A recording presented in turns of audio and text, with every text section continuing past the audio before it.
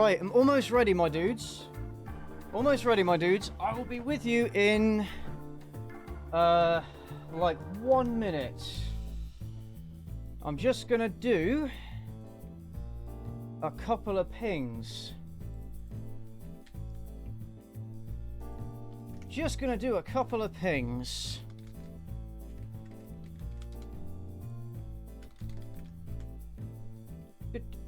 Gonna ping in Discord server and also do a tweet.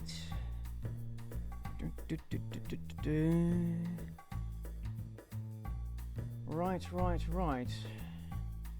Almost there, my dudes. Live now.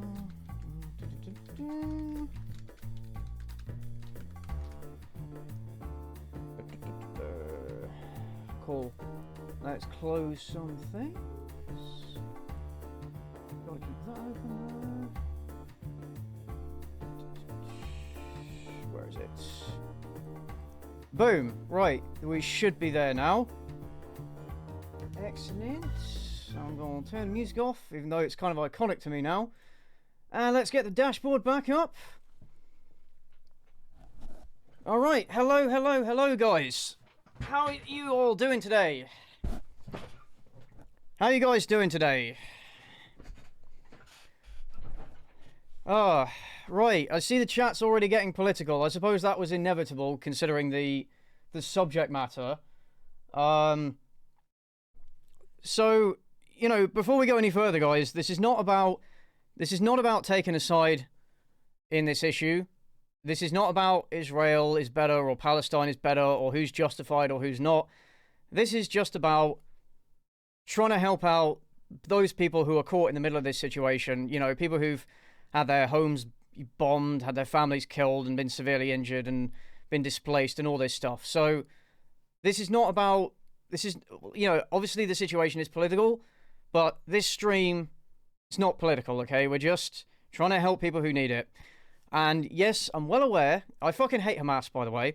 I'm well aware that Hamas funnels money through, you know, some dodgy charities in the region, which was why I was very paranoid about which one to donate to. But I decided to go with Save the Children because they're a UK-based charity, although this is the US branch. I'll kind of explain how that works in a sec. Because they are doing work in the region anyway, and they've launched an emergency drive to provide funds, to provide medical supplies and assistance, and just kind of help people on the ground. So the way that this stream is kind of set up is it's linked. It's an official like fundraising stream. So YouTube gives you this option if you're part of the program and stuff to link, basically link your stream to a particular charity. It has to be a US-based charity though, so it's Save the Children, the US branch, but I mean it's all the same kind of basic general organization anyway. So if you donate through Super Chats, as I see quite a few of you have already done, holy shit, thank you so much guys, I'll quickly check those in a sec. For some reason in viewer activity it's not showing me the names of the people who are donating. Now, there have been quite a few anonymous donations. Thank you so much. And then Benjamin Carr Jones, I know you've donated twice now. Thank you so much. And there was somebody else earlier in the chat. See if I can find them, but it only lets me scroll back so far. And then of course there were a few people who donated before the stream. You know, a bunch of people who donated before the stream even started, but it won't tell me who they are. Like, it's just lost. So, very sorry, guys, but I want you to know I do appreciate it. Anyway, so, if you donate through Super Chats, or like the donate button that's at the top of the chat, I've been assured that 100% of the money will go to the charity, and YouTube will cover all transaction fees, so they don't take any of it. Alternatively, there's a link down in the description where that will take you directly to Save the Children's emergency fund, where you can donate directly to that fund that's being used for supplies and care kind of on the ground. That's the more immediate the fund that's used for more immediate needs, if that makes sense. So you can do either. Any is good with me. I've set a general target of $1,000 for the this fundraiser. We're already a third of the way there. Holy fucking shit! And we've barely started. Goodness me. Oh, thank you, Saint Fisuto. Saint Fisuto. Thank you very much for following. So, I wanted to do this stream anyway because after I did, you remember I did those live streams back in March when all the Sia music shit was going on, and those streams went pretty well. So I figured, why not stream more often? So I did want to stream once a month anyway. I wanted to stream in April, but then I didn't I basically just at the time ran away with me. However, I wanted to stream anyway. I wanted to do a stream roasting bad takes, so I thought, why not do one anyway and use it as an opportunity to raise some money. Oh, Anonymous, thank you for donating 20... What currency is that? MYR. I don't know what that is, but it all adds up, so thank you very much for that. So I thought, yeah, why not roast some bad takes and use it as an opportunity to raise some money for charity? Yeah, the stream started. You might want to refresh. So we're going to go through a bunch of bad takes. We're going to go through a bunch of bad takes, and they're going to be varied. So we're going to have some bad takes on media, so stuff like Extra Credits Stop Normalizing Nazis video, which is really the perfect kind of classic to start us off with. There's a bunch of other takes on media, some bad reviews, some bad opinions on reviews, but also some kind of cringeworthy takes in general. There's a defense of racism by a racist furry, which I'm particularly looking forward to. If you guys are really good, we'll talk about there's a girl who made a defense of necrophilia, which is quite an interesting one to go into. Oh, thank you. We had another anonymous donation for $5. Thank you very much. How my phone won't let me. So you can donate either through the super chat system or through the donate button that's at the top of chat, or you can go into the description of the live stream and there's a link at the top there, and that can go straight to that money will go straight to the emergency fund. I don't know how to donate without a credit card. I don't know any of that business. I guess you'll have to use those FAQs to sort them out for yourself. Oh, another £20 donation. Holy fucking shit. Thank you very much. Thank you very much. Fuck me. And as I said, we're going to have some special guests that are going to come in as and when that they are available. So, got a bunch of my YouTube friends are going to kind of drop in whenever they're available. And Weekend Warrior has just told me that he is ready to come in. So I'll just see if he's ready. And then, yeah, we'll just get started. 20 minutes late. Thank you, Joey Bryant, for donating $5. Holy shit. You guys are so awesome already. We haven't even covered one take yet. Right, okay, he's ready. So I'm going to start a call, drop him in. Hello? Oh, wait. Oh, fuck. Okay, no. My settings are... I'm gonna fix my settings. Wait. Why? What's happened? Oh, I can hear you. Can you hear me? I can hear you, yeah. Okay, good. Okay, because I thought, like... I fixed my audio for my stream earlier, so I thought something happened here. So it looks good. That's weird. Well, as long as you're all good to go now. Yeah, I'm good, my guy. Cool. So yeah, welcome, Weekend Warrior. Welcome to the stream. We've only just started. We've not actually covered anything yet. Oh, cool. Hello, everyone. Good evening, good day, wherever you are. Hello. Do you wanna just briefly explain to the chat while I grab the Watch Together link? Do you want to just explain to the chat like, oh, where's the invite button? For what? The Watch Together? Or... Yeah. Where do you find it? I don't know, man. I haven't actually set up a Watch Together. Like I keep getting invited Watch Togethers, but not like me setting. Oh, I found it. All right. You pasted it. Yeah. Yeah, that should be it. So join. Let's see if you can join that. Let's see if that works. Okay. Yeah, I'm here. Oh, we just had a $100 donation from Anonymous. Oh, it's that. Yeah, we're starting off strong, mate. We're starting off strong. Oh my god. So We are guys, starting off strong, my dude. you want me to brief the people on how bad this video is, Well, let or me just acknowledge the donations we're getting because there's been quite a few. alright. Thank you, Anonymous, $100. Thank you, Rosario, for £5. Joshua for £5. Oh, sorry, Damn. £100, not $100, because we all know that English money is Oof. better. Spirits Demise, thank you for 5, and Sam Isaacs for 100. Thank you very much. We're $685 already, and our goal for the stream is Damn. 1,000, and Good job, we've only man. just started. Nice. Wow. Good job, everyone. Also, So thank generous. you. Yeah, thank you for everyone. Oh, just to mention, by the way, the reason my camera's a bit fucked up is, well, I don't actually know. I set it up before the stream, and it looked perfectly fine, and then something happened, and it made my face look like the light side of the moon, and I've not been able to fix it. I've no idea what went wrong. So, unfortunately, this is the best I can get it looking. So if it looks like a potato, that's why. Oh, thank you, Trenton Quinn. Thank you for following. Not following. Thank you for the £50 donation. Holy shit. Oh wow. Oh damn. So weekend. It's not, my viewer activity is not telling me who it is that's actually like, I can see it in the live chat, but I can't see it in my live streaming studio. I don't know why. Okay. I guess it's glitched.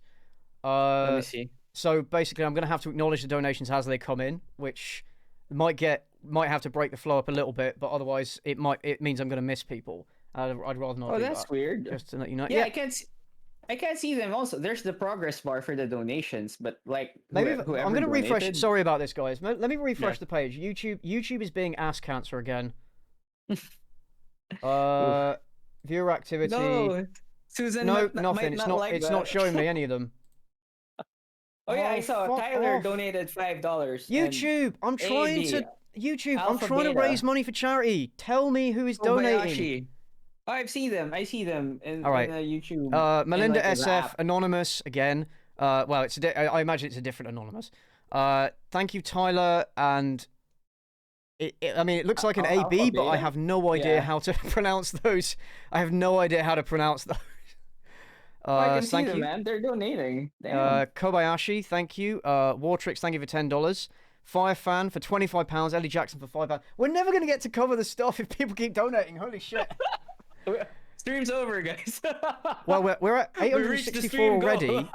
My target was 1K. I didn't think people would donate this much this fast. Hey, deep friend. What's up? Wow. So yeah, before we start, a weekend.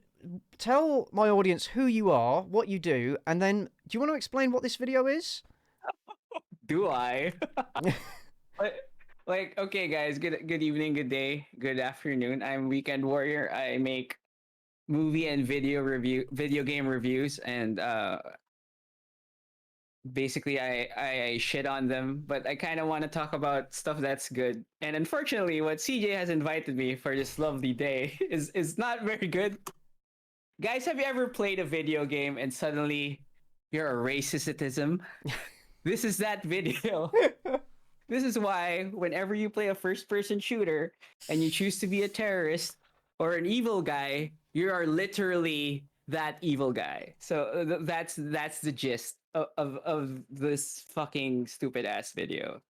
It's pretty bad. It's a pretty bad take. It's one of the most disliked videos on YouTube, I think. It's pretty. I remember when it first came out and everyone was roasting it. It was a pretty good time. And of course they made it worse by doubling down. Yeah, they did. Like if you read the pinned comment under the video, which I can't show because this is on Watch Together where they don't show the comments. I underestimate the power of chat. Yeah, you're right, Stan. I did. Somebody said, why don't you read out the donations after the take? I can't do that because in my YouTube studio, it's not showing me the names of the people who are donating. I can only see it on the live chat, and that only lets me scroll back so far. So if I leave it up to live chat, I'm going to miss people, which is why I'm trying to do it as it comes in. So thank you, Ben, for $20. Alex for $20. Anonymous for €5. Camille as well for $20. Thank you very much. We're almost fucking there. Trenton, damn. 75 USD Trenton. Goddamn, what a Chad. You guys are fucking chads. Give yourself. It's 1K, bro. We're at 1K guys, already. What the fuck? Guys, We've only just. Stream's over. Stream's over. That's it. Bye, guys. Stream's over, guys. Thank you, anonymous CJ, Lycans and Trenton again. Thank you. Like I think this is a record or some shit. This is like 17 minutes ago, bro. You fucking you must have smashed some sort of fucking record. Like, I don't know. I hope it doesn't like stop there. Like, can you guys still Yeah. donate, or does it cut off? I hope it doesn't cut off. Let's see if someone donates. So let's see. Yeah. Can you guys? 1.5. Can you like change the goal? I don't know. Yeah, I Like, can change it. I can make it ongoing. yeah, let's try that. Like, Can people still donate, or has it cut off now? Because if it cuts off now, that would be a bit shit. I think people can donate, but like you can't see if they don't. That's my theory anyway. I'll try it. Like, Okay. I'm gonna. Well, I can raise the money. Let's make it. All right. Well, let's make it 5,000 then. Fuck it. yeah, I mean we're here, right? Save. Now it should have updated. Maybe. Yeah, it's 5K now. Yeah. Right. Yeah, So we can shift the goalposts. Right. Yeah, we could. We'll shift the goalposts, guys. Let's aim for the fucking moon. Let's go, let's go, guys. Let's go, baby. Let's go, chat. Right. But to reward those, thanks, Space. Thank you for donating. Right. So to reward you guys for donating, and Spirits, thank you very much. Shall we actually talk about this video? Because that's what we're here to do. Sure. All right. So course, we're starting off strong with some real extra cringe, with some stop normalizing Nazis, the infamous extra credits video. So here we go. Oh, thank you, Rosario and Frodo Baggins. Thank you. There you are, playing the PvP in your World War II shooter, and all of a sudden, you're a Nazi. There you are, playing the PvP in your World War II shooter, and all of a sudden, you're a Nazi. Yeah, I think we need to hear that again. You're a Nazi. You didn't ask for this. You didn't choose this. Yet there it is. And it's treated no differently than playing a British soldier. Oh, man. So, Weekend thoughts already.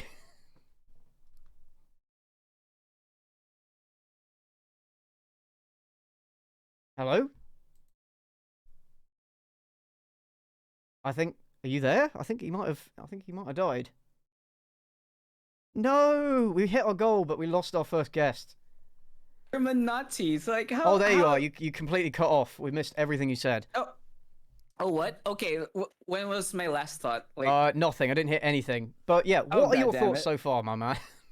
It's so like, imagine like every fucking. It's so stupid. Oh my god! Like, I can't process that shit. Like, okay, I remember what I said. The first thing I said was, "It's not real." Extra credits. You are not literally a Nazi. You are not really supporting a fascist regime when you play a fucking video game. Like, I can't believe you have to tell it to extra credits. Why would you want to play as a Nazi if you weren't a Nazi? Like, these are video game scholars, right? In so many air quotes, like. I just love how they're like, oh, all of a sudden you're a Nazi. Like, you had no idea you were going to be a Nazi before you played the game. Like, what? And also, all of the sudden, is that grammatically correct? Oh, like I heard it as all of the sudden. Isn't it all of a sudden? I don't know. It's all of a sudden. But I think that is what you said. Like nitpicking now. I think that anyway. that's the least of this video's problems. Yeah. It's like me just sniping every fucking thing I can about this fucking video. Well, that's what we're here for. Oh shit! Thank you, Jamie, for £20. Thank you, Wolfman, for $5. More Anonymous for £5, £5, and $20, and Catan and Canos for $5. Right, I think that's everybody. Thank you very much.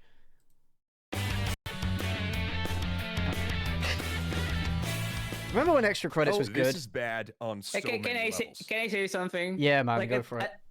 At least the intro sounds good.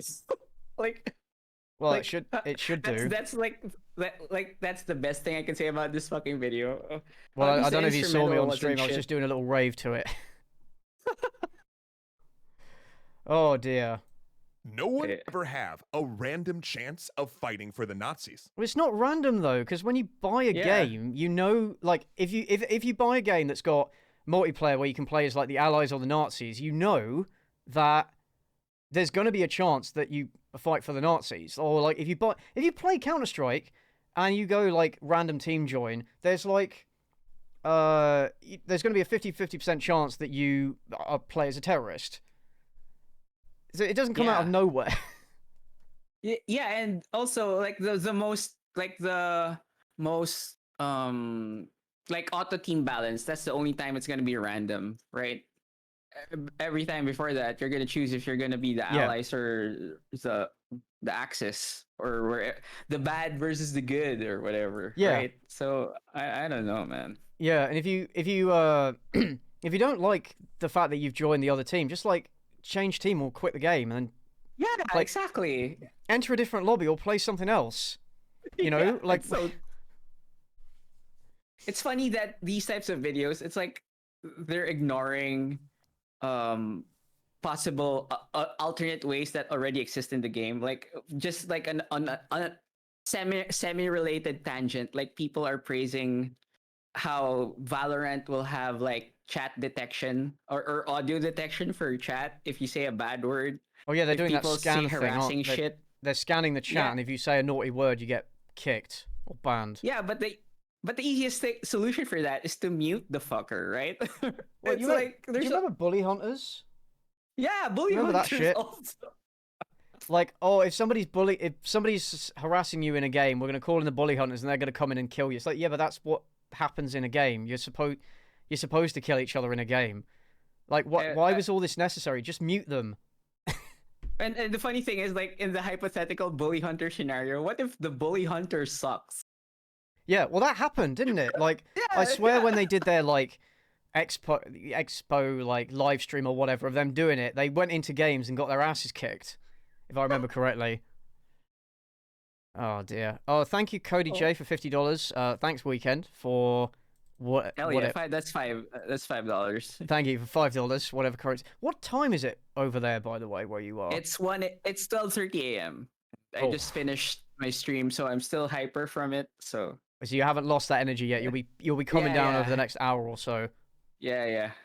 Thank you, Anonymous, for £5. Thank you, Connor, for $5. Thank you, Paul, for €50. Thank you very much.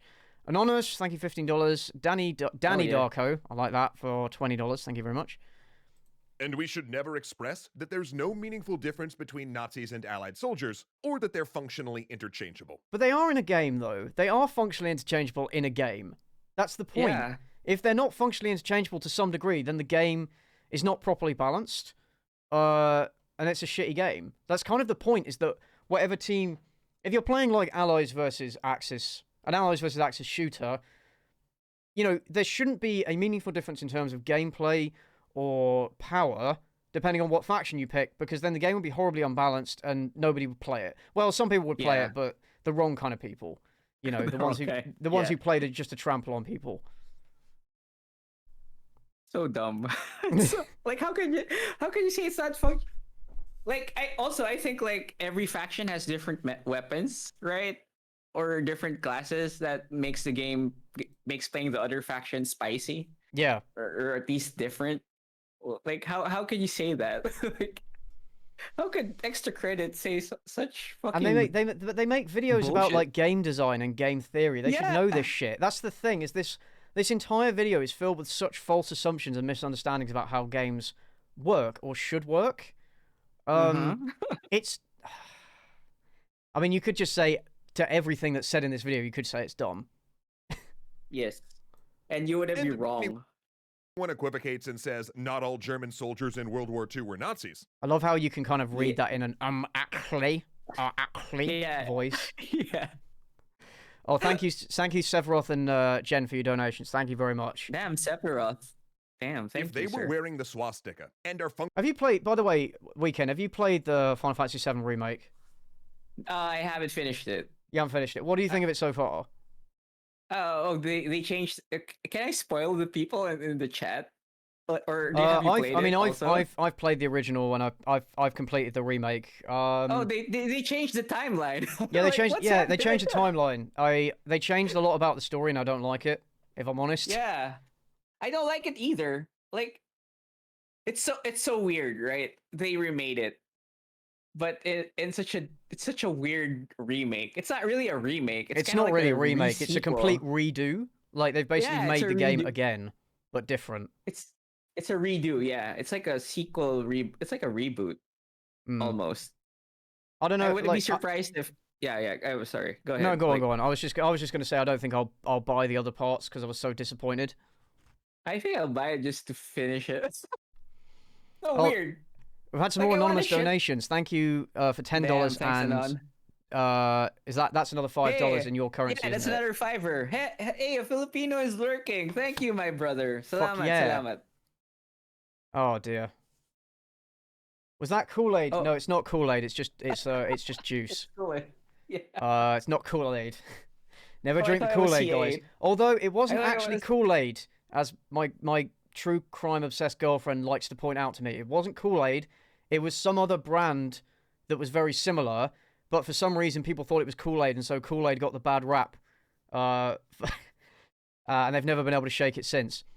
Oh, thank you, Plasmatize, for 20 Canadian dollars and Lil Saudi for 5 Canadian dollars. Thank you very much. Anyway, let's carry on. Can we not? Well, this is the point of the stream. We could talk about necrophilia if you prefer. I was saving that for later.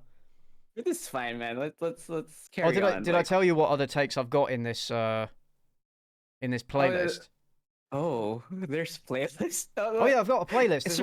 There's like 30 videos in it, but like we won't watch them all. If you look in the watch together the chat, I've posted links to the ones I think are worth checking out. Damn. There's a couple from Movie Bob. There's the infamous TYT Joker review. Joker has a problem with black women. You know that one. Oh goddamn, I remember that one. There's the digital blackface one. You remember The Verge made a guide to building a PC, but it was really shit and dangerous. Can we do that after? Yeah, we can absolutely. There's a re-upload of that, so we can absolutely roast it. There's a video defending necrophilia, and there's a video defending racism. So called "Why We Need Racism" and it's by a furry, which is just like the cherry on top, really. What the? Oh, that's just weird enough for me to be.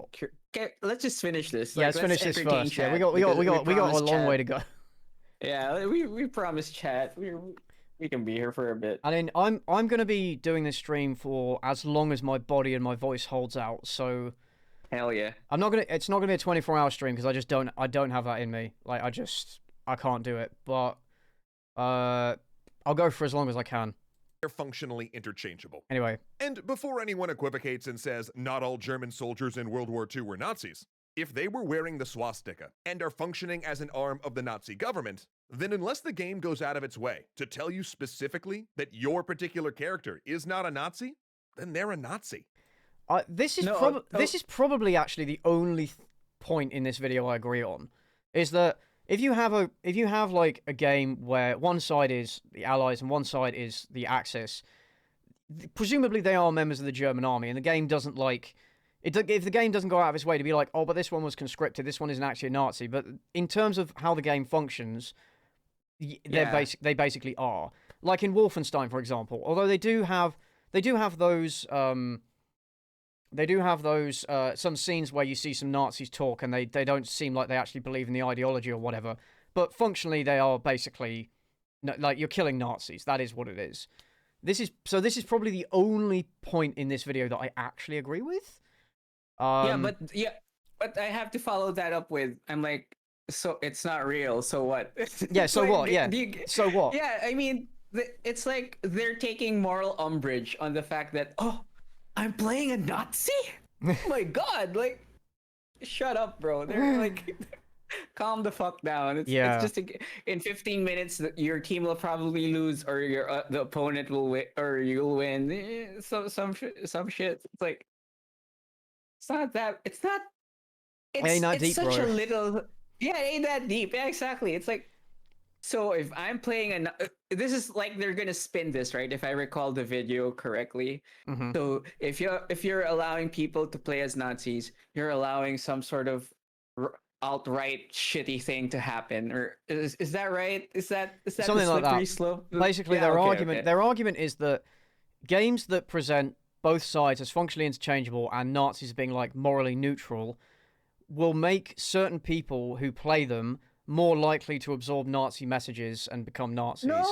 That is their argument. Oh! Even though they say in that pinned comment where they double down on everything, they said, "Oh no, we didn't actually say that." They did. That is what they're arguing. But no, this is like a slightly less retarded argument of that gun violence is being taught in video games. Yeah, video games cause gun kinda- violence. It's not true. Yeah, similar to that. Like if you didn't if for the children in the chat, like there was a time in the 90s where there was an uproar where if you play a violent video game that somehow makes you violent. This is kind of like that. Yeah, there's like it's a cyclical conversation that comes around every so often. Like, I swear every couple of years Yeah, we have a new controversy about video games cause violence, and it's been proven time and time again to be bullshit. The only people who will go into, let's say, a game where you play as allies or Nazis, the only people who will go into that and come out being more sympathetic towards Nazis were probably already sympathetic towards Nazis. yeah, exactly. So And no, and go also on, go on. in like in a multiplayer video game, there's not really room for like sympathy or creating that sort of ideology building, right? It's just killing people. Like it's not like it's not like if you won, the Nazi doctrine will suddenly shoot in your eyeballs and you'll memorize it. It's not like that. It's just Axis wins, right? It's not it's not what they think it is what I'm trying to say. It's so dumb. Yeah, my chat is pointing out, please don't use the R word if you can. This is a wholesome channel. What's the R word? Sorry. This is a What's the wholesome R channel. word? Save it for Okay, you, fat, my dude. The art did it? Is that right? Did I say it? I'm sorry. You did, yeah. I think with you, it's one of it's fine. Just try and avoid it if you can. Okay. Okay, I'm gonna for this chat, I'm gonna say it as R slur. Is that fine with your chat? I'm not sure. Well, we'll see how they take it. I will just register. I will just register that you maybe you should avoid it if you can. Okay. Okay, it's fine. It's fine, man. This is your stream. I will respect chat's wishes, of course. Just call them dumbasses. You know, use use any of those other words that are totally fine.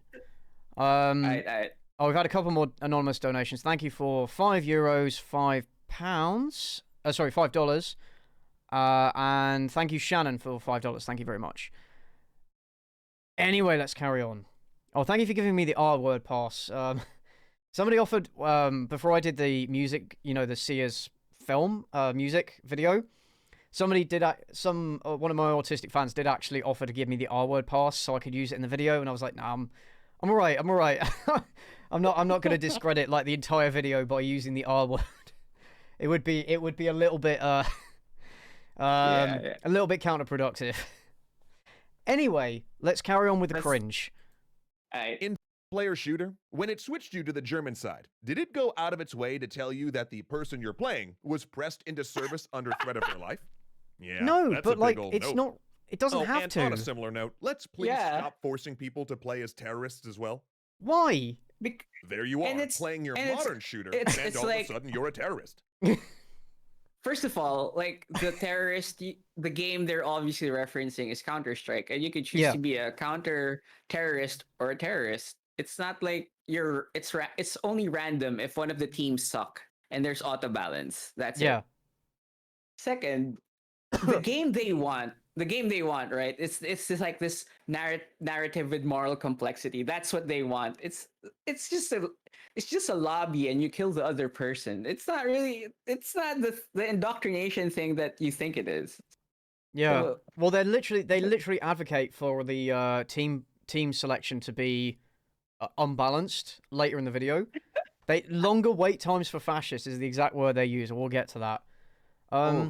But I'll repeat, like, if you play Counter-Strike, you know there's a chance you'll probably end up playing as the terrorist. Like, who buys Counter-Strike and doesn't know that? Yeah, at some point you will play for the terrorist side, yeah. The video has absolutely no common sense, yeah. And they're fake gamers, I gotta say. Like, you're not randomly a terrorist. I love this image as well. I love this image. Yeah. You didn't ask for this, you didn't choose this, and yet second verse, same as the first. There it is. I mean, that's literally the name of your side in the game. Yeah. We can do better Yeah, everybody knows this. than this. Oh wait, I'm Why sorry. should we do better than this, though? Like, it's a fucking game. Yeah, exactly. It's a game, my dude. We can do better. Okay, how? They will explain how we could be more morally upright But terrorists. we already right? do better than this. Like, we already have games like Wolfenstein, which are explicitly about killing Nazis, and we already have. Yeah, They exactly. even they were about to bring up Rainbow Six Siege, where Huh. you play as, I think, counter-terrorists taking out terrorists who've taken hostages or some shit. It's meant to be like a training exercise. Mhm. But yeah, Yeah, you can but- have those games. Why can't you have games where you play as terrorists as well? Like, it's a game, you know? Yeah, man, it's so weird. Like, Even if you put aside all of the people who have had traumatic experiences with these groups, who have lost loved ones to terrorists, or who have had generations of their families wiped out by Nazis, Then don't play the game. I'm sorry. No, Yeah. I'm sorry. Just don't play the game. yeah, exactly. If you genuinely have had like families killed by terrorists or Nazis and stuff, and if that stuff bothers you, just don't play these games. So dumb. It's so dumb. Yeah, like no one yeah, it's so Oh, dumb. this is wait, Like, right. Let's just let him say this. should have to put on the costume of an ideology they find abhorrent without actually opting into it in your game. You opt into it when you buy the game. Yeah, exactly. If you don't want to take on the regime of the organization that traumatized your family, then probably don't buy the game, you dumb. Dum Dum is fine. Oh, someone in the chat also suggested you could use Gwyneth Paltrow as a slur, which I'm all on board with. Yeah, this is like 10 Gwyneth Paltrows, man. Thank you, Konkani for $5. Thank you very much. And by making people do so, we get them to stop thinking about it, to stop thinking of the meaning behind these things. We normalize them. We make Oh. No.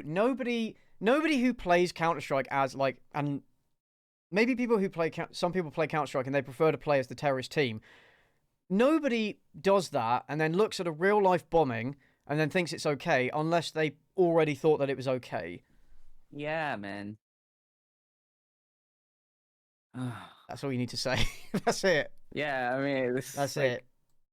No, them and judging for can I just wait? Can I just? Oh yeah, point out, sure, yeah, I'll go back. Yeah. If these types of games have been going on longer than extra credits has existed, right? Like Counter-Strike came out in the early 2000s or late 90s. Yeah, it started as a mod for Half-Life, I think. Yeah. So if they're by their train of thought, these types of games have normalized people, then every country should be like in ashes because of terrorism, right? Every region that has experienced or has people playing Counter-Strike should be like desolate because of war. Yeah. It's like what they're saying has not happened. Yeah, Like, we would see reality it. We was would see a lot more.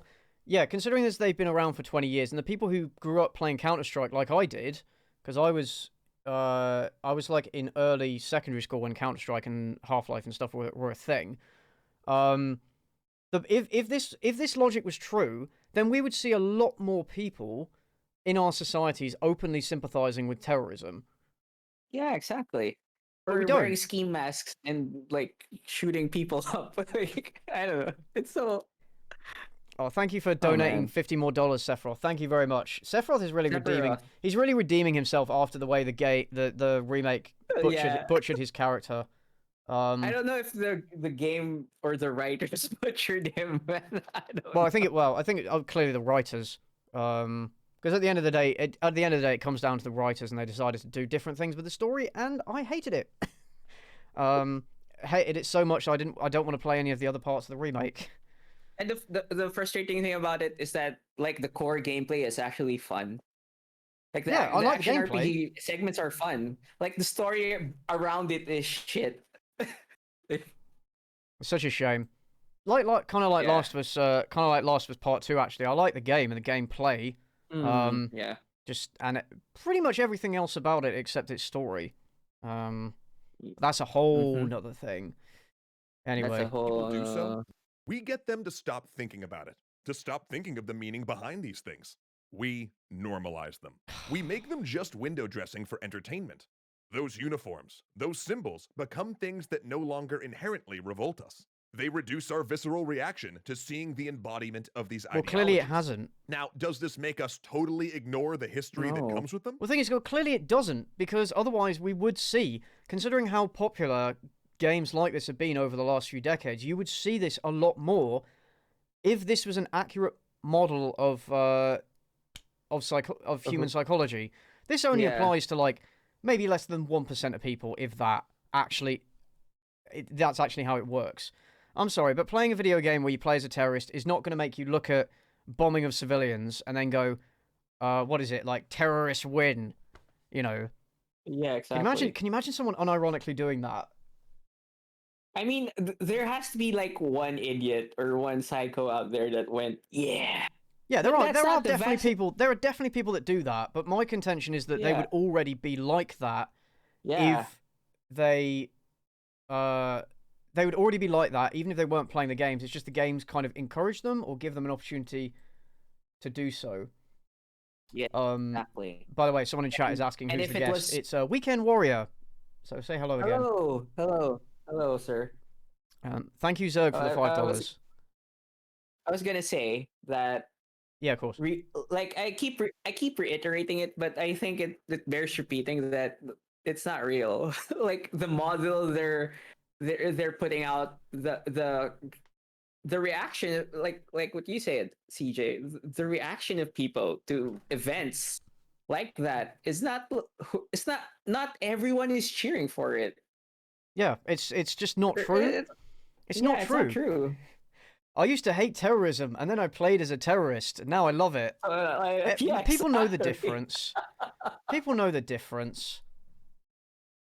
No. For some people, it moves them from the territory of revolting to just edgy. It makes scrawling a swastika on something change from unthinkable to just dangerous. I mean, like, for how many people, though? Like, a tiny, tiny fraction of people. Come on. You know? Tiny fraction. This is the thing, is they're making this case that video games of this nature are so desensitizing to us when we play them, and yet the people they're actually talking about, it's 1 in 100, well, maybe not 100,000, 1 in 10,000 people, maybe. Mm-hmm. And again, these people would do this anyway. Are you telling me that the only exposure these people would have to, like, swastikas is through video games? You know, it's just. Yeah, people in chat are pointing out only insane people who are going to be stupid enough to do these violent acts in real life would do this, and then they blame it on video games. That's how it would work. Oh my voice. Oh, Weekend, you speak for a bit. Oh, hello everyone. So this whole video is wrong. I'm just saying it's wrong. The only redeeming thing about it was the intro music, and that just lasted for what, 10 seconds? Yeah. So good job, extra credits. Thank you, thank you Starbeam for $20 Canadian, and thank you Anonymous for $5. We're at 1.4K now. Hell yeah. Yeah, my dudes. We actually completely smashed my initial goal. Yeah, that's amazing. Your chat is awesome. Yeah, my chat is Chad. Let's no longer refer to them as chat. Let's call them Chad. Chat. Hello, Chads, Chad. You awesome Chads, you. You kings. It means it's amazing. It's legit amazing, man. Like, I have to repeat this. Like 17 minutes in, the Chads have already smashed the goal. So I'm like, amazing. Damn. Fucking amazing. You guys fucking rule. Yeah. Thank you, Roger, for $20, and thank you, Frodo, for $20 more. Thank you so much. I wonder if we will hit 5K by the end of the stream. Yeah, well, why not? We'll see. We'll see. Find out. We've got a lot. We're not even halfway through this one, and we've got a lot more bad takes to go. So It moves them from the territory of revolting to just edgy. It makes scrawling a swastika on something. I'm sorry, but if you're gonna draw a swastika on a tiger, you're a fucking dumbass, and that's just natural selection. Although, you know, I don't think anybody would say that the people that draw swastikas are the most intelligent of people. You know. Yeah, exactly. Change from unthinkable to just dangerous. It means you might. Why is? Okay, so they're saying that drawing a swastika on a moves them from tiger the is territory of unthinkable, revolting but to drawing it on a just cat is edgy. just dangerous. It makes scrawling Okay. a swastika on something change from unthinkable to just dangerous. Yeah, chat is It best means you might waifu. not take iron crosses all over a website as a warning sign that you should immediately leave. And if you don't leave, you might start reading and buying into hateful ideas there. Only if you're Oh, wait, already wait. predisposed to believe those things. Like, if you're And is already it- impressionable, like, maybe. But, again, we're talking about very, very few people. And if people are impressionable enough to look at a website like this and go, "Ooh, I like this," there are multiple things going on. It isn't just the fact they play video games, you know? Also, I think I saw this in like comments. Is the Iron Cross really like a symbol of the Nazis, or is this just that so they- German medal? So it used to be the German military symbol they used it before. It's quite an old symbol. It's used for the German army when people don't want to use the swastika. And because the swastika is banned in Germany, a lot of German neo-Nazis started using the Iron Cross. So there are neo-Nazi groups that use the Iron Cross. So the Iron Cross has kind of become a neo-Nazi symbol, but originally it's not. It pre-existed the Nazis, and it's not inherently in and of itself a Nazi symbol, but some people use it that way. Kind of like Pepe, I see. you know. Okay. Like such a Yeah, so it's kind of, it's people chat are pointing out, Chad rather, are pointing out that it's still it's still used by the German army. It's still a military symbol. Okay.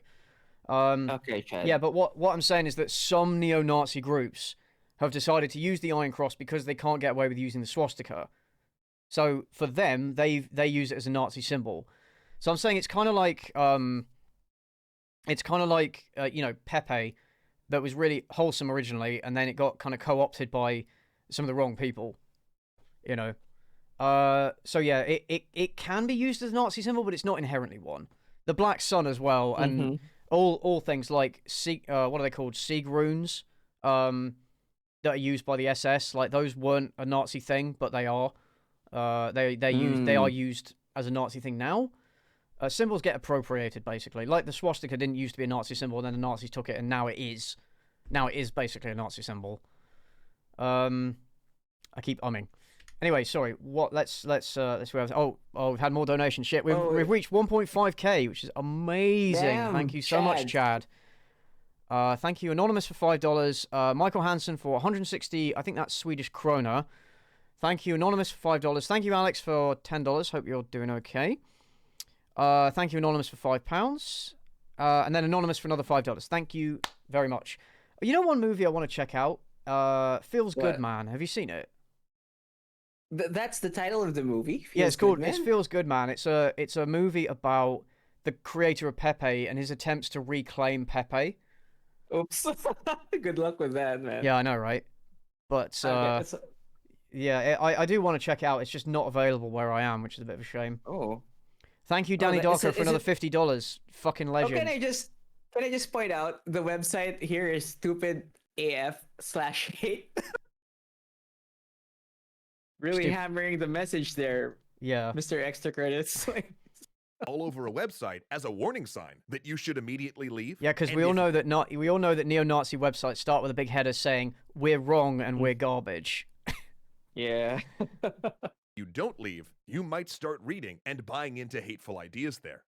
It seems like such a small and simple thing, but it's things like this that erode our safeguards against dangers we sacrifice so much to fight. No. What safeguard?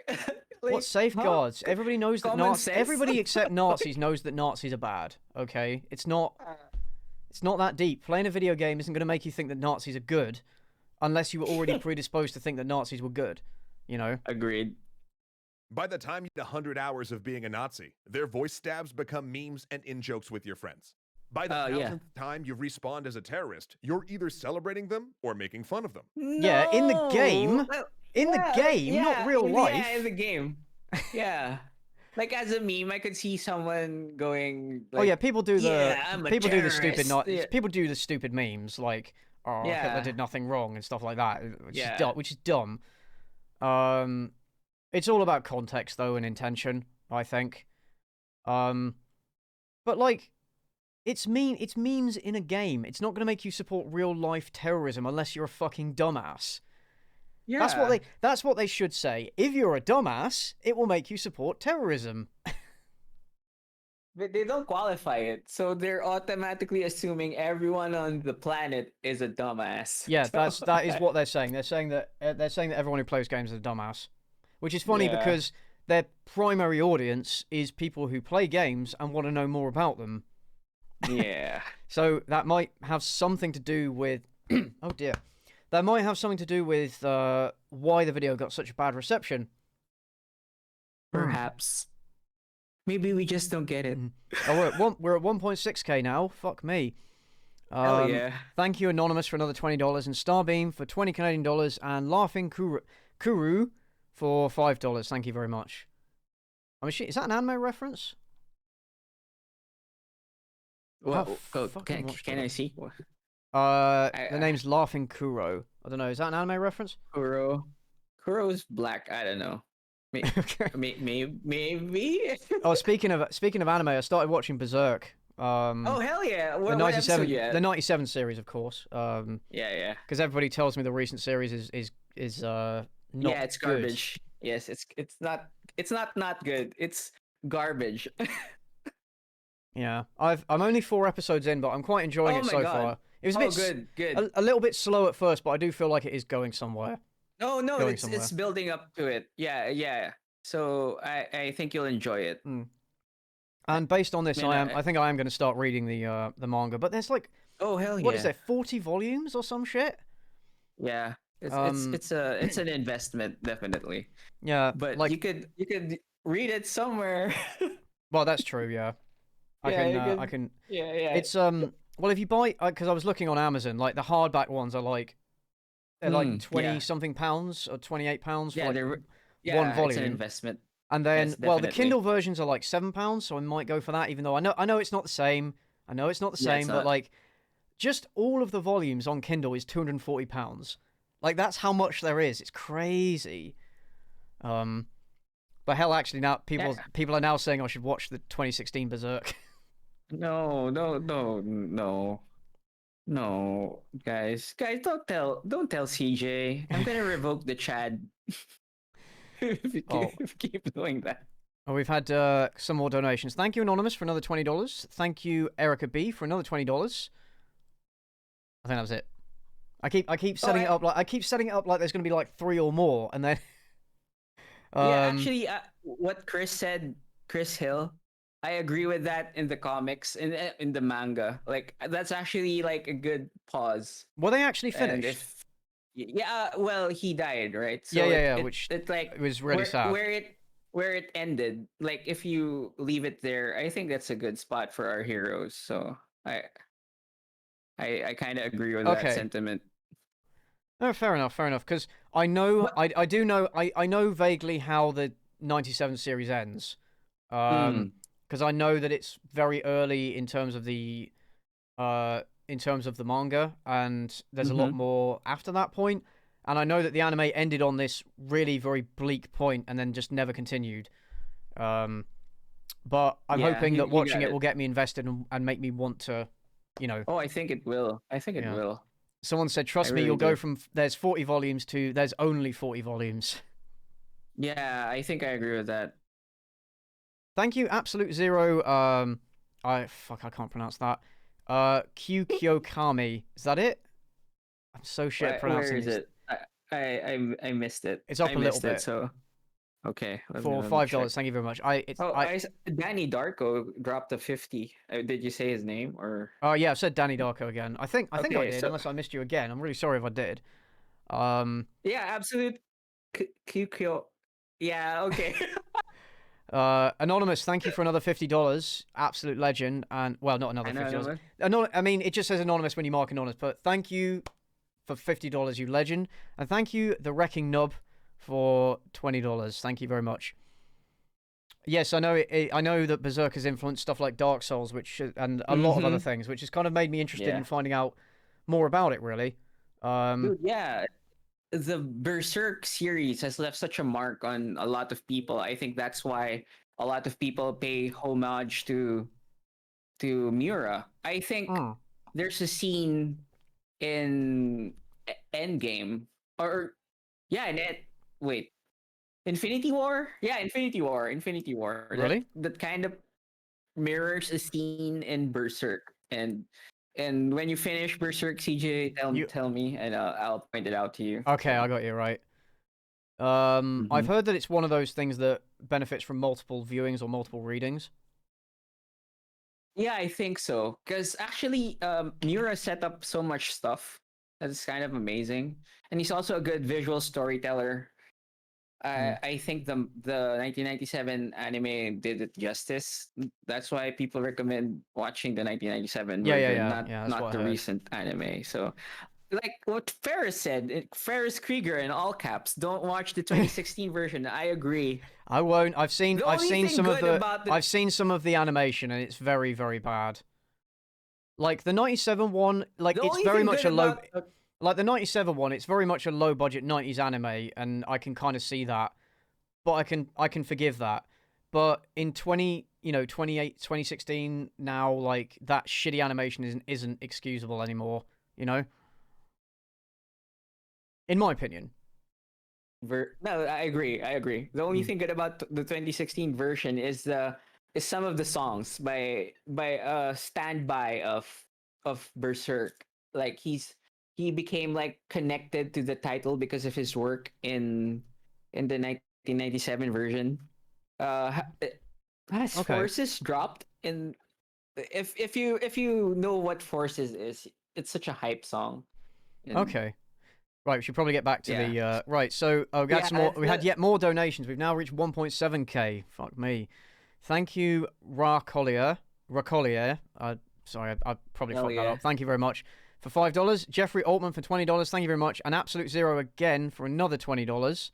Thank you very much, you legends. Anyway, we should probably get back to this video because the tism Yeah. doesn't get any. The tism doesn't let up. 100 hours of being a Nazi. Their voice stabs become memes and in-jokes with your friends. By the 1000th time you've respawned as a terrorist, you're either celebrating them or making fun of them. Neither of which helps the global crisis we have that takes thousands of lives every year. Well, but like, what? It's not supposed to. Well, playing video games in general doesn't help with the global crisis. Like, playing a video game where it was all about, like, yeah, fuck the terrorists, let's kill them, like, that's not going to help either. That's not going to stop fucking Hamas using human shields, which they do. It's not going to stop. Yeah. It's not going to stop Christian extremists from bombing abortion clinics. It's not going to stop ISIS from fucking shocking gay people off buildings. Like, it's not going to stop. It's not going to help with anything, is it? Like, they're incredibly naive if they think that playing a video game is in any capacity is going to help with some global political situation. No, I think they're genuinely thinking that if they do this, they've helped the world. Maybe that's where they're coming from. That's not true. This is like that Twitter warrior that tweets, "Oh, political thing is wrong," and then he pats himself on the back and he gets a retweet and like, "Oh, I did it. I helped the cause." And like, no, yeah, you it's haven't. slacktivism at its very, it's slacktivism is what it is. And also, I think somebody in the chat pointed this out. I do think Nazis and terrorists deserve to be mocked relentlessly because they're fucking idiots. Their ideology is abhorrent, and all they do is hurt the world. And they're just stupid. I think just like serial killers, and I think terrorists and Nazis deserve to be relentlessly mocked. Because that pulls them down from their pedestal and makes them feel less important. It means, I mean, yeah, they're still taken seriously as like a threat, but not as offering some kind of alternative political solution. Because if you stand up and everybody laughs at you, if you stand up and the whole crowd laughs at you, then anybody in that crowd who looks at you and is tempted to follow your ideology is probably less tempted to do so because they don't want to be mocked themselves. You know, it's just I'm sorry, but Nazis should be mocked, and terrorists should be mocked. I think it's fucking hilarious to make fun of ISIS and make fun of Nazis, and I'm gonna do it. Yeah, whether that's in a video game or not. You know, I know it doesn't really help with the global I mean, it doesn't really help with the global situation either, really. But I still think they deserve to be mocked. You know? Yeah, I agree. Yeah. Oh, we've now hit 1.8k. Holy shit! Thank you, Anonymous, for Damn. another 20 euros. Thank you, Undead Ballerina, for $5 and another $5. Thank you very much. Anyway, let's do it. Oh, and just now another $5 from Anonymous. Thank you. Oh yes, yeah, of course, R.I.P.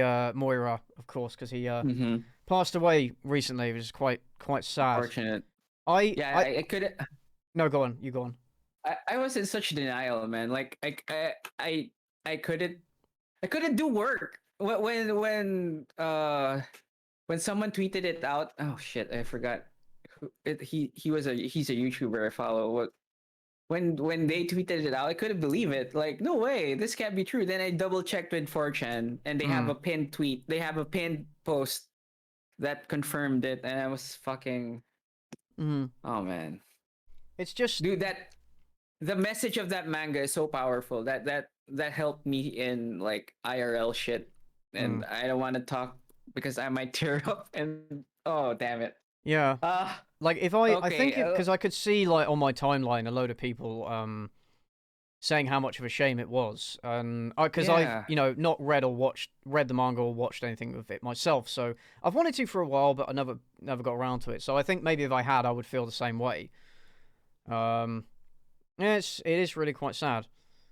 Yeah, but I think one of the things you'll notice about the anime, and if you get into the manga, it's not the superficial aspect of what the violence. That's just part of it. That's not really the core of what Miura was trying to say. And it's really good. Like the core message of just moving forward despite numerous traumatic shit happening in your life. Just it's such a good story, man.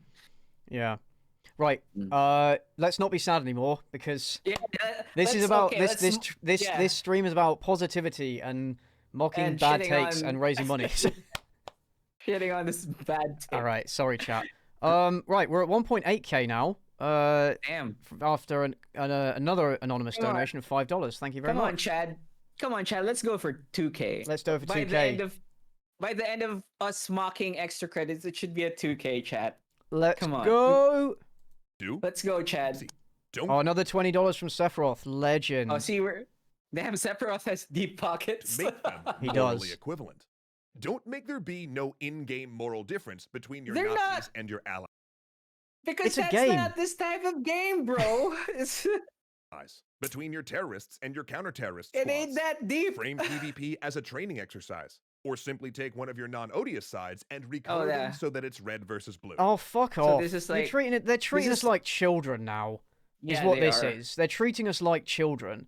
And they are saying that this is what every game should do. They're saying there shouldn't be games like Counter-Strike or what else is there? Like Red Orchestra, I guess. Or I guess Call of Duty multiplayer would also count. Battlefield. Yeah, they're saying there shouldn't be games like this. So dumb. You know, people also have made these arguments about like Star Wars games, and they've said like people, they've said that you shouldn't make the Rebels and the Empire morally equivalent, like in a video game. Like, my god! Do you remember who was it that was like, what side are you on? And then wait, this is a serious guy that said this, not mocking people. Not mocking people. Like people have seriously made this kind of argument, like. Oh, if you would side with the Empire, then you're a fascist. It's like it's a movie, man. Yeah. Oh dear.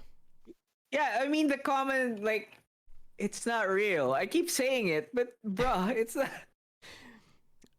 We've had some more. We're at 1.9 now. Thanks to some more. Thank you. We've got Six Shot Savior with 400 Swedish krona. Thank you very much. Anonymous, another anonymous with $5. Danny Darko with another $50. Absolute legend, Danny Darko. Absolute legend. Kind of is, so I guess this must be what like e-girls feel like when they get loads of donations on stream. No man, this is nothing to them. This is like that's true. an afternoon. Have you seen any of those hot tub streams? I morally refuse to. Like I see the videos talking about them.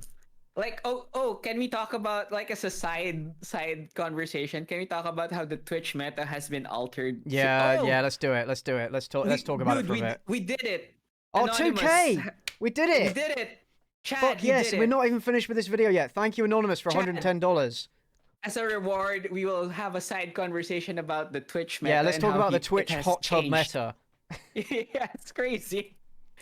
Because if you don't know, chat, a lot of e-girls have abused or skirted the lines of the terms of service of Twitch, where they're not really explicitly showing their bodies, but what they do is they're not nude, but so what to counter that, to attract people to watch their streams, they're wearing lingerie. They're in a hot tub. The hot tub meta. That's why it's called, because they're in a hot tub. They're basically like they're they're they're in swimsuits and they're wet, and like Yeah. a lot of dumb kids are just spending mother's credit cards on it. Mm. And it's like almost but not really destroying or demolishing Twitch's terms of service for inappropriate content, right? Yeah, so they're trying to get around, because Twitch is trying to clamp down on sexualized content because it's giving them a bad reputation. So then they're in their terms of service or whatever it is, their terms and conditions, their guidelines. It's like the what you're wearing has to be kind of appropriate to your setting. So if you're at the beach, you can wear a bikini, or if you're swimming, you can wear a swimsuit, right? And so then a bunch of streamers were like, "Well, we're in a hot tub, and we're wearing a bikini, so it's appropriate." So they kind of got around this terms of service thing by doing that, and it's like, okay, they gamed it. Like they're not. Yeah, and the thing is, they're not wrong, you know. And the thing is, the crazy thing is, right? I think this Twitch already had a solution for this. Like what CJ said. The categories for these are usually like a just chatting, right? Yeah. That's how they get away with it. And some people, like other media outlets, have been calling Twitch out on this. Like, children might look at this type of content. So what Twitch decided to do, guys, recently, like literally today, I think. Yeah, like I think it was today or yesterday. Yeah, they're gonna make a tab specifically for hot tub content. They've already done that. They've already done it. Yeah, they instead of like fixing the terms of service so that people can't do that, they just went, let's just make a category so that kids won't go into just chatting, and they'll know that in hot tub content they might be exposed to explicit content. Like, come on, bro. But it's not. But like, the thing is, it's not technically explicit, which is why it's kind of. Yeah. That's how they're. I mean, and I kind Twitch of. Will... Is it bad that I kind of respect the hustle in a sense that, like, No, they saw the opportunity to get around the terms and conditions and stuff, and they took it. I'm just disgusted because I think they should just go to, like, I respect porn stars more because it's borderline porn, in my opinion. They're not there because they want to hear your opinions on whatever. They're there to see you draw their name on your boobs. That's why they're there. I mean, it is sexualized content. They can't deny that it is. Yeah, it is. And which, to be honest, if they want to do it, like, fine with them. You know. Yeah, exactly. This is a case of blame. Don't hate the game. Like, don't hate the player, hate the game. And also, because I don't have anything against, like, the streamers that do this. I just don't, like, I don't get the people who donate so much money to them. Yeah, they're dumb. It's just, okay, like, whatever. But I mean, it's a different kind of need, isn't it? It's the same thing as, like, OnlyFans. It's the reason why people donate or spend so much on OnlyFans is because it feels like it's more personal and more immediate. Oh yeah. Rather than just, you know. Yeah, it's because of simps. Yeah, my friend. But you can't say simp. You can't say simp on Twitch. You'll get banned. But if you make content that attracts simps, that's cool. That's okay.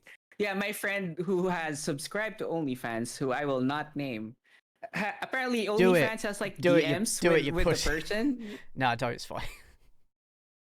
Yeah, apparently you can DM the OnlyFan you're subscribed to. So I think that's kind of like the appeal is like there's a personal connection, but it's not real also. So yeah. I don't know, man.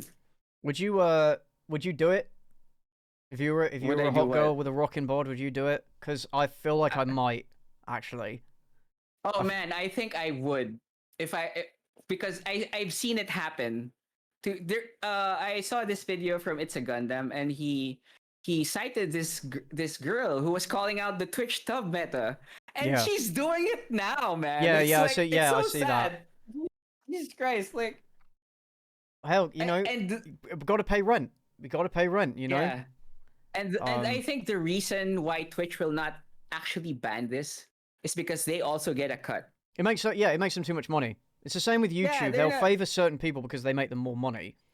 Yeah, But if they it's, will if not. you're, oh, dare you say one bad word once, or stream the wrong kind of Yeah. game, and no, you're banned. You know. Yeah. But to be honest, I think if I were in a position where I could also do that, I probably would. Yeah, I think I would be like that girl who's like trying to fight the meta in the start, but and then oh shit, I have to make rent, and that's kind of sad. Somebody in chat It's said kinda that somebody sad. somebody exposed that a bunch of Twitch executive staff was subbed or following a bunch of hot tub and booby streamers. That doesn't surprise me. That doesn't Why surprise am I me. not? If it's true, it No, doesn't surprise me. someone in Twitch is getting laid because of this. I'm Well, just how do you, saying, yeah, man. well, It's like that's the favoritism, bias is isn't too it? much. Yeah. Oh. Or at Anyway, least they better. we're now at Right? 2.1, so I better go back and read. So, Yeah, that's thank you, Alev V, for donating $50. Thank you, Logan Vaughan, for $20. Talon Edson for $5. And Anonymous for another $5. Thank you very much. Yeah. So that was a bit of a tangent. Maybe we should get back to the video. that was a fun tangent though. It's Yeah. better in this video. When it comes to the Twitch street, like booby streamers and like OnlyFans and stuff, blame the people who give them money. You know, Yeah. that's my opinion of it. Is I don't think that what they're doing is wrong in itself. It's all on the people that are giving them money. You know, You know as what? long as they're honest, yeah, as long as they're honest and upfront about what they're doing, and it's all respectful and stuff like that, then I don't have an issue with it. That's my I opinion. think I could like I'm more and just to like sum up my thoughts on the thoughts. like I just don't like them. I just hope they're not like skirting. I hate that it's so perfectly legal. Like, do you get it? Like, they saw the wording and they went Yeah, for it. they went for it. I kind of respect that. Like, oh damn, that they found a loophole. Mm. I just hope they don't burn everything else to the ground. And Yeah, that's no, it. I don't. Having I said don't that, like. I don't like the favoritism, and I don't like the double standards. Yeah. Yeah, there's a double standard. That's what I don't like. It took them this long before they did something about the Twitch hot tub meta, right? It's crazy. Yeah. Anyway, let's get back to the real cringe. every year. So what do? That's easy. Don't make them morally equivalent. Don't make there be no in-game moral difference between your Nazis and your allies, between your terrorists and your counter-terrorists. Did his hat just change color? Maybe. Let me see. Hold on. Nazis and your allies, between your terrorists and your counter-terrorist No, I'm just being a dumbass. squads. I thought his hat Yeah. changed color. As a training exercise. So this sums it up. This image sums up the mentality of this video, in that they think that we are all stupid children who need to play with Nerf guns, and like training exercises, and like, oh, it's red versus, but it's not terrorists, it's red versus blue, because they think we're all fucking stupid. This image sums it up. This is what these are the games they want us to play. This kind of shit. It's so condescending. Yeah, it's so condescending. Also. Oh, it's not real, guys. It's a training exercise. Like, yeah. come on. You know, people are saying in a hot tub when. You guys don't want to see me in a hot tub. You think you do, but you don't. Oh, I shit. saw Twitter. Wait, somebody tweeted. There's a fat guy who's like in the Twitch tub meta. Well, why not? And he's like, why not? If people are going to hot give him money, why yeah. not? Also, hot tub stream, lol. thank you. We're now at 2.2k. We've got an anonymous donation, $5. Thank you very much. And then there was another one. think. Oh, Talon Edson. Oh, I think I already said that one. Nice. I could be getting confused. Anyway. Or simply take one of your non-odious sides and recolor them so that it's red versus blue, rather than axis. Not gonna lie, if I could make like tens of thousands of dollars a day, or however much they make, sitting in a hot tub playing video games, Yeah. you'd do it, wouldn't you? You'd do it. Let's be honest. I respect it. Versus allies. Like, I agree with you. Like, the hustle. I mean, let's not pretend. Let's not pretend it is anything other than what people are watching it to, like, jerk off, or for like some other perceived fake relationship. Yeah, some perceived parasocial relationship. But let's not pretend it is anything other than it is. As long as we're all honest about it, you know. Example of a game that start an OnlyFans, buy yourself some dog ears and lingerie. When I need to pay my rent. Exercise. Or simply take one of your non-odious sides and recolor them so that it's red versus blue, rather than Axis versus allies. So condescending. A good example of a game that does this is Rainbow Six Siege. All of your bomb diffusion and hostage rescue multiplayer with no normalizing terrorists. In fact, by Counter-Strike doesn't normalize terrorists anyway. Yeah.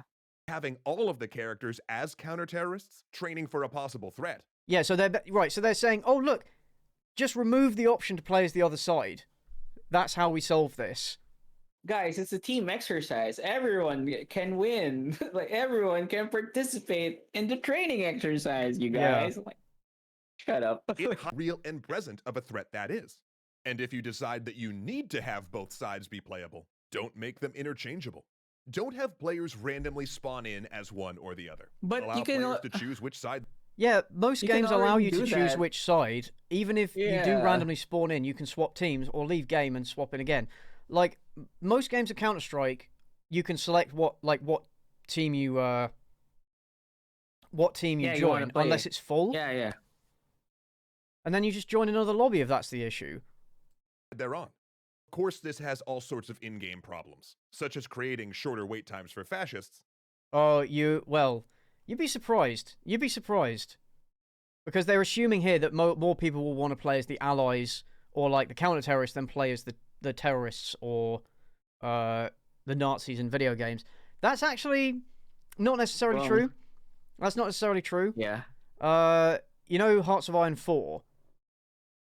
That's a strategy game, right? The strategy game, Paradox? Yeah. It's like World War II strategy game. I think something like Paradox released the stats of the gameplay stats, and I think something like 40% of all playthroughs in the game, because you can choose from like over 100 countries, right?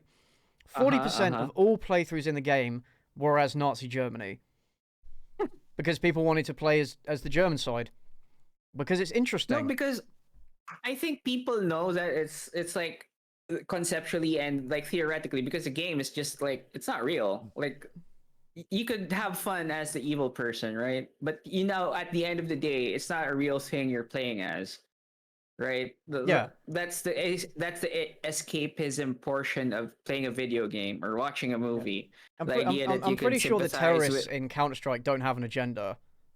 Yeah, just plant the bomb. Like, oh no, will I be morally affected by planting a bomb? Shut up. Like, come on, bro.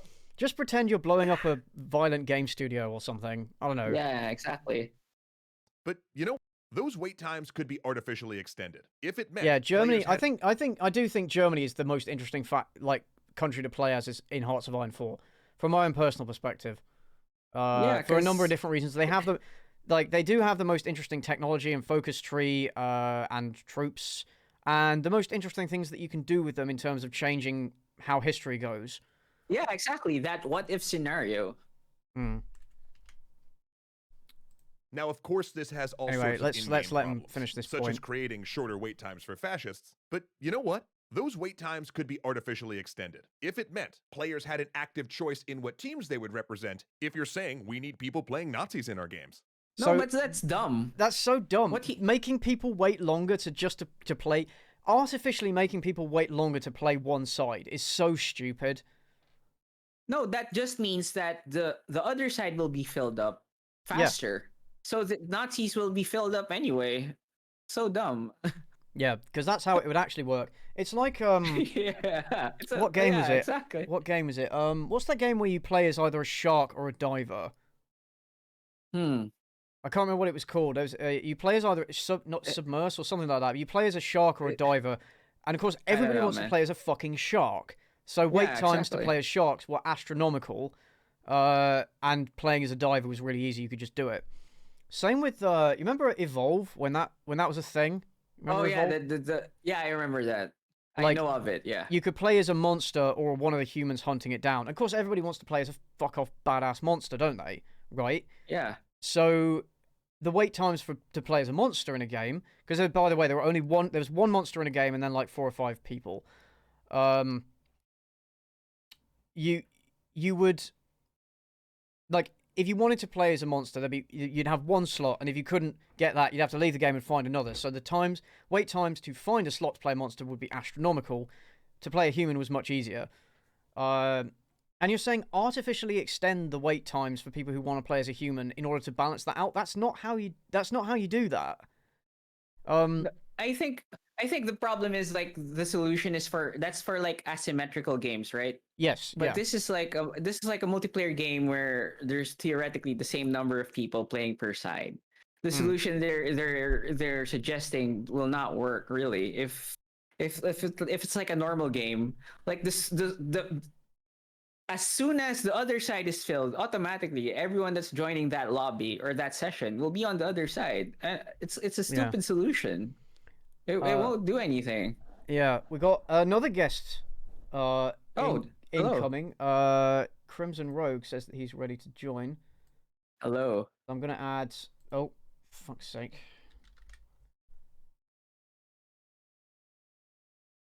Boom. Now it should be the same. Should appear on Hello. screen. I can see him on the Discord. That's fine. He can call in when he's ready. All right.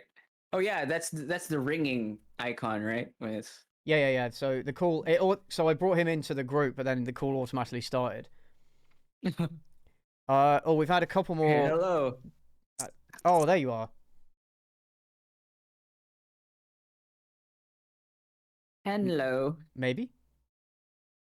Well, he's active on Discord. I can't hear him. Hello, guys. Ah, there you Hello. are. Sorry, I had a bit of trouble with my headphones. No problem. How you doing, my man? Not too bad. Cool. So, would you like to introduce yourself to the audience? Let them know who you are, what you do. Sure. So, howdy, everybody. I'm Crimson Rogue. Total bibliophile and lover of the written word. Amazing. Guess I'm the literary longman. He's got a Crimson Rogue. He's got a book-related review channel here on YouTube.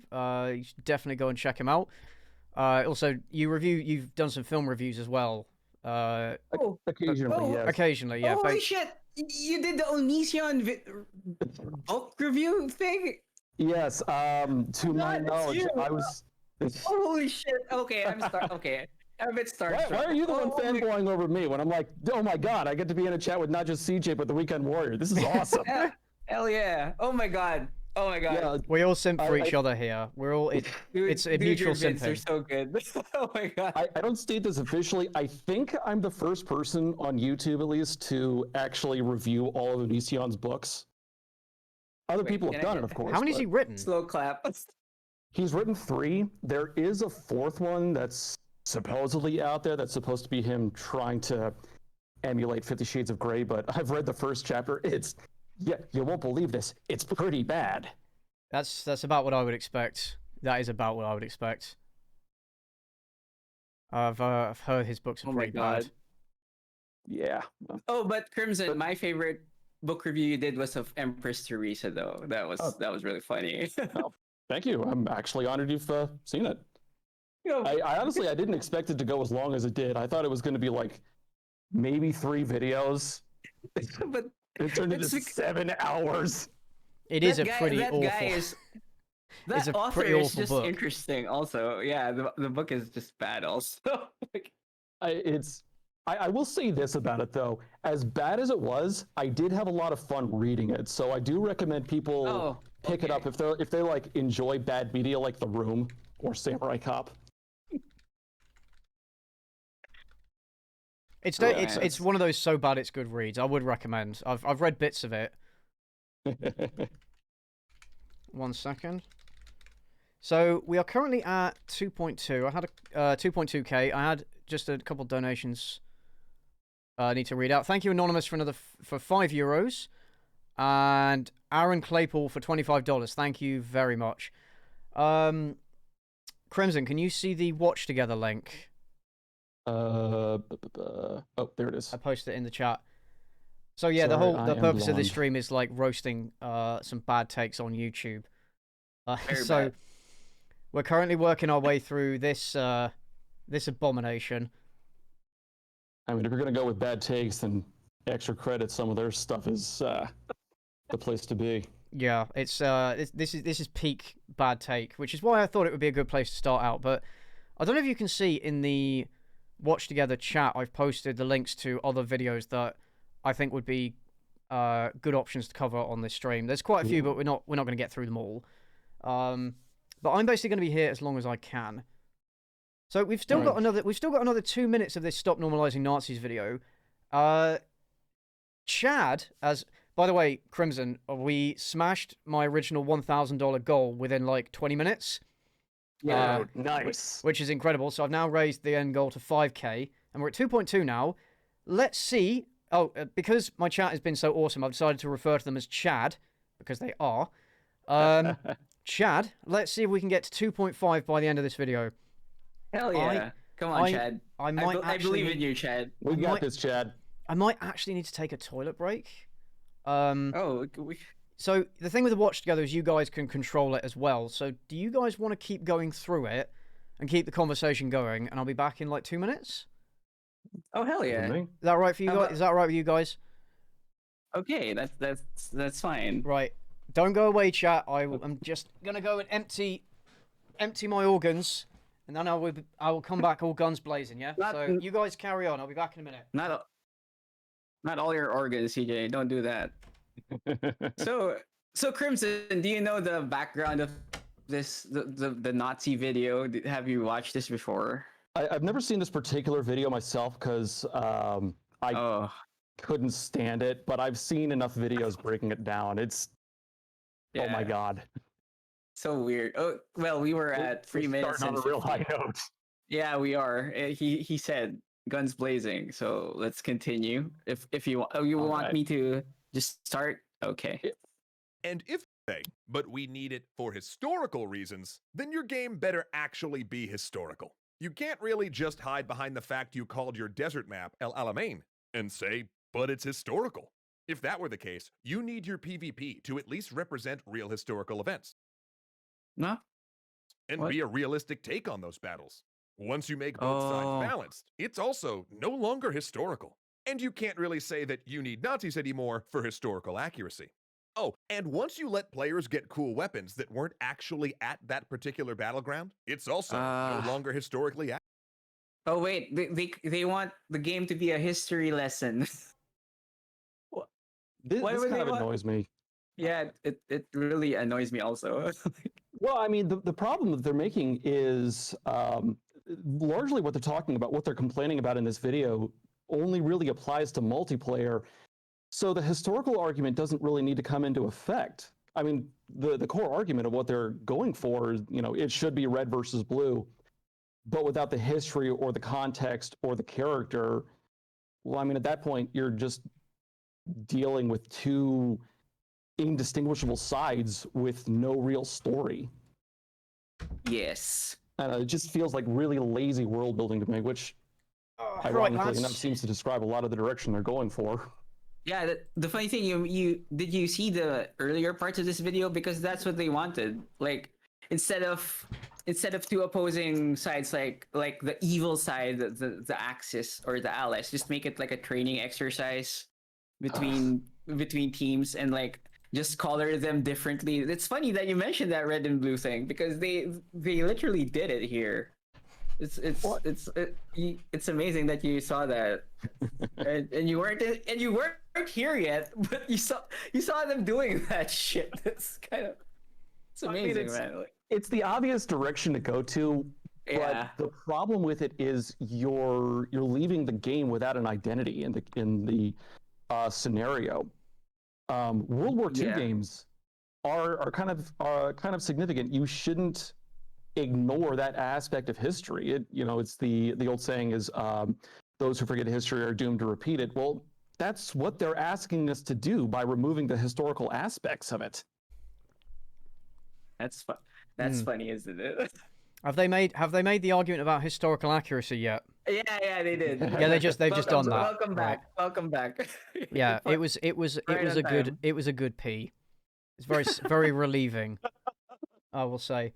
Oh, more donations. We're at 2.3k now. Fuck yes, Nice. Chads. Fuck yes.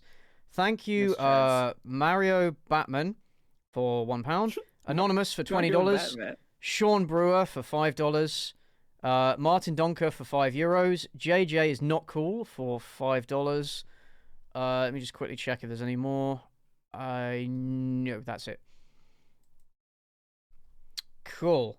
Shall we carry on? Yeah. Indeed. Can't declare that your game will suffer if you don't put players in the jackboots of the Third Reich. Oh, I hate this argument. Like, oh, if you want a game to be historically accurate, it has to be historically accurate in every single way. I really hate this argument because there's a difference between, I think, being historically accurate and being historically authentic. I think there are degrees to which, when you're trying to create, let's say, a historical experience, like a shooter between, allies and the Germans, there are certain things that there are certain limits you do need to stick to, and certain things you do need to include, and certain things you absolutely must disclude. No, that's not a word. That's not a word. Not the Exclude. Yeah. You know what I Exclude, mean. Yeah. Like, Yeah. if you're making a historical game and then you have like Nazis with ray guns and stuff, then okay, that's not historical anymore. But yeah, simplifying historical events or making up battlefield maps isn't necessarily ahistorical because it's still historically authentic, if that makes sense. Mm-hmm. It feels the same. It feels appropriate, and I think that's what game designers should be arguing for. Yeah, if I may add, Ghost of Tsushima, around the time that event happened, the attack of the Mongols on Tsushima, the katana wasn't made yet, but the Japanese didn't care. They love that game. Well, it's not a historically accurate game, and it wasn't trying to be. It was meant to be like basically a Akira Kurosawa simulator. Yeah, but what I'm trying to relate to here is that you could make that experience be like it doesn't break the historicness of it, I guess, if that makes sense. Like, it doesn't take me away from playing the game, but what they're trying to do is like make a despite the hodgepodge of elements, I guess, for Tsushima, still feels like a historical Japanese game.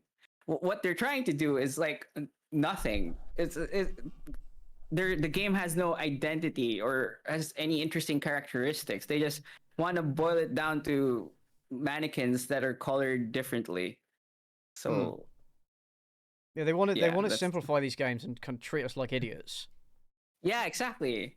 Yeah. Like, I need to finish Ghost of Tsushima. I'm really enjoying it so far. It's fun, man. I need to start that game. It's good. It's good. Fun. I would recommend. I recommend everyone to play it. And what is something carefully designed to have good gameplay by a team in a room in San Francisco or LA, and it's not a faithful reconstruction of the actual places the historical events occurred in? You can no longer say we need to have players take up arms in service of terror or hate. Nah, it's bullshit. I hate this argument. I hate this argument so much. It doesn't. Well, I mean, it basically. I've already said what I was going to say. Like, it doesn't need to be accurate 100%. It needs to be authentic to a degree. Yeah. And then if you try and break that, it's like when in you remember in Call of Duty World War II, they wanted to let like players customize their like their character in multiplayer, so you could have like black Nazis, and people were like, "Wait, what?" and they were like, "Well, we want to customize allow you to customize your character in the game. We didn't think it was fair that you couldn't do that, but it is a bit weird, you know." Or like Battlefield 5 when they have like, an amputee with a katana on the front lines, and just like, what? What's going on? I've actually made a similar argument several times with some of my videos comparing books to movies. And there is a degree of translation that is just going to get lost when you're adapting something. There are things that naturally won't fit for any number of reasons. Mm-hmm. So you've got to be willing to accept some of the changes as they come. The same thing would fit very well with a historical piece. Yes, I'm not saying you should have Nazis with laser guns, but if you wanted to recreate the, insert famous battle here, you might not be able to get a good game experience if you built an entire town that was so large that the players couldn't actually find each other. I mean, yes, it would be historically accurate because the entire map is like 5 square miles. But if you can only have 20 people on screen at some time, it might take you several minutes before you actually find another player at all. There are sacrifices that you have to be open to. So the argument that the argument that they're attempting to straw man is not one that anyone is actually making in the first place. Yeah, exactly. Yeah.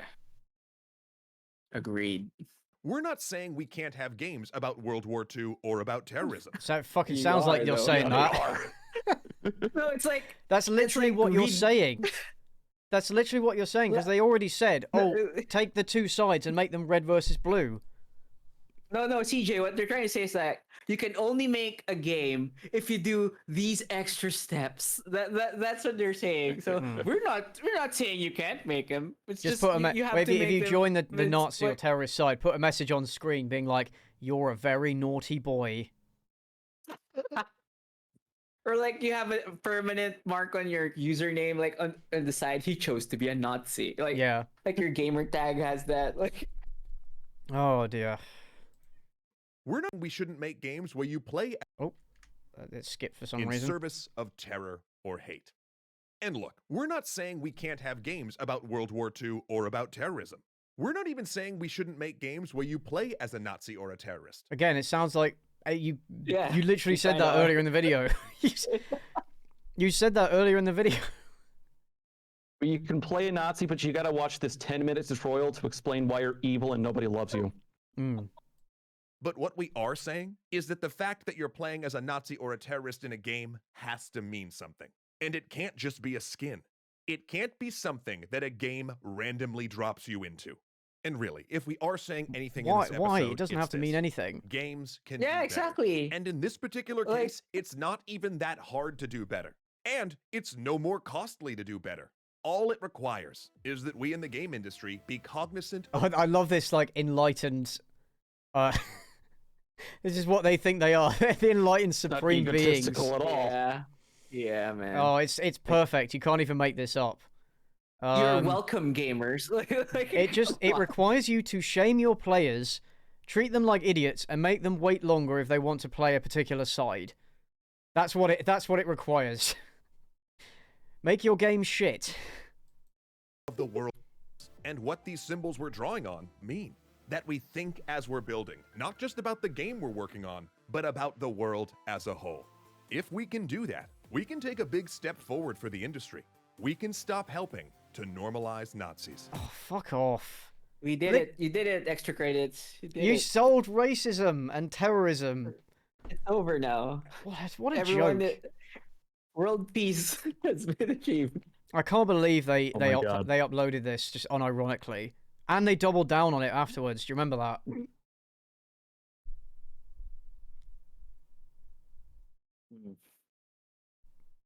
I can't believe you've done this. I think The problem with a lot of their arguments I've found is they assume that everyone is coming from the same place that they are. They make these arguments, but then they don't actually substantiate them. Like you can't just treat Nazis like Nazi uniforms as a skin. Why can't we do that? Or because if we were that going to- normalizes it. It makes you desensitized to that makes you desensitized to it and make you more likely to become a Nazi. But you can do the exact same thing with the red versus blue argument that they were doing. Hmm. I mean, the Go problem on, with go it on. is, I'm sorry? No, you go on. Go on. No. The problem with the argument that they're making is that it avoids any kind of real substance. I'm trying to get my words right here. They're ignoring the historical context of all of these games while at the same time over dramatizing. Well, they're over dramatizing what effectively could only really apply to a multiplayer. Yeah. Yeah, they're specifically talking about multiplayer games. Is what they're talking and about. I think over dramatizing it is a very good word for it, because what the premise of their argument is like you're randomly this evil organization. Mm. But if you're playing a multiplayer game, you could usually choose the side you're on. Like the premise is flawed by default, right? That's Yeah. where they're coming from. That's where it why all I don't falls believe down. they're designing games. I don't believe they're actually playing video games also. Like their Have they suggestion ever for the played wait time, Counter-Strike? CJ. Yeah, exactly. Like their suggestion is so dumb. Like extend wait times for the other side in a multiplayer game. That's so Yeah. like in like an equal side multiplayer game. It's Mm. That's going to affect both sides then. yeah, exactly. Yeah, because it means the other it's side will have so- to wait longer for a full lobby. Exactly. Yeah. How did they not see that? Because- yeah. Or if the other side already is full, any other player that's entering the lobby will be automatically put in the other side. Like their solution, it's like they never played the the multiplayer game. It's like they haven't played it. The thing they're arguing against. Yeah. Sorry, we're at 2.3k now, boys. Nice. Let me just go through the donations. Thank you, Pioneer Mega LD for £20. Thank you. Anonymous, another anonymous with $5. Thank you all. Another anonymous with $15. Oh, I thought it was more than that. Nice. I keep doing that. I keep setting it up like there's going to be more. And then like, oh yeah, that was it. But every little helps. Thank you very much, guys. Oh, CJ, I have to Yeah, go on. I have to bounce because I have another podcast at 8 a.m. That's like 6 hours from now. Yeah, for no where I worries. am. You take So- off, man. so- You get some sleep. What is oh, it, man. like 2 a.m. there? Yeah, it's 2 a.m. here. Yeah. So Okay. CJ, it's been a pleasure to witness the 1K record smashing in like 20 minutes, 17 minutes. That was epic. It was great. Chad, yeah. you're awesome. Crimson Rogue, goddamn. Oh man, like guys, you should really watch his Onision reviews and the Empress Teresa ones. That's it. Okay. And Thanks, this Weekend. has It's been great chatting with you. yeah, man. And this has been fun, Chad, CJ. Thank you for having me. Yeah, And no worries. Thank you for I'll coming see- on, man. Much Yeah, appreciated. thank you for having me, man. And I'll see you guys later. Good night, good morning, good afternoon, wherever you are. So See you peace later, out. man. Later, Take dude. care. Oh, And what a with that legend. note, I've got about 20 more minutes before I've got to run myself. Okay. I'll try to pop back on later on if you're still going. But No worries. I'm going to be going for as long as I can. Well, in that case, well, we can kind of wrap up this video and just conclude that it's cringe. We all knew that. We all knew Yes. that. That's why I wanted to start off on the right foot. So we've got a choice as to what comes next. Because you're a book review channel, I'm thinking, do you want to do... Crack did a video called 6 Reasons Lord of the Rings is Racist. oh my god, You want to check that out? want is not the operative term. Before we do that, though, we've hit 2.4k, you absolute legends. Let me go. quickly go through. So we've got Airplane Helix 109, thank you for $5. Thank you, Kohaku Usagi for $50, thank you very much. And Anonymous for $5. Another Anonymous with $30. And Nuclear Blitzkrieg with $5. Thank you very much, guys. So let's see if we can get to 2.5 at least before the end of this video. Although we probably should smash that because this is a 6-minute video. But because you've only got 20 minutes, well, let's try and go through it as quick as we can. Sure. And then Sergeant Ducky said he'll be able to come on at 7 for a bit, so he might be able to join us for this. But yeah, so this is a video from Cracked called 6 Reasons Lord of the Rings is Racist. And I have seen this before. I'm not sure if it's serious or not. It might be a parody. I'm not really sure. Knowing Cracked, it's hard to know. However, we'll watch it and we'll I'll let you guys decide.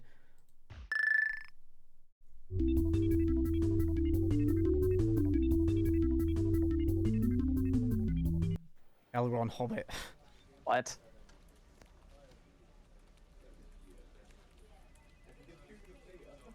Is there like a triangle of predator dots on my forehead, or what's... You look like you want to talk about Lord of the Rings. What about me right now, sitting here, doing work, tells you that I want to talk about that? You're wearing a shirt. Everyone wears shirts. Pretty sure he doesn't. So yeah, Chad, let me know if That's how this movies are all about religion. let me know if it You is know that a parody, because I'm not sure. Christians who put thinly veiled Christian themes in all of their works. Speaking of, I would love to get back to that thing. Work? What work? You're sitting over there drawing penises on hot dogs. I didn't think you could see that from there. Anyway, I'm not just rehashing. I'm talking about how Lord of the Rings deliberately and willfully takes a big old hobbit... I just hate the fact, by the way, that he's wearing a Pink Floyd Dark Side of the Moon shirt, but it's ruined and it's got the Crack logo on it. I don't like that. That offends me. What's that Lego tower in the background there? Or what? It's what like is that? Post-it notes. Oh no, it's big. They're not Lego. Is it Duplo that they're called? Like big blocks. I can't tell, honestly. Major religion, except Christianity. Oh, you know hobbit poop is so stinky. It's like hair and... Every race in Lord of the Rings represents one of the major religions in the world, right? First you got the hobbits. They're clearly pagan earth worshippers. Do they? What? No. I have never heard that argument before. Let's go back. It's quite quiet. I'll turn it up a bit. This one is, this is quite a nuclear take if they're being serious. You know hobbit poop is so stinky. It's like hair and... Every race in Lord of the Rings represents one of the major religions in the world, right? First you got the hobbits. They're clearly pagan earth worshippers. They're barefoot, they live in minimalist housing, they smoke weed every day. The finest weed in the South Valley. How is that an attack on that religion, though? What? I mean, the Shire is basically a utopia. I'm pretty sure Tolkien would love to live in one of those igloos and smoke weed every day. The thing... Isn't it, so? No, the hobbits are meant to be like the ideal like countryside peasant, like because Tolkien really liked the countryside and he liked to big that up, as opposed to like industrialized society that Mordor was supposed to represent. They're a nice, calm agricultural group. Yeah, that's what it is. There's no religious, and also Tolkien was very much opposed to allegory, and he always insisted that there were no allegories in his works. Even though he was clearly influenced by his own life experiences, his works are not intended to be allegorical, and people keep reading that stuff into it. Oh shit! We just had a couple more anonymous donations for $50 each, which has taken us above the 2.5k mark. Thank you very much, guys. Thank you very much. Well done, Chad. But yeah, like, also, did the pagans smoke weed? I'm not sure that's... I don't think that's true. I'm not the biggest expert on Tolkien or pagans. I don't know, but I've never heard this argument before, and it sounds more like they're starting with a premise and then looking for evidence for it afterwards. I think so.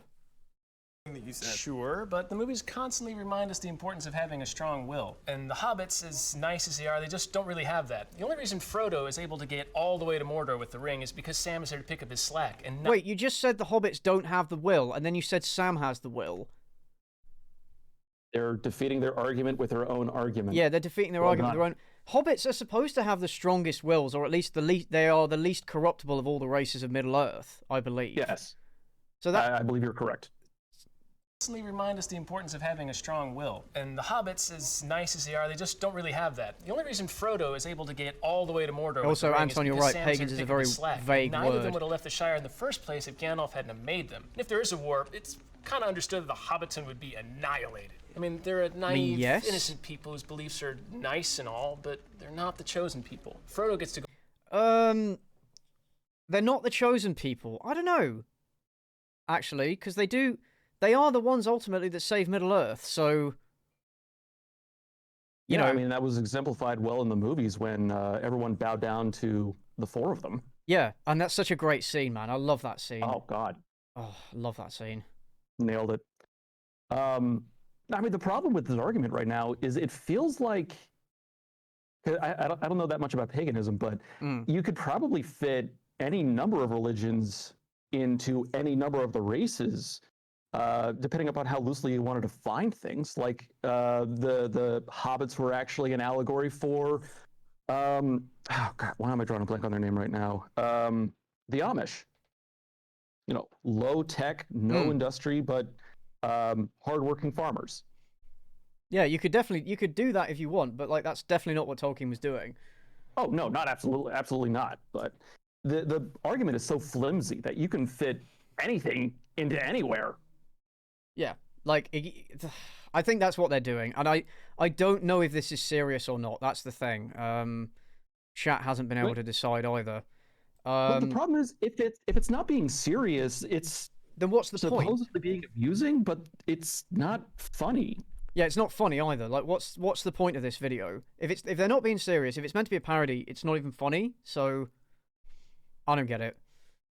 Go to heaven in the end, but that's the exception to the rule. Through good works, he. The Grey Haven. That's not meant to be heaven, though. I don't think. Like, it's not meant to be an allegory of heaven. And also, he's not the exception because Bilbo also gets to go. So. Gains his divinity. This is starting to sound a lot like church. And speaking of the chosen people, what about the dwarves? The band? No, not the. Why would I suddenly be talking? No. The dwarves in Lord of the Rings, they're like anti-Semitic caricature of the Jewish people. Oh, I hate this argument. Oh, no. I hate this argument. The only argument I was aware of was that orcs are black-coded going into this. And there's also there's also been an argument that the dwarves are meant to be Jewish stereotypes. Oh my God. Which the problem is that this theory is based on some Tolkien writings or quotes that are taken out of context. There are some similarities between the way that the dwarves are portrayed and the way that like Jews have sometimes been, stereotypically portrayed. But oh well, the Tolkien quote is he based the dwarven language on like the Semitic languages, and obviously dwarves love gold, so people went, oh, they love gold, you're saying they're Jews, it's people taking things out of context and blowing it up out of all proportion. It sounds more like coincidence rather than design. Yeah, it's the same with orcs are black people. Like, people unironically make that argument, and people do unironically make this dwarves are Jewish, the Tolkien's dwarves are Jews thing. So this is why I don't know if it's a parody, because people do unironically make these arguments. Short, hairy, gold-loving giant noses with legs were chased out of their sacred homeland because their avarice made them dig too deep. They're like little Nazi flashcards, at least the ones that managed to survive the mass extermination of... I really hope this is a parody. I really hope this is a parody, because, man, no. I mean, okay, consider similar things that they've made. Adam Ruins Everything. Yeah. And he does bring up some good points every once in a while, but by and large, the entertainment value from that show is supposed to be, hey, here's this thing you didn't know about, or here's how this preconception you knew was wrong. Yeah. And it's supposed to be semi-educational there. I would hate to think they're trying to do the same thing with this video. I think so, but then they don't really counteract it. Of dwarves that happened. Sound familiar? You're grasping a little bit. Oh, am I? A little bit. Did you know that the dwarvish language that Tolkien made up is based on an ancient Jewish tongue? It's a direct quote from Tolkien. I do think... Yeah, right. This is taken out of context. I'm going to find that quote. Hold on. Tolkien. I do think of the dwarves like Jews, because that's... Right, where is it?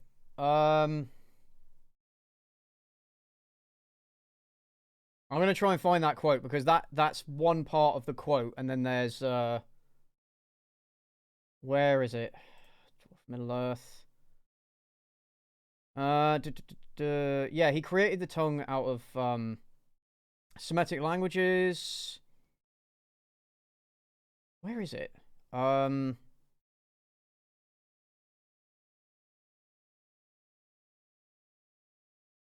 can't find it off the top of my head, but I can I guarantee that, because there is another part of that quote that they're missing out. I'll do some light research, see if I can find it. Yeah, no worries. And I will quickly read out donations because we're at 2.6k now. Thank you very much, my dudes. Let me just scroll up. Thank you, Alice Stealth Fox, for 20 euros. Thank you, Son of Loki 3011 for $50. Thank you very much. Thank you, Colin Nillock, for £3. Thank you, Joseph Perez, for $5. Thank you very much. Yeah, there is another side to that quote. Oh, I think Sergeant Ducky is saying he's available to come on. Oh, neat. Right, let me just add Sergeant Ducky to the chat. Sergeant Ducky. Right. Cool. Right, so he can call in whenever he is ready. Yeah, so this quote is definitely missing context. I'm trying to find out exactly where it is. Oh, here we go. I do think of the dwarves like Jews, at once native and alien in their habitations, speaking the languages of the country, but with an accent due to their own private tongue. That's the quote. That is the quote that people take and then assume that Tolkien is being anti-Semitic. I mean, if that's the entire context, then yeah, the entire argument falls apart after the linguistic attachment. Yeah. It's garbage. I actually, by coincidence, managed to find another thing attached to that, speaking about the hobbits, saying, quote, apparently this is taken from a 1971 interview with the BBC, saying, quote, the hobbits are just rustic English people, unquote. So there goes your pagan argument. Yeah. Someone said we can't judge Tolkien the man by the moral standards of racism today. The thing is we can, because he denounced racism repeatedly. He denounced the Nazis and he denounced apartheid, and he said that racism was stupid. So we can judge him because he was fully aware that racism was bad. But he wasn't racist. So that's, yeah. It's a terrible argument. I hate when people make this argument. Same thing with the orcs are black people thing, which it makes no sense. I've got a lengthy argument against that in my upcoming Ready Player 2 review. Oh, I look forward to seeing that. Thank you, Hannah, for £5. Thank you for donating very much. Right, let's carry on. Of the dwarves like end of quote. No, it's not the end of quote. That's so disingenuous. Oh my god. Again, I feel maybe it is a parody and he's taking the piss out of people that are doing this, but full context. Okay, hold on, wait. What did he say? Based on an ancient full context. It's a direct quote from Tolkien. Hey, how's it going, lads? Think of the dwarves. Oh, hey, Sergeant Ducky, how are you doing, my man? How are we all doing? Are we all doing great? We're doing grand. We're doing grand. Fantastic. So my initial goal for the stream was $1,000, and we smashed that in 20 minutes. Oh, well done, lad. Fair play. So we've now raised it to 5,000. We're on 2.6 at the moment. Well done to the chat. I know. My chat is fucking awesome. We're now referring to them as Chad. Chad now. Oh, so it's the Chads. Indeed. Oh, well done. So yeah, Sergeant Ducky. Of course, each and every one of them have above average genitalia, so it's rather absolutely. fitting. Every single person in this chat right now has big pee-pee.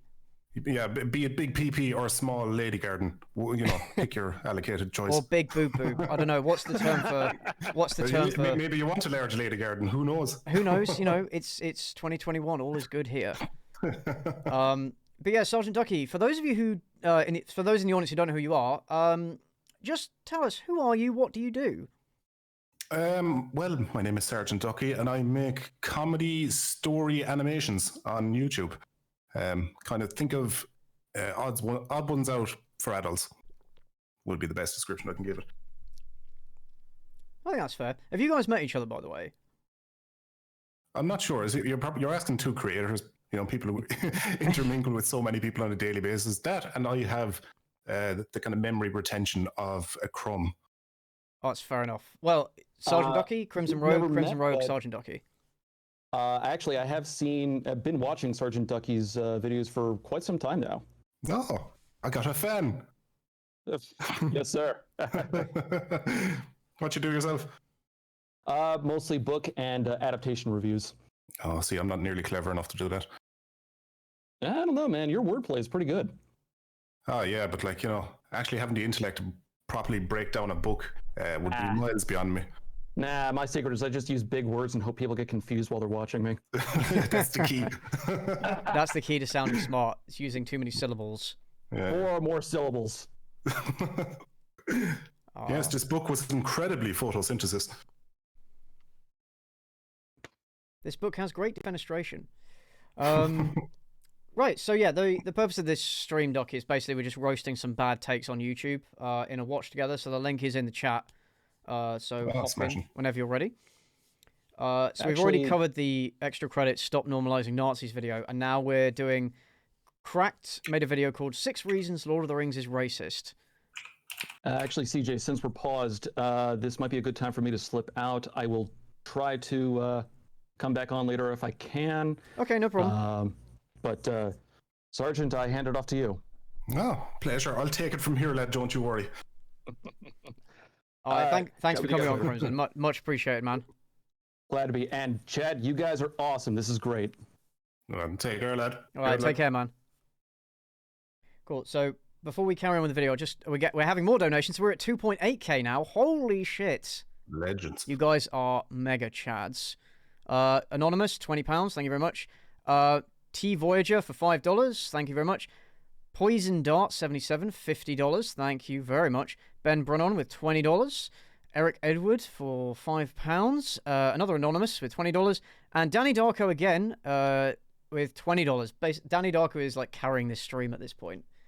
At this rate, lads, we're going to save all of the children. Right, let's. We're going to save all of the children all over the world by the end of this stream. No child left behind. Exactly. Let's see, chat. Let's see if we can get to. Let's see if we can get to 3K by the end of this video. Let's see if we can do it. To the moon, boys. Oh, they can do it. All right. They're gonna laugh it off there. All right. So you just missed. I think I'll play it for you actually. Ducky, you've seen Lord of the Rings, right? I have. It's been a few years, but yeah, I remember quite a bit of it. Okay, well, we've just had this guy argue that the dwarves in Lord of the Rings are meant to be Jews. But they're not Jews, they're dwarves. I'll play it for you. Good works, he regains his divinity. This is starting to sound a lot like church. And speaking of the chosen people, what about the dwarves? The band? No, not the... Why would I suddenly be talking... No. Dwarves in Lord of the Rings. They're like anti-Semitic caricature of the Jewish people. They're short, hairy, gold-loving giant noses with legs who were chased out of their sacred homeland because their avarice made them dig too deep. They're like little Nazi flashcards, at least the ones that managed to survive the mass extermination of dwarves that happened. Sound familiar? You're grasping a little bit. Oh, am I? Yeah, it's just a little bit. Did you know that the A little dwarvish bit. language There's a bit of that an Tolkien made understatement up there. is based on an Yeah. ancient Jewish tongue? There's a direct quote from Tolkien. I do think of the dwarves like Jews. End of quote. Full context. Yeah, so, Docky, I'm not sure whether this is a parody or not. It's very hard to tell because Cracked has had some really awful takes. That isn't actually the full quote. The full quote is, I'll read it again. I do think of the dwarves like Jews, at once native and alien in their habitations, speaking the languages of the country, but with an accent due to their own private tongue. That's the context. But the thing is, what I will say is, if you're not sure it's a parody, then it's probably doing it wrong if it is. Yeah. So it's a poorly done video because you don't know what message you're getting across to begin with. That's a pretty reliable meter, yeah. Secondly, if the races in Lord of the Rings are loosely based on real life races, there's nothing wrong with that. That doesn't inherently make it racist. Yeah. It's cultural influence rather than stereotyping.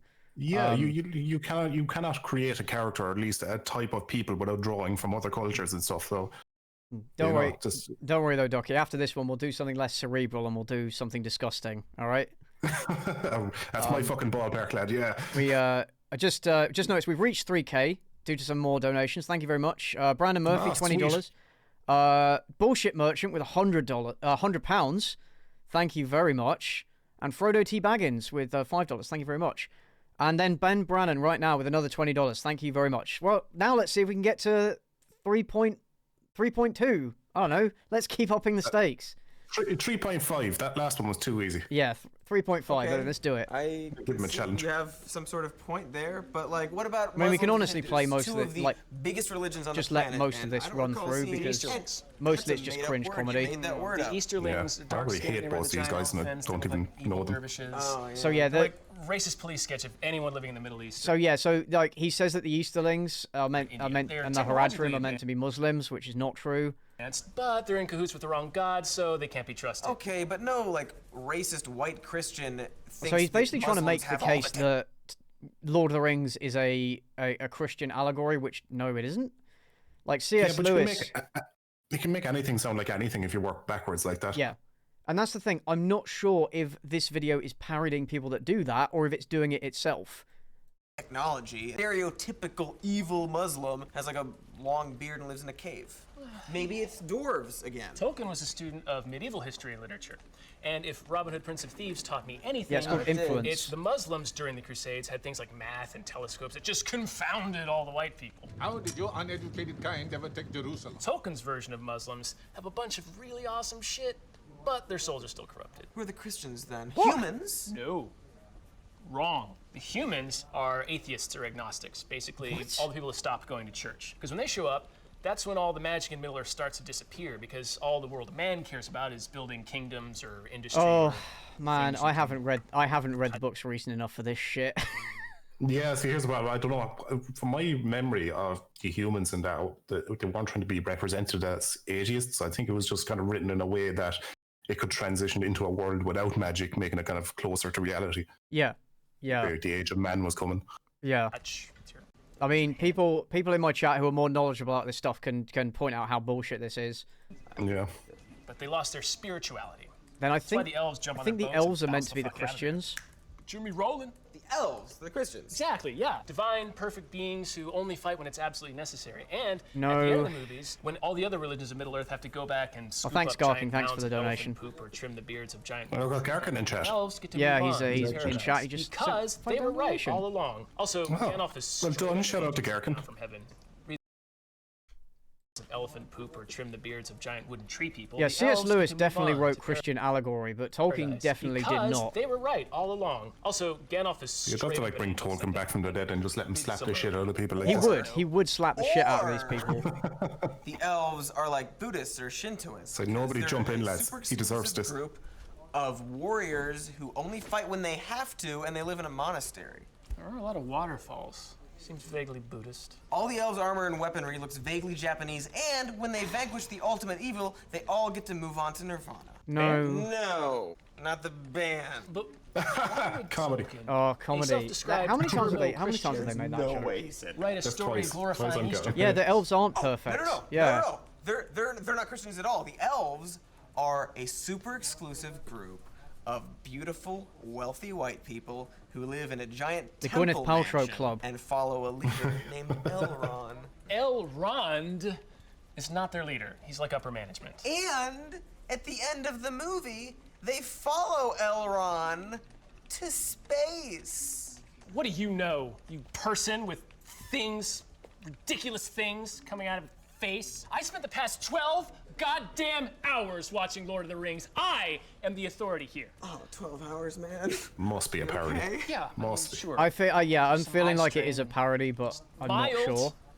The comment Like section and the like dislike bar is you're is saying quite white negative. person? So No, shut up. Yeah, it's Stop it!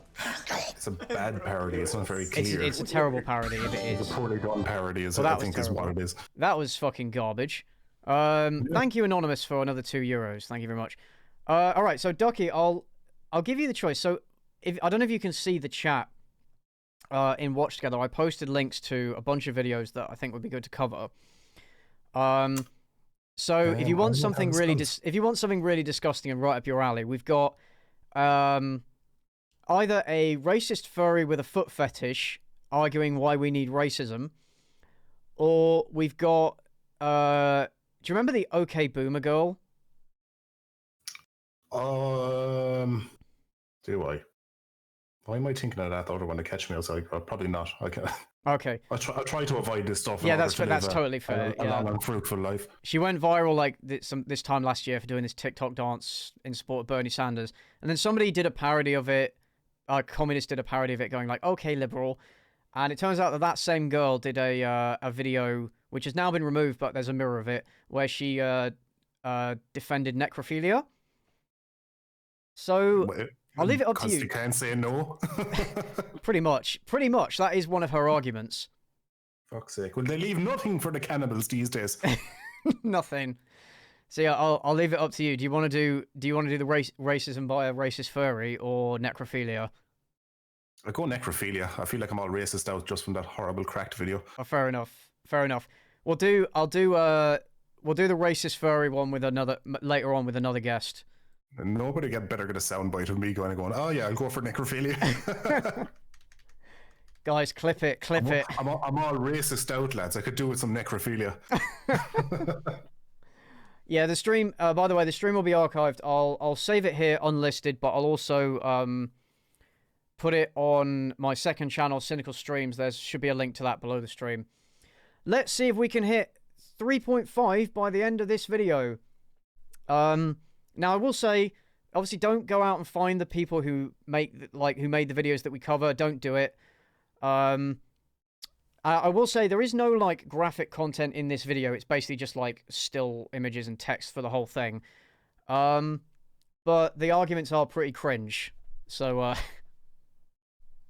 I'm interested to how you argue pro necrophilia. Well, let's do it.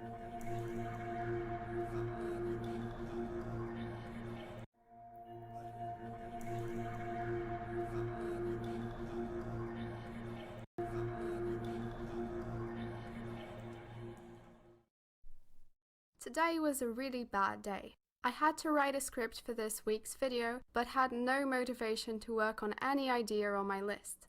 Then in the evening, thinking I would have to stray from my upload schedule, I opened twitter.com and was met with a post about necrophilia.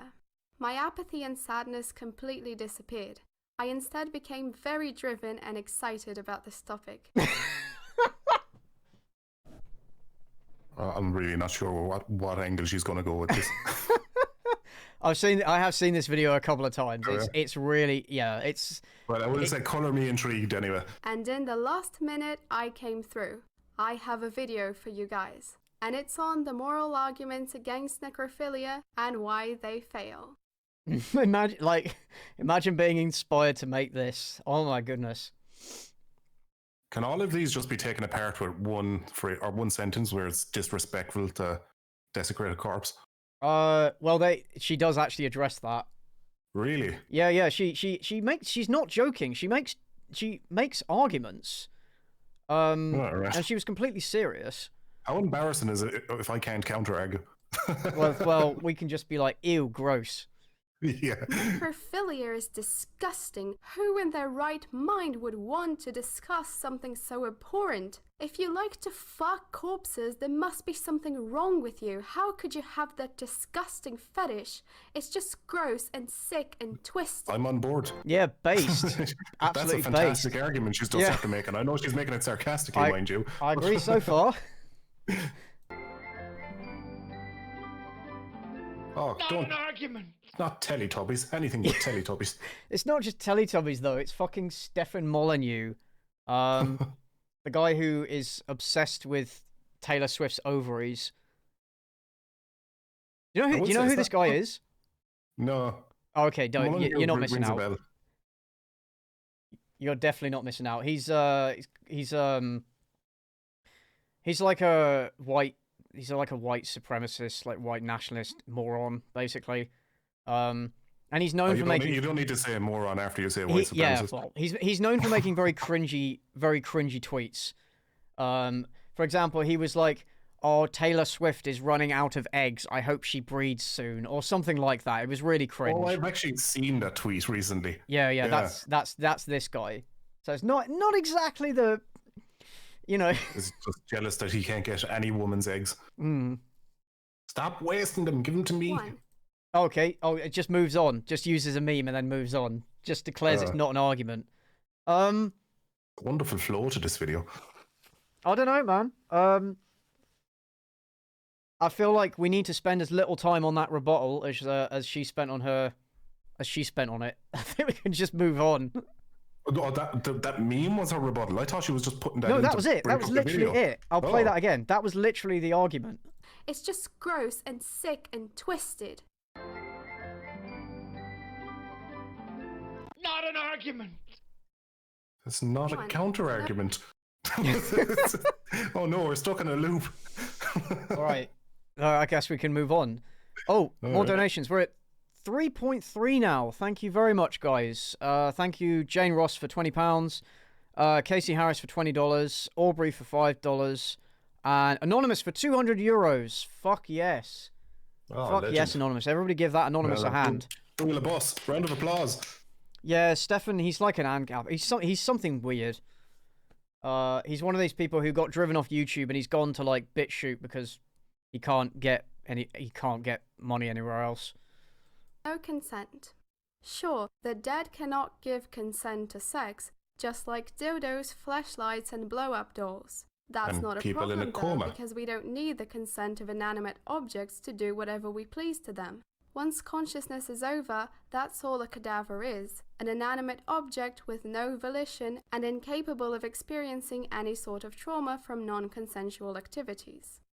2. Oh, Yeah, okay. I was just going to say, nobody said that a corpse was an inanimate object. That's very. Hold on now. I have to trick everybody into believing this previous statement in order to sell my argument. oh dear. Wow. Imagine being told that your dead grandma is just an inanimate object. Yeah, that's so bizarre. I was just going to say the whole thing, like no consent. If something can't consent, that doesn't give you open season to fuck it.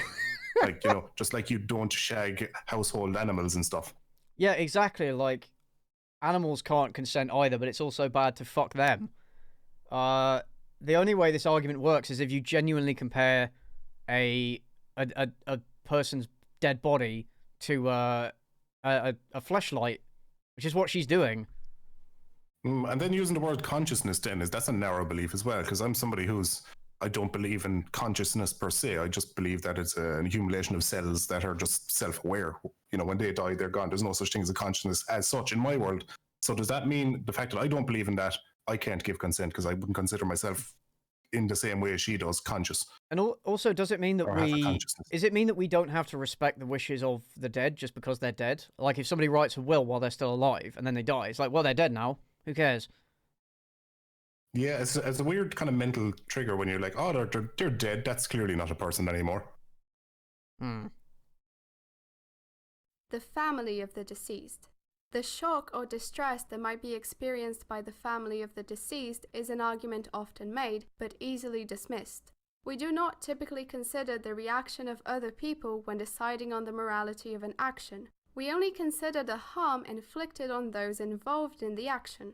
It doesn't matter that homophobes or racists get upset by homosexual or interracial relationships. As long as all the parties involved in those relationships consent to them, in this case the only party being the necrophiliac, they will be considered morally acceptable. 3. That was a bit of some top shelf bullshittery is what that was right there. Oh, that is an oof. Yeah. That is an oof. Is she comparing... Did she try to claim that you're only moral, or it's not morals to worry about other people's opinions, that doesn't come into it? Because I feel like a lot of people make moral choices based on other people's opinions. They do. I think, well, what she's saying is, oh, well, we don't care what homophobes think about gay relationships. It doesn't mean that gay relationships are immoral.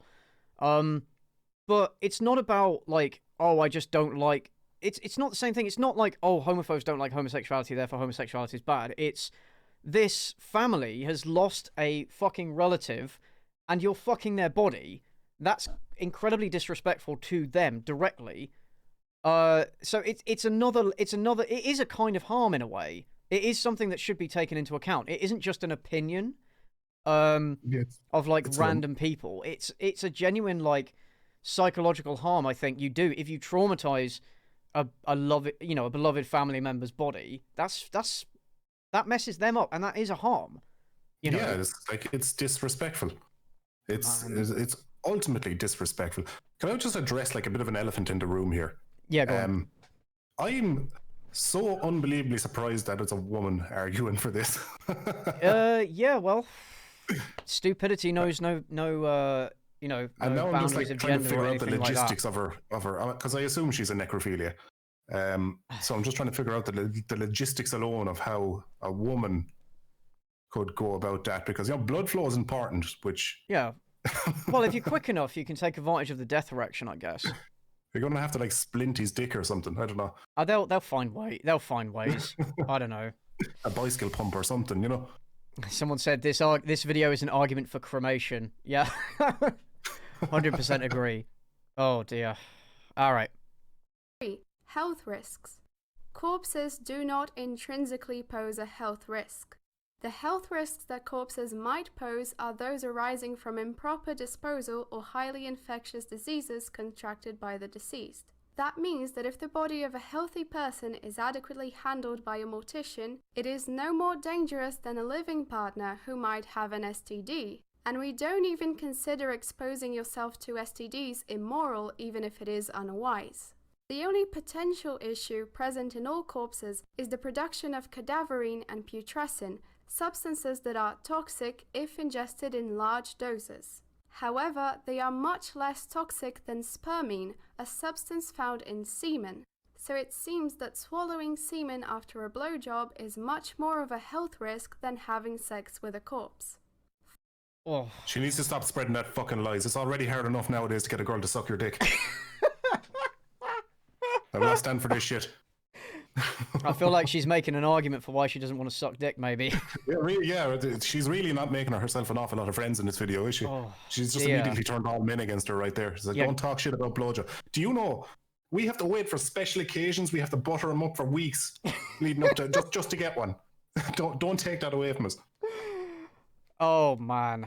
I do have 2 words that would solve her problem immediately, and she'll never have to worry about anything. Sex doll. Yeah. Like, that's literally everything she'd be into, you know. It's like the most convenient because I've always felt like a sex doll would be it would feel a little bit necrophilic. Oh, yeah, probably. Yeah, it fulfills somewhat of the same need, but, like, I imagine, for a necrophiliac, it's like, it's not the same. It's not the same. It's not the real thing. Is it just the thrill of knowing that it's actually a dead person and not an inanimate object, as she so fondly called them? Yeah, so she's basically going, fucking corpses isn't that unhealthy. It's like... It's like, we figured this out in fucking medieval times. You don't be around dead bodies, they can cause disease. Yeah, she's also, she's not taking into account she's not taking into account the concentration and amount of each substance. Yeah. What do you do with it? Does she just keep a body in the fridge? And then, just... I don't know. Whip it out like you would a fleshlight, as casually as that. Well, I guess you have to preserve. Oh, let's not. No, these are questions that need to be answered, right? The people need to know. Rights. I couldn't find very clear information on who owns dead bodies. Either way, it would be reasonable to argue that the body should belong to the family, like the rest of the deceased estate. And only in cases where there is no next of kin should the state be given those property rights. Whether or not that actually is what happens doesn't really matter. I don't think nobody argues that necrophilia is bad because of a property rights issue. Like, nobody argues this. Oh, by the way, she's a communist, so she doesn't believe in property rights. No, she's a communist as well? Yeah. Oh, God. Examining the moral debate, not the legal one. Thus, if the family of the deceased does not allow necrophilia, which I would think silly, that's their prerogative. But then the moral problem becomes one of property rights, as opposed to one of necrophilia per se. Having sex with a dead body whose family does not consent would be as immoral as stealing someone else's sex toy. But it would also be only as immoral as stealing someone else's sex toy. She really is just ignoring the fact that, like, a dead person is a person. Wow. Imagine unironically making that argument. Yeah, just really, like, it's like, You can tell she's just like, right, if I just keep referring to it as an object, it makes all my other arguments not sound like complete shite. And they still do, so it really kind of goes to show that that didn't work. But Yeah. Just what else do I need to say? Like, what a comparison to make. So, like, it probably goes without saying that she doesn't mind what kind of absolute troll mounts her cold dead corpse when she's done. I guess not. I guess not. I'd take this video as like she's pretty much a verbal consent. Do what you want with me after I'm dead, because technically I'm not a person anymore. But then, by her logic, we don't have to respect her wishes, so we don't have to do it. What is that too? Yeah, fuck it. Catch 22. 5. Psychology of the necrophiliac. Oh, come on. She's not going to make an argument that... I can't remember this bit. Is she going to make an argument that there's nothing wrong psychologically with people? I just feel sorry on everybody who's clicked into the stream right now. I'm really sorry, anybody that's joined the stream for this video. Even necrophilia has not been very much studied due to its rarity and the taboo that prevents necrophiliacs from coming forward. I mean, I feel like that's a pretty justified taboo. I don't know about you guys. I feel like that taboo is pretty... That's one we should keep. You know? It is a useful taboo, yeah. Currently featured in the DSM-5 as... Bring back bullying. as a paraphilia, a condition characterized by abnormal sexual desires, typically involving extreme or dangerous activity. Yeah, I'd say that's fair. I'd say it's abnormal. Yeah, I'd say that's pretty fair. I would say it's a condition as well. Calls attention to that lack of data, but cites a 1989 study to support that necrophilia is clearly dangerous, since unlike other non-paraphilic fetishes, it has led to murders. Further academic investigation is indeed required, but out of the 87 necrophiliacs categorized by the study, only 14 were in the homicidal category. Which only 14? Only 14? Okay, only 14. We're just going to brush past that. Necrophilia, so these murders can be condemned separately from the sexual practices themselves. I don't know, man. It feels like the sexual practices made them more likely to go out and kill people. Like, if you had that small sample, and out of that small sample, you had that bigger proportion went out and killed people, that's statistically significant. That's statistically significant. Yeah, it's like saying, like, you know, only a small amount of pedophiles that actually go out and ride children. You're like, yeah, that's still not okay. Yeah, it's still not okay. Like, there is a causal link, or at least some correlation between this kind of disorder and some abnormal human being, like going out, because it is the ultimate fulfillment of necrophilia, is going out and killing somebody and then doing, oh, that's gross. I'm sorry, everybody who joined the chat. I'm sorry. We're almost at the end, guys. She's talking me around. I can get on board with this. Let's see if we can get to 3.4K by the end of this video, guys. Let's see if we can get... We've got like 18 seconds left. Come on, 3.4K. Let's do it. Come on. I'll just quickly rewind that bit. Category, which investigation is indeed required. Right, so it was out of 54. 87 necrophiliacs categorized by the study, only 14 were in the homicidal category. That's only 14. So that's still like 15 to 20%. Someone said 15% in the chat. That's 15. Yeah. 15% is statistically significant. It's fucking massive. What is the general? I just want to say it to chat there as well. If we don't get to 3.5, we're just going to start this video over again, and you're going to suffer. It's down to you. You have to move us on. Yep, it's up to you guys. If we don't get 3.4, this is for charity, remember. We're not doing this for our own entertainment, as funny as it is. We're doing this for charity. We're doing this to help children. And you like children, don't you? Donate or you hate children. What's the symbol on the screen, actually, for this video? I don't know. It's her... I think it's her channel logo or something, like, because she calls herself Maria the Witch, or she used to. So I think it's some witch symbol. I don't know. Who knew that necrophilia would be a good way to get donations? I bet she had so many friends in school. Speaking of which, we've had a couple. Just go all that. Thank you, Anonymous, for that $5, and also to Michael New for $20. Thank you very much. All right, I'm just going to replay that point again. Which indicates the danger is not inherent to necrophilia, so these murders can be condemned separately from the sexual practices themselves. I mean, that's kind of like saying that murder isn't inherent to sexual sadism, but people who have sexual sadism are more likely to go out and kill people. So it'd be like saying it's okay to shoot your gun in the air as long as only 15% of the bullets actually hit people and kill them. Because if that happens, we can prosecute you for the murder then, but the rest of the people should be still allowed to fire their gun in the air. Yeah, exactly. It's still fucking dangerous. Thank you, Anonymous, for that $5. Oh, no, I already said that. Thank you, Frodo Baggins, for the other $5, and Cody for that $5. Thank you very much. Can I pay you to stop? Yes, that's the whole point. Pay us to stop. Yeah. Please pay us to stop. Conclusion. And so, all the night tide, I lie down by the side of my darling, my life and my bride, in her sepulchre there by the sea, in her tomb by the sounding sea. Don't kink shame. Oh god, just to hear necrophilia been referred to as a kink. That's, oh dear god. That's how she ends the video, with a fucking poem, and then, don't kink shame.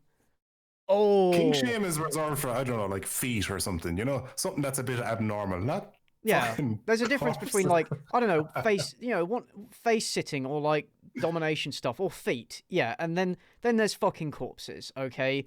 There's kink shaming, and then there's, like, wanting to fuck a body. Like, no. Please, no. I could write, like, 12-page essay on how to, like, you know, kink shame somebody for feet. But I'm just so flabbergasted at the idea that somebody thinks necrophilia something you want to tell us, is a kink that I can't even retort. Oh. What do you even say to that? Like, what do you... How can you even roast this any more than we already have? Like... Do you think, like, when they're, like, making dinner and they take the chicken out of the fridge, they're just getting a little bit hard? They're just like, oh. No, I think they prefer their chicken cold.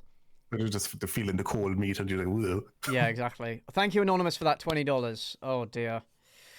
Right, yeah, well, I can see why she deleted this video. So she has deleted this video, so maybe she was like... Sorry, go on. I was just going to say, it sounds like something she fucking wrote and made when she was 14 and then actually let her brain develop and realize how much of a fucking idiot she was. Quite possibly. Maybe she realized that, yeah, this was a bad take and decided to delete it. Because it does happen. It is very, like, Discord group teenager mentality, isn't it? You know, it's just like, oh, I need to make friends who are edgy. So I'll just spout this fucking insane shit in order to make people like me. Yeah, totally. Cool. So, right. So, what do you think? Right. Let's leave this video. Yeah, let's leave this video. All right. So, there's a bunch more we could do, Docky. It depends on you. So, most of them are about, like, specific media or, like, bad reviews of things or bad takes on media. There's also, I put the digital blackface one in here because that's a bit cringe. There's also the Verge's shitty PC build. I don't know if you know much about PCs. I know a fair bit about PCs. Yeah, put that in. Oh, do you want to watch? Oh, do you know about this video? I do not know. You're gonna love this. Maybe somebody mentioned it before. It's about a guy who just makes does a how-to, but a very fucking piss poor. Yeah, one. This is it. Yeah. You're gonna love this one. So, The Verge basically made a video on how to build a gaming PC, but it's so unrelentingly bad to the point where it's dangerous. Right. And since you know PC, have you built PCs and stuff before? Yeah, I build all my PCs. Yeah, so you kind of know what to look for. So I kind of want to pause the video at different points and just let you have your takes on it, and I want to see if you spot what's wrong, because it is actually quite impressive how much they fuck this up. This video it's is not truly going to be difficult finding the flaws then. Oh, this video is truly something special. It's total garbage. Oh, we had a couple more. Thank you, Anonymous and Anonymous, for $5 each. Thank you very much.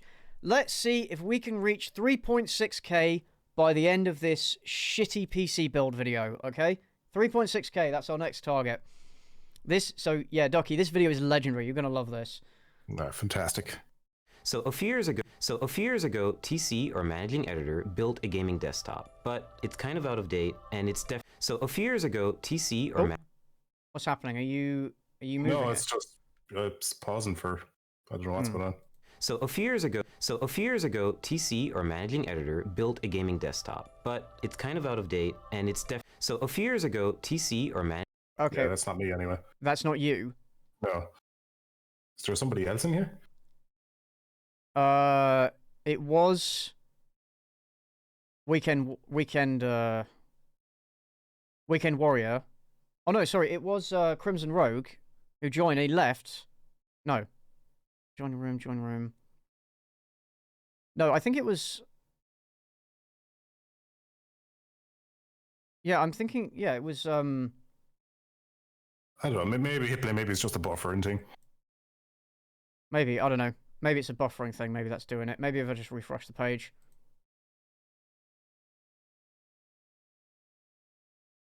So managing editor built. Right, go back. All right, let's do it.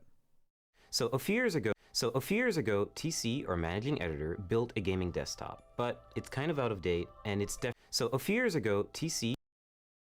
It keeps bugging out. I don't know why it's doing that. Let me refresh and see. Yeah. That helps on mine. Cool. 5. So let's build a new one. You can build a gaming desktop for around $1,000, but I want to go all out, so I spent around $2,000. PC like this is going to be. $2,000 is a pretty reasonable amount for a gaming PC. Enthusiast one, yeah. Yeah. Play most games at ultra settings. So, what do you need to build a desktop? Well, of course, first you need a table. Well. Oh fuck! I'm gonna have to go off and buy a table.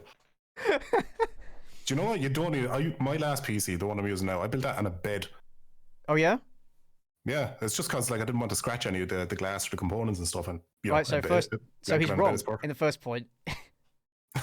Yeah, you don't need a table. You can build it on the floor. Also, build like in the back seat of a car if you're careful. Wouldn't you want like an anti-static surface or something to put your stuff on in case you would like? No, well, I mean, a bare wood might work, but like I've seen like the optimal way to do it is for like those anti-static mats, I think. Yeah, in an ideal world, the anti-static mat you'd use it, but I've never used one and I've never ran into any problems. That's not to say people out there won't. It's just an extra layer of precaution. Mm. It's like pulling out when you're using a condom, you know, that kind of. It's just an extra step.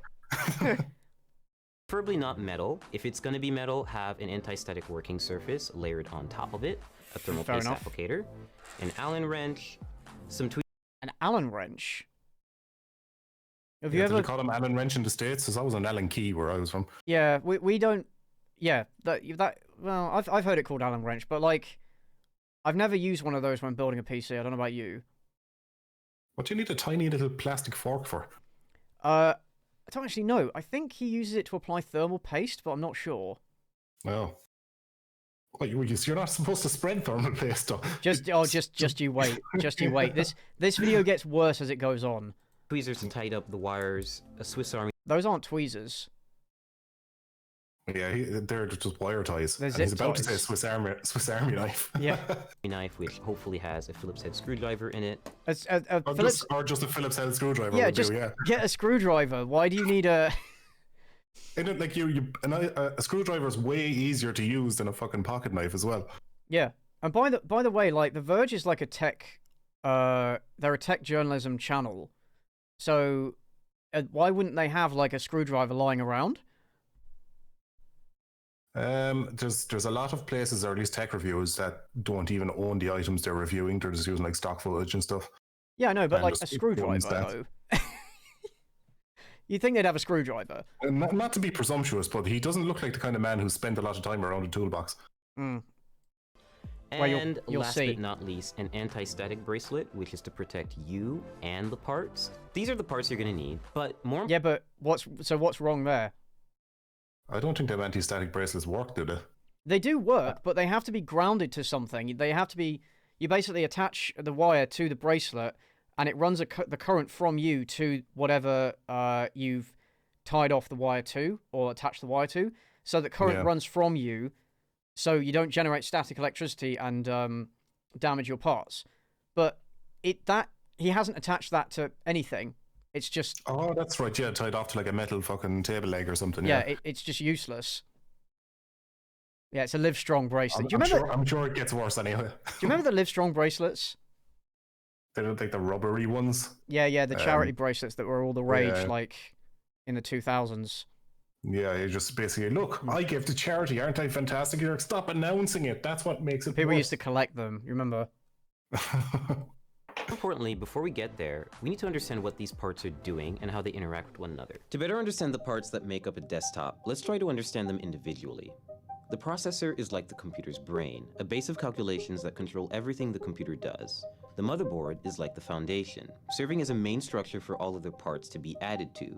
It also allows the other parts to communicate with one another, which also makes it kind of like a nervous system. Graphics cards are responsible for rendering and processing visuals into what you see on screen.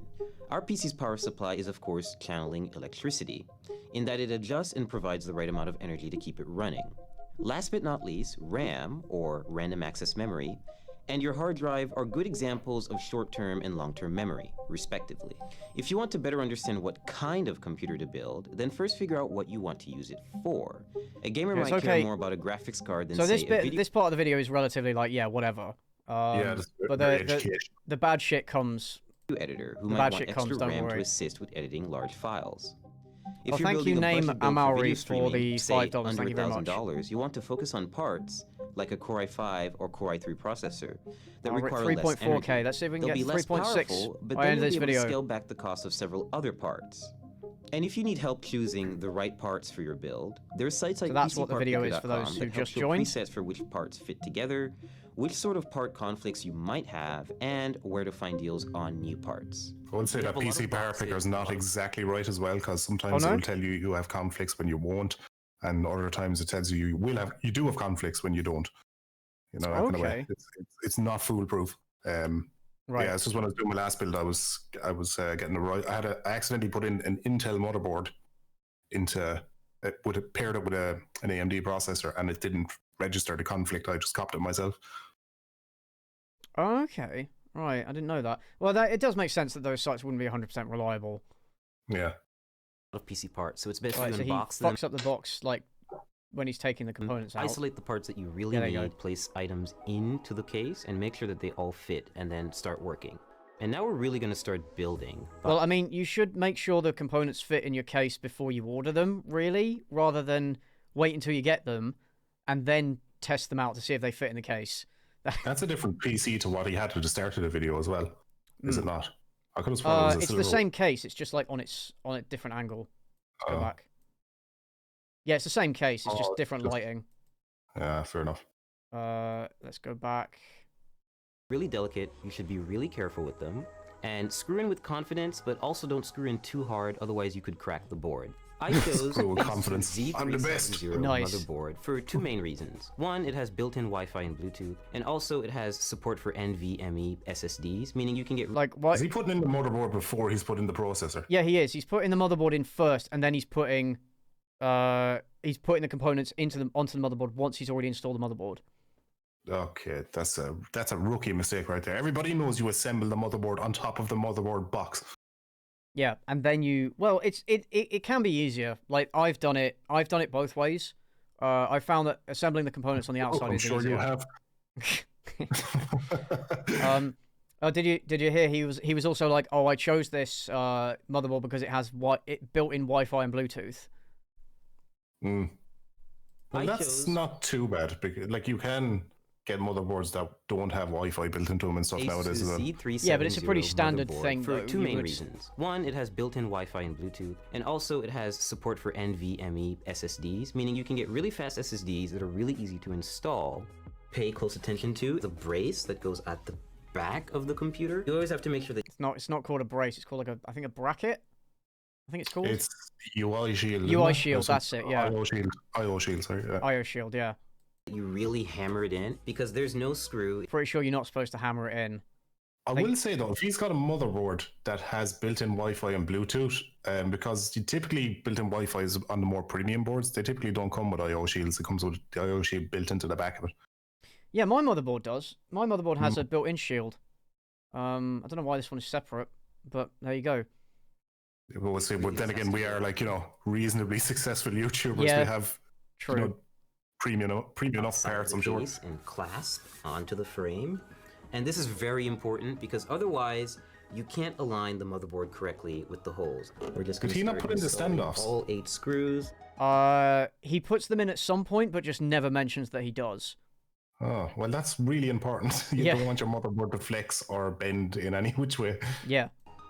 And you actually won't be able to screw it into your case if you don't have the correct standoffs in. Yeah, So so next we're gonna install the RAM on- there's a bunch of stuff, by the way, that that gets installed off camera, and they just never talk about it. I feel like he's a host, not a builder, and I think that's where a lot of this gets He's not lost. He's not a great host either. Yeah. The motherboard. I chose Corsair's 16GB Vengeance LED RAM for 2 main reasons. One, it has LEDs, and we do like lights in our gaming desktops. Secondly, That's a pretty shitty reason to choose RAM. Like, But that has LEDs. yeah, because you want to go for technical specs first, and then go for like, oh, it has lights. I'm just going to be quiet for this because that's exactly why I picked it. That's why you picked them. Oh, lad. I have a big old gay PC with all the RGB. Yeah. Also, Chad chat. See if you can point out all the errors that he commits as we go through this video. 2666 megahertz, I believe, so it's pretty fast, and this motherboard supports that speed. Apparently, that's not fast middling. for DDR4. Apparently, that's really slow. That's DDR4 as well. Yeah, that's middling at best. Like, you know. Yeah, it's not great. Not that would make a massive difference anyway, really, with RAM. Like, as long as you have enough of it. Which is most important. Open the slots first, and just aligning the stick with the middle of the strip, not with the end, and just. It's kind of a low quality video, but like. In the full quality one, you can see that he's got the RAM the wrong way round. You know, there's a little tab on it. Little indent down the like 2/3 of the way down the RAM stick that you're supposed to line it up to in the slot. He's got it the wrong way round. Do you think if he was a white guy as well, the RAM would be smaller? Just lining that up with the logo. So once you hear that solid clasp and you don't see the gold connectors on the side anymore, that's when you know the RAM is in. Step 3, we're going to... Oh, what's he done there, Ducky? I don't know, I was thinking of a funny joke. Have a look at the motherboard. Look at what he's done. Oh, he's put them in next to each other. They're not alternating.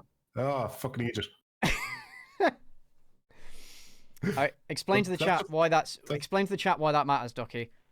Just the most efficient way to put RAM into your PC is alternating. So typically on a motherboard, if you have 4 slots, they'll actually be alternating colors to let you know what slot. If you're only putting in 2 sticks, so you put them in bay number 1 and bay number 3, and it's just so they can communicate a lot better. A lot of time, PCs won't even post or boot up if they're in the wrong slots.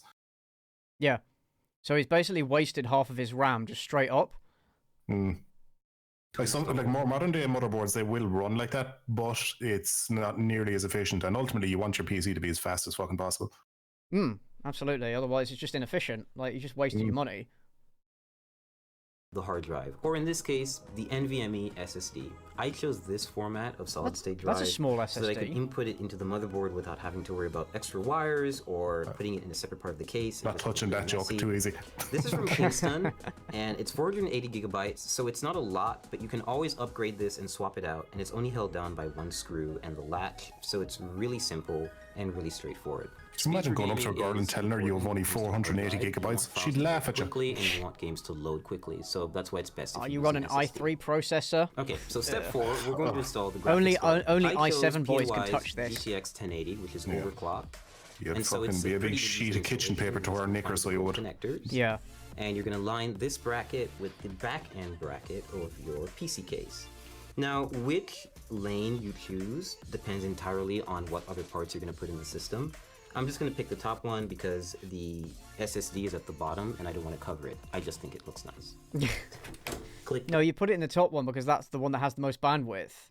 Yeah, I was just going to say, you only put it in the bottom one if your cooler doesn't have enough clearance or something for the top one. Yeah. But then that really limits you on, like, if you're going to be plugging in a load more PCI stuff into the PC, yeah, you're going to be sucking away the bandwidth from the graphics card. Yeah, it's also a bit weird that he's installing the GPU before the CPU. Does he still not put the fucking CPU in? He's not put it in yet, no. Oh, God. Take I'm just waiting for him to get the CPU and grab your mallet. The spots that you haven't used. You don't have to screw these in. Hey, They thank you, get Cody. Thank you, bolted Cody down J. Thank you by very the much for backing $20. bracket. And your GPU's installed. Thank you very much. Power supply time. I chose Corsair's 850 watt power supply because I need enough headroom for ray tracing GPUs when they come out, and I don't want to have to upgrade it again. So all you have to do is take the I mean, that's brick fair. and make sure that you align it with these little insulating pads. What's wrong there, Ducky? Well, the fact that he's got an 850 watt power supply and he thinks that's going to give him headroom for ray tracing graphics cards. Yeah. And also, they're not insulating pads. They're like anti-vibration pads. Yeah, they're just shock absorbers. Yeah, to stop the computer like rattling because the fan in the power supply is going. The power supply itself is already grounded, so like why would you don't need insulating pads. Well, you can get some really shit power supplies that you probably want to be insulated, but then again, I'd never recommend cheaping out the power supply. I mean, if you're buying that power supply, then you've got a lot of other problems. Yeah. Know? Oh, thank you, Anonymous, for the $5. Thank you very much. So the power supply doesn't short circuit and come into contact with the rest of the system. So did you just claim if it touches the case, it'll short circuit? Yep. I'll play that again. I'll play that again for you because that's the brick, and make sure that you align it with these little insulating pads, so the power supply doesn't short circuit and come into contact with the rest of the system. Yeah, that's bullshit. That's bullshit. Doesn't I don't know why, but it reminds me of like you know when I was like years ago teaching my mother how to use a smartphone, and because she was so like bewildered by it, she was terrified that she'd break the phone by pressing the wrong thing on the screen. And that's kind of what he sounds like he's doing there. He's just kind of making it up. It does, yeah. So just take it in, slide it in nice and easy until you have a snug fit, and then shift it to the back. So he's put the fan facing the inside of the computer. So it's just gonna blow hot air on the inside of the computer, and like it's gonna block airflow. Oh yeah, wait. So he's facing it backwards. Yeah, I see what you mean. Yeah, I didn't even notice that when he put it in. The exhaust is blowing back into the case. Yeah. So he's gonna overheat and damage his system. And make sure it's right up against the frame. God, look at the passion he shoves his big black unit into that little white case with. Hey, thank you, Jack Long. Thank you for the donation. So next step, we're going to install. Remember, guys, this is for charity. We're trying to reach at least 3.6k by the time we finish going through this shitty PC build. CPU cooler. In this case, it's going to go on the top end of the case, and we're just going to have the hose hang out for a little while until he's got some hose. It's going to come a little late. Better believe it. Always be sure to try to place it in the system first before you install it, because you can see it takes up a lot of space. You notice he hasn't put the fans in the cooler. No pun intended. It fits in perfectly. And that I give or take, because I had some trouble with fans on my PC where I had to install them after I had the radiator in, but that was just for clearance. Yeah. They go through the entire frame of the cooler, and they take forever. Yeah, they take forever because you've not put in the fans. So next up, cables. Don't touch the power supply off the case, where he basically, as he says, that turns it accidentally into a heater. Yeah. They go through the entire frame of the cooler. So this is why this build is dangerous, because if you build a PC this way, you could potentially so next up, cables. damage your system and also create a fire hazard. Every power supply is going to come with a big bag of Velcro cables. It's kind of daunting at first. So that's not even true. Only like, what is it, modular supplies come with a bag of power cables? Yeah. And some of them already come with all their cables attached. Find the ones that are going to fit. In this case, you need to match those cables with the correct descriptions on the power supply. Hey, thanks Insult to the Human Race for $5. Thank you. I like that. I like your username. Cable. We're just matching that cable from the motherboard, threading it through the back, and attaching the 24-pin header to the power supply so that we can have one of the connections complete. Yeah, it's like he's doing so many things out of order. For any specific ports that the case has, for any lighting that the case has, the CPU cooler, still hasn't put in the CPU. Really. We're installing the CPU. Right, so he says, he says, oh, you go in and put in all this other stuff, but we're not going to show you how to do that. They just skip over it. Like all the you know, the front buttons. You have a third built. You just build it to 2/3. Yeah, just get good, scrub. Yeah. The heart of the computer, or the brain, depending on how you look at it. This PC built different. So to do this, we're just going to remove the plastic covering that they put on the motherboard. We're just gonna take this little plastic part out. We'll just toss that out of here. Oh man, he's for cool. And He's so cool. Now we You might actually need that cover, by the way, if you want to send the motherboard back for like service. Yeah, well, verify all your parts are working before you fuck out all the packaging. Yeah. CPU holder, or rather slot. It's just weird that he's doing this last. And we're going to use the CPU applicator. This is a special little part that not everyone may get, but have you this ever seen that motherboard part we before? got from ASUS definitely does have. It's called a CPU installation tool. It makes it really useful if you want to Have you ever seen one of those before? A Core i7 hexagon. No, because they come on the motherboard already. It's You an 8th don't. generation chip. You know, there's already a plastic clip and it there. supports overclocking. You don't need an applicator. So what having this little installer does for you is it's basically a brace. Just line up the triangles, God's sake, man. Right to the CPU and light it up with the triangles that you'll see on the bottom left corners. And this will make it easier for us to apply it to the motherboard and then apply it. Yeah, I've never seen one of those before. My motherboards have always come with like, you basically put it. There's a slot. You put the CPU into it, and then it's got like a bracket thing, like a frame that you pull down, and then it clicks into place to hold it down. Yeah, it's like getting. Like, he's probably not wrong. Maybe it does make it easier, but that's like, you know, it's like trying to plug a plug into a socket, and we've got this applicator that makes it easier to plug a plug into a socket. And you're like, well, it's not really difficult to plug a plug into a socket to begin with. Yeah.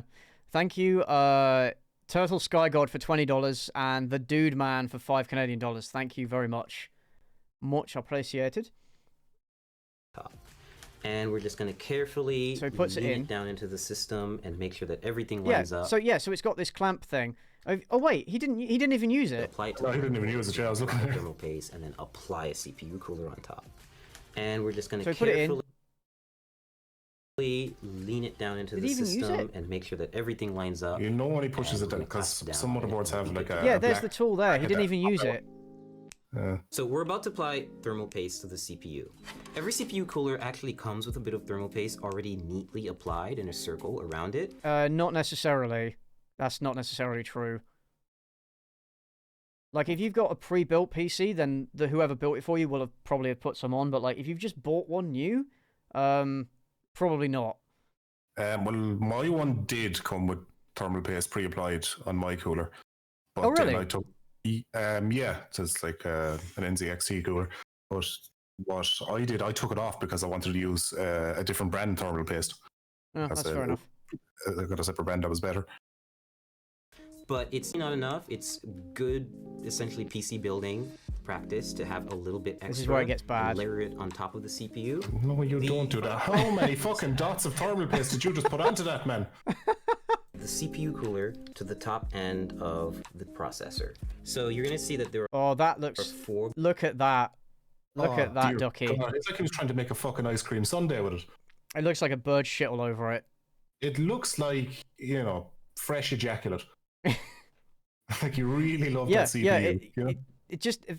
For you guys in the chat that don't know, like, when you're applying thermal paste, you should put on, like, a single drop, like, pea-sized, like, drop in the middle of the CPU, and then when you squash the heater, like, you put the heater onto it, it will get squashed out, and that's all you need. Like, that's way too much. Like, yeah, that's gonna... with that then as well, it's because it's so spread, that's going to create little, like, gaps in the thermal paste. It's not going to be a smooth application when the pressure is applied, so you're going to get little pockets of high heat as well. Yeah, exactly. Oh, man. This is not a great one. Oh, dear. Oh, thank you, Moonshine100 for $5. Thank you very much. Brackets, or rather like screws in here with brackets and holders right here. And they're going to keep and the King cooler Tigron, thank you very raised much. off the processor, but it's also going to be close enough to actually physically come in contact with it. Like, basically keep it cool. Wait, so he said... Right here. And they're going to keep the cooler raised off the processor, but it's also going to be close enough to actually physically come in contact with it. Like, basically keep it cool. So it's going to keep it off, but it's going to be in physical contact, like that? Yeah, I'm trying to, like, unravel that vocal nonsense that he just spouted right there. I also love this camera work, because you can't fucking see what's going on. Whereas if you'd put a bunch of these components together already, we could have seen him doing this outside the case, and it would be much easier to see. Yeah, the cinematography could have been way better had he built it in the correct order. Yeah. Take thumb screws like this. Thumb screws like what? And just screw them on. You can't see shit. So now that our internals are done, we're gonna put all the And panels do you screw them ones on with top confidence? glass, Because side glass, no, you glass, fucking and don't. Of course, the back panel where Tentatively, you fucking Yeah. screw CPU so screws we on. fully built Oh, look at that. Look at that cable management. That's disgusting. That is a fucking mess. Get that absolute filth everything off the was put screen. together, and we got to the post screen. So what's next? Well, They got to the post screen. Please stop telling people how to build a PC, CJ. You don't know as much as you think, and it's cringe. Nah, I know how not to build a PC, mate. So I'm going to point out problems in this video where I know they exist. Or somebody giving you shit in the comments, are they? Yeah, it's YouTube. That's what happens. you need a USB flash drive with your Windows Fuck you, man. I've built 2 PCs. I know how to build a PC. installation media on it, and of course a license key. So I plugged that up, installed Windows in a couple of minutes. So they got it installed working, a bunch of so it drivers, worked. and now we have Hey, thanks, a fully Rosario. Thank you functioning for gaming the PC £4. ready to run some games. Right now I've got Armor 3 running at maximum settings, native resolution, which is 1080p HD, and it's running pretty smoothly. Like, Well, it's I'm running averaging smoothly because it's 70 only FPS. rendering only rendering the plane and not the environment. Like, the environment is pretty low res, so it doesn't need to do much. What I wanted to say was, is it even that PC running that monitor? Because the wires coming out of the back of the monitor just seem to go off to the right-hand side of the screen, whereas the PC is over at the left-hand side of the screen. Maybe. This is normally like a very intensive game to run, and it's still doing a pretty good job. So right now I'm playing League of Legends. It's one of my favorite games. I'm actually playing against a bot. Why would you choose League of Legends to benchmark? League of Legends is designed to run like on very basic systems. Because they wanted to, like, it's got low system requirements so that they can basically market it to as many people as possible. Like, it's deliberately designed that way. It's just that's a really weird choice for benchmarking. Yeah, you could run fucking League of Legends on a fucking Tamagotchi, like. Yeah. And I'm distracted, so I'm not actually doing so well. But otherwise, like, this is pretty much what you would see me do on a gaming computer. Test stuff out, and hopefully have really high frame rates like I am right now. Yeah. I'm averaging 120 FPS, and that's only because I've actually locked the game to that frame rate, because I can get around 300 FPS playing League. Yeah, so why would you restrict the frame rate if you were trying to benchmark? Why would he be giving you stats if this was more of a build guide? You know, that kind of way? It shouldn't be about the final result, because each PC will be different. Yeah. Maximum settings, which is a little bit absurd, and you don't really need that, so I've locked it. Building a game... Well, why would you lock it if... Why would you lock it if you're trying to benchmark, man? I want to see what's the next word he says there. Just hit play real quick. Gaming desktop has been a great... So, yeah, he doesn't say PC at all. He says desktop and computer. And I'll be able to play a lot of upcoming What a gamer. like Battlefield 5 and Cyberpunk 2077. Cyberpunk 2077 was like a mess when it first came out. Can you imagine trying to run it on this? Yeah, what kind of graphics card does he have in it? Did he even specify? I think he said a 1080. A 1080. This video is a few years old now. It's like 2019, I think. You'd be able to run medium to low on it, probably. Yeah. Without worrying too much about the Can it parts run I Doom? have, when ray tracing GPUs come out, for example, I'll be able to upgrade without having to buy a completely new system. And if I have a problem down the line, I can always just swap out a part and have it serviced rather than losing my whole computer. And of course, now we also have a computer to test and benchmark games here at The Verge. You don't want to benchmark on that. You don't want to benchmark on this piece of shit. Like, yeah, it's gonna ugly fucking build. It's going to explode if you try and do that. None of the LEDs matching the color-wise. There's a horrible looking case. I don't know what it is. It's not a big case either. Cable management is awful. Yeah, that was bad. Yeah, they've removed this because they got so much. They disabled likes and comments, by the way, because they got so much backlash. Yeah, that's always a good sign. So they took the video down, and they started actually copyright striking people who were reacting to it at the time, but they're not doing that anymore. So this is a re-upload, and they basically kind of doubled down and said that all the criticism was due to racism. Because they literally doubled down and said that people are only criticizing this video because the guy in it is black, and it's like, what? No, you're giving bad advice, my dude. I wouldn't give that any energy at all. They know full well it was shit. They're Oh. just, not wanting to take responsibility for it.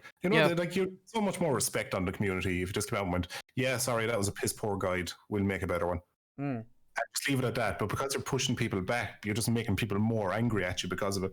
Yeah, exactly. It's the totally wrong approach. Like, own your mistake and maybe meme it, but like, don't start trying to punish people who criticize it. It's just a bad look. Was a parody. Just a bad look overall. Yeah. And these guys are supposed to be like a legit tech company or tech viewers and shit. Yeah, they're a big they're a big publication. I think they're part of Vox. I think they're a subsidiary of Vox, and Vox has a pretty bad reputation as well. Are they like the BuzzFeed of tech reviews? Basically, yeah. Basically. Oh, thank you, Anonymous, for £20. Thank you.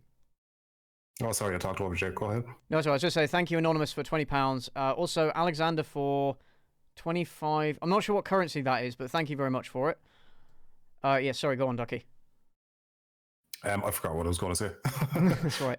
How much longer are you going to be able to stick around, do you think? I'm probably going to get off in a couple of minutes now because I'm streaming myself at 9, so...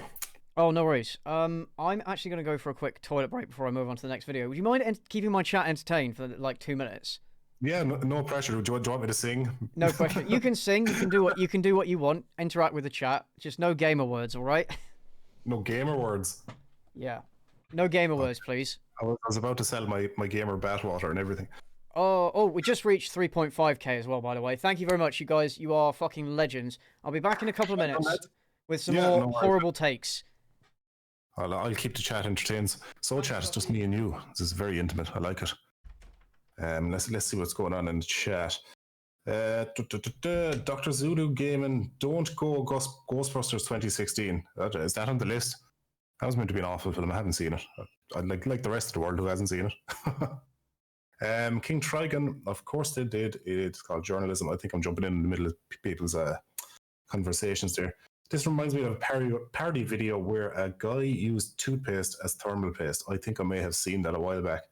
Yeah, it's like building PCs is actually like a really satisfying thing for those of you guys who haven't done it. I'd highly recommend it. If you're ever building your own PC, and 9 times out of 10 it works out a lot cheaper if you build your own as well. But I find it really peaceful. It's really calming, and it's definitely something y'all should do if you ever get a chance. But don't obviously don't use the Ford's shitty PC build guide, or do and just see what happens. See if you can actually piece it together. What are you wearing, Ducky? What am I wearing?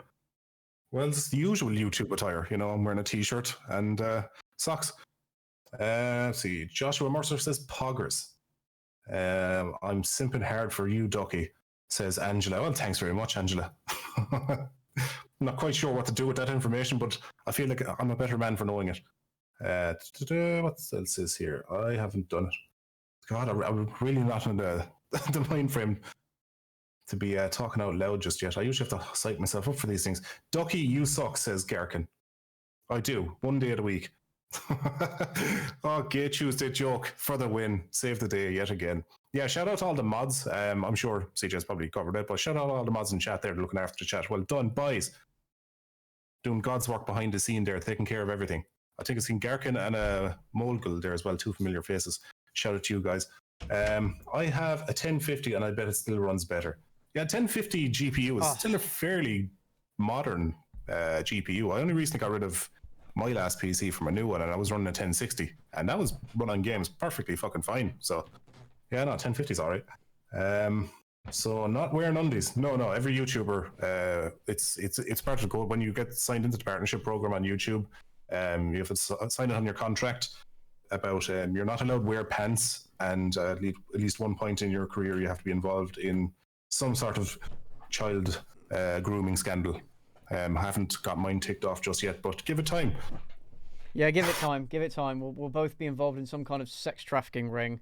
Yeah, it's just so much effort having to do that, and you have to make the apology videos and everything. And you talk to YouTube going, listen, do I have to groom a child? And they're like, I'm sorry, you do. Everyone else does, you have to do. Is it really an apology video, though, if you don't put 13 ads on it? It's 13 ads, and you have to open with a very insincere sigh, yeah. I didn't want to make this video. Just, Just state all the bad things you've done, but don't actually apologize. Yeah, yeah. Oh dear, the life of a YouTuber. Well, Right. hopefully that will never happen to us. I'd like to think. It will now, just because we're talking about it. Well, exactly. I think we jinxed it now. Yeah. Well, what I Jinxed keep it. telling people is like, I can't stand being around children, much less fucking them. You know? Well, I definitely agree there. Like, have you seen children? Like, why would you? You know? I don't get it. Like these YouTubers that groom like young fans and stuff. It's like, really? Have you met those young fans? Why would you do that? You're like, were you just doing this so you could, like, you know, open up some very young doors into your life? Yeah, if you're not asking your fans for twerking videos, are you even a YouTuber? Yeah, you're just like fucking creeping into the room in the middle of the night going, shh, it's okay. I have 100,000 subscribers.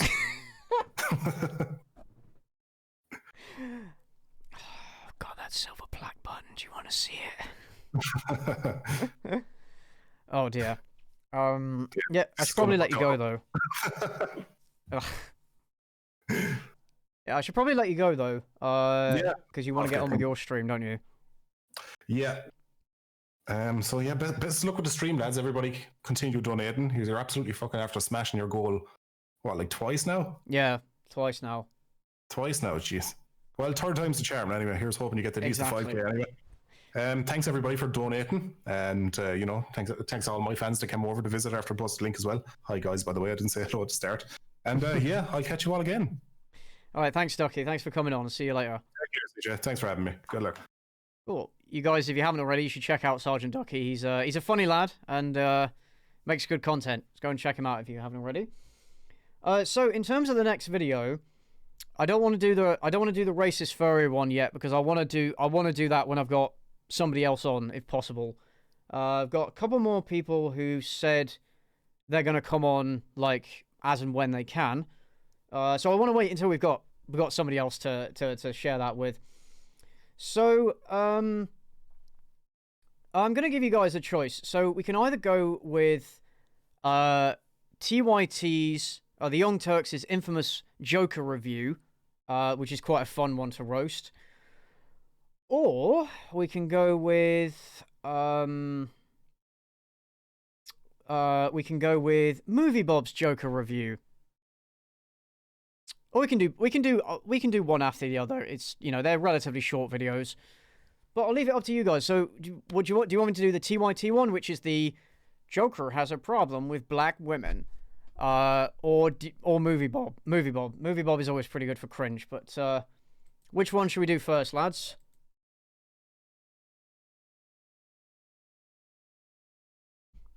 And remember that this is all for charity, so please do dig generously. You can donate through the donate at the top of the chat, or there's also a link in the description of the stream that will take you directly to the emergency fund donation page. So if you want your money to go more directly to the emergency fund, that's where it's going. The money will all go to Save the Children anyway. YouTube doesn't touch any of it, and no, none of it is going to get funneled to Hamas. Don't worry. Somebody asked, how do you know Israel isn't going to stop the donation? Well, we don't know that, do we? But I'm not going to stop a donation drive just because Israel might decide, and they might, but I don't think that should discourage us. I think we should keep on going. The chat is pretty much evenly split between Movie Bob and TYT. You know what? We'll go with TYT, and then we'll do Movie Bob afterwards, because they're both like, I would say that the TYT video is worse, but they're both pretty good. Right. Let's go with that. So let's go with the TYT one first, because that's pretty cringe. Thank you, Anonymous. Thank you very much. Let's see if we can get to 3.7 by the end of this video, although it is a relatively shorter video. Oh, this take is bad. This take is bad. Arthur. Let's turn it up a bit. Does it help to have someone to talk to? Joker has a problem with black women. It just always makes me laugh. Like it just always makes me laugh. That opening line. Oh, how do you miss the point of the movie this fucking badly? Oh, that's awful. Yeah, so TYT is the Young Turks, by the way. So this video they released on October 4th, 2019, which is actually the release day of the movie. So I'm pretty sure they didn't watch the... maybe they watched the movie, but they just put this together and then released it on the same day for the views. Just to give you an indication, though, this video currently has, out of 43,000 views, it has 201 likes and 11,600 dislikes. The dislike bar, you can barely even see the likes. It's such a small portion of the it's such a small portion of the bar. Goodness me. Yeah, this one is bad. This one is bad. Right, but it gets that sets the tone up for the rest of the video. The black woman who fucking Arthur, right. I'll play it again does it because it help to was have someone to skipping talk to? around. Joker has a Arthur, Oh fuck's sake! Oh, Watch Together's being really fucking lame. Joker has a problem with black women. The black woman he wants, the black woman who has the nerve to tell a strange man to leave her son alone. He was just trying to cheer. He was just trying to make the kid smile. What the fuck? Also, this woman was a real cunt to him. Like, all he was doing was making faces to make the kid laugh, because that's what Arthur Fleck wants to do. He wants to make people laugh. He wants to make people happy. And then she's like, "Don't you talk to my son," or some bullshit. And then he starts laughing because he has this condition that makes people laugh. Makes him laugh uncontrollably. And she's like, "Dude, what the fuck?" So he pulls out a card that says, "You know what, please don't judge me, I have this condition." And then she just looks at him funny and then ignores him and doesn't even give him the card back. Nah. And not two black women. Oh, for God's sake. Goddamn Watch Together, man. And not one, but two black women who appear to be social workers or doctors, but either way... Yeah, the kid was bothering him first, though. Yeah. Just don't get it.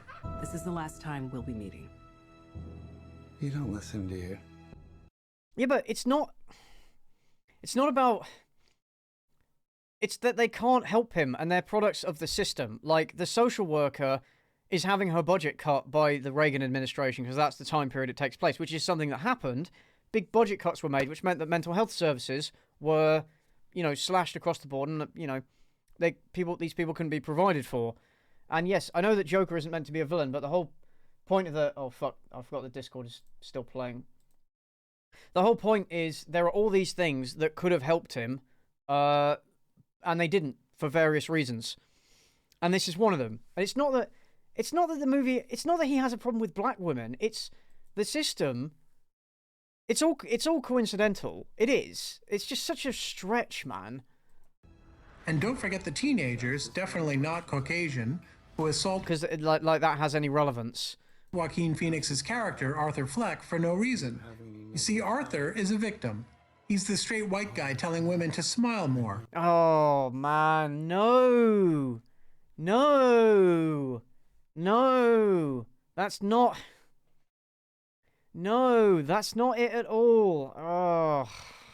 Or better yet, to laugh at his jokes. Well, he wants everyone to laugh at his jokes, not just women. He wants to make people laugh and happy. Oh. You have to wonder whether the movie is satirizing white dude victims all over the country. The incels who can't get anyone to love them. Oh, no, but his mom... No, that's not... Except that Joker is also the hero of a working class uprising, Occupy Gotham. Well, coincidentally. In clown masks, I guess. And even says explicitly at one point that he's not political. Because he's not. He's not political.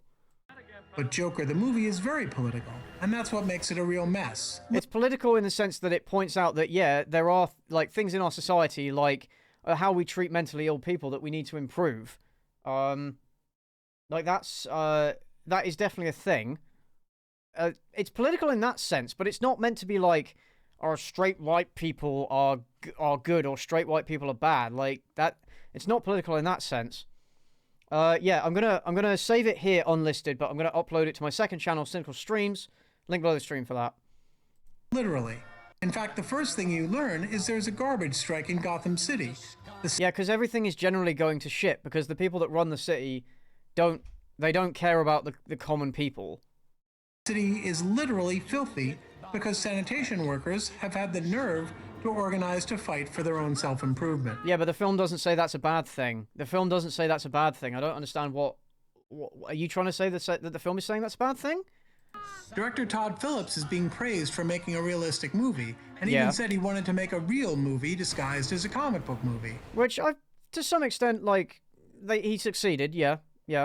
But any real person inspired to real violence by this real loser... Which none of them will... This doesn't happen. Remember that whole big scare that was a thing before the Joker movie came out, and they were saying, oh, it's going to inspire so many mass shootings at cinemas, and then just none of it ever happened. And actually, more violence happened at screenings of Frozen 2 than happened at screenings of the Joker. Like, it was such bullshit. You know, you guys remember that?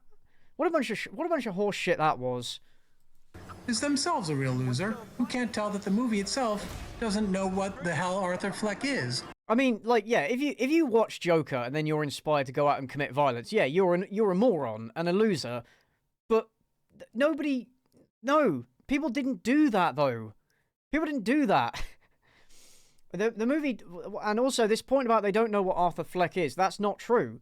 There is a consistent through line of Arthur Fleck being a character who has these very repressed psychopathic tendencies, but who tries to cover it up and be a normal member of society by trying to make people laugh. That's what he wants to do. And because of all these things that happen to him, it breaks down all these barriers that he's put up for himself, and he embraces the fact, you know what, fuck it, I'm just going to be Joker, basically. The through line is pretty consistent throughout the whole movie. So it's not just TYT that says this, but numerous critics have gone, well, they don't know what Arthur Fleck is meant to be, but they do. What happened in Frozen? Nothing that happened in Frozen, but like it was they were showing Frozen 2 at the cinema and like a gang fight broke out. That's what happened. And it was nothing to do with the movie. There's nothing to do with the movie. Other than the supreme confidence that he, this poor white male victim, has something important to say about modern times. Well, why? I mean, just because he's a straight white male, that doesn't mean he has nothing important to say. And the movie, actually, it does have something important to say about the importance of a proper mental health and social care system. If the movie is political, it's political for that reason. And by the way, we literally see the real movie Modern Times in one scene. That's how on the red nose this movie is. Oh, good joke. Good joke. There's a very simple cure for whatever made-up mental and emotional problems Arthur Fleck has, and it's caring about other people in some way other than wanting their laughter, adoration, or other narcissistic gratification. Well, yeah, but the Joker is a psychopath. That's the whole point. I think he does try to care about people, or especially he cares about his mother. He does care about, I've forgotten what the dwarf character is called. He cares about him to the extent that because he treated him nicely, but he's not, like, the whole point is underneath all of it, he is a psychopath, and he's just been suppressing it. Like, he's not meant to be the good person in this film. I think a lot of people seem to have misinterpreted the film as, oh, Joker is the good guy. No, he's not. He's really not. And it's not just Joker who's angry all these black people won't laugh at his unfunny comment. Oh, stop making it about black people. It's nothing to do with that, my guy. Oh my god. Director Phillips said he made Joker because he can't make hilarious comedies like The Hangover anymore because woke culture doesn't like it when he punches down. I mean, you're kind of making his point there. I would say it is a little bit more difficult to make comedy in the sense that you have to be more careful, and sometimes it's just not worth the risk. It's not worth the risk of telling certain jokes, you know? So that doesn't mean the movie's trying to make, it doesn't mean he's trying to make Joker the hero. So instead of punching up for once, he decided to make a quote-unquote real movie disguised as a comic book movie, but actually realistic. Like, the movie does punch up, though. The movie punches up at the system that and the people who fail Arthur Fleck on multiple occasions. capital A. The movie does not punch down. Art. But here's the problem with Joker's realism. Real white dudes don't have Arthur's BS reasons to resent black women. It's nothing. Stop bringing up black women. Why do you keep bringing up black women? And also, are you saying that, like, no white people have issues with mental health or lack of social care? Like, or poverty or mental illness? Like, are you saying that isn't a thing? What? Pretty sure he kills, by the way, I'm pretty sure he kills more white people in the film than he kills black people. And he never once expresses any racist sentiments, like, at all. Off your meds doesn't really make you suddenly capable of carrying out complicated plans, committing Well, yeah, because he's a comic book character. murder, and literally getting away with murder. Mentally ill people don't really do this more than other people do. And in fact, Debatable. no one does this. In 3 days. Yep, because it's a fucking movie. It's a fucking movie. It's a movie, my guy. Decades of urban decay in America, at no point did a lone killer inspire a movement of widespread working class violent uprising. I mean, well, this video came out before the George Floyd thing. I mean, it's not exactly white, it's not exactly white people, but, it did inspire a great deal of people who are unhappy with the system. It's... Real girls really get... Also, it's a movie. Physically assaulted without provocation at the rate Arthur Fleck does. But they do get physically assaulted without provocation. It does happen. Suffering 2 terrible traumatic beatings in the space of only a few days. Well, yeah, well, first of all, he's living in Gotham, and it's kind of like New York City back in the 70s and 80s, which was it's really dangerous. It's one of the most dangerous cities in the world at that point. It's okay now, but the idea of him getting attacked twice, first of all, for the sake of the movie, it's not implausible. Because you've got to condense a lot of events for the sake of, making a consistent, a narrative. But also, I don't think it's that implausible, getting attacked twice within the span of a few days in a shithole that is Gotham City. I don't think that's too, Oh, thanks, Lesha Ariel. Thank you for $5. Much appreciated. Real teenagers generally don't randomly attack grown white men on busy streets in broad daylight. It does happen, Real though. people may suffer some of the tragedies that befall Arthur Fleck, but not all of them. Yeah, because it's a fucking movie. This is not the real world, and it's not realistic. In fact... But it has parallels. It has parallels to the real world. Relentlessly dark, hopeless, filthy, uncaring world in which Joker is justified for leading this politically scrambled, incoherent movement is only real in bad comic books. Oh. No, yes, it is a comic book story in a sense. Yes, it's a movie, but it does say things that are applicable to today's society. Like I said, in terms of social care, mental health care, the elites ruling the city and not caring about the poor people. Poverty is a huge issue. Like, you can't just... Yeah, not just anybody. It's an easy target like Arthur. And the whole point of the movie is, what does it take to get somebody who tries to be a normal, functional member of society and make people laugh and stuff? What does it take to make someone like that become the Joker? Because it isn't just a one-off thing. It's a process. It's multiple things. It's one thing after another that breaks them down. Because, I mean, the movie would be even... I mean, they'd be saying it'd be unrealistic if, like, just one day he's just like, now I'm the Joker. Like, that, because that's also not how it works. And the movie is a character study at the end of the day. God, what a low-effort video, exactly. What a piece of shit take. That might be one of the worst... Yeah, that's one of the worst takes, but this is on a level with stop normalizing Nazis. That's pretty bad. Oh dear, oh dear, oh dear. Endless rambling about points that hardly make any sense. Oh yes, exactly. Oh, I'm getting pinged. Yeah, if the movie is political at all, it's a left-wing political movie, but I don't think it's trying to be.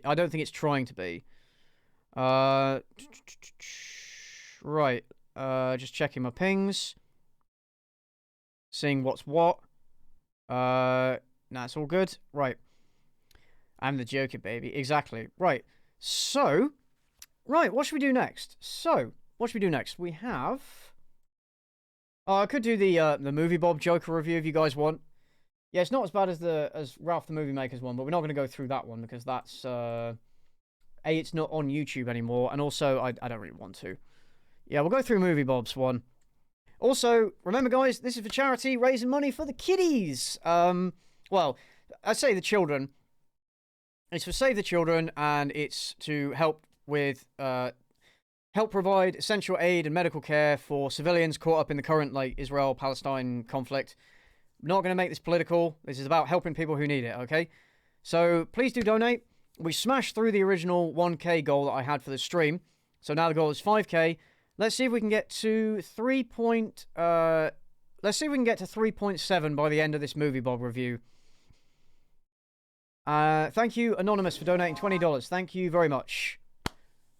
Right, let's get into it. This is Movie Bob. Well, all right. Cinema Roberto. Here we go.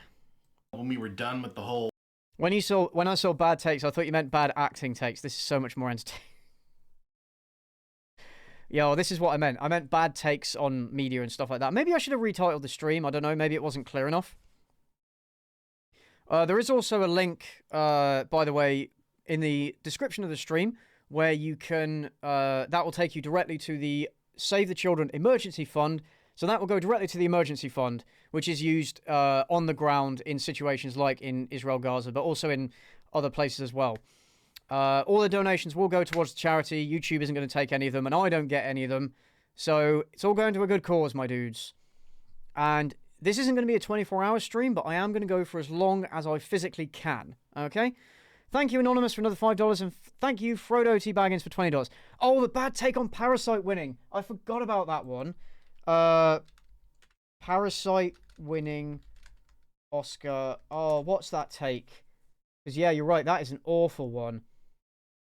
Did he unlist it? I can't find the original. Let me see if I can find the original. Hold on. And I'll save it till later. No. Let me see if I can find... Okay, right. Hold on one sec. He may have deleted it. He may have deleted it.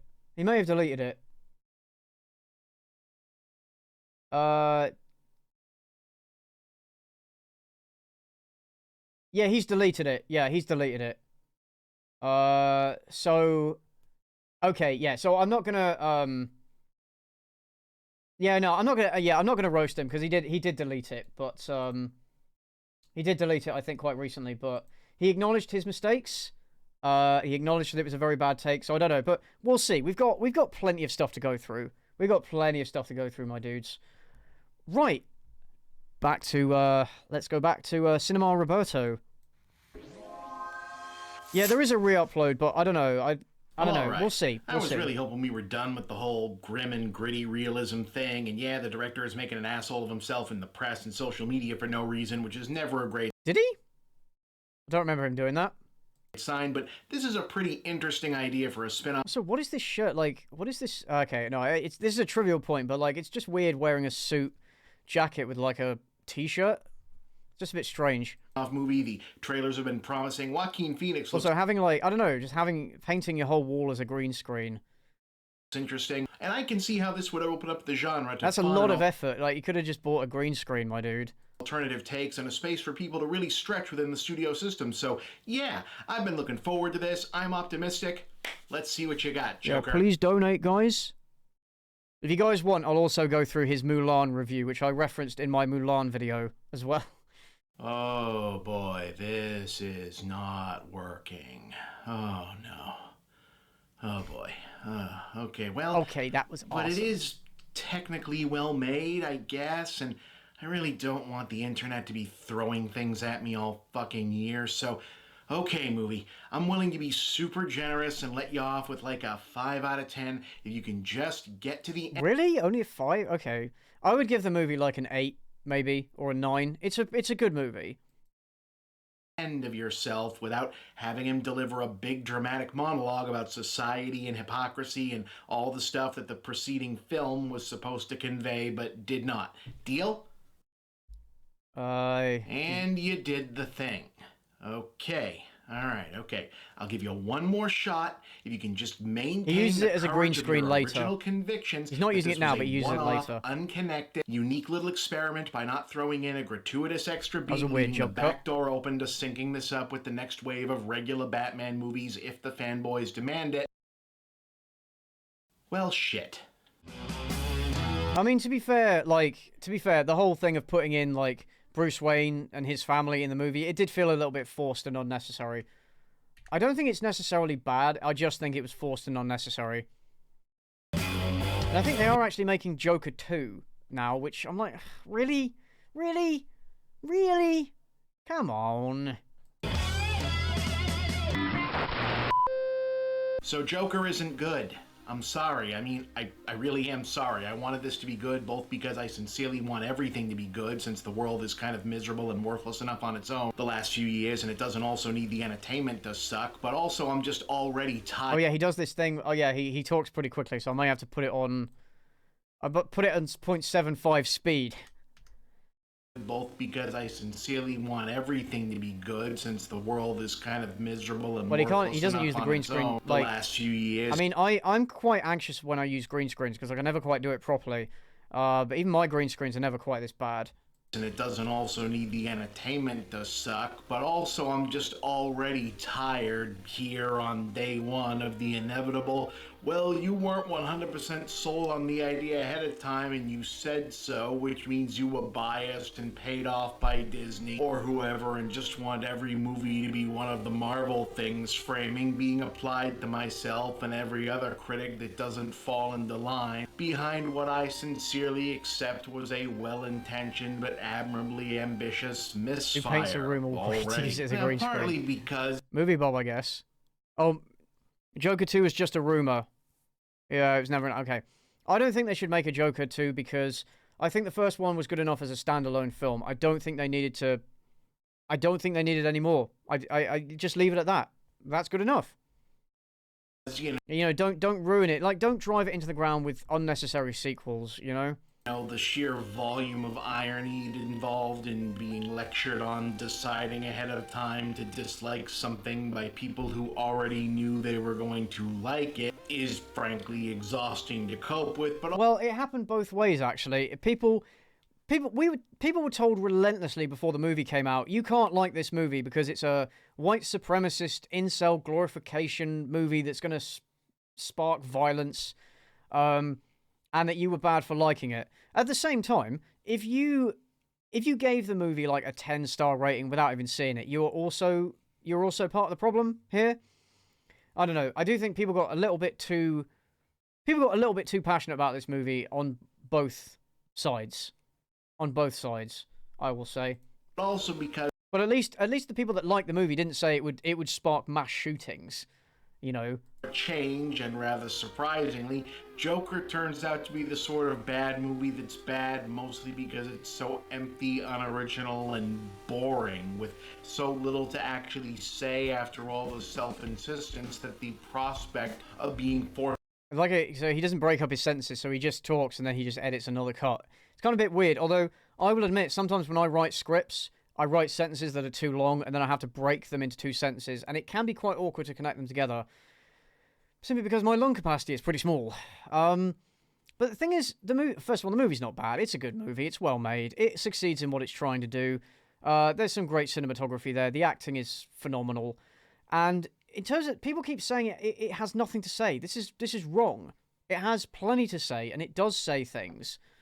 It just might not be saying the things that you want it to say, or you might not have interpreted it that way, but it's definitely saying something. More things to say about You've got to have money, a week yeah. or two from now sounds like torment. To be fair, every critic has the unpopular opinion on at least one movie. That's true, yeah.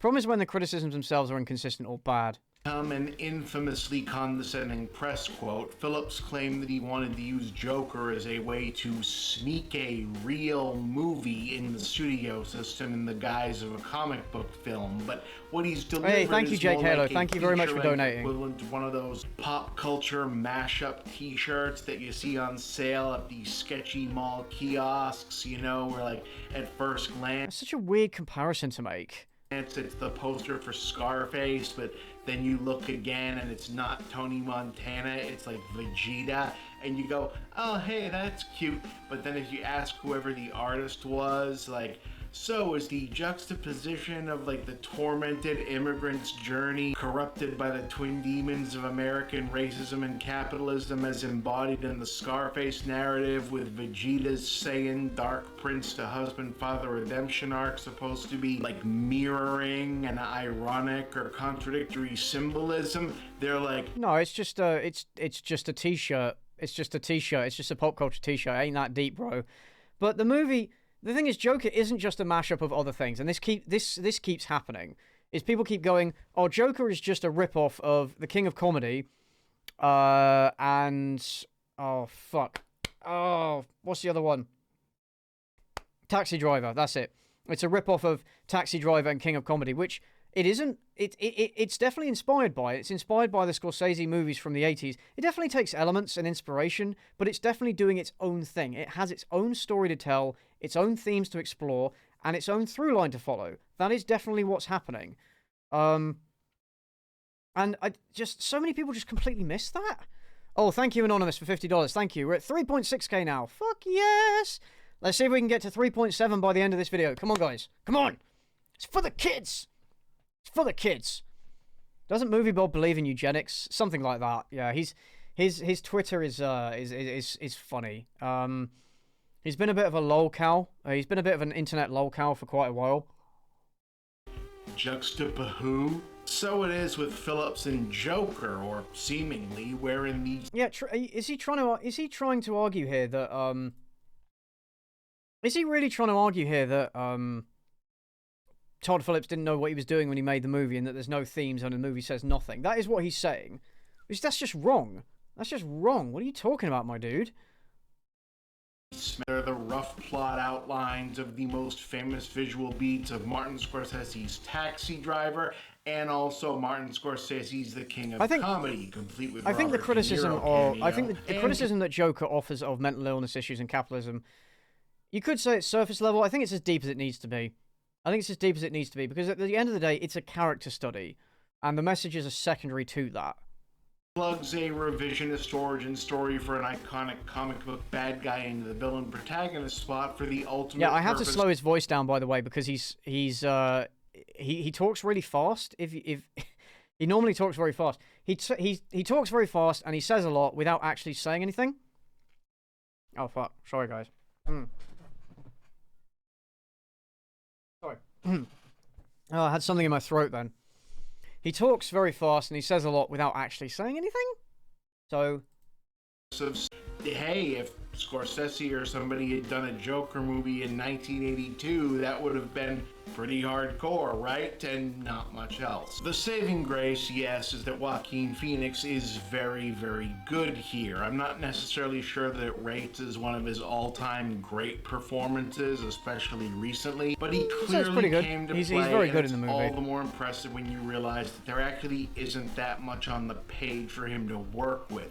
Joker is a series of scenes and ideas and mood moments borrowed from other movies, comic panels. I mean, there are deliberate homages, but to say it's just borrowing is wrong. And bits of media that are meant to remind us of what those were about and rekindle those feelings. No, I mean, it's influenced. No. It's influenced by those movies, but a lot of people that would go to see a Joker movie might not have heard of Taxi Driver or King of Comedy. They wouldn't know those movies and they wouldn't know what they were about.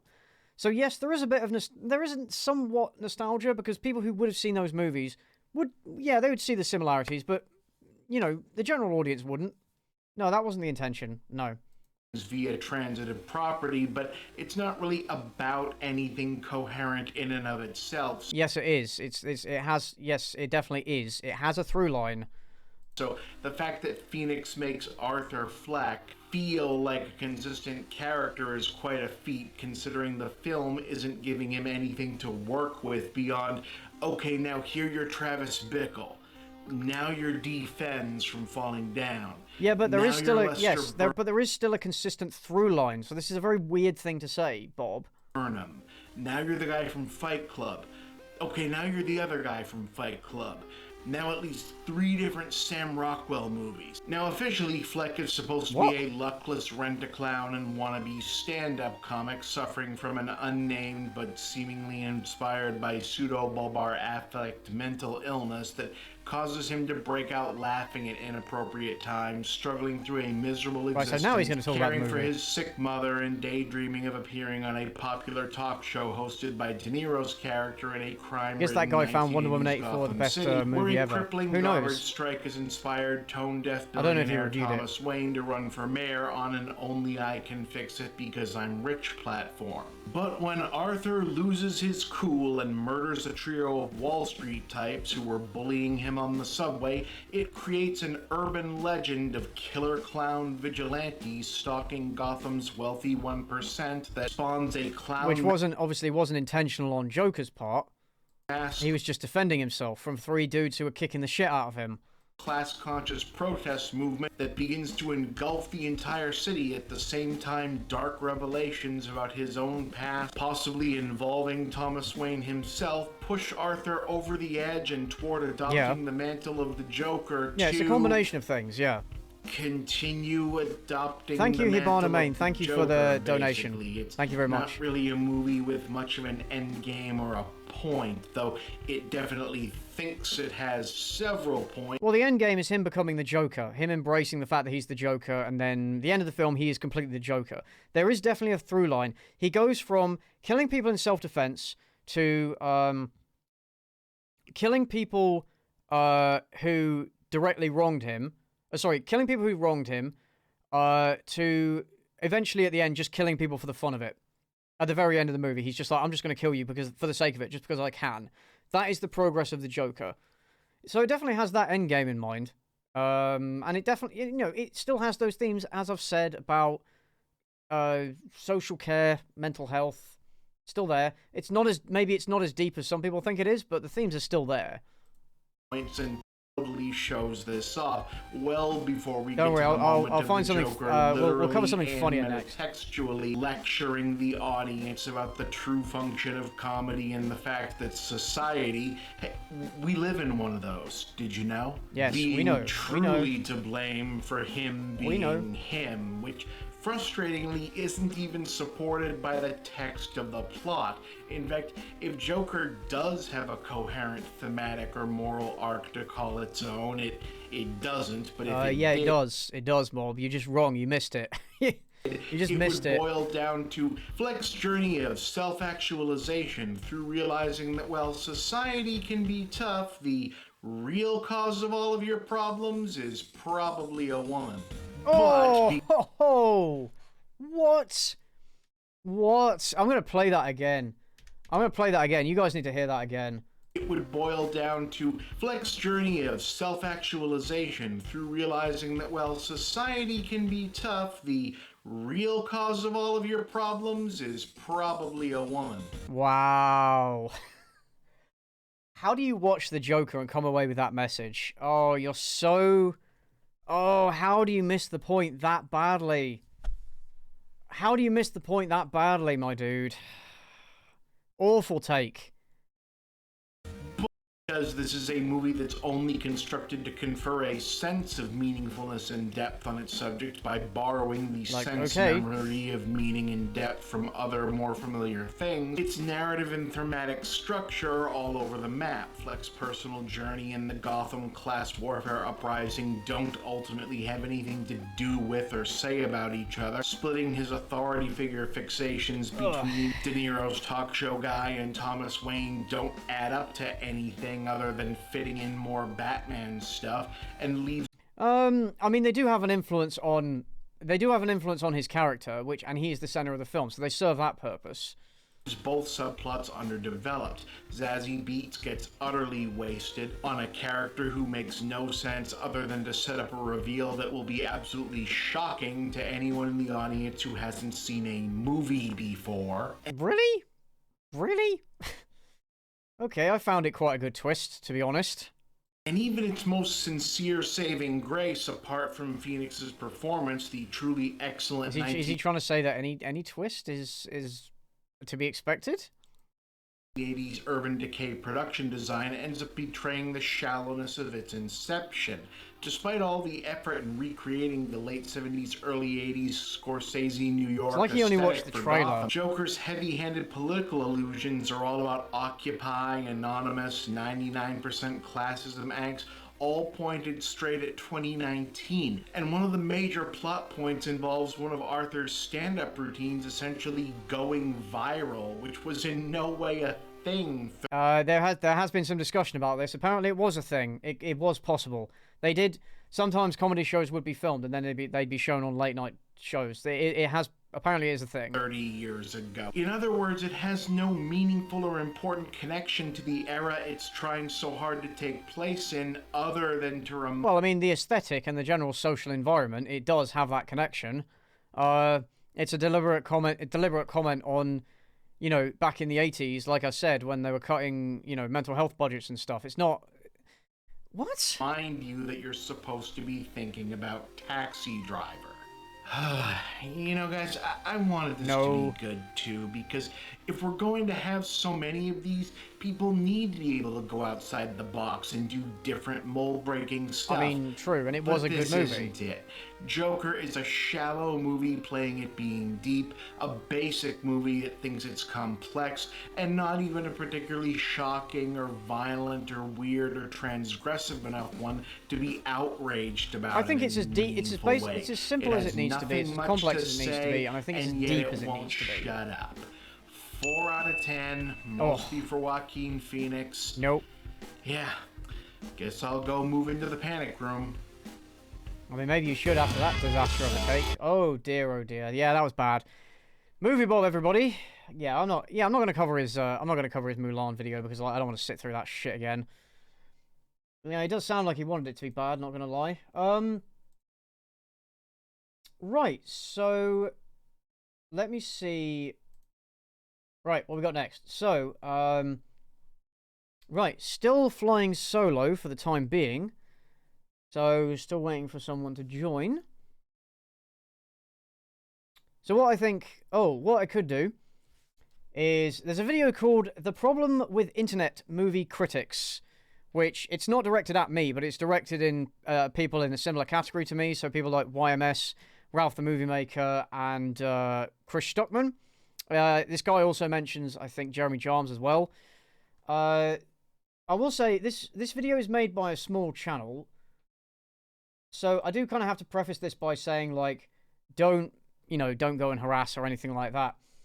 But the guy, he does come across as very pretentious, and he has a lot of really awful takes. So I think this would be quite a good subject to rip on this stream. Although, of course, I do have to maintain, yes, of course, don't go out and don't go bully. No bully. No bully. Okay. But, oh, I hate the video. Please not that one. Oh, yes, we're doing it. Oh, yes. And the thing is, because I guess I am an internet movie critic, I do fall into this category. I do feel, you know, like it warrants I do feel like it's appropriate for me to respond, you know. And, yeah, he's got some really awful takes in this video. And he's generally just a bit, like, pretentious and condescending. Yeah, thank you, Dodge Morningstar. Thank you for $5. Is Vox's production... I did invite him, but he didn't get back to me, so I don't know. A couple of people said that they would come on. Maybe later, I guess? So, let me just... check what's happening. Yeah, so yeah, I've got a couple of other people who will send me a message when they're ready to come on. So yeah, just flying solo for the time being. And I'm sorry, yeah, the camera is fucked. It's just, I don't know why it's doing that. It's just being a douche. Anyway, so right. So before we go any further, yes, remember this is for charity. Let's try and get to. I know. So the momentum of donations has slowed down a bit, which is understandable. Let's try and get to. Let's try and get to at least 3.8 by the end of this video. This is quite a long one. This one is 29 minutes. So it will take us a while to get through. I do have the Nostalgia Critics The Wall in this playlist, but that's a long one. That is a long video. Like, that could be a stream all on its own. So we'll see. We'll see. But yeah, you can donate through either the donation button at the top of the chat, or through Super Chats, or through the link in the description down below, the description of the stream. No, we're not doing the race. I told you we're going to do the racist furry when I have a guest. That's one I need to do with a guest, I think. Anyway, let's get into it. So I look at people that critique as weak. Weak rhymes with critique. So, you know, if you're going to critique like, hey, this is never going to work or whatever, then I just say, you know what, let's see you try it, and then we'll see how you do. Oh, that's a big brain take there from Butch Hartman. What a great way to start. What a great way to start the... What a great way to start the video, by the way, with a quote from Butch Hartman, noted hack and alleged tracer, alleged, among other things. Yeah, good way to start. Yeah, also, I really hate this argument of like, oh, you have to do something yourself in order to criticize it. You have to make movies in order to criticize. No, you don't. No, you don't. You don't have to write novels in order to criticize literature. You don't have to make movies in order to criticize them. You should be knowledgeable of how to make movies. Right, you should know about the process to some extent, and you shouldn't talk about stuff you don't really know about. But to say that you need to make movies in order to critique them is just nonsense. All right. Well, we all know what that means. Extremely opinionated video incoming. We all know what that means. That means my take is bad. That's usually what that means when people put something like that. It means my take is bad. A lot of movie critics don't really understand movies. Which is funny that he says this, by the way, when his camera is out of focus.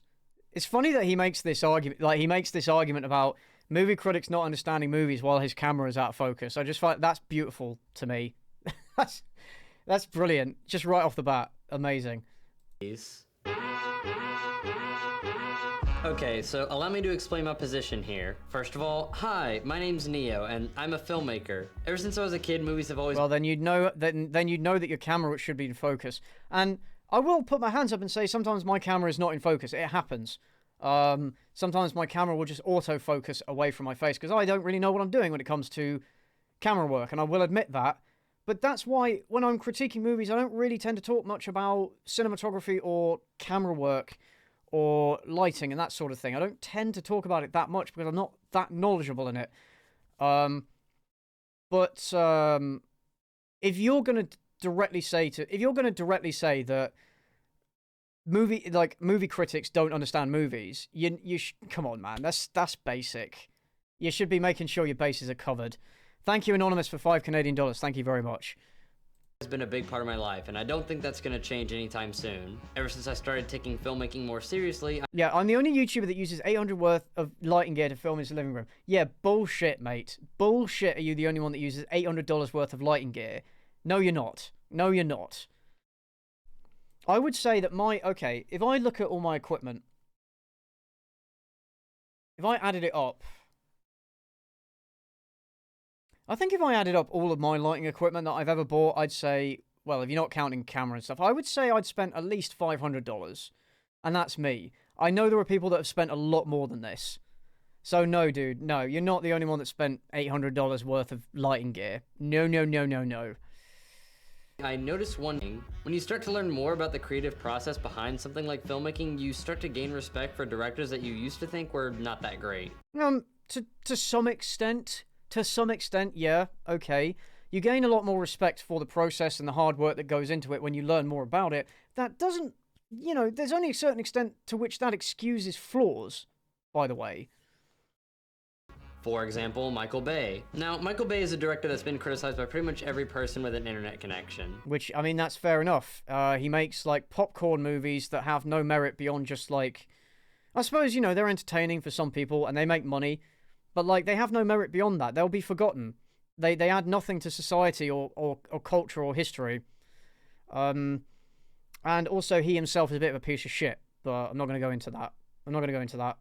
He's been criticized for focusing too much on CGI and not on practical effects. He's been criticized for having too much product placement in his movies. Which, again, those are valid complaints. And he's been criticized for hiring mediocre actors in a lot of his movies. Again, that's totally a legit complaint.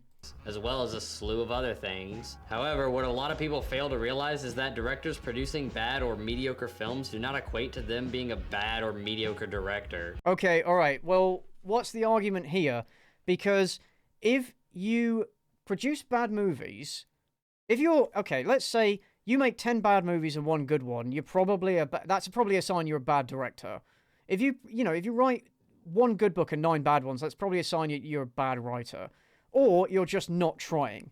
You could be like Melissa McCarthy, who can make a good movie or act well when she wants to, but only does so like 5% of the time, and the rest of the time she doesn't even try because it's money. And not trying or settling for mediocrity is also a legit thing that you can be criticized for. As a matter of... Don't forget that Butch Hartman claimed that he could cure autism. Wow, I didn't know that. Oh, that's bad. I didn't know that. That's awful. I'd argue that a lot of the things that people would call flaws in his films aren't flaws at all. People say... Well, what about hiring bad actors? I'm pretty sure that's a flaw. And Michael Bay uses CGI too much and not enough practical effects, yet they don't seem to understand that practical effects are expensive. Right, yeah, practical effects are expensive, but so is CGI. Michael Bay's movies have somewhere in the region of like $200 million. We're talking about Transformers movies and stuff. Those have like $200 million budgets. You're telling me that he didn't have money, have the budget to do some practical effects? Nah, don't tell me that.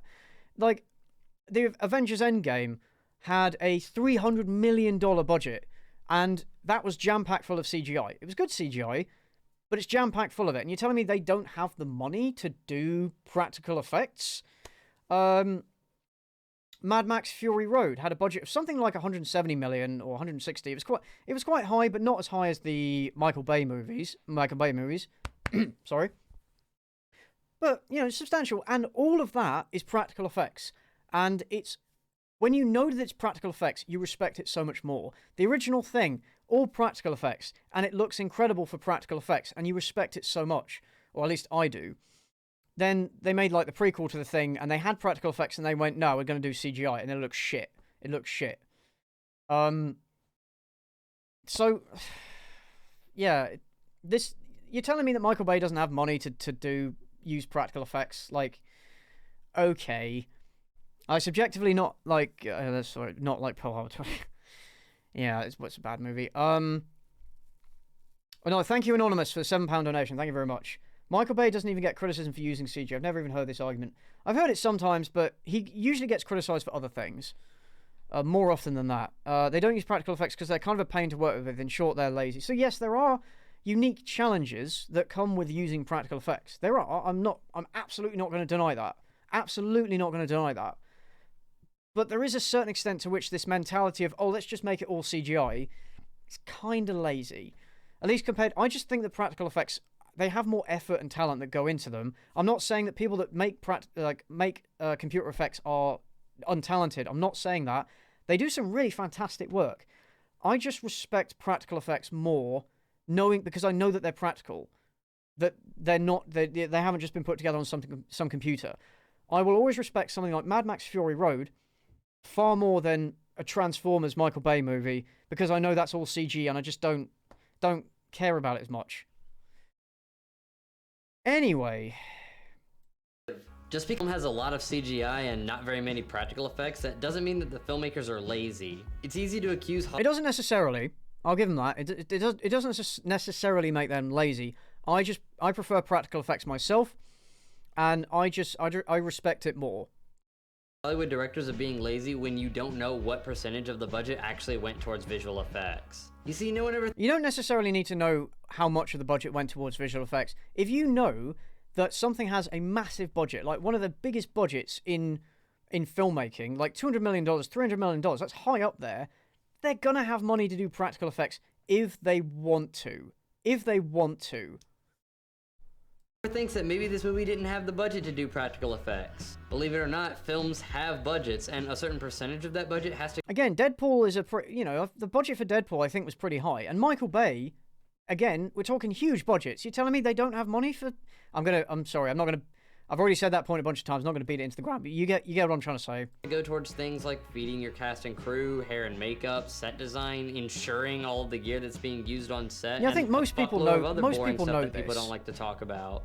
You see, in Hollywood, a lot of your success is measured by your ability to turn a profit. But you can't. Please don't make the argument that success equals money. Please do not make that argument, because by that logic, John Carpenter's The Thing, one of the greatest and most influential horror movies ever made, is a failure because it didn't make money when it came out and the critics hated it. And Dread didn't turn a profit, but it's a fantastic movie. Please don't tell me you're going to make this argument. Make the rules, I'm just telling you how it is. And well, yeah, but you're also kind of justifying it. Michael Bay knows how to turn a profit, and so he gets work. Yeah. He makes money. Nobody's saying he doesn't make money, but people are saying he only makes films to make money. At the expense of making things that will have, I don't know, more of a long-lasting cultural impact or say something interesting. You know? While another director make an amazing film full of practical effects and amazing performances from A-list actors, but if the film costs too much money to make and it doesn't gross that much, then the director isn't going to make it very far in the industry. Unless you're Kevin Smith. Well, yeah, but there's nothing wrong with wanting to make money with the movies. It's when you only care about making as much money as you fucking can, like someone like Michael Bay does. He deliberately makes those popcorn blockbuster style movies, which, yeah, they make money, but in a few years, who's going to remember them? Who cares? It's not a filmography that you can look at and be proud. You can still make money with your films and do practical effects, by the way. Like, I'm pretty sure that Mad Max Fury Road was a financial success. I'm pretty sure. Let me just look that up, because I'm pretty sure it was. Only I know this because I went to film school. Did I mention I go to film school? Yeah, I'm getting that vibe. Yeah, it was a financial success. It was.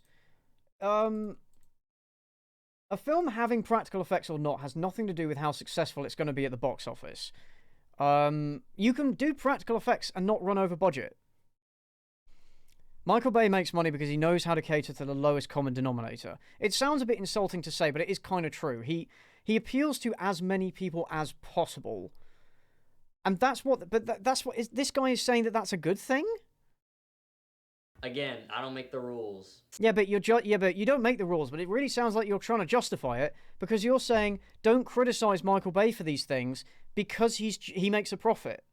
That's what you're saying right now, my dude. That's what you're saying right now, my dude. So yes, sometimes directors have to cut corners. Sometimes they have to hire the actors that they can afford rather than the actors that they would actually like. I think everybody knows that, but saying that Michael Bay doesn't have the money to hire good actors, nah, get out of here with that. No. And sometimes product placement is the only thing that's gonna get you your money back. Yeah, but it's still fucking obnoxious. Product placement is obnoxious in anything, especially when it's very blatant. You should budget. You should budget to not need product placement. If you need product placement to pay for your movie, something's gone wrong. When I made a few short films and I think about how difficult it was to fund them and how camera's still out of focus, by the way. Successful we were in actually earning any of that money back, I realized that sometimes you have to go with what you can actually afford rather than what you would actually want to do. Yeah, no shit, because you're on a low budget. Of course you do. Of course you do. But someone like Michael Bay, who can command hundreds of millions in budget and basically do whatever he wants, doesn't have those restrictions, my dude. He doesn't have those restrictions. He can do whatever he wants. It doesn't apply. You can look at a little student film and say, look, they're on a low budget, who cares? But if you're, looking at Michael Bay, you don't have to hold him to that same... You can hold him to that standard, right? But it's not the same thing. Product placement is not. You know, it's not obnoxious. Ridge Wallet. That's different. YouTube sponsorships are different. Okay, I'm not Michael Bay, guaranteed to make a profit in whatever film I make. Okay, and YouTubers aren't like that. Ad revenue is extremely fickle, and sponsorships make up a pretty good, portion of it. And you can skip them. All right. Product placement in movies, though, movies shouldn't need product placement. Okay, and when it exists, it's usually very obnoxious. Oh, hey, thanks, Crimson Rogue. Thank you very much for donating. We're on 3.7k now. Amazing. Again, we're trying to get to at least 3.8 by the time we get through this video. So please dig deep, my dudes. Please dig deep. And I'm pretty sure the same rules apply when it comes to big budget filmmaking. Yeah, yes, they do have to try and make at least their money back, but they do have far fewer restrictions in terms of like, oh, we've got like $100 to make a movie versus $200 million. It's not the same thing. Of course, movies have budgets. Nobody's saying they don't. I bring this up because I feel like a lot of movie critics here on YouTube like to go after films as a whole without taking into account a lot of the different factors that go into making a film. The biggest one being the budget. You see the problem? I'm pretty sure YouTubers talk about budgets all the time. Maybe they don't break it down because often we don't have that financial information. However, what we can do is we can look at, okay, a good film made for $200 million, and a good film made for $2 million, and a good film made for $200,000, and so on. And we can look and we can go, okay, now let's see, this film had that budget, and this is the quality that it achieved. So we can say they had the budget to do what they did, or we can speculate at least that they had the budget to do what they did, but they just didn't. We can do that. Problem with trying to objective standard for film and to go after films as a whole without taking into account a lot of the different factors that go into making a film. The biggest one being pretty sure like Red Letter Media know what they're talking. I don't really watch them very much, I have to say, but I'm pretty sure Red Letter Media do know what they're talking about. Budget. You see, the problem with trying to create an objective standard for film and film criticism is that everything is relative. Oh no. Oh no. No, my dude. No. Right, so he's one of these people who thinks that everything is everything is subjective, everything is relative. There are no objective standards of criticism, which basically means it's just basically a carte blanche to say whatever he wants and not be criticized for it, because he can go, well, it's just my opinion. And by the way, he contradicts this like numerous times in this video, but you'll see. If you make a movie for just $1, then it's probably gonna be a really shitty movie, but it's probably the best film that you could possibly make for just $1. Yeah, that's an objective standard, my dude. That's an objective standard. You can say, it's not about personal opinion. You can look at a movie and go, that was the budget, and then you can sort of evaluate based on that. That's an objective standard. That's not subjective. That's something we can have a conversation about beyond just personal preference. My point, I believe film critics... Nobody's saying that you should apply the same standards to a $20 movie and a $20 million movie. Nobody's saying that you should hold them to the same standard. I don't think anybody's making that argument. Should be more attentive to things like budget and a lot of the other steps in the filmmaking process before they just thanks, Anonymous. Thank you for the donation. Thank you very much. The thing that critics fail to realize is that mediocre films are pretty much just as hard to make as great films. Oh, no. Dude, no. No, they're not. What kind of argument is this? What kind of argument is this? Oh, that's such a bad take. That's such an awful take. Awful. Let me play that again. The other steps in the filmmaking process before they just start slamming all of these movies. The thing that critics fail to realize is that mediocre films are pretty much just as hard to make as great films. No. Mediocre films take more effort. Just because people work, people work on them, sure, but it takes more effort to make something good than it takes to make something mediocre. That's pretty self-explanatory. I don't feel like I need to justify that opinion anymore. You're basically shitting on the hard work of all the people that are trying to make good movies. I'm sorry, but it's not the same amount of work. It might be the same amount of hard work for someone maybe who, I don't know, who runs the camera, but it is more work for people who are in charge of the process. It's easy for a critic to say that these films are shit when most critics themselves have no idea what goes into making a film of any kind. Well, okay, first of all, we know enough. We know enough. Just because, yeah, we know that cameramen work. We know that sound guys work. We know that audio engineers work. We know that editors work. We know that CGI people work. We know that actors work. We know script writers and script supervisors and caddies and all this shit. We know this stuff goes into it. Okay, we know this stuff goes into it. Okay? We can criticize, yes, we can call a movie shit. Yeah, if you don't know anything about what you're talking about, then yeah, sure. But we know enough. I don't need to be an expert in making movies and I don't need to be an expert in making movies and CGI to know that like Food Fight is bad. Cynical's responses are as bad as this dude takes. Nah, fuck off, man. Dude, fuck off. Get out of here. It is more effort to make something good than it is to make something mediocre. Just because it's still work doesn't mean that it's not harder. Let's look at some of the biggest contributors to this problem, shall we? Your movie... Again, he says all this with his camera out of focus, which is just pretty funny because he's criticizing internet movie critics for not knowing what they're talking about, while he himself has his camera out of focus. It's too good. It's too good. He sucks, also known as YMS, or simply Adam. A guy that's often praised amongst the movie reviewing community for his comedic cynicism in his videos, but also someone that obviously isn't that great at actually criticizing the production quality of most movies, considering the fact that he described Precious, a critically acclaimed film that currently sits at 91% on Rotten Tomatoes. Okay, so because the movie is widely acclaimed on Rotten Tomatoes and has a high audience score, that means he's not... Yes, I am. No, I understand the point he's making. I understood the point he's making and I responded to it. Just because it has a high audience score, that doesn't necessarily mean he's a bad critic for thinking that it's a bad movie. That's not how that works. As being sloppy. He also said that Nymphomaniac, a film that currently sits at 72% on Rotten Tomatoes, is, quote, a giant steaming pile of shit. Again, that's his opinion. It doesn't necessarily make him a bad critic.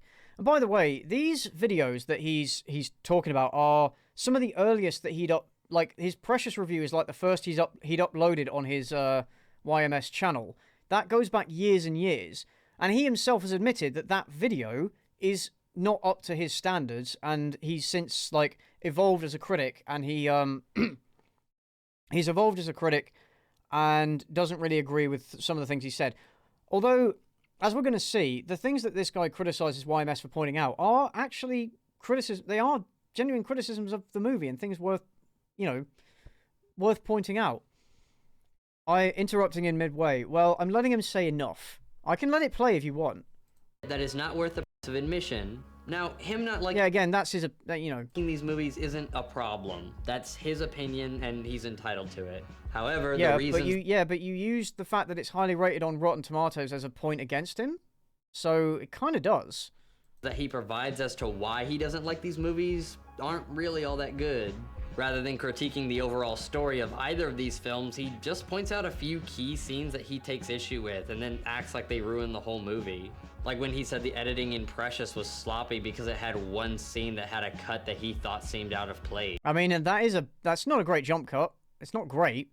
That is an issue. I've not seen his video, by the way, but YMS has since said that but this was the first video he uploaded on his channel, and he has since said that he doesn't, he's evolved since, and you can't hold him to this standard anymore. So it feels a bit disingenuous to go back to the very first video he's made as a critic, rather than talk about the ones that he's released recently. She sits on a bench for a few seconds after eating the whole bucket of fried chicken, and there's an obvious cut as she's, jumping off of the bench. Again, 2010. So this video was made, let me just check when it was made, 2019. So it's like a 9-year-old video. You're going back and criticizing somebody's first video?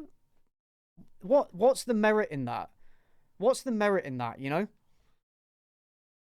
up in scan or whatever. And by obvious cut, I mean from the same angle. Or how he shit on Nymphomaniac because he didn't like how the aspect ratio changed throughout the film. By this point, you're probably wondering why the aspect ratio is different. Well, your guess is as good as mine, but I'm sure it has some significance, right? And he also didn't... I mean, he could be wrong about that, I don't know. Maybe the aspect ratio changed because it means something. Maybe it's meant to show different time eras, I'm not sure. Maybe he's wrong about that. Not sure. Like this one scene where they made a mistake with the audio. Wow, that scream sounded great. Let's copy and paste it to 10 seconds later in the same scene. I mean, that is very jarring when you reuse... If you reuse the same sound effect, like, especially quite close together, yeah, it can be very jarring. Yeah, it can be very jarring. Yeah, he's using YMS's first video as a representation of his criticism, yeah. And Nymphomaniac was a few years later.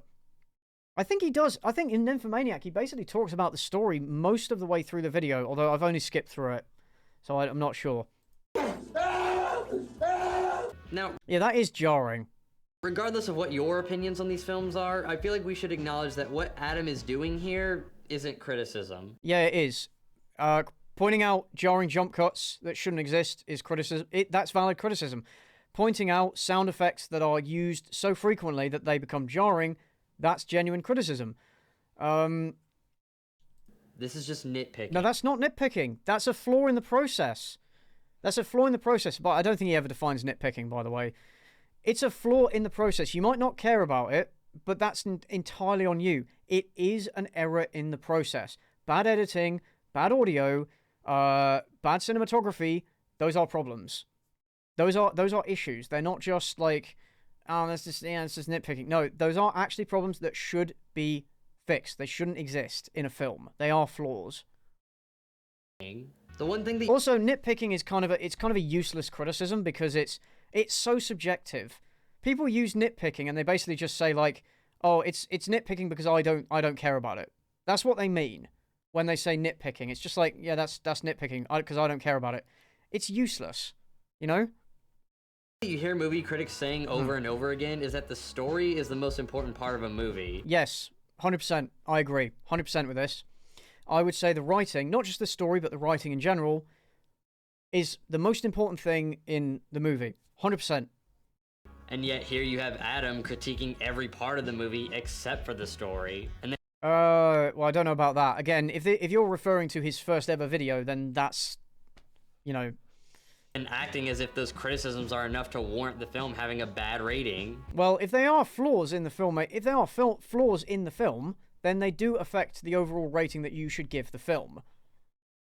Sure, while Precious may have some questionable editing choices... Questionable editing? No, it's not questionable editing, it's downright flaws. Is it really a bad movie? Based on that, maybe not. It's all about balance. And again, you're saying that you're not taking issue... You're saying you're not taking issue with him giving the review a bad... the movie a bad review, but then you are? Was it really deserving of a Your Movie Sucks video? The story is still... Well, if you think everything is subjective, then what do you care? What do you care what his standards are? Fantastic, and the lead actresses give great performances throughout the entire film, and yet you're deducting points from this movie because one... I didn't say writing was everything. I said it was most important. One of the extras was really inconsistent with her fake accent. And one of them would switch back and forth between very thick accent to not much of an accent at all. Yeah, that's an error. That's a character error. If a character's accent changes throughout the movie, I don't know what to tell you, man. That's an error. You know? Say that the only reason why... Oh, thank you, Anonymous. Thank you for the $5. Much appreciated. Remember, guys, remember to donate, guys, because it is for the kids. It's for charity. Come on, let's try and get to at least 4K. People enjoy the movies because they feel like they have to. It seems as if most people like this film because they think they're supposed to. I don't know, like... Adam, this movie has 6 Academy Award nominations. Yeah, you're just proving his point. Critics praise this movie to no end, and majority opinion goes against you here. So yeah, you literally just proved his point, my dude. You proved his point. He said, "Oh, people only like this movie because they're supposed to," and then you say, "Well, all these people liked it." Yeah, maybe because of public. I'm not saying that it's a bad movie. I'm not. I've not seen it. I'm just saying you're kind of proving his point by doing that. You know, And there are definitely some movies that I do think people like because they think they're meant to, because they're meant to think it's a good movie, but maybe it's not. I'm not acting blind when I ask you, is the only reason why you didn't like this movie is because you feel like you weren't allowed to? No, he gave other reasons, my dude. Because cynicism is a key element of your channel. I already mentioned. Well, I mean, if you base a channel, I suppose like me as well, if you base a channel around criticizing things, then yeah, but that doesn't mean that we shouldn't criticize things at all. I don't know what your point is here, my dude. Mentioned how your problems with the movie Nymphomaniac pretty much only amount to minor nitpicks, and yet you still say that it's a giant steaming pile of shit and it isn't worth the price of admission. Does that really seem like a fair? Well, again, you've not really. All you've shown that he's talked about are legitimate flaws. That's you. Everything that this guy has shown of what Adam said in his videos is are legitimate flaws. They may not by themselves make up to like, oh, this is a bad movie, but you know, they are flaws. I don't know what to tell you, my dude. Fair response to you? I mean, there were actually a lot of people that really liked this movie. Great, good for them. Who cares? I don't care. A lot of people thought The Last Jedi was good. Some people thought that The Rise of Skywalker was good. I don't care. I don't care. It doesn't matter. And for good reason. The acting in it is pretty good with the exception of Shia LaBeouf. The cinematography is nice with the exception of all the different changes in aspect ratio and filming stuff. Right, so you're admitting that the changes in aspect ratio don't mean anything? So you're saying, oh, it's good except for these things. So you're admitting that the things he's complaining about are legitimate. What? Okay. Style. And the story, while being a bit long and over-dramatized, is really interesting and easy to follow. My biggest complaint is that the poor pacing and the drawn-out editing in this movie makes it hard to realistically sit through all the way. But I'd still say that the movie is at least a 6 out of 10. Your summary of giant piece of shit, however, is not only needlessly cynical, but it also creates a feedback loop of negativity since people who really like the movie are now insulted that you basically just told them that the movie was a waste of their money. But now you've also given ammunition to the people that didn't like the movie to use to go after the people that did. Oh, so we can't criticize any movie. We can't hate any movie by this logic. By this logic, you can't have a negative opinion on a movie, which is ridiculous. So that's ridiculous. Also, you just said there were no standards, so what do you care? What do you care what his standards are? Focus on your own. Because if you believe that everything is subjective, then how can he be wrong? Everything. Oh, this is what people like this do. They go, everything is subjective, but you're wrong. You know. This shitty and hey, thank you, Frank Bruder, for the €50 donation. Thank you very much. Negative message that generates supporters who thrive on the negativity of hate. I don't think Adam has a toxic fan base. I'm pretty sure. I don't know if. I've not experienced. I mean, I've not experienced it myself. I've not seen anybody ever claim that Adam's fan base is toxic. I've never seen that. A movie rather than the positivity of enjoying one. I feel like Adam and most of his followers get more enjoyment out of shitting on a movie that they really hate than they do from watching a movie that they really enjoy. Well, it's not, you can have both. You can shit on movies that you, like, there's a whole genre of so bad it's good movies, my dude, and it can be quite fun to shit on things. That doesn't mean we can't also enjoy good movies. I enjoy both. I enjoy both. I enjoy shitting on things, that's kind of my whole shtick, right? But I also like watching stuff that I do enjoy. Hell, I started watching Berserk recently, and I really like it. I watched Joker recently. I really like it.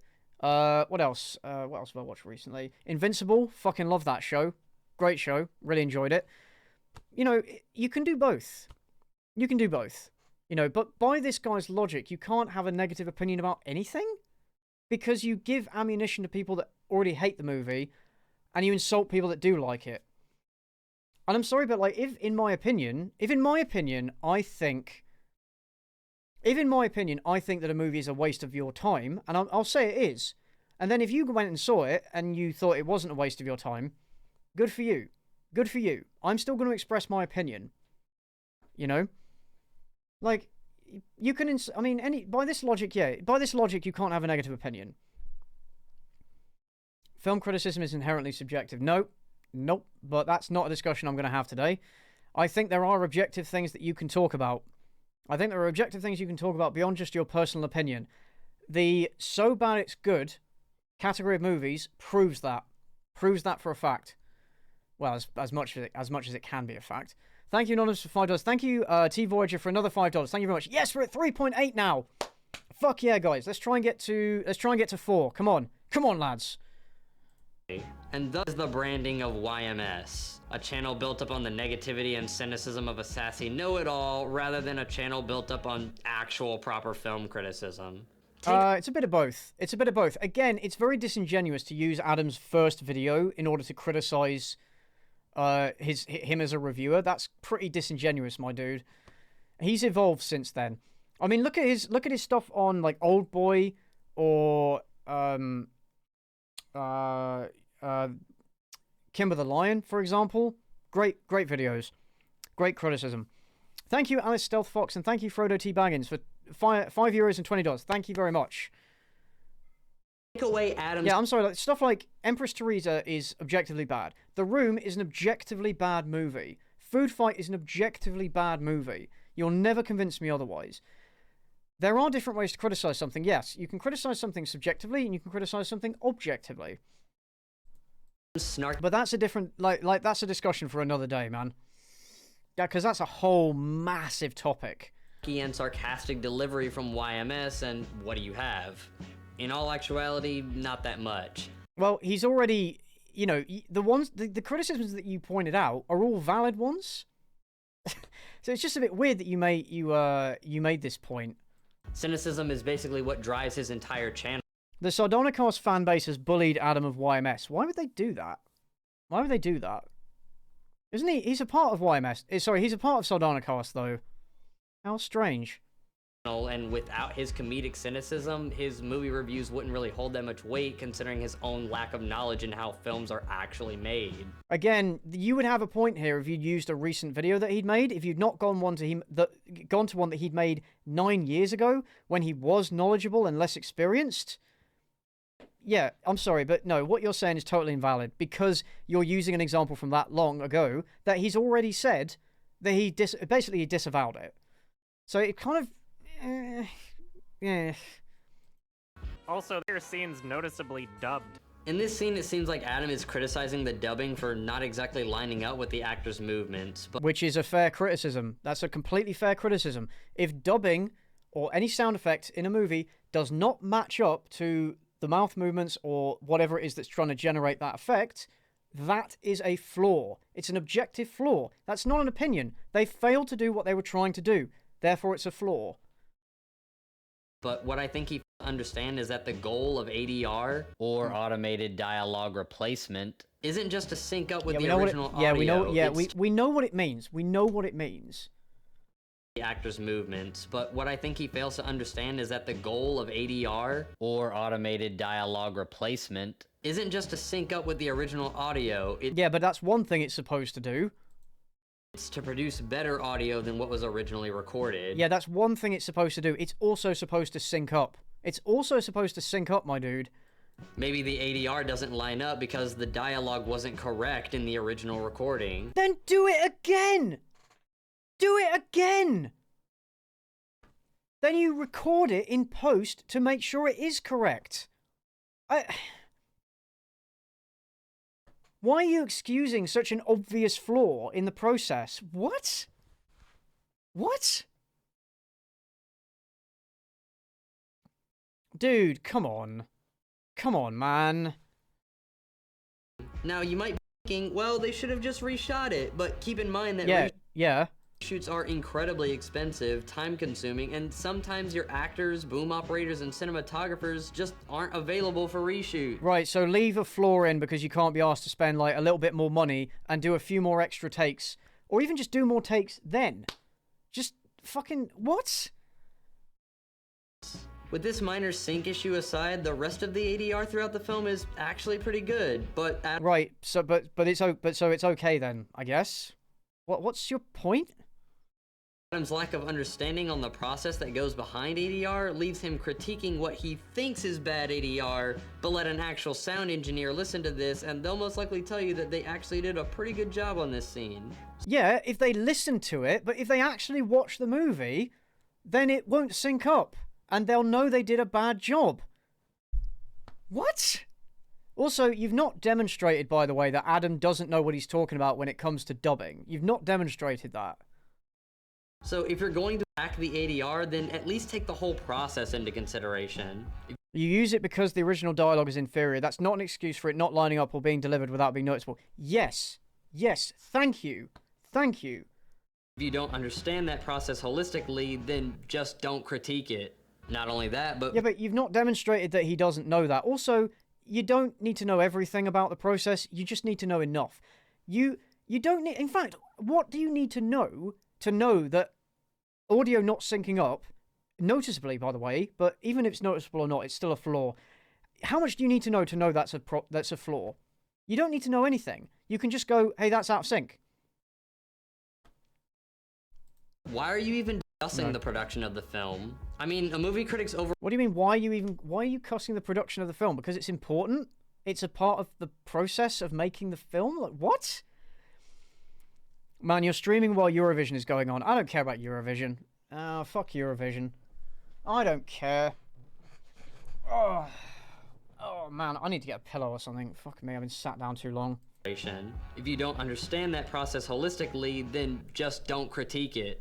Not only that, but why are you even discussing the production of the film? I mean, a movie critic's overall job is to be the voice of the general public and to express... No, wrong. Express the thoughts and ideas of your average moviegoer in a way that they aren't able to do themselves. What? What? Are you kidding me? The film. I mean, a movie critic's overall job is to be the voice of the general public and to express the thoughts and ideas of your average moviegoer in a way that they aren't able to do themselves. Yeah, and that includes talking about the production process. What? I'm sorry, what? That said, aren't critics usually supposed to just critique things like story and acting, since those are the things that the general public are gonna notice? What? What? What kind of brainlet take is that? What? Movie critics shouldn't... A movie critic's job is to critique movies, which includes talking about technical aspects, which, I'm sorry, but the general audience will notice out of sync dialogue. They'll notice bad lighting. They might notice bad cinematography or bad editing. Like, that's really condescending. That's condescending towards the general public, first of all, but also condescending towards YouTube critics, like movie critics. Because saying, don't talk about these things because the general audience doesn't care about them? That's your argument? Hold on. That they aren't able to do themselves. Let's go back. Then at least take the whole process into consideration. If you don't understand that process holistically, then just don't critique it. Not only that, but why are you even discussing the production of the film? I mean, a movie critic's overall job is to be the voice of the general public and to express the thoughts and ideas of your average moviegoer in a way that they aren't able to do themselves. Not necessarily. With that said, aren't critics usually supposed to just critique things like story and acting, since those are the things that the general public are gonna notice? What? What? Who has ever said that? Who has ever taken that mentality? Okay, from my own perspective here, I mostly focus on writing because that's what I'm most interested in and what I'm probably most knowledgeable about. I don't tend to dwell much on, stuff like cinematography, color grading, or, intricacies of CGI and stuff because I don't know that much about it. And that's fair. But saying that we shouldn't talk about the production process because the general audience doesn't care about them? Or they won't notice them? Like, what? What an awful take. What an awful take. Do you really have people exiting a theater talking about the cinematography or the sound design? Yeah, sometimes, yeah. Yes, you do. If the editing is bad and the sound design is bad, people will talk about it.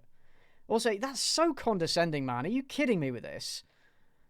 I mean, if he was giving good production advice, then it wouldn't be a problem. But Adam doesn't know anything about film production. You've not proved that, first of all. Second of all, why do critics have to give production advice? Why do we have to do that? We don't. When we make these videos, we're not targeting them at filmmakers. We are targeting them at the general audience, right? We are targeting them at viewers who enjoy this kind of content. I don't actually expect somebody like Michael Bay to watch my videos and then, you know, react to them, you know? He's never film. Yeah, a wise man once said, you might not notice it, but your brain did. Exactly. I'm just going to shut my window because it's getting a bit cold in here.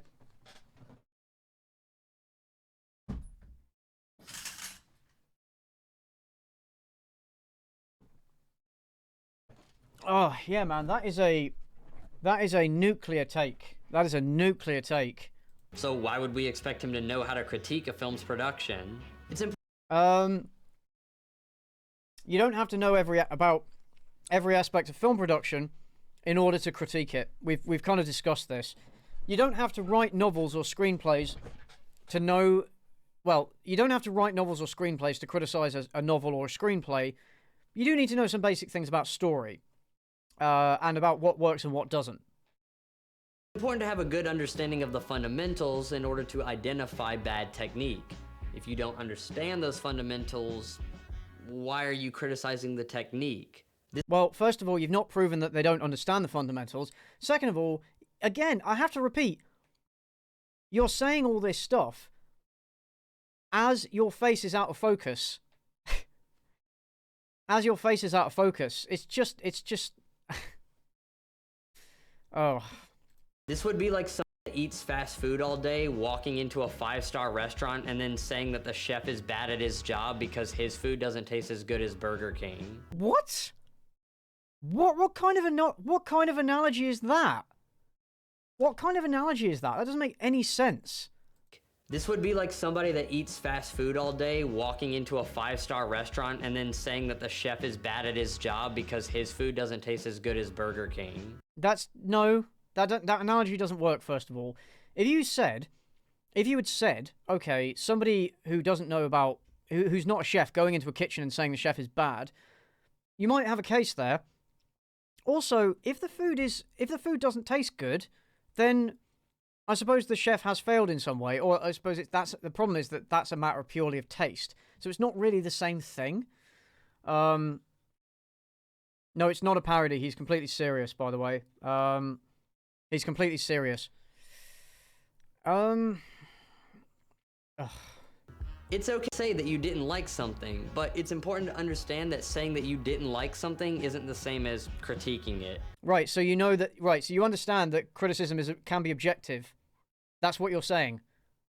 There's a difference between objective criticism and subjective criticism. You've just acknowledged that. Because actual critique requires a level of understanding of what it is you're actually criticizing. Yeah, and again, you've not demonstrated that they don't have that understanding. All you've done is say, here's some things that YMS said. I don't think they matter. That's all you've said. That's all you've done. And this is where Adam completely misses the mark strictly for the sake of cynicism, i.e., pointing his bony finger at every little movie mistake and then acting as if those mistakes justify him giving the film a 1 out of 10. Thank you, Anonymous. Thank you for the donation. $2. Please do dig deep, guys. It's all for charity. Goes to save the children. I mean, yeah, that is kind of his shtick, is shitting on movies, but that doesn't mean that the things he points his finger at are not valid criticisms, necessarily. Again, I'd need, he's played a couple of clips that may be out of context, I don't know. Again, I'll reiterate, he went for the first video that YMS ever uploaded on his channel. So it's like, well, why? It's just such a... He does sound a bit salty, yeah, he does. Anyway, let's carry on. It's unfair to critique something that you don't really understand holistically, especially if it's something as complex and involved as filmmaking. Not necessarily true.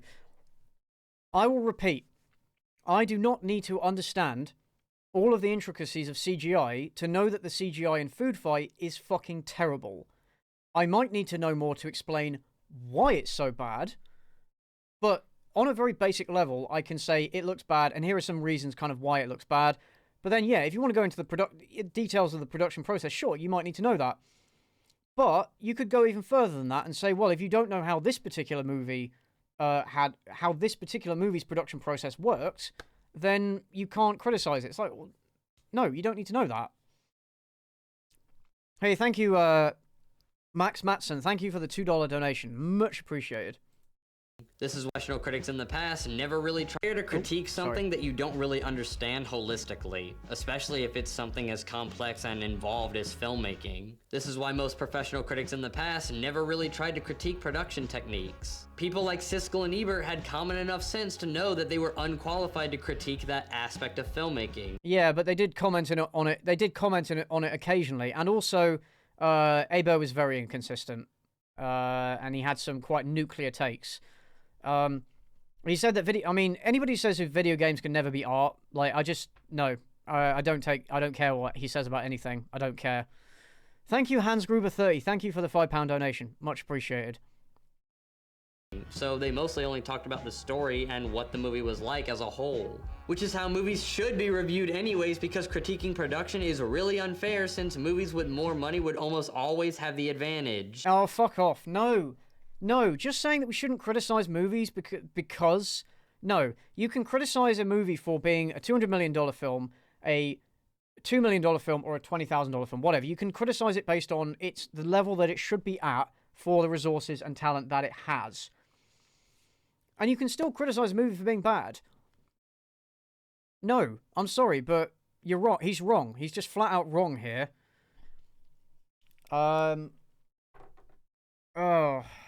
Also, didn't you say that there was no objective standard? But now you're saying there is one? Nobody's saying that same standard should apply to all movies, by the way. That's a complete straw man. A movie with a budget of 20 million might have the budget to get better dubbing, but a movie with a budget of 10 million might not. So yeah, but you can still point out that it is a flaw. It doesn't mean that it's not a problem. Just because, like, oh, it's a lower budget, so yeah, you can kind of say, yeah, that's why it happened. But it's still a problem. You can't just be like, yeah, no, it's not an issue. You know? Does the movie with a smaller budget get shamed for having bad dubbing? And yet he's saying that Michael Bay shouldn't be criticized. Yeah, exactly. Exactly. By this guy's logic, the people that you should be criticizing are the ones that make those huge budget movies, right? But he's saying don't criticize Michael Bay. Dubbing? Student film that was made with $30 gets shamed because it doesn't have the same production quality as a film made with $30 million? Well, no, again, but nobody's saying that they should be. This is a complete misnomer. Hey, thank you, Anonymous, for $5, and another Anonymous for $5. Thank you very much. And also, Cool Cat Studios, thank you, $20. Thank you very much, my dude. Much appreciated. Gee, it's almost as if every film is made differently, and so having a standard by which you review their production quality is really pointless and ineffective. Right, so basically we shouldn't have any standards because films have different budgets. Is that your argument? No, you can judge a movie based on the resources that it had.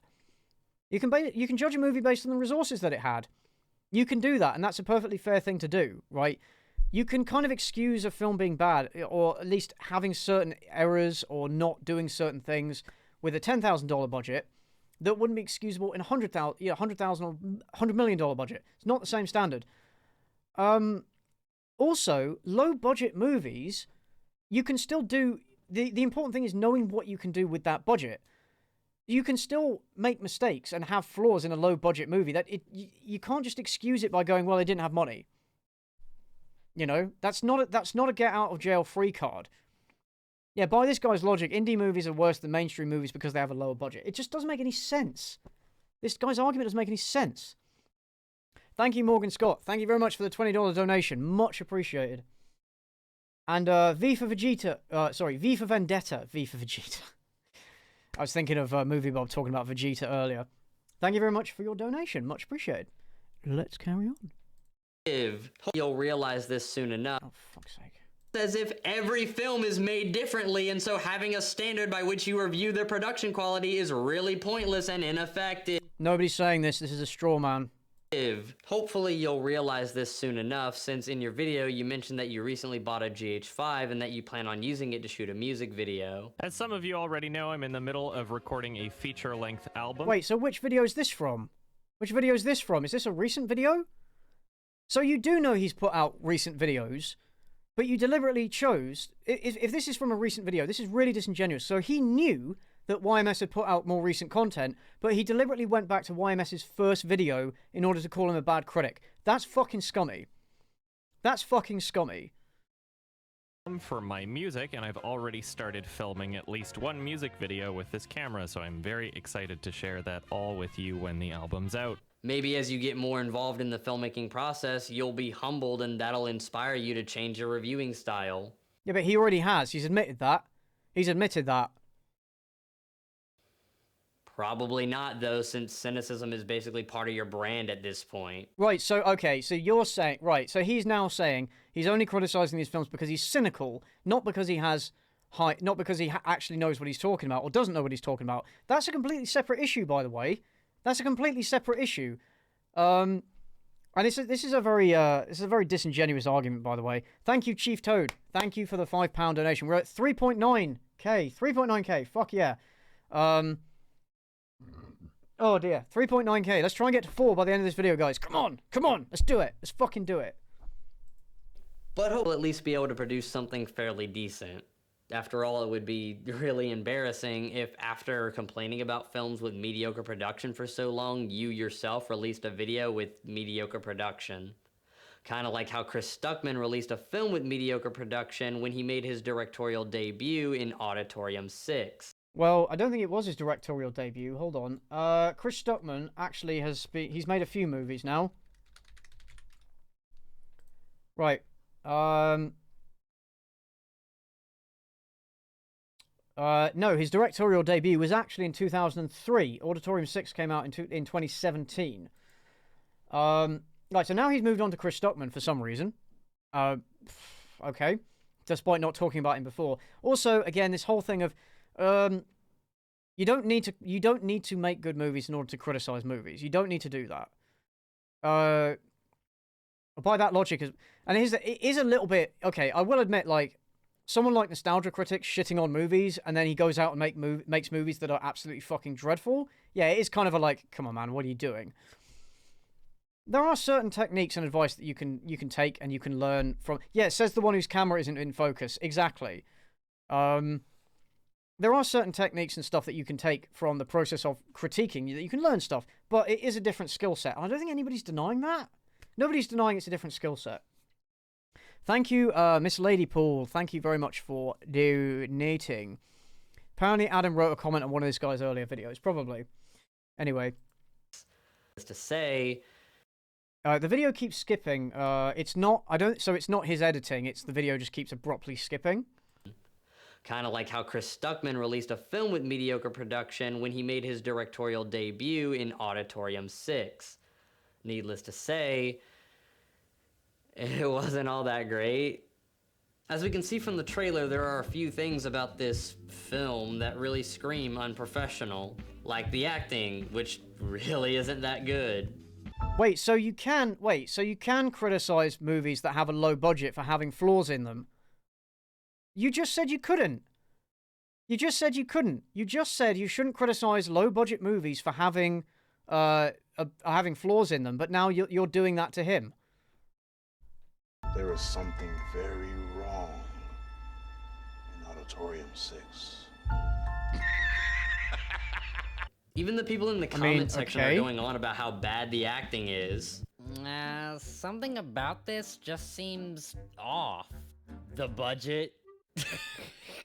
I think it's the bad acting. I mean, I don't... Okay, so I suppose you're saying that they're hypocrites? Is that what he's arguing? Yeah, the acting is trash, but it seems interesting apart from that. Yeah, it's the bad acting. Mostly Yeah, says the one who made a short film so bad we couldn't finish watching it. That's true. This guy, by the way, has made short films, and we watched one of them in the Discord server, and it was really bad.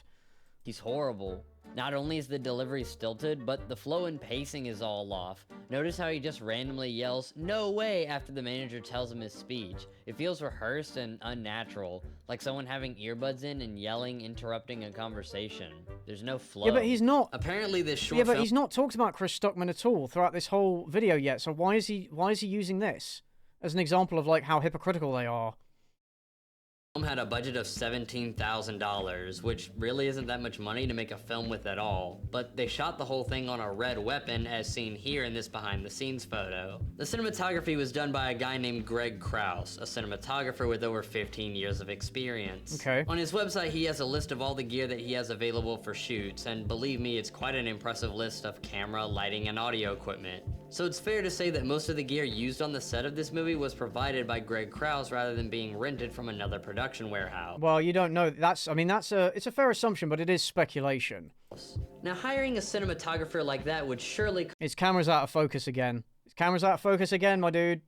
Sort your shit out. If you're going to talk shit about other people's camera work, you've got to sort it out, man. Cost a lot of money and take up a considerable portion of the film's budget, which leads me to believe that they probably spent more money on trying to make the film look cinematic rather than just hiring good actors. Right, so you can criticize movies for hiring bad not spending money on hiring actors.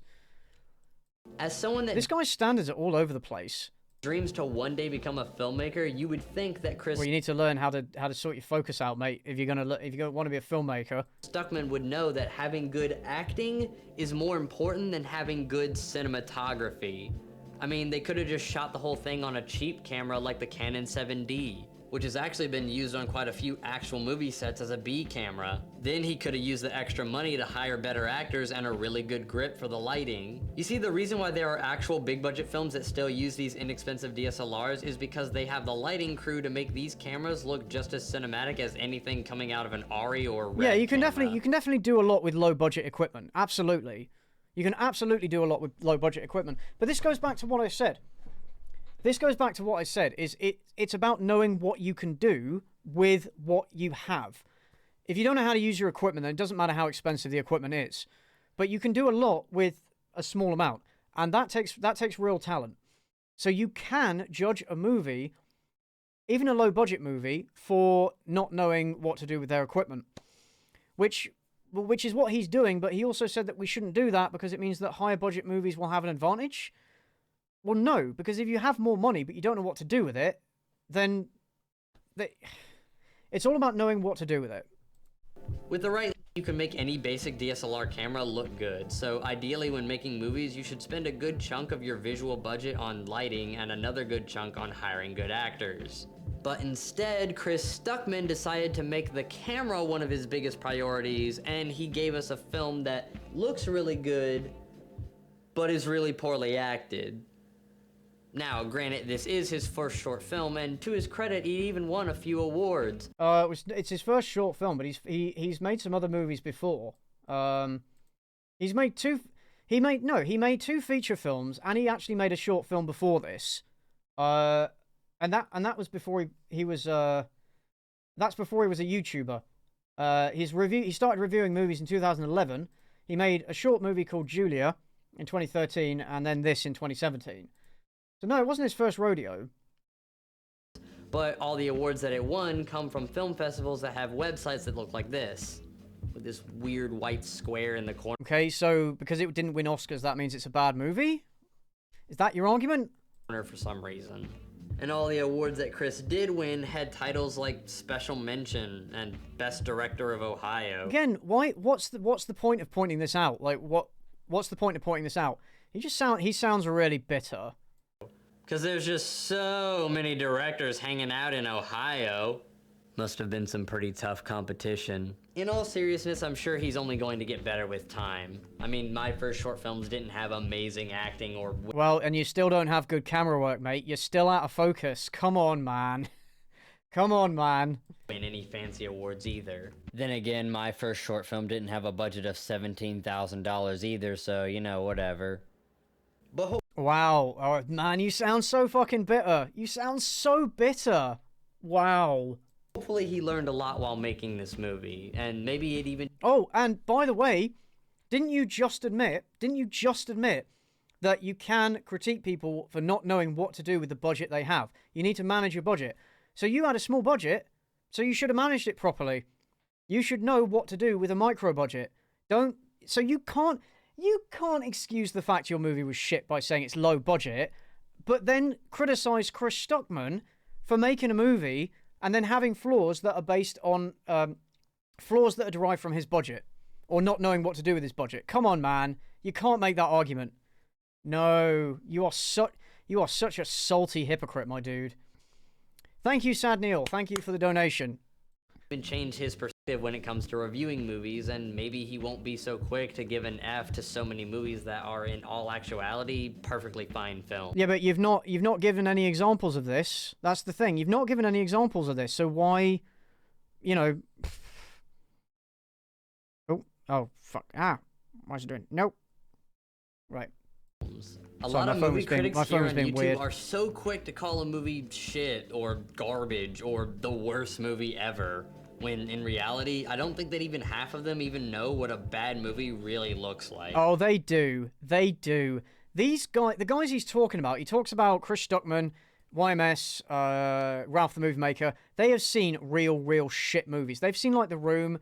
They've seen Birdemic. They've seen Troll 2. They've seen, The Fanatic. They've seen... Oh, what's that one? I can't remember what it's called. They've seen shit movies. They know what, like, bottom-of-the-barrel fucking Z-tier movies are. They know what they are. As a filmmaker, I frequently attend a lot of different film festivals in my local area, and I can tell you that if you're someone that thinks that something like Transformers is a bad movie, then try sitting through 10 short films made by some 13-year-old kid with a cheap DSLR and a Rode video mic. Right, so you said there is no standard you can apply to every movie, and then you just applied a standard to every movie. You just did that. You just did that. That's so... You're so inconsistent. A lot of local film festivals have entire screening blocks dedicated to first-time directors, and I can tell you that after seeing any of these god-awful short films, you'll be looking at Transformers like it's Citizen fucking Kane. No, because again, it's all about what you do with it's all about what you do with what you have. It's all about what you do with what you have. Because by his logic, lower budget movies cannot be good. And then, of course, he gets fucking salty that his own movie didn't have a high budget. Like, this is so hypocritical.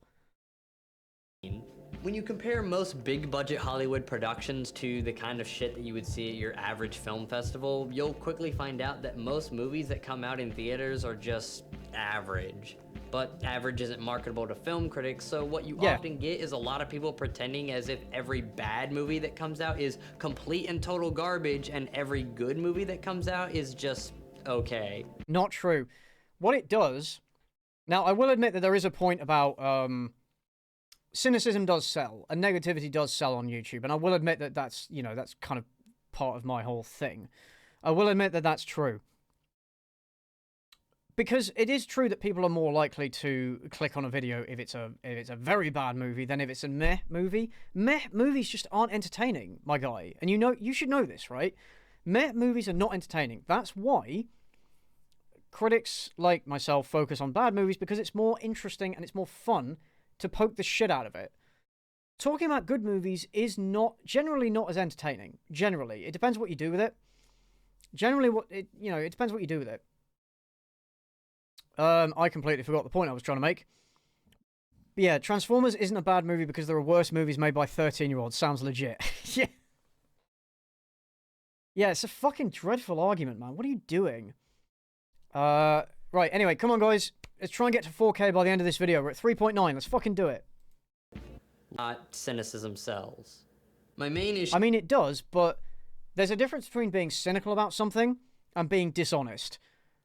I've never... Like, everything that I have criticized in a video is... I've been honest about it. I may have exaggerated maybe how bad it is for the sake of entertainment, but they're still bad. I'm not lying.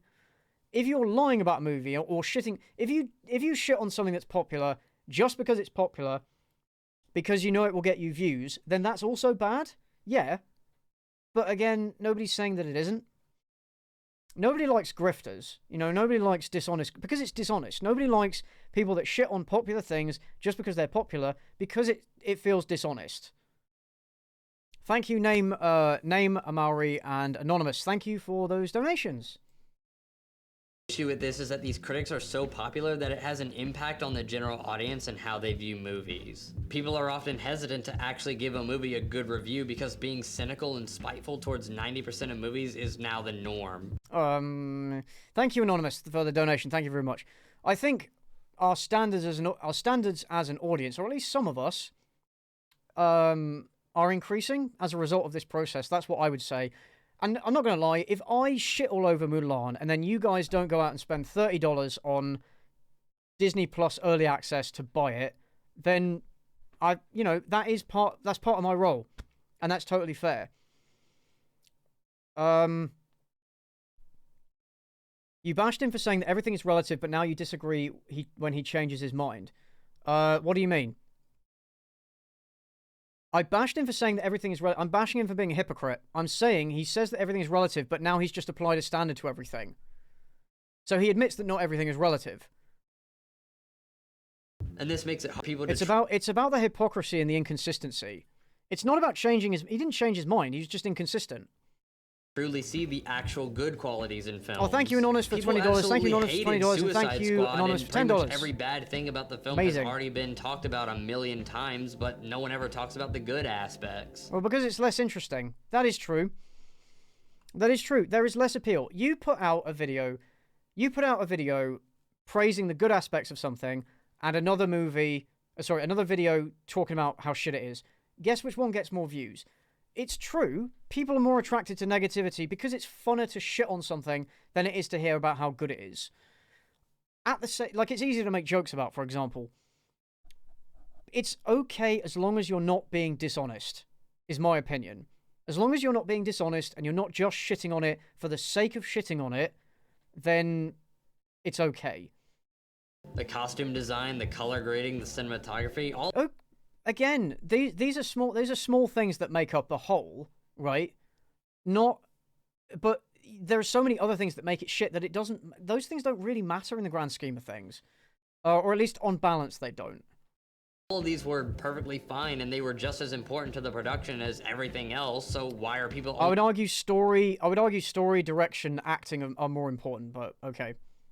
Talking about the and I think most people agree. I think most people who see these movies and they thought Suicide Squad was bad, they think it's bad because of the story, the characters, the dialogue, the pacing, the editing, and stuff like that. The fact that there's some good cinematography in it doesn't it doesn't outweigh all those things. Negative aspect. Same thing with something like Come on, the we must be so Emoji close. Movie. We must be so close to 3.9K. Oh no, he's going to use the Emoji Movie as an example defending himself. No, my dude, come on. All of these were perfectly fine, and they were just as important to the production as everything else. So why are people? Yeah, the color grading sucked. The color grading in the movie sucked, and everyone thought that. People only talking about the negative aspects. Same thing with something like the Emoji Movie. Oh come on, man, no, please don't use the Emoji Movie as an example. No, please don't. Thank you, Brianna Wright. Thank you for the $5 donation. Thank you, Joshua Bell, for £5. Thank you, Potion Beats, for $5 Canadian. Oh, we're getting close. We're getting so fucking close. Come on, let's do it. While it definitely has a mediocre story, at least the animation is nice. Come on, man. Come on. The animation in the Emoji Movie is so fucking basic. Oh, come on, man. No! Don't do it! Hey, thank you, Catan and Canos. Thank you for the $15 donation. 4K! Yes! And then $20 from Anonymous. 20 Canadian dollars from us. Thank you so much. We did it, guys. 4K. $4,000. Fuck yes. And then $20 more from Anonymous. Thank you. Fuck yes. Fuck yes, guys. Give yourselves a big pat on the back. You guys are fucking chads. Thank you, Eric Edward, for £20. You guys are fucking chads. Oh, you guys are fucking awesome. We might not have got the highest viewership on this stream, compared with the ones I did in March. I don't know why that is. Oh, thank you, Eric Edward, for the other £20. Thank you very much. I don't know why we didn't get, like back in March, we were getting like 2,000 viewers and 2.4. And now we peaked at 700, and we've been sort of hovering around 600 for the last couple of hours. I don't know why exactly, but maybe YouTube isn't promoting the stream. Whatever, it's fine. You guys are awesome. Thank you, Alex Dinu, for 15. I don't know what currency that is. But thank you very much. Oh yeah, the animation in the Emoji Movie is nice. Yeah, so is a loaf of normal bread when you're hungry, but I wouldn't call it a bread. I wouldn't call bread a gourmet dish. Yeah, it doesn't like make up for everything else, you know. Oh, guys, I'm so fucking pumped. I'm hyped. I want us to get to 5K. I want us to get to 5K by the end of the stream. I don't know how long I'm going to go for because it's 20 past 5. I'm going for 5 hours. I can go for longer. I'm going to need a quick... I'm going to need a break, but I'll go for a break probably after the end of this video. Right, let's carry on. Let's carry on. At least it actually feels like a movie. Say what you... What? Let's listen to that again. Oh my god. Same thing with something like the Emoji Movie. While it definitely has a mediocre story, at least the animation is nice. At least it actually feels like a movie. At least it actually feels like a movie. At least it actually feels like a movie. Oh man. That is quite a standard. That's quite a standard. If you can't donate through the donation button at the top there, there's also a link in the video stream description that takes you directly to the emergency fund page. If you're not, it might depend on maybe what region you're in. You might not be able to donate. You don't have to give YouTube your credit card information. You can do a direct donation to Save the Children's Emergency Fund through the link that's at the top of the description of the stream. So you don't have to give YouTube your credit card information. That's totally fine. I think that site accepts... I'm not actually sure about how that site works. They might accept PayPal. But yeah, so that's what you can do. Yeah, it feels like a movie. Slap that on the DVD. What a rating. Say what you want about films like Transformers, but at least they aren't this. What's I mean, wrong, babe? yeah? You look sad. Babe, I have to tell you something. What is it, hon? I'm pregnant. Getting your film distributed... I mean, yeah, but like... So you can't criticize Transformers for being a shit movie when there are even more shit movies that exist. You can't call the Emoji Movie a complete piece of shit because there are other things out there. Again, remember, he said you can't apply the same standard to everything. And now he's applying the same standard to every movie. Or he's saying that we apply the same standard to every movie, but that we shouldn't. But that's also a straw man because I don't think we do. Either way, his point is wrong and doesn't make sense. Either his point doesn't make sense or it's wrong. It is an incredibly difficult process, which is why if your film actually does make it to theaters, then chances are you did something right. Well, that's the bare minimum. That's the bare minimum. That doesn't... Fucking... Holmes and Watson was released in theaters. Holmes and Watson was released in theaters. It's a pile of shit. The room was in a theater, but not for long. But like, that doesn't really mean much. This personally I'm not comfortable with. Oh. It is an incredibly difficult process, which is why if your film actually does make it to theaters, then chances are you did something right. This is why I personally am not comfortable with giving most big budget Hollywood productions anything less than a 5 out of 10. Right, but that means that you are applying the same standard to every movie and saying that you can't give something a 5 out of 10 because it's a big budget movie that made it into cinemas. You're saying the 1 out of 10 movies are those college films like the ones you make, which means you're applying the same standard to every movie, which, by the way, nobody does. But earlier you said we shouldn't do that. This is what I was criticizing him for. I feel like your film has to be at least a 5 out of 10 before anyone would even consider distributing it. Oh, yeah, so naive. That is so naive. Are you joking? No. Oh, that's so naive. That's terrible. Again, Holmes and Watson got distributed. Which is why I think a lot of critics here on YouTube don't understand what a bad movie really looks like. Oh, yes, we do. Yes, we do. Considering the fact that I see tons of these movie critics giving films like 50 Shades of Grey a 2 out of 10. Because it's a shit movie. you have a shitty author take inspiration from another shitty author, it doesn't make a positive movie. It doesn't make a good movie. It just makes shit. It's shit inspired by shit, which creates more shit. It's all negative. Hey, could you, like, shut the fuck up? Okay, what's that? Was that supposed to be a point against... First of all, why... I love the examples he's defending. Michael Bay Transformers, the Emoji Movie, and now 50 Shades of Grey. Like, really, dude? Come on, man. Also, are you going to actually have a counter-argument to what, you know, are you going to say it's not shit? This is Jeremy Jahns. He's basically Chris Stuckman with even less talent. Oh, says you, mate. Oh, you sound so fucking bitter.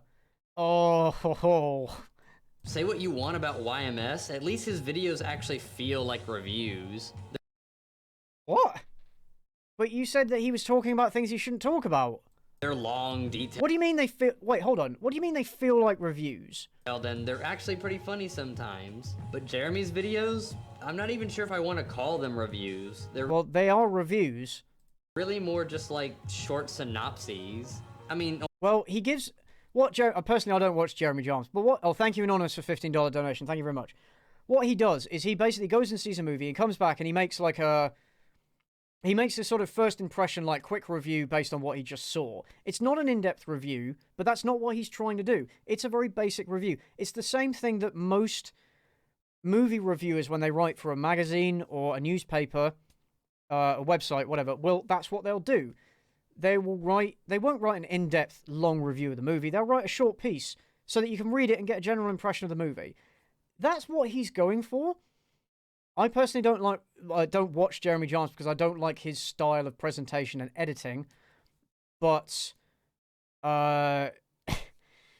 yeah, this is a really weak point of criticism. Oh, so something's not a review unless you think it's a review. Okay. Almost all of them are around 5 minutes long. They explain some of the basic points of the movie. He gives a brief yay or nay, and then that's it. He doesn't... Yeah, that's what he's trying to do. That is what he's attempting to do. Hey, thank you, Anonymous. Thank you for $20 donation. Thank you very much. Come on, guys. Let's try and reach like 4.5 before this video ends. Come on, let's do it. Doesn't even give the film a final rating at the end. Like, come on, dude. If your reviews are gonna be that short, you should at least have some sort of rating system. Why? His rating system is, I like the movie or I didn't like the movie, or go watch the movie or not. It's very simple.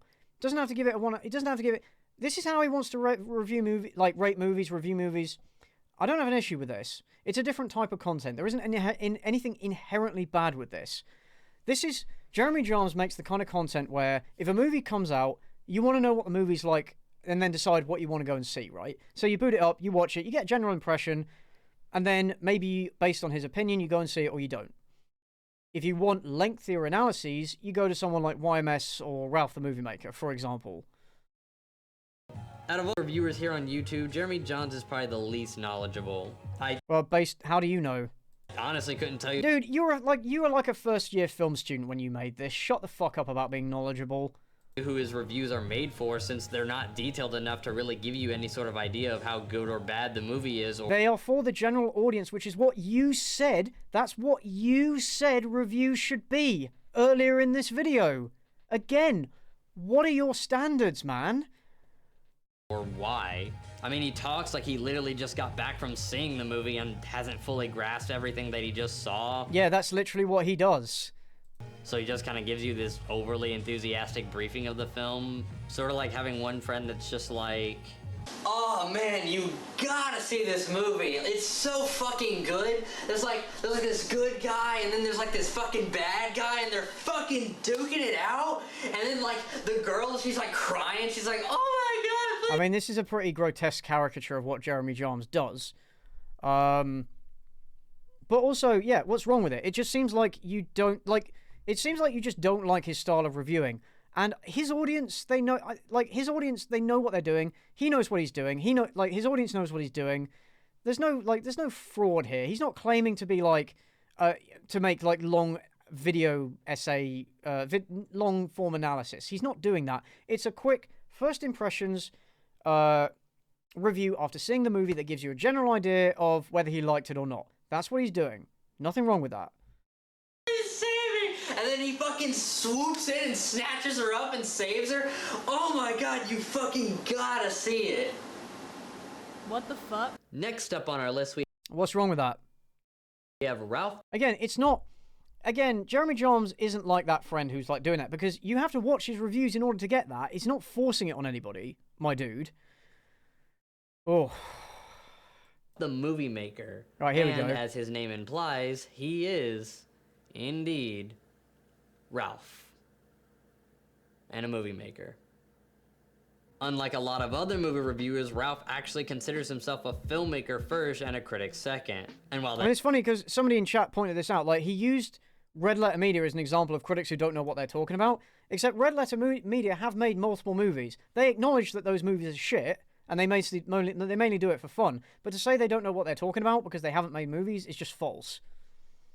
that is a much better quality to have. I mean, it's a moot point anyway, but it's also false. His body of content would lead you to believe otherwise. While Ralph will make the occasional short film, most of what he uploads is just reviews. Yeah, what's wrong with that? Isn't really something that filmmakers do. I mean, typically you don't... Yeah, he was studying... So, Ralph the Movie Maker, from my understanding, he wants to be a film director. And he's at film school, and he was doing Ralph the Movie Maker, like, reviews on the side, which he's perfectly allowed to do.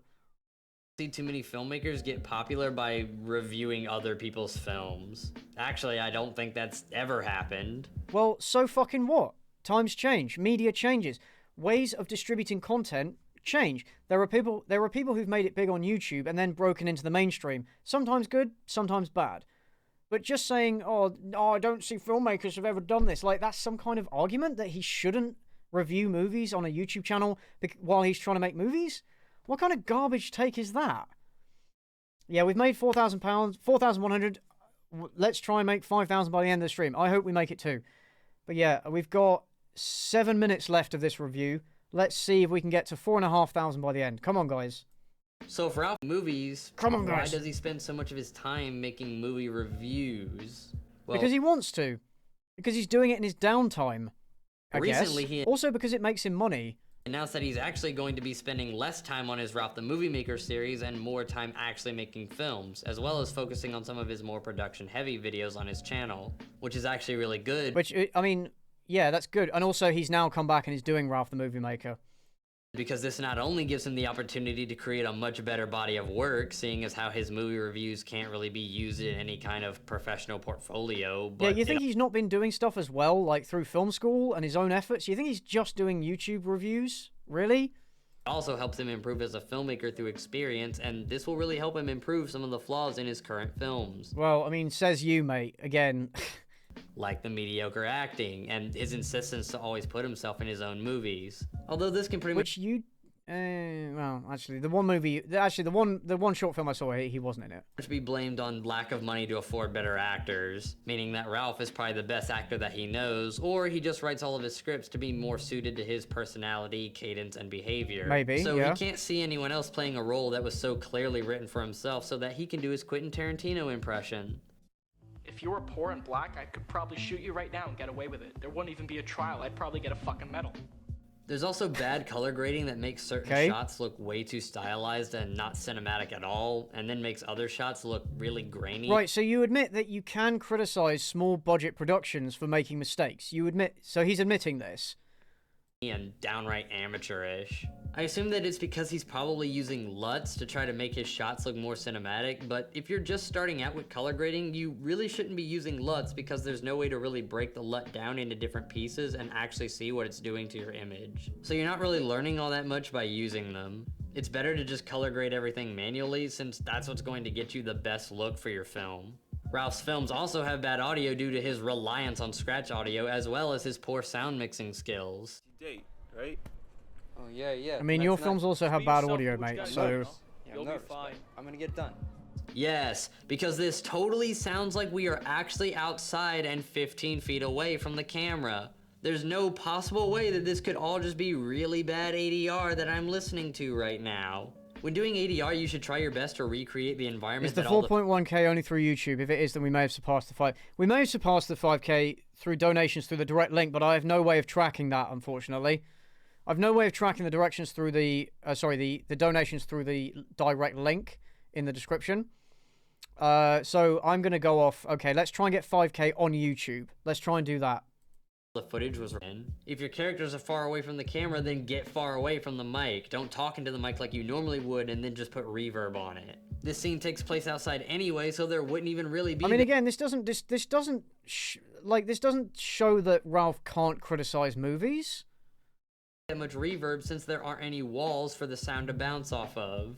In this case, you would have to be recording all the ADR in a Oh yeah, he room said that's he said criticizing ADR was a nitpick. Yeah, he did. Yeah. properly acoustically treated so that it doesn't sound like you're just recording it in a room. Right, so you can fuck up your ADR. You admitted that. When you get into post-production, add a little bit of delay and very, very, very little reverb. Too much and you'll ruin your sound. When doing ADR for a scene that takes place Is it locked to 5K? No, it's not. So when if we reach 5K, we can move the goalpost. We can move the goalpost. outside, compression and EQ will be your best friend. But don't fuck it up now, since adding too much in the low end will make your actor sound like they're right up against the mic, and too little low end will make their voice sound I mean, thin and okay, but unnatural. first of all, Ralph isn't going to give a shit what you think. He's going to learn through experience. And again, like, this doesn't mean that Ralph can't review big budget productions and shit on them. Having your actors the right distance from the mic is important, since it makes the gap between too much and too little a whole lot wider. This just goes to show you that being able to critique a movie and being able to make a movie are two completely different things. Nobody said otherwise. Nobody has said otherwise. You spent all that time arguing against a position that nobody fucking takes. Yeah, people who review movies might be interested in making them themselves, and they might go out of the way to try and make one. Even they would say it's two different skills, and nobody's denying that. Nobody's denying this. So what's your point? Are you saying that because you make bad movies, you can't criticize other bad movies? And if you're an aspiring filmmaker, then you should really understand that sitting around watching movies, critiquing movies, and watching other people critiquing movies isn't going to get you that far. Dude, you made this video. You made this video when you could be making movies. You're doing the same thing. You're doing literally the same thing, my guy. Thank you, Anonymous. Thank you for Anonymous $20 donation. Much appreciated. Oh, dear. You're just picking up a camera and making your own movie rather than sitting down and analyzing one. Yeah, but Ralph the Movie Maker's done that. Red Letter Media's done that. Chris Stuckman has done that. And you've done that. So you're all in the same boat. I could go on and on about all of the different movie reviewers here on YouTube that suffer from all of these same problems to varying degrees, but I'd mostly just be repeating myself. The bottom line is that a lot of them talk big game without having the knowledge to back it up. Well, it depends who you're talking about, but you've not proven that. Oh shit, I've skipped to the end. You've not proven that, and also, again, the fact that somebody, if they go out and make a movie, just because somebody doesn't have the knowledge or skill to make a good movie doesn't mean that they don't have the knowledge or skill to critique a movie if it's bad. And by the way, movies apply to that applies to any piece of media. There's a huge disconnect between Hollywood filmmakers and the general public. Most people don't really understand what goes into making a movie, and a lot of these critics are no exception. Sure, there's a lot of them that would have you believe that they know what they're talking about when it comes to making movies, but I guarantee you that almost none of them could tell me what a tungsten to fluorescent correction gel does. Oh, that's so pretentious, man. Oh, that's so pretentious. Are you kidding me? Oh, because I don't know this, I can't criticize movies. No, that's so pretentious, man.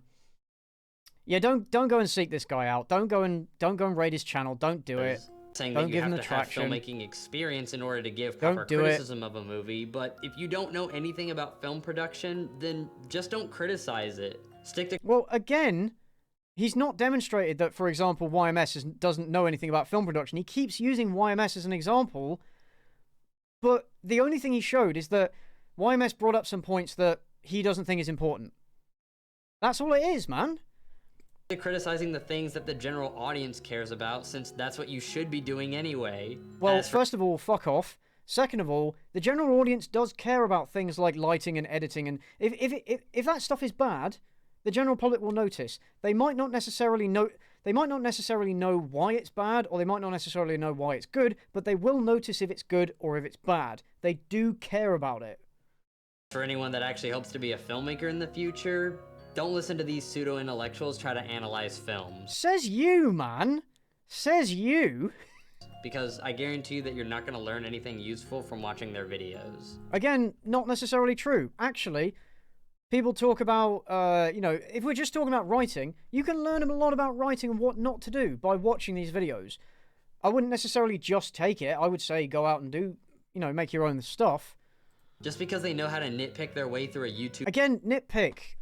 He didn't define nitpick. All he does... It's a nitpick if he doesn't think it's important. That editing flaw, that obvious jump cut, or that obvious jump cut, or that bad lighting, or that bad dubbing, or those are just nitpicks. Ugh. Movie review doesn't mean that any of them could actually make a decent movie. Well, I think Ralph went out and made a short film. I think that was okay. I think it was okay. People said it was okay. And adopting... Also, they don't have to be able to go out and make a movie. They have to just know what they're talking about. Their nitpicky mentality instead of focusing on the more important... Also, why are you using... Oh shit, I've forgotten what his name is. I used to watch him all the time. Oh, what's his name? Why is he using him as an example? Oh, fuck, what's his name? He does...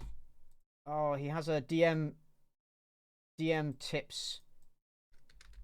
Fuck, what's his name again? Sorry, I've just got to find his name, because I feel bad that I've forgotten his name. Matt Colville, that's it. Matt Colville, who makes, he makes a video series giving advice for DMs in... particularly D&D, but other games as well.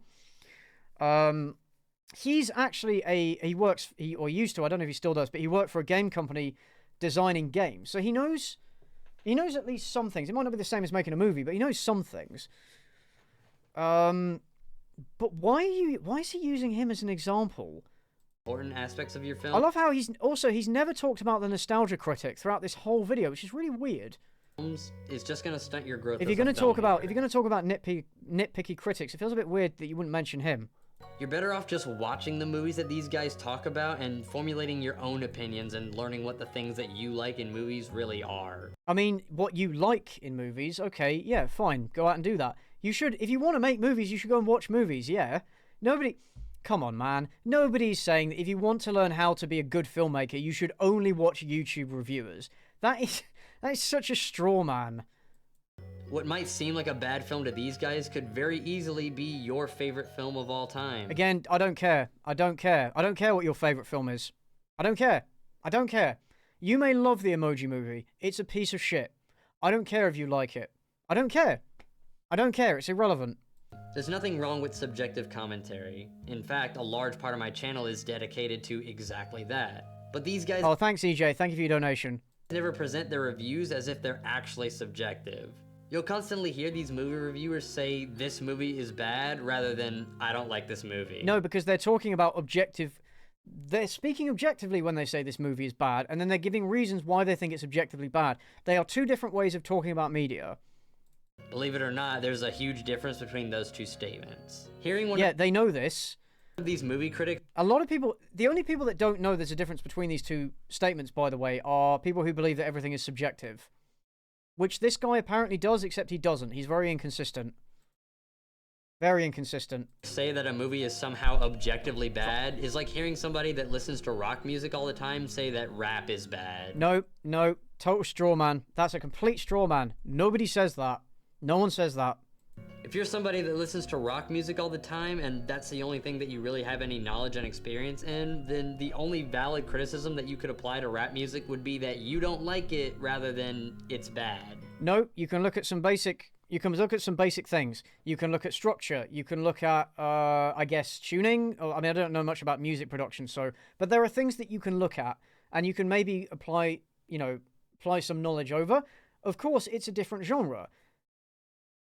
Just because, say, let's apply this to movies. Suppose you absolutely fucking hate horror movies as a genre, and you only watch romantic comedies. If you're trying to review a horror movie, You should take into account the fact that you don't like horror movies, and you should look at the things that elements of filmmaking that you can carry over, and you should do your research.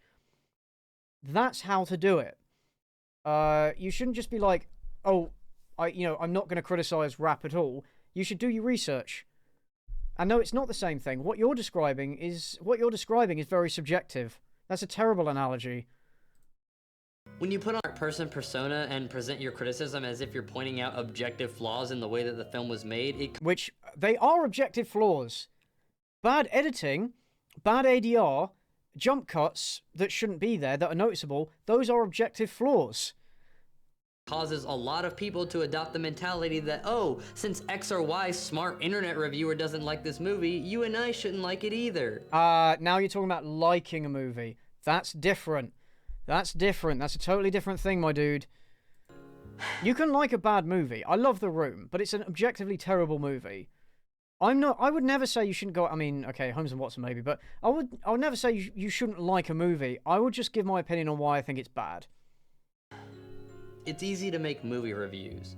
Grab a mic, learn Sony Vegas, and tell everyone your uninformed and predictable opinions. Oh, fuck off. Get fucked. Actually get fucked, mate. Get lost. On whatever the latest movie that everyone has decided is the new worst movie ever.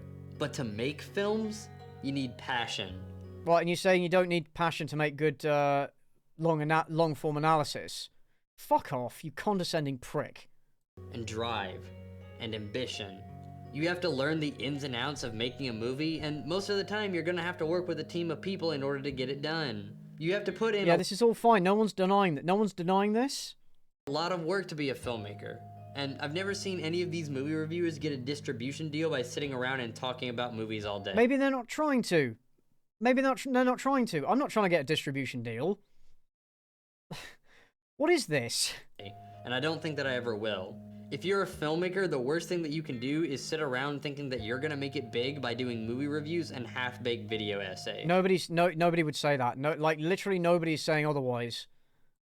You're better off picking up a camera and making your own movie instead of trying to be like these assholes. Oh, fuck off. Fuck you. Fuck you, man. This is why I don't feel bad making fun of him. Fuck him. He's so rude and condescending and really quite pretentious and hypocritical. He has terrible standards, or he doesn't even know what his standards are. Oh yeah, he spelled ambition wrong as well, which is really funny. Where is it? Where is it? Yeah, he spelled ambition wrong. Well done, my dude. Well done. Ambition. You need to have ambition. Thank you, Anonymous. Thank you for $5. Dan, you just come across like a massive salty asshole. I mean, this might be why after years of making content, you've got such a tiny subscriber base. Honestly, man, just... What a terrible take. What a terrible video. What a terrible video. Yeah, just because something involves passion, drive, and ambition, that doesn't mean it's good. Yeah, Ed Wood. Ed Wood put so much drive and passion into his movies, but they were fucking dreadful. The Room had passion, you know? Doesn't mean it's good. What kind of argument is this? You know? Oh, what a fucking terrible argument. Awful. Awful. Oh, dear. Right, well, no need to take any of that seriously. So, criticizing a movie doesn't have passion or ambition, but making movies like Transformers... Yeah, don't tell me that there was passion and ambition in the Emoji Movie. Don't... Oh, let's watch something. Let's watch something. There's a video of... I'll show you. There's a video of James Corden talking about the Emoji Movie and trying to... He's trying to think of good things to say about it, but he can't do it. And it's... Oh, let's watch this.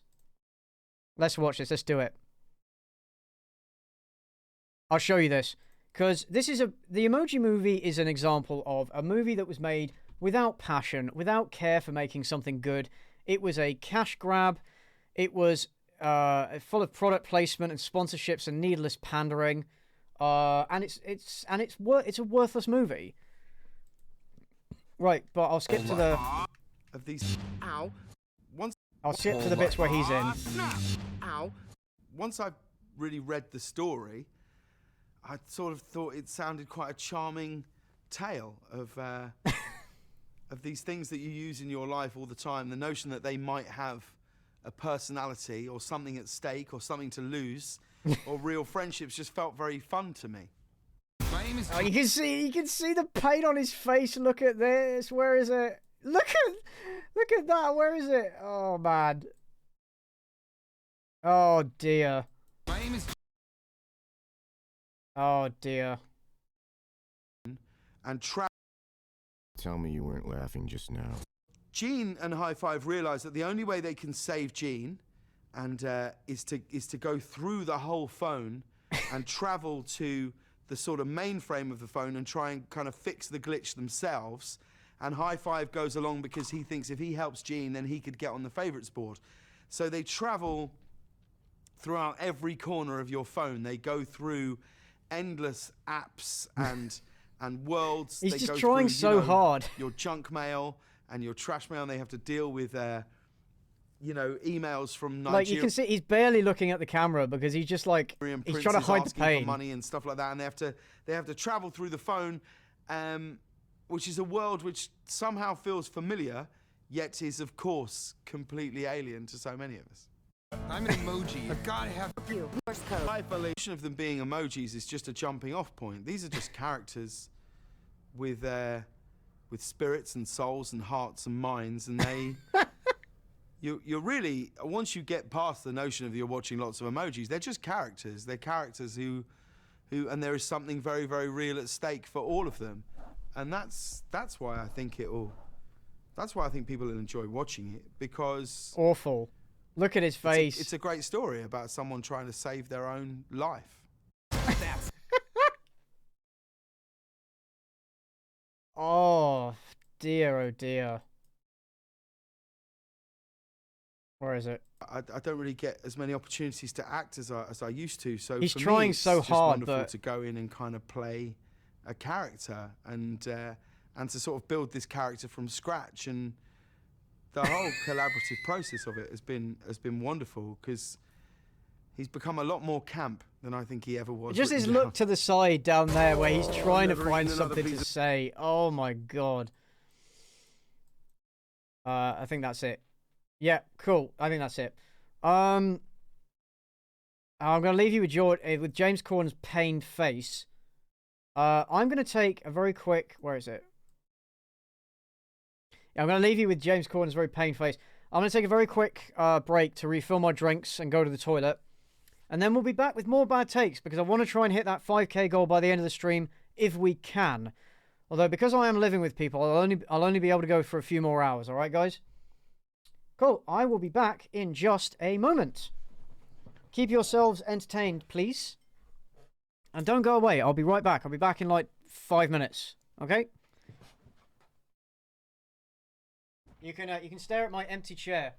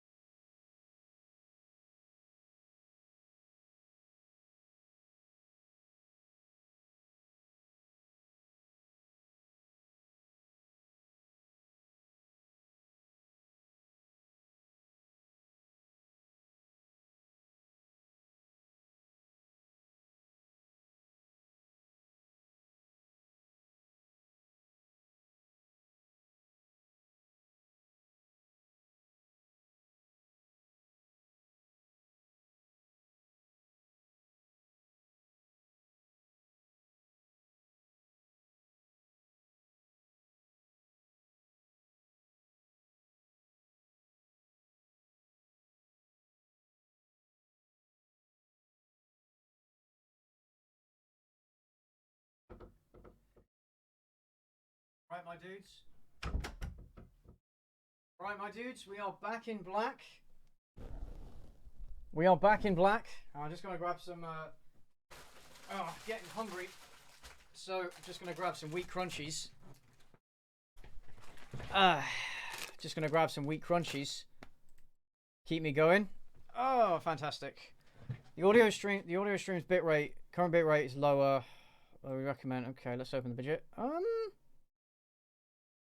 Why is the audio bitrate at 0? It shouldn't be. The audio's fine, right? The audio's fine, right? It shouldn't. Should be fine. Right. Chair stream. Did you guys like my chair? Did you guys like the chair? Let's check the chat. The Emoji Movie definitely had ambition. Ambition, yeah. Right.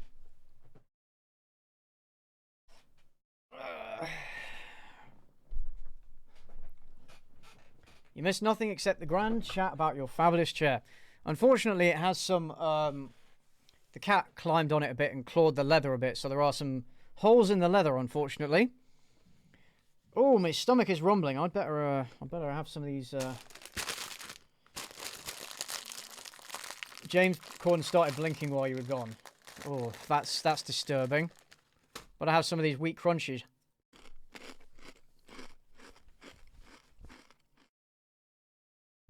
I'll have my actual dinner later.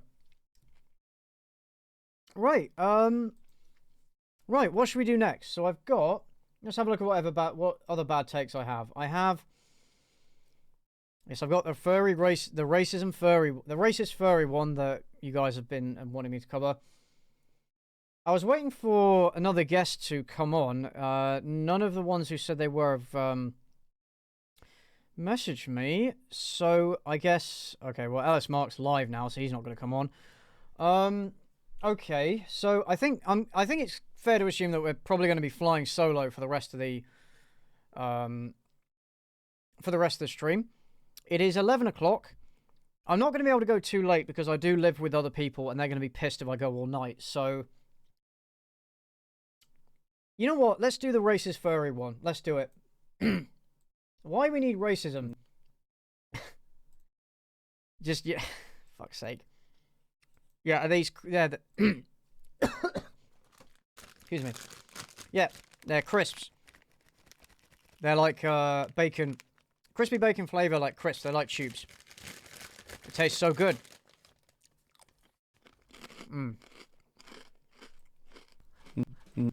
Now.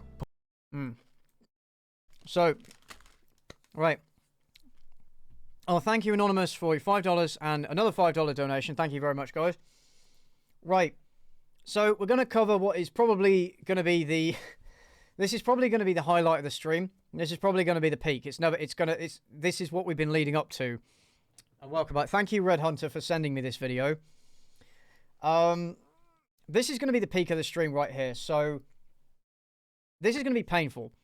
So, let's try and reach as much of the 5K goal as we possibly can by the end of this video. Okay, let's aim for 4.5. I imagine this video, I've seen bits of it. It's pretty bad. It's pretty bad. So this video is pretty cringe because it's a racist furry arguing why we need racism and racism is good. Which is really weird because you'd think like you'd think that if racists took over the world that furries would be one of the first ones up against the wall. Really, like it's always funny. It's always funny to me when furries take like this kind of position. Like, really, buddy, who are you to be judging anybody? And not all furries are bad. In fact, most of them aren't. But like, yeah, this is peak internet. This is peak internet commentary channel. Like, animated avatar, everybody gangster until the animated avatar crosses his arms. And I know that's me. I know this is me talking, but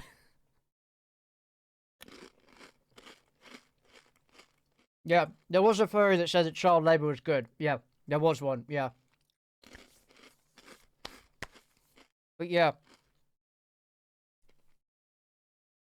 Yeah, this video is going to be good, guys. So please dig deep with donations. It all goes to a good cause, children in need, to help with the, you know, people who've been caught up in the Israel Gaza situation. You can donate through the button at the top of chat or through super chats, or you can use the link in the description, which will take you to the emergency fund donation page, and then that will go directly to them. All the money does go to the charity. I don't get any of it, and YouTube doesn't get any of it. So, yes, for putting myself through this cringe and this pain, please dig deep, because it's all for a good cause. How am I eating Scooby snacks? Just think of them as Scooby snacks. I believe that this guy actually had his video, I believe this guy actually had his video, his channel terminated for violating guidelines. So, yeah. So this is a re-upload. I'm gonna have to try and talk a little bit softer if I can, because other people in the house, they've gone upstairs, so I don't want to piss them off too much. Oh, thank you for your $5 anonymous donation. Thank you very much. Right. Yeah, it does seem most furries are fine, but then there's that minority of furries that are just like, oh, you know. All right, let's do it. Now, before you all grab your pitchforks and storm into the comments section over the title of the video alone, let me just say that of course racism is bad.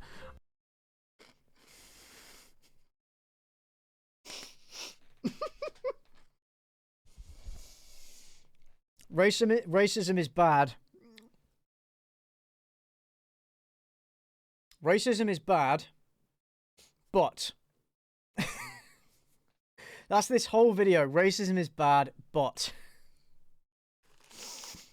I wouldn't make a 10-minute video defending something so obviously terrible. I mean, that sounds like what you're doing, mate. It sounds like what you're doing, mate.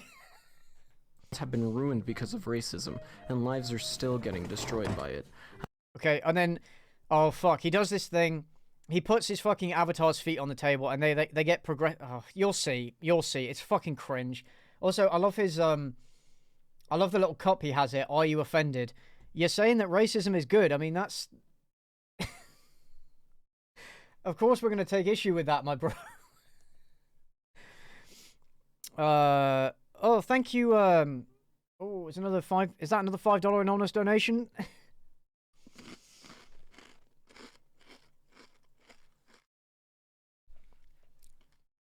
He said racism is bad. That means nothing else matters.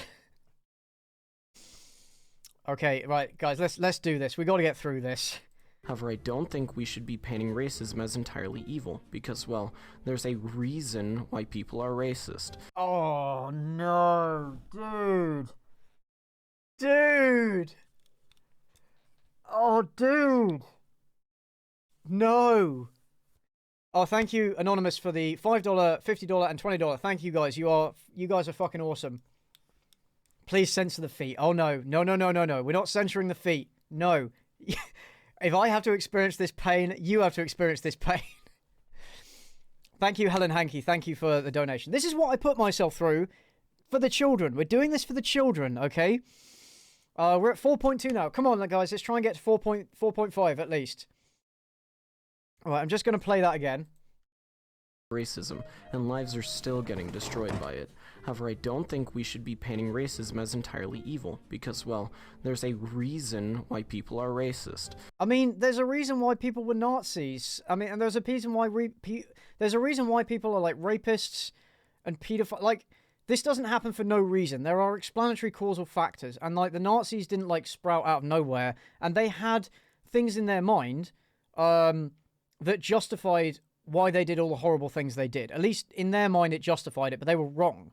It doesn't mean, like... Oh, Craig Huggins, thank you very much for the donation, man. Thank you very much. Oh. And that's not because people want to be bad. It's because there are objective benefits to being racist.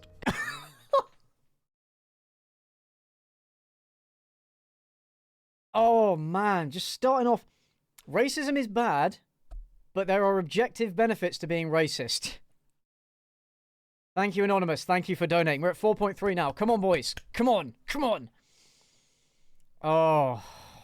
Yeah, sure. There's a reason. It's not a good reason. Objective benefits to being... I mean, there are objective benefits to being a psychopath as well. If you break it down, there are objective benefits to being a rapist. But, like, it's not a good thing.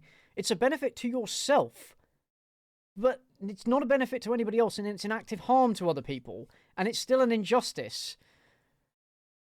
Oh, man, this one... Oh, this is what the streams are made of, man. This is what YouTube is for. This is what YouTube is for. These fucking takes. Oh, man. Get the heavy flamer. Man, even the fucking Chaos Gods wouldn't accept this one. Fucking purge it with fire.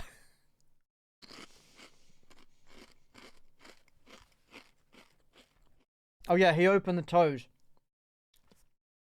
Keep an eye on the toes, guys, because they move as the video goes on. Thank you, Cody J. Thank you for $50. Fucking legend. You guys are absolute chads. Yeah, there are objective benefits to stealing. That doesn't make it any less immoral. And I don't... We should be discrediting these benefits with all this virtue signaling bullshit.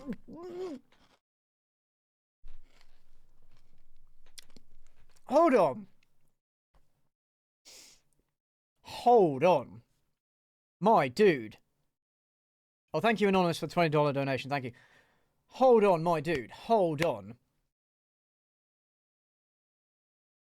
Virtue... Okay, yes, virtue signaling is a thing. Yes, we all know that. We know there's some extreme people who are idiots.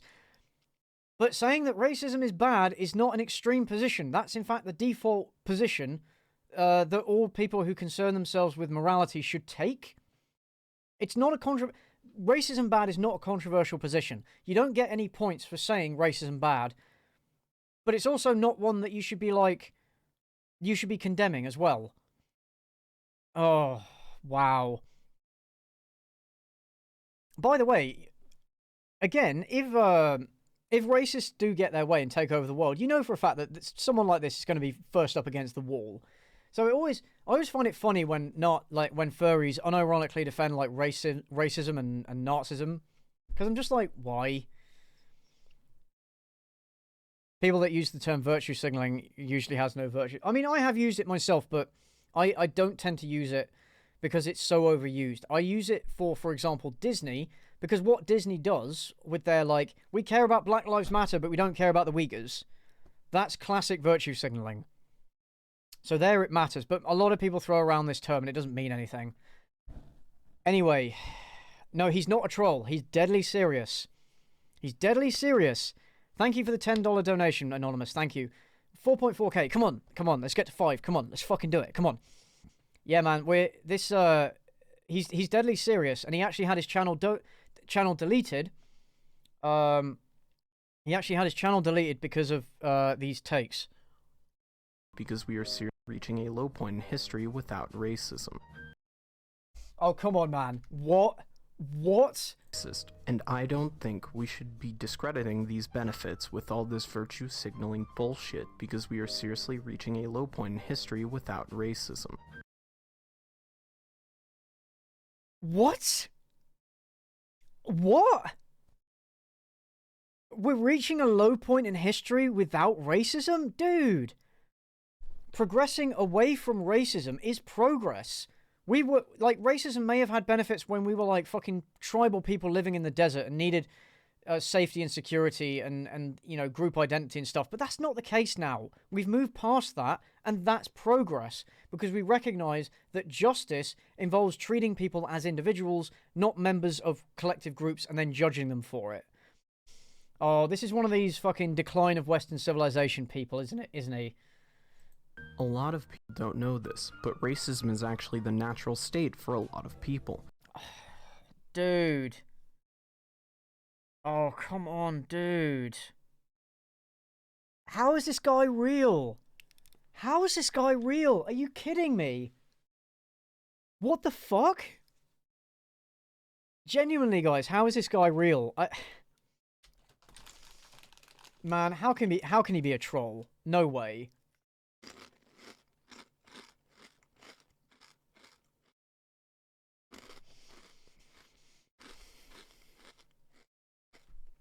Fucking hell.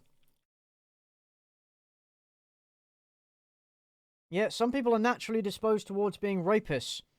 Pedophile, like, people don't choose to be pedophiles. They are, for whatever reason, naturally predisposed to be that way. That doesn't mean it's right. There's a lot, like, you could very much make the argument that being a furry isn't natural. But, you know, we're not going to go there because I think being natural is not, it doesn't really mean much.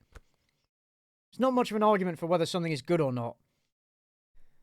Oh, man, what century is this guy living in? Fucking hell. This guy wants to go back to, like, the 1840s, when people like him would have been fucking lynched for being furries. I'm sorry, but... the fact that he's a furry just makes everything, like, it just makes everything on top of it just so... That's the fucking cherry on top. We're not even a minute into this video, guys. Thank you, Anonymous. Thank you for the $5 donation. Come on, guys. Let's keep it going. Let's keep the donation train going. Come on, guys. And has been for most of history. Yeah, but so is slavery. But slavery is wrong. And we know that now. And that's called progress. Forming exclusive groups, people are able to be amongst like-minded individuals. Well, hold on. Okay, hold on. Let's play that again. Racism is actually the natural state for a lot of people. And has been for most of history. Proves nothing. By forming exclusive groups, people are able to be amongst like-minded individuals, and the people in fight significantly less. What, like-minded? That's nothing to do with race, my dude. That's about cultural group or religion, which are arguably far more important than race. Here's the thing. Belonging to a group has always usually been more about your local tribe, or your cultural group, or your religious group, or even in some cases like your nationality, but that's more of a recent thing. Less so race. Less so race. The Greeks thought they were better than all non-Greeks, but it wasn't really about race. The Romans thought that they were better than all the people they conquered, but it wasn't because they were black or whatever color they were, it's just because they weren't Roman. This idea, like, he's talking tribalism, but he's using that to defend racism. People still get tribal. They get tribal about all kinds of different things, and in many ways it's wrong. Tribalism is actually, it can have some benefits, but it's incredibly harmful in a lot of ways. But racism is not an excusable form of tribalism, if we're gonna go there. Yeah, come on, guys, keep the super chats going. Thank you, Amanda Adams, for $5. Thank you very much. All right, let's keep going. This is because people who think the same don't often come into conflict. Again, you're talking about cultural groups, religious groups, people who think. You're talking about race. You're talking about racism. You're trying to defend racism. This is not the same thing, buddy. Grouping together also provides a sense of pride. I mean, think about it. If you're surrounded by people like you, that think like you, and most importantly look like you, then you feel like you belong. Yeah, but that, again, is more to do with culture and religion rather than race. Also, if you take pride in group identity in your race, you're a fucking loser. I don't care what race you are. If that's where you take your group identity from, and that's what makes you feel good about yourself, you're a loser. There are many things that you should be looking to. Cultural group, religion, whatever it is, or fucking music taste, anything. Religion is not a valid form of tribalism. It's not. That's a good thing. Segregation is an objective good in its utility because... Man, just the hot takes. Just the takes, they don't stop. They don't stop. They don't stop, and we're like a minute and 15 seconds in. I'm just... All right, let's let him finish. Let's let him finish his point. You, and most importantly look like you, then you feel like you belong. That's a good feeling. Segregation is an objective good in its utility because it leads to the formation of ethnostates, and ethnostates are historically proven to last longer than states that embrace polyethnicity. Oh man, don't... Okay, you're actually just a racist, aren't you? No, states that are formed out of multiple ethnic groups. They only fail because of ethnic conflicts, and if they don't have a unifying sort of body of law or group identity beyond that. Don't unironically defend ethno-states, man. What are you doing? Oh, man. And also, this goes beyond race, by the way. It's nothing to do with race. It's more to do with cultural identity or religion. Those are much more important factors. Race is something that people have just decided is a thing, and it means something, when it really doesn't. Race means nothing, and people have just made it up. Cultural groups and culture and religion and stuff, that actually has an impact on how people think and behave and treat other people. Those would actually be able to divide people, and they can be immensely harmful. They can be good, but they can be immensely harmful. Depends how you go about it. Racism is always bad. Racism is always bad. Racism is never justified. And thank you, Frodo. Thank you for the $50 donation. Come on, guys, let's keep him going. Yeah, this is some next level shit. Yeah, he's not joking. He's not joking. I mean, look at China. They have over 5,000 years of history because they are discriminatory and wary of other races. Oh, dude, no. No, you are not defending racism in China. Are you fucking kidding me with this shit? The Chinese government is literally right now committing a genocide against the Uyghur Muslim population in Xinjiang. That's so fucked up, man. Don't defend that. Also, by the way, China is not homogenous. You've got the Han Chinese, but then you've also got other ethnic Chinese groups. And you've got other groups in China as well. But the Chinese government is trying to make themselves homogenous, both ethnically and otherwise. And that's not a good thing. And by the way, China has splintered many times over its history and been dominated by foreign powers many times over its history. And that's because of internal conflicts and internal issues that have nothing to do with race? The fuck is this guy on about? Man, imagine defending communist China in order to defend racism. Oh, dude. Man, yeah, I told you guys, this is the peak of the stream. This is it. It's not going to get any better than this. Thank you, thanks, Seekateni28. Thank you for donating. Oh, dear. Wow. Fuck me. Oh, fuck me. While also rating with their own. As such... Wait, hold on, what? Look at China. They have over 5,000 years of history because they are discriminatory and wary of other races, while also cooperating with their own. No, no. No, man, this is all total dog shit. What are you talking about? What are you talking about? Oh, thanks, Amanda. Thank you for $100. Thank you so much. Everybody give Amanda a hand. Fucking legend. 4.5 now, guys. 4.5. Yes. Come on. And we're only 1 minute 30 into this video. We're only 1 minute 30 into this video. Come on. Let's see. Let's see if we can get to 5. Could I do one of Animat's bad takes? Actually, his review of Cloudy with a Chance of Meatballs is in my list, as is his video on Illumination Studios. We'll see. I'll see how much time I have left after this. All right. Let's fucking go, guys. Come on. Come on, guys. 5K. Come on, let's do it. Make this worth it, because this is painful. This is actually painful. Oh, I'm wearing myself out.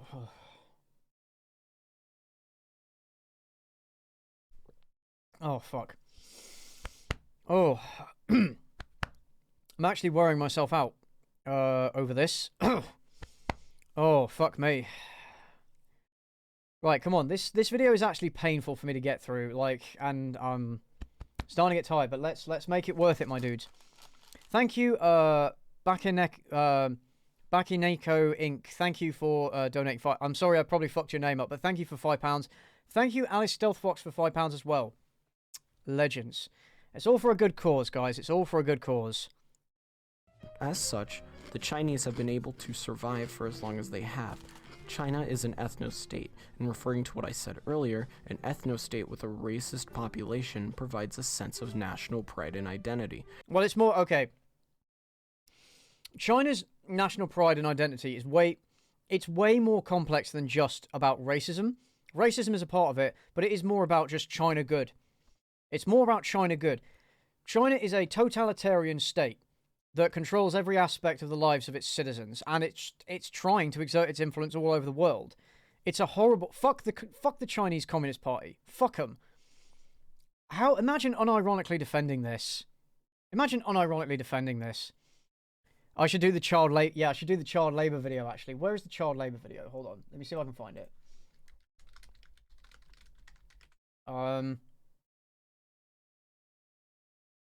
Oh, guys, I think my cat wants to come in. Hold on. I think my cat wants to come in. Yeah, that's what's scratching. Come on. You guys want to see? You guys want to see? You guys want to see the cat? You guys want to see the cat? I'm not above using the cat for donations, guys. If you wanna see the cat on stream, send some donations my way. Come on. Well, not my way, but to the, it's for the children. It's for the children. You know? Oh yeah, I found the why we should bring back child labor video. I found it. Let me add that to bad takes. Come on, cat. Come on. You guys want to see the cat, right? Come on. Now. You guys want to see the cat, right? Come on, let's do it. Send them your love. Send them your love and your money, and we'll get the cat. Where's the cat? Oh, she's licking herself right now. I'll leave her to it. Come on, guys. Come on. You want to see the cat? You want to see the cat? Come on. Fucking do it. Let's keep the drive going. Come on. You want to see the cat? I know you want to see the cat. Come on. Oh, thank you, Anonymous. $5 Canadian. Thank you very much. Come on, guys. Come on. Cat. You want to see the cat? Come on. Come on. There's a bit of a delay. There's a bit of a delay, by the way, in the chat, so it might take a second. Thank you, Anonymous, for another $5. First it was $5 Canadian. Now another one with $5. Thank you very much. Cat. Come on.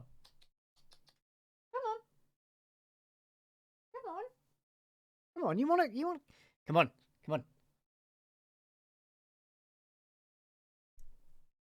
Another $5. Thank you very much. All right, come on, cat. Come on.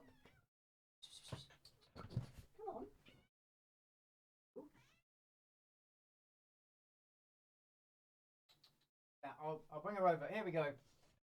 There we go. There she is. Meow. Oh, can you see her? Yeah. Thank you, Anonymous, for the other $5. Thank you, Catan and Canos, for another $5. Thank you very much. Meow. Thank you, Name Amori, for another $5, and Anonymous for another $5. Yes, I'm not above using my cat to help the children. It's for the children. You guys love children, don't you? She on the stream? Yeah, she is. Look at her. Look at the little face. Look at that little face. Yeah. Yeah. Oh, she's so happy. Look at her. Chat fucking explodes. Damn right. Damn fucking right the chat explodes. Hello. Oh, she's very vocal usually, and she's very loving. Hey, thank you, Rizara, $50 Canadian, fucking legend, and Anonymous for another €5. Let's keep it going, guys. 4.6. See, you're helping the kids. You're helping the children. You're helping the children. Hey, another $20. Thank you. Oh. It's a she. She, actually. Her name is Sansa. You know, like in Game of Thrones. That didn't age well. You gonna purr? Come on. Come on. I'm trying to get her to purr into the mic.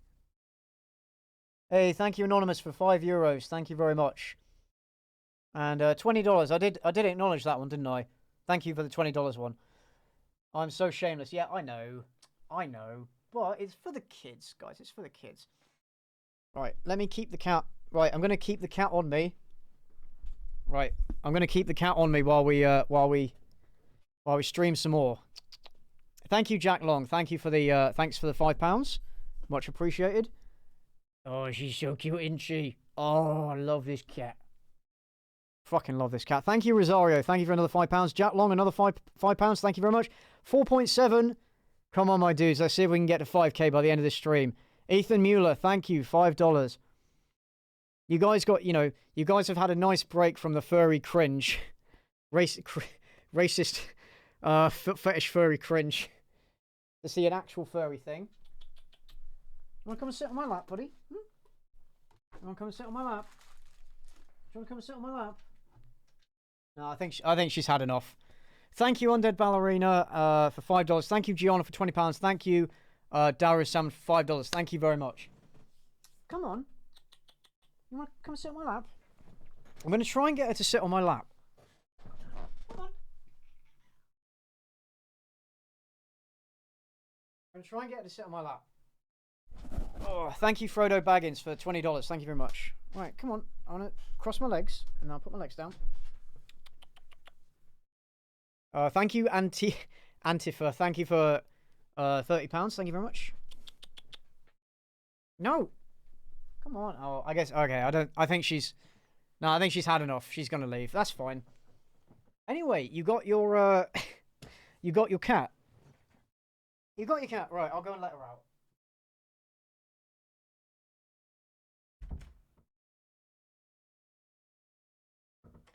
Oh, well, that was a nice. That was a nice break from the furry cringe, wasn't it? That was a nice break from the furry cringe, wasn't it? Oh, fuck me. Thank you, Paul Enan, for €20. Thank you, Victor Martinez, for $5. And Nisa Drake for $5. Thank you very much. Oh, based. Absolutely based and red-pilled that cat is. Oh, she's adorable, though. I love her. She's a great cat. Anyway, so, right, now you've had your nice... Now we've all had our nice break. Let's get back to it. For people asking, where's Aya? She died last year. I'm not sure. We're not exactly sure what happened. We think she ingested some antifreeze or something. It's not very nice. But yeah, she passed away last year, I'm afraid. But yeah, so they were called Aya and Sansa. Thank you, Anonymous, for another $5. God, I need a drink.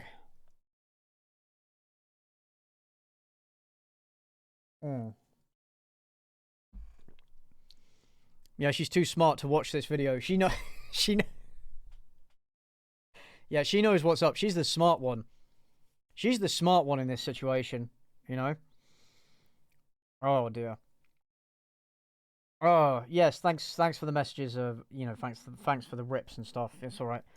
It's all right. It was just sudden and unexpected and just kind of tragic. It was like, oh, fuck. Yeah, well, it is what it is. What can you do? But Sansa's still with us, so that's something. All right. Okay, guys, let's carry on. We've only got $200 left to reach our 5K goal for the stream. $200. That's all we need. I can't actually see the exact amount for whatever reason, but I think we only need $200. So we are very close. Let's try and do it. Come on. Thank you, Sebastian Payne. Thank you for £10. Come on, guys. You want to help the children, right? And you want to justify me going through this fucking this fucking trash, don't you? All right, let's just rewind a second. As long as they have. China is an ethno-state, and referring to what I said earlier, an ethno-state with a racist population provides a sense of national pride and identity, and thus prevents infighting and strengthens the country. Well, first of all, it's because it's a totalitarian state that brainwashes its people. That's why there's that unity there, and they punish anybody that speaks out against the government. That's why they don't have any dissent. Also, the Chinese Communist Party is a pretty recent thing in China's history. China's been around for thousands of years, and it's, as I said, it's fractured multiple times over its lifespan. And it's fractured for reasons that have nothing to do with race. It's a bunch of other things. When you work, create, and fight, you are doing so for the betterment of the people you care about. Your own people. Oh, what do you mean, your own people? Your own people? Yeah, not white people. fuck me. I mean, if I was doing a public service, I wouldn't be like, yeah, I'm doing this for the benefit of white. You only do it for the benefit of white people if you're a racist. Or I'm doing this for the benefit of all black people. Well, what about, more specific groups? If you're doing it for the benefit of your countrymen or your cultural group or your religious group, that makes a lot more sense. But, what do you mean? What do you mean, your people? Oh, dear. Also, technically, there is fighting if you count the tension between mainland China and Taiwan, or True China, as it's also called. Oh, thank you, Kian A. Thank you for your donation. Oh, come on, guys, we're so close. We must be so close by now. What? His own people. Fuck me. A distinct race. No, not a distinct race. Only if you've already defined it in terms of racial categories. There are so many other categories that provide these benefits, but also don't... Okay, it depends how they're interpreted, right? But having a group identity around, say, a nationality doesn't necessarily mean that you're prejudiced against people that aren't part of that nationality. Unless you're doing it in a strictly tribalist way, which is what this guy is arguing for. Zerg. Oh, thank you, thank you for $20, Zerg. Thank you very much. Oh, 4.9. Come on, guys. We're so fucking close. We're so fucking close. Come on. Come on. Oh, I probably shouldn't have done that. On a side note, this is why Kurdistan should not be a real country. Hold on, what? You just defended ethno-states, and now you're saying the Kurds shouldn't have their own country, and they should belong... What? Okay. Let's see what he says. So for the betterment of the people you care about, your own people, a distinct race. On a side note, this is why Kurdistan should not be a real country. It doesn't deserve to be one. Kurds say they need independence, but the difference between the Kurds and the Turks is entirely cultural and not racially related at all. What? That's your argument?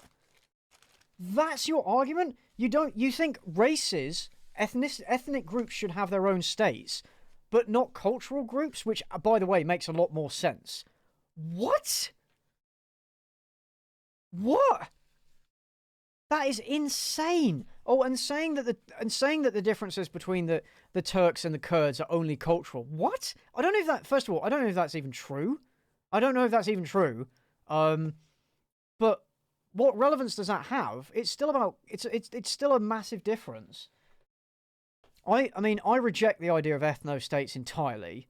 Right? I'm just saying, be consistent. Man, this lad's hot takes. Oh, thank you, Anonymous, for another $20. Thank you very much. Man, this lad's hot takes. Fuck me. All. If the Kurds were to just accept... Oh, fuck's sake. Be one. Kurds say they need independence. Oh, I love how he says they don't deserve their own country because they're not a race? What the fuck? Like, also, by this ethno-state logic, how far are you gonna take it down? Because white people, by the way, is not really a distinct race. White people is divided into hundreds of different smaller groups that are not the same. Like, black people is not one uniform race. They're divided into hundreds of different, like, sub-races. But, this whole concept of race is so fucking stupid. Oh, my God. Yeah, by that argument, the United States shouldn't be a country either. Yes, exactly. Hans Gruber, thank you for £5. Oh, man. By the whole of... Yeah. Oh. Thank you, Sephiroth, $60. Yes! We fucking did it! We fucking did it, guys! Thank you so fucking much. We fucking did it. Sephiroth, you fucking legend. And Mighty Mora, thank you for your £20 donation. Everybody give Sephiroth a hand for making it up to 5k. Thank you so fucking much. Oh, we raised $5,000 to help save the children. Oh, fuck. That feels so good, man. That feels so fucking good. Man, give yourselves a big fucking pat on the back, man. Oh, give yourselves a big fucking pat on the back, man. Oh, you guys are awesome. Oh, you guys are fucking chads. You guys are fucking legends. Fucking Sephiroth sweeping in at the last minute, man. Absolute fucking legend. Yeah, someone said that the donations would fly in as soon as I started covering this video. Yeah, it looks like it, yeah. All of that furry hate money, all that racist hate money.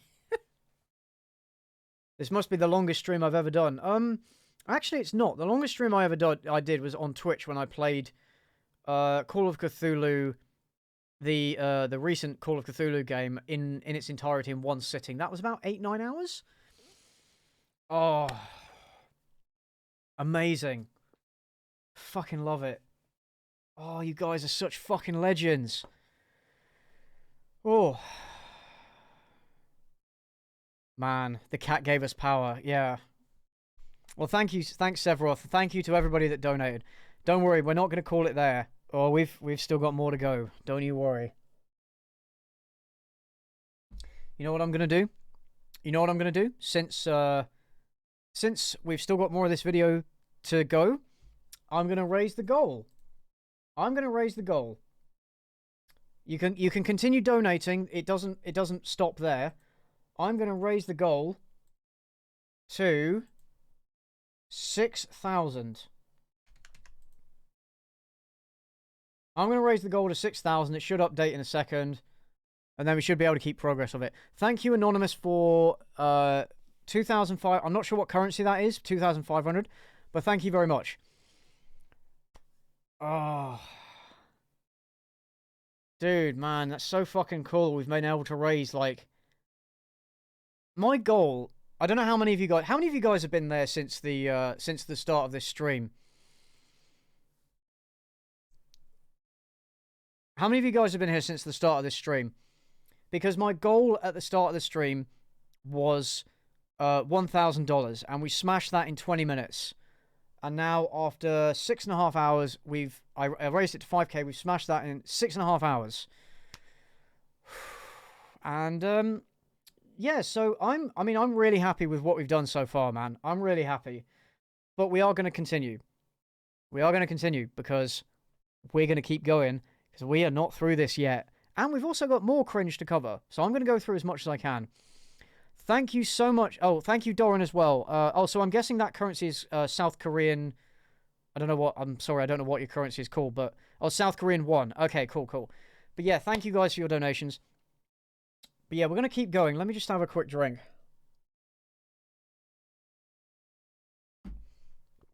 I wonder if I go and find the cat and bring her back, I'll get more donations. Nah, she's probably off chilling, like, you know, she's probably off sleeping or some shit. If she wants to come in again, because she often, like, you know, scratches outside my door and meows and wants to come in and see me at night when I'm working late. So, yeah.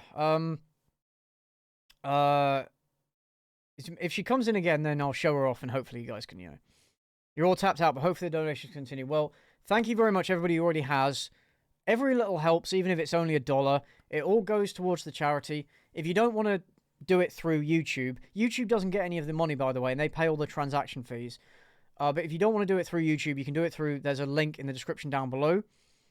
But I can't check how much has been donated through that link, so that's all up in the air. So my donation goal is what's in the stream right now. Oh, yeah, and it is all for a worthy cause, guys. It's all for a worthy cause. Helping especially children, but I don't think they're just helping children. I think they're helping other people as well, who've been caught up in the rather fucked up situation that's happening in Israel, Gaza, Palestine. This isn't, you know, this isn't about taking a side. We're not getting political here. We're just trying to help people, okay? Thank you, Anonymous, for $5 more. And thank you, Lithorgot, probably fucked that up, for 25... you know, I'm going to Google what currency that is, because I don't want to keep asking and looking ignorant. Oh, Polish Lottie. Okay, cool. Thank you very much.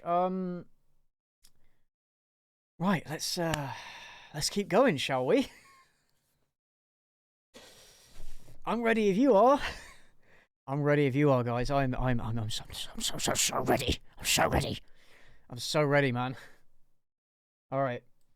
But the difference between the Kurds and the Turks is entirely cultural and not racially related at all. Yeah, tell that to the Kurds who got fucking, who have been fucking oppressed by the Turks for so long, and also who got gassed in Iraq by Saddam Hussein. Oh, your differences are only cultural, so you don't deserve your own state. Fuck off, man. Also, thank you Anonymous for $20. Thank you Lauren Davis for $100. Thank you very much. If the Kurds were just accepted, yeah, I've got no problem shitting on racist furries to help kids. I got no problem with that, man. Let's keep this going. Let's keep this train going, man. I'm fucking hyped now. I am. You know what, guys? After the plot holes video didn't do that well. I guess the audience wasn't particularly. I guess they weren't as interested in it as they were in other videos that I've done, which is a bit of a shame. So I was feeling kind of low after that happened. But, you know, seeing how much you guys have been donating, seeing this support is fucking awesome. I feel so good right now. I'm actually on top of the fucking moon. I feel so good. I feel so good. Thank you. Yeah, everybody give Lauren Davis a hand for $100. Everybody, you fucking legend. You actual legend.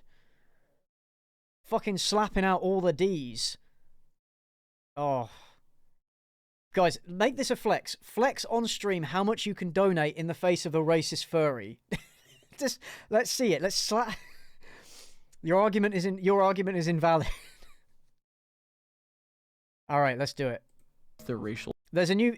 You see, I keep hearing this. People keep not know that I've put a new video out. I don't know what the fuck is going on with YouTube, just not showing my video to people.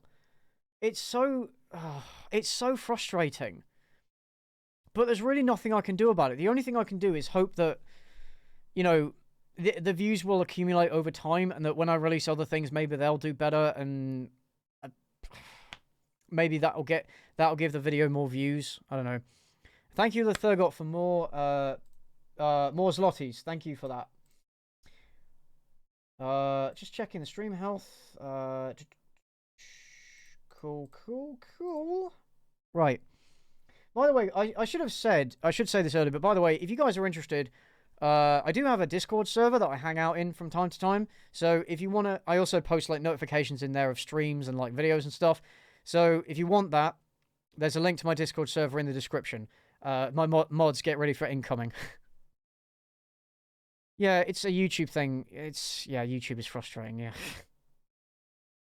Anyway, I mean, the people who watched the plot holes video said it was good. So, yeah. Anyway, thank you, Nick Kurtz, for $10. Thank you very much. All right, sorry, let's carry on. Let's do it. Disposition, then they would be a united state. Living within an ethno-state creates an us versus them mentality, and it's been proven time and time again that having a defined, tangible enemy that is perceived to be pure evil unifies a people. Yeah, in a fucked up way. In a really fucked up way. Yes, it unifies people, but this is such dystopian shit. This is so dystopian shit. That's why like radical fundamentalists hate like gay people and trans people. Trans people is the big thing now, is to hate on them because it's a small vulnerable group that can't fight back, but it makes them seem more powerful than they actually are, and yet powerless because they can be defeated. But it makes them this enemy that we can focus on and unite against and feel better about ourselves. And it's fucking pathetic and so fucking cringeworthy and vile. You know, yeah, it unites people, but like in the most fucked up kind of way. It's not a good thing, my dude. By comparison, blurring the lines of morality with all this not all black people talk. What? Just weakens everyone's resolve. What? Take Osama bin Laden in the War on Terror, for example. People... No, what are you... No. Hold on. Whoa. And it's been proven time and time again that having a defined... Literally every sentence he says is such a bad take. Tangible enemy that is perceived to be pure... I couldn't have written this video better if I tried. It's just everything he says is bad. Evil unifies a people.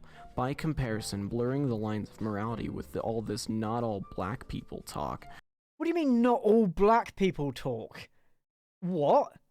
Are you saying that all black people are like criminals? What? Wow, wow. Wow, what a fucking dickhead. What an actual dickhead. Just weakens everyone's resolve. Take Osama bin Laden in the war on terror. He's gonna say that we needed Osama bin Laden as a common enemy. For example, people rallied behind the tangible goal of killing Osama bin Laden, and everything was great. But once he was... Well, it wasn't really, because people went around killing Muslims, like beating up innocent Muslims who had nothing to do with it, and killing Muslims who had nothing to do with it. And we invaded a country which had, like, the barest connection to Osama bin Laden, and Osama bin Laden wasn't even there. And then, of course, we invaded Iraq on this pretense, but it was a lie. Was gone. Millions of people fucking died. Suddenly, the enemy was terrorism itself, not any one group or person. It could have been anyone. What were we supposed to... Yeah, because but that's bad. That's bad. So he's acknowledging what is in a sense truth of, like, if there's this common enemy, then powerful interests can unite the people against them, and it's easier to control them. Yeah, but he's saying that's a good thing. Supposed to do then? It's not a parody, guys. It's not a parody. It's not a parody. No, it's not. We can go and just shoot terrorism dead. This is why we need people like Osama bin Laden. We need people like Osama bin Laden. We need terrorists. And groups like Muslims. And why we... Wait, we need groups like Muslims? Are you saying that we need to blame Muslims? Need to hate them. No, we don't need to hate them. What the fuck is wrong with you? Oh, man. Oh, fuck. I don't know if I have the stamina to go through all this, man. Thank you, Helen Hankey, for the $20. Thank you very much. Have we had any others? I already said the $10 one, didn't I? Yeah, Nick Kurt. I already said Nick Kurt. Thank you. Wow. Yeah, his the way he's speaking, he just sounds so depressed. Yeah. Wow. We need to hate Muslims as a society. Oh, dude. Dude. Wow. He has shown to be racist outside this video, by the way. This guy had his channel taken down for breaking YouTube's guidelines. So we're not even a third of the way through, guys. Oh, apparently it gets worse. Oh, okay. Awesome. Oh, thank you. Oh shit, oh no, I've already acknowledged that.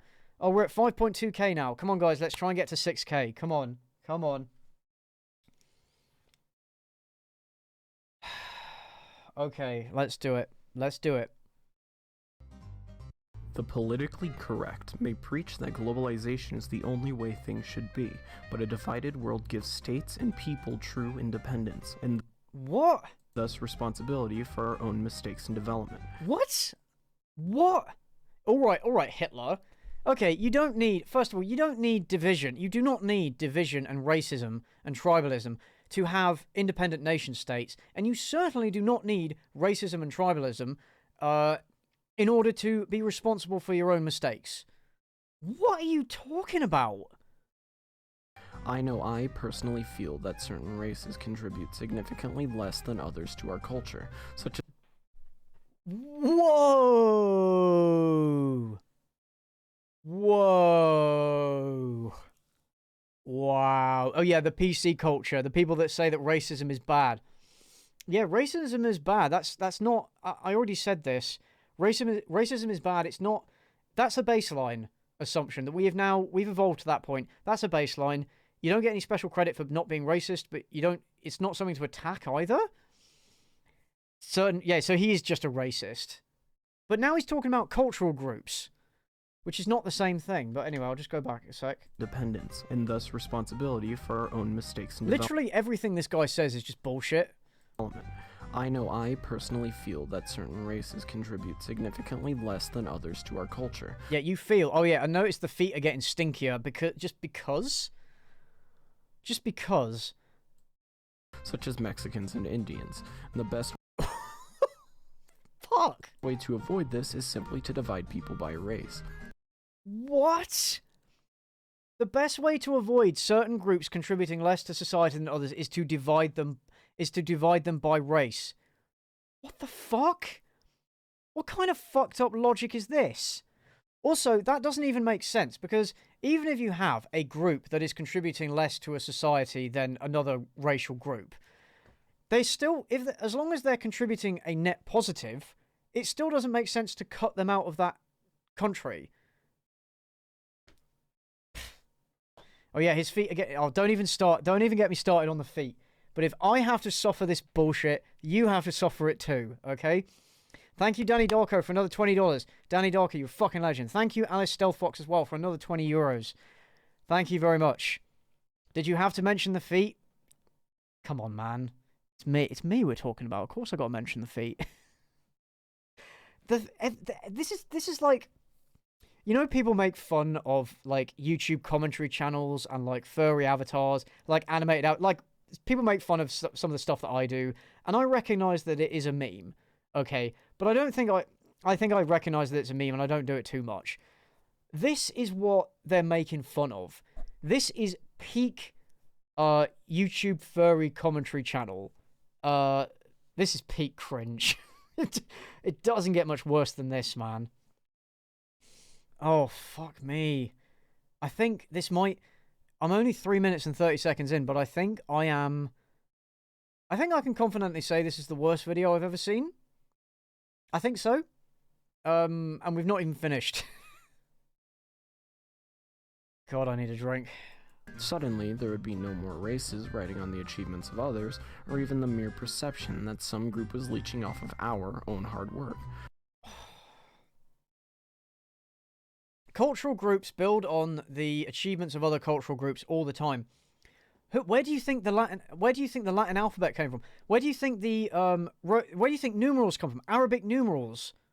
They're not fucking English, are they? They're not white. So many advancements in mathematics and geometry and science originated in the Middle East, and we took influence from that. But there's nothing wrong with that. So, but we're riding on their success. Come on, man. This is such a weak take. Our achievement. Oh, thank you, Shannon Jones. Thank you for the $5. Come on, guys. Let's keep the donation train going. Come on. What am I drinking? I'm drinking a combination of water and blackcurrant juice. Thank you, Christina C, for $100. And thank you, Frodo Baggins, for another $20. Give these guys... Frodo Baggins has donated a lot so far. Give him a hand, and also give Christina a hand for those $100. You fucking legends. Why did the feet move? I love how, by the way, the feet are moving more than everything else. The feet are more animated than everything else. Oh, fuck me, man. This is just like... Oh, Jesus. Jesus wept. Yeah, I'd love to know what this guy thinks he's done to benefit society. I'd love to know. Can be credited only to ourselves. Racism puts people in check. When you're constantly critical of racism? Hold on, what? Group was leeching off of our own hard work. Oh, fuck off, mate. Like you have not borrowed from other cultural groups and lean on other people's hard work. Fuck right off. Achievements can be credited only to ourselves.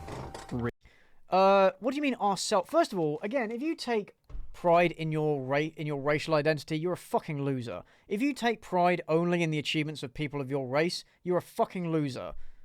You should be taking pride in the achievements of yourself and the achievements of people you care about, like, you know, your family members or your spouse or whatever. Like being proud that somebody of the same race as you did something is fucking pathetic. That's so fucking pathetic, man.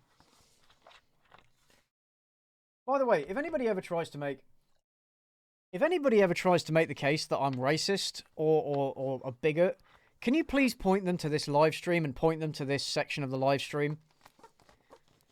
I mean, they probably won't listen or care, but...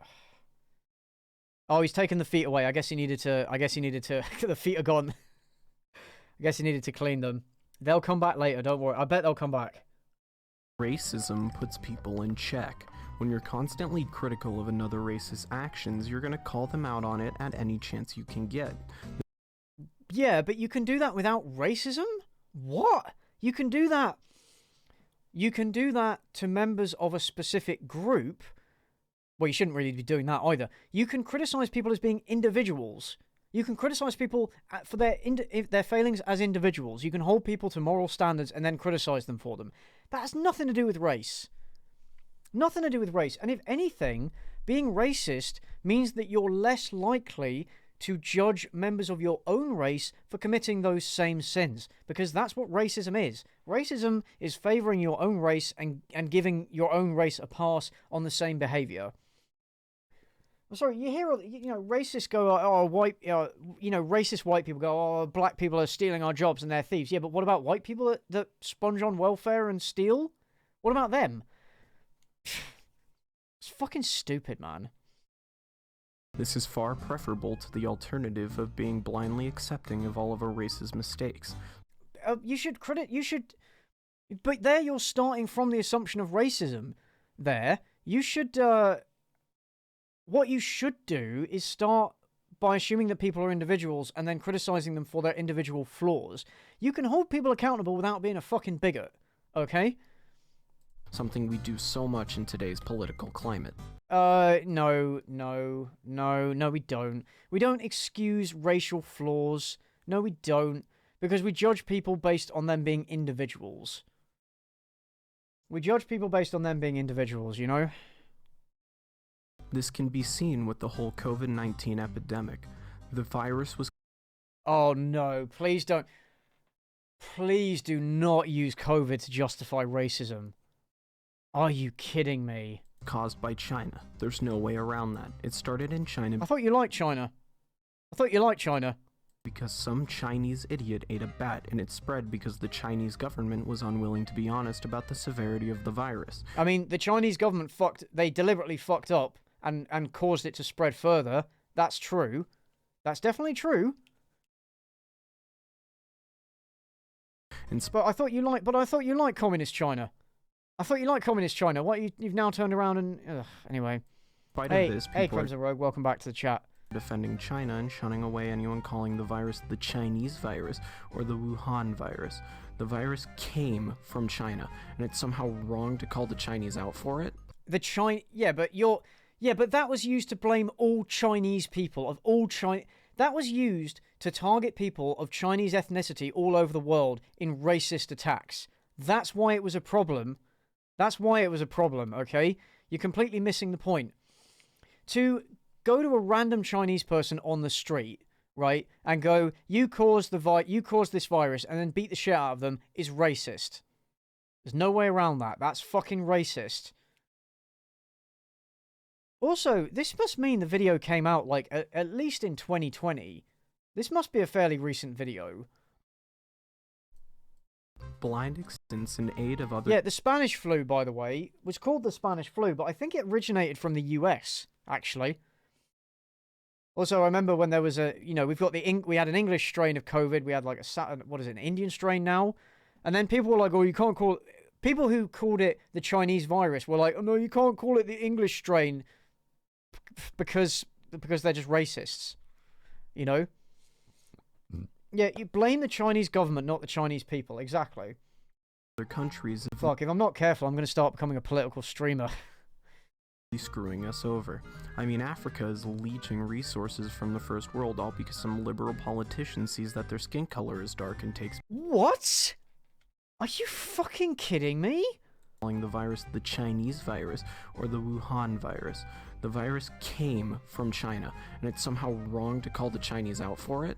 Yeah, the Chinese government, not the Chinese people, but the next thing... Blind acceptance in aid of other countries is actively screwing us over.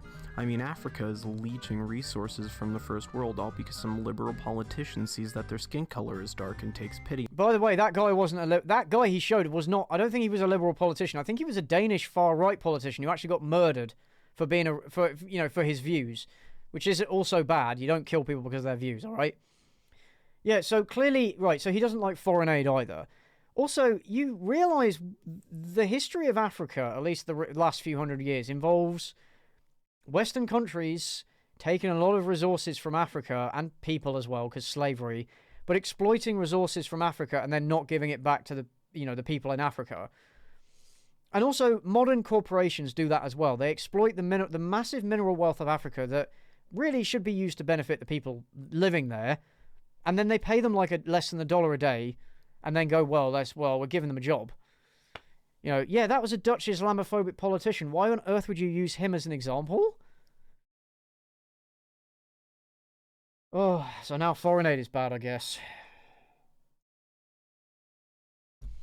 Come on, guys, we're at 5.3k. Come on. Let's keep the donation train going. We've still got, like, 5.5 minutes left of the,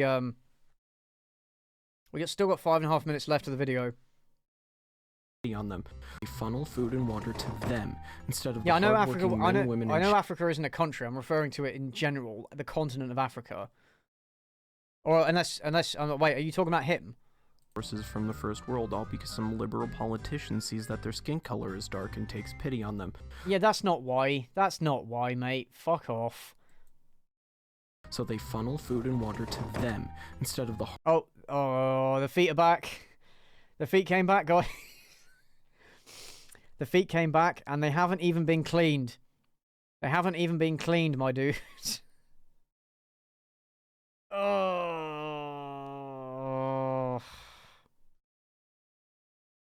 Oh, grim. Those are fucking grim.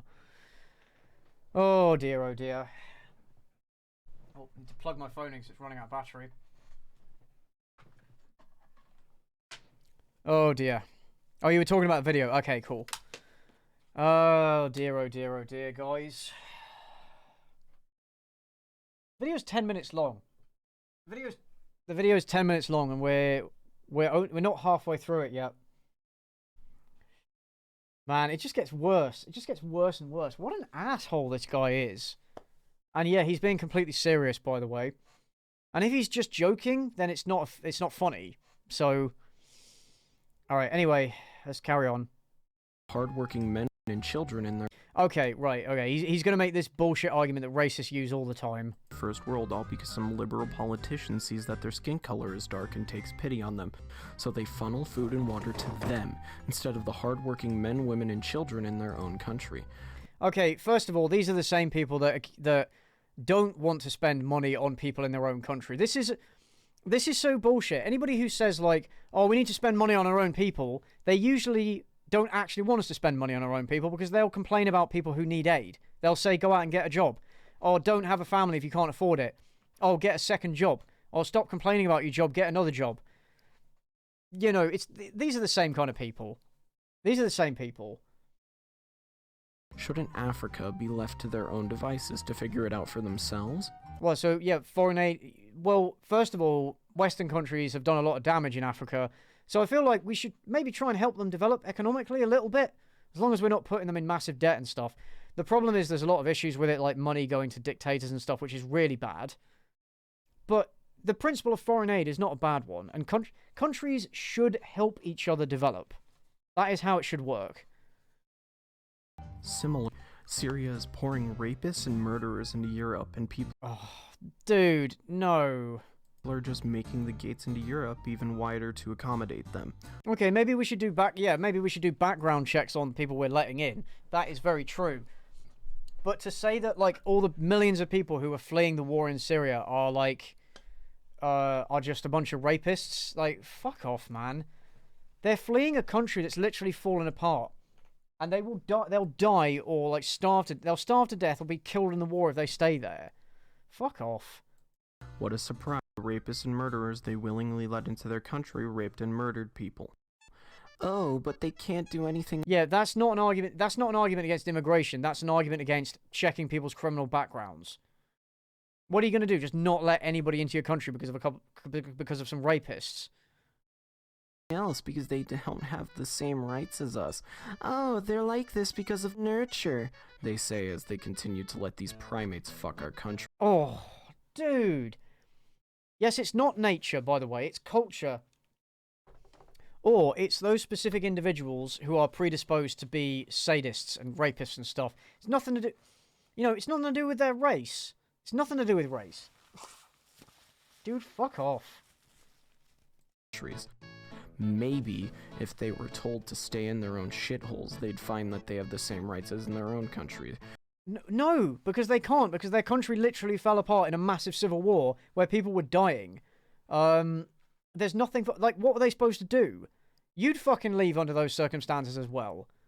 Man, I fucking hate people like this. Fuck it. Fuck him. Thank you, Anonymous, for 20 Canadian dollars. Thank you. I think someone donated $5. Let me just quickly check, unless I already acknowledged it. I may have already acknowledged it.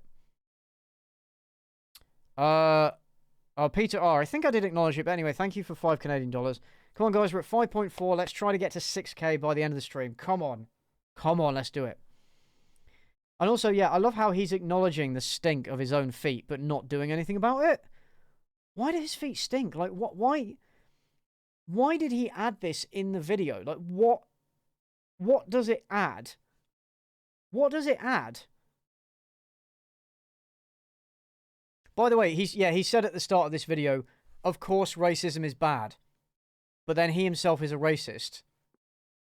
And they'd figure that the only way to find a better life is to start by bettering their own land and not by running away from it. Yeah, they would do if they had the resources available to do it, but they don't, and that's the issue. Like, you don't think the Palestinians want to build a better life for themselves where they are? Nobody wants to leave their own country.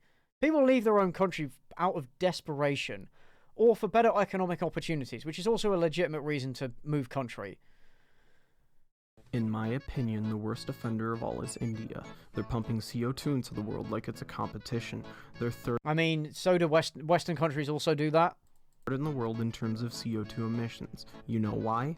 It's because they have a culture practically based entirely around being unhygienic. They eat. Not sure that's the reason. It's probably, yeah, they do. Okay, right, yeah. This is a thing. Certain countries do have worse hygiene practices than others, and yeah, this is a bit of a thing. But that, again, this isn't about race. Why are you bringing this up? Why are you bringing this up? This is about poverty, is what this is. Eat shit and piss for breakfast, and they toss their mountains of trash and shit into the ocean. Take a wild guess as to what happens to the world when a country with this kind of disgusting culture industrializes. Yeah, but that's more to do with bad hygienic practices, which are mostly to do with poverty and lack of infrastructure and supervision. And also China does this as well. This has nothing to do with race. But all of these people get a pass with the wave of a hand because they're minorities and they're being marginalized. No, that's not why they get a pass. They don't get a pass. It's explained by cultural factors and infrastructure and politics and poverty, not just like that doesn't justify saying like Indians are dirty and smelly. Like that doesn't justify saying that because that's racist. Also, I love how he's saying this while he's acknowledging that his feet stink. Dude, where do you get off? Where do you get off?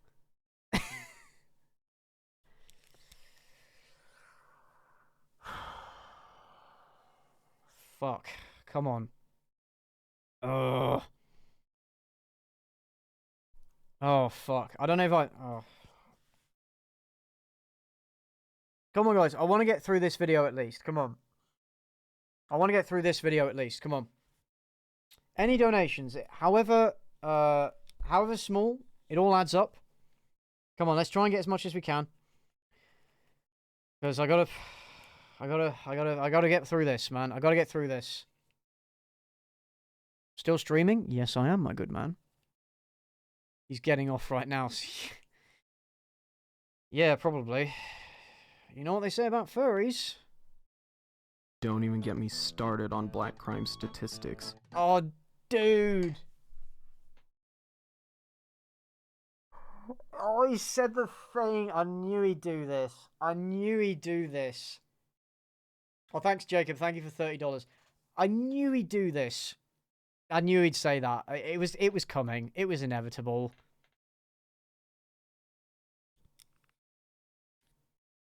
Oh, man. How much bullshit can you fit into one video, man? Admittedly, white people do have their own shortcomings too, though they are less drastic than other races. Do elaborate. Do elaborate, my dude. Thank you, Cody J. Thank you for the $20 donation. Much appreciated. Oh, he's not racist, but did you hear about black people? They've only ruined pizza Racism is bad, guys, but it's true. and Italian carbonara, which weren't too good to begin with, so not much loss there. If you stuck with me... What? What? Though they are less drastic than other races, they've only ruined pizza and Italian carbonara, which weren't too good to begin with, so not much loss there. Those are the only things we've ruined? Really? Those are the only things we've ruined? Really?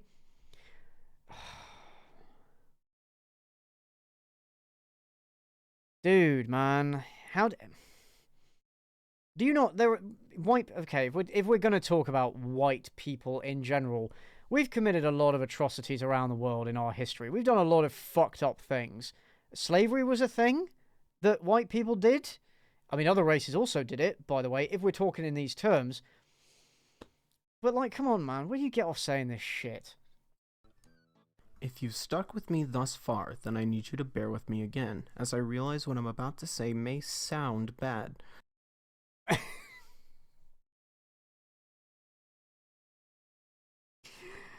Every line is just comedy gold, man. Every line is just comedy gold. Like, oh, it's amazing. It's amazing. It's amazing. Is the donation money going to Gaza or Israel? The headline is confusing. Read the description. It literally says on stream where the money is going to. It's going to people that need it. Nevertheless, I have to say this. Slavery no. is good. Oh, no, he did not. You've stuck with me thus far, then I need you to bear with me again, as I realize what I'm about to say may sound bad. Nevertheless, I have to say this. Slavery is good. Every great civilization is built on the shoulders of disposable workforce. Oh, no, you did not say that. Oh, man, you actual piece of shit. You actual piece of shit. First of all, slavery was, yes, an enormous part of the Roman economy, but it's not like they couldn't have built their empire without slavery. They just chose to. It's not like America couldn't have been built without slavery. They just chose to.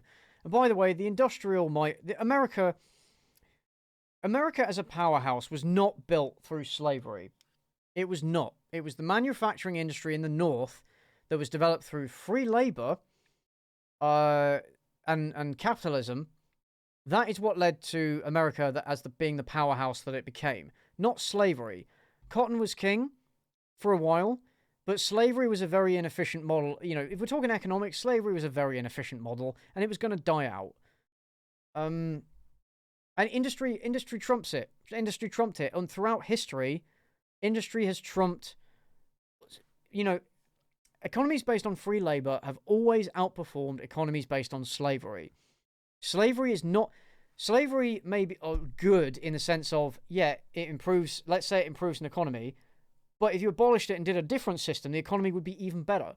So it's not, you know, also, you're right, Roman and Greek slavery was not based on race. It was just, if you weren't Roman, you were fair game. It wasn't about race. Oh, fuck. And it's even if this workforce is perceived as having less rights than a regular citizen. Yeah, that's how slavery works, buddy. Slavery works through dehumanizing people. I fucking hate slavery. Slavery works by dehumanizing people and treating them as less than human. And this loops back to my main point, why we need to bring back racism. Why do we need to bring back racism? Oh, this is going to be good. Racism desensitizes us to slavery. During the golden age of America, slavery was running rampant, and no one batted an eye. Yeah, because it was accepted at the time, because that was the cultural mores and the moral mores, and yet actually some people did bat an eye, because they realised how fucked up it was. And now we've evolved past that point. We don't need slavery economically, and morally it's completely unjustified, and it always was, by the way. And this was because blacks were considered less than human thanks to 3/5 compromise. Well, they were considered less than human anyway. The Three-Fifths Compromise, which was part of the Constitution and stuff, that was just an excuse. That was just an excuse. That was just about basically denying black people the vote, but also it was more about giving slave states an equal amount of political power to free states, because slave states didn't want slavery being taken away. That's why it existed. It existed to preserve slavery, so that's not an argument in its favor, my dude. Thank you, Anonymous, for $5 donation. Thank you very much. But racism is bad, guys, but he just said it's not. That compromise let the American people take advantage of them without any adverse psychological effects, giving industry a massive boost and allowing America to... It wasn't industry, though. Industry did not get a massive boost. Industry did not get a massive boost. Plantations and the cotton industry and stuff like that, those got a boost, yes, because they were taking advantage of really fucked up practices to develop into the power it is today. No, and I've already said this. I've already said this. It was industry. It wasn't cotton, because this is the thing, that the South, when they declared that they were going to be the Confederacy, they thought, oh, cotton will carry us, and that Europe will never stop buying our cotton. Only for Europe to go, no, mate, we're good.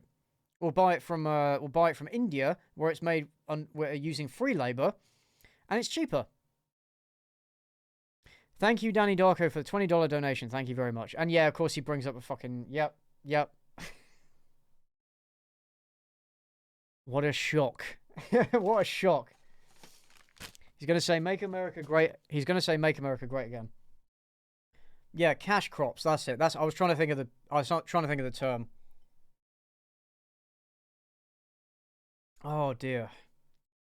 You know why Trump says make America great again? It's because America used to be great.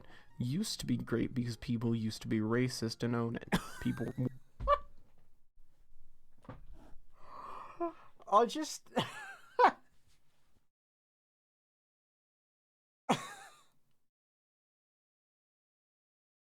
It's beautiful. Guys, it's beautiful. I got nothing. I got nothing. I actually got nothing.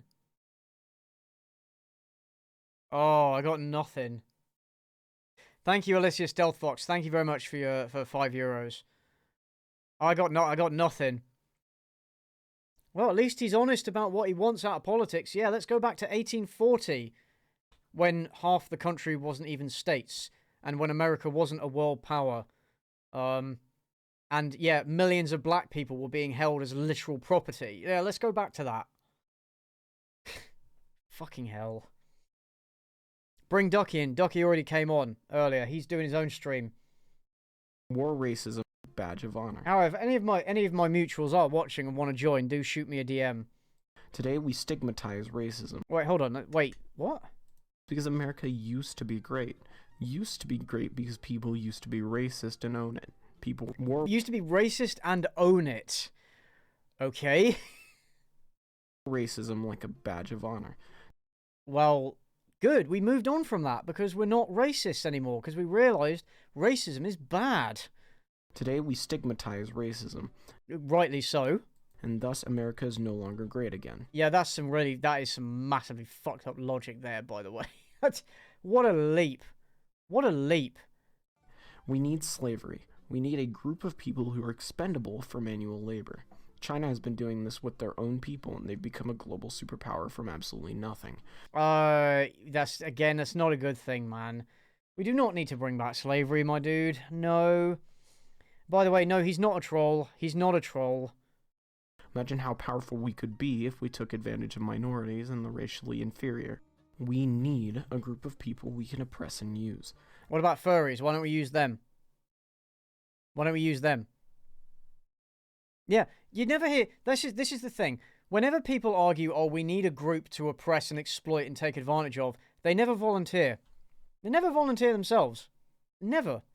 They never want to take one for the team. They never want to take one for the team, guys. They're always like, no, some other people. No, some other people. Yeah, that's why he likes China, because they're a fucking dictatorship that enslaves people.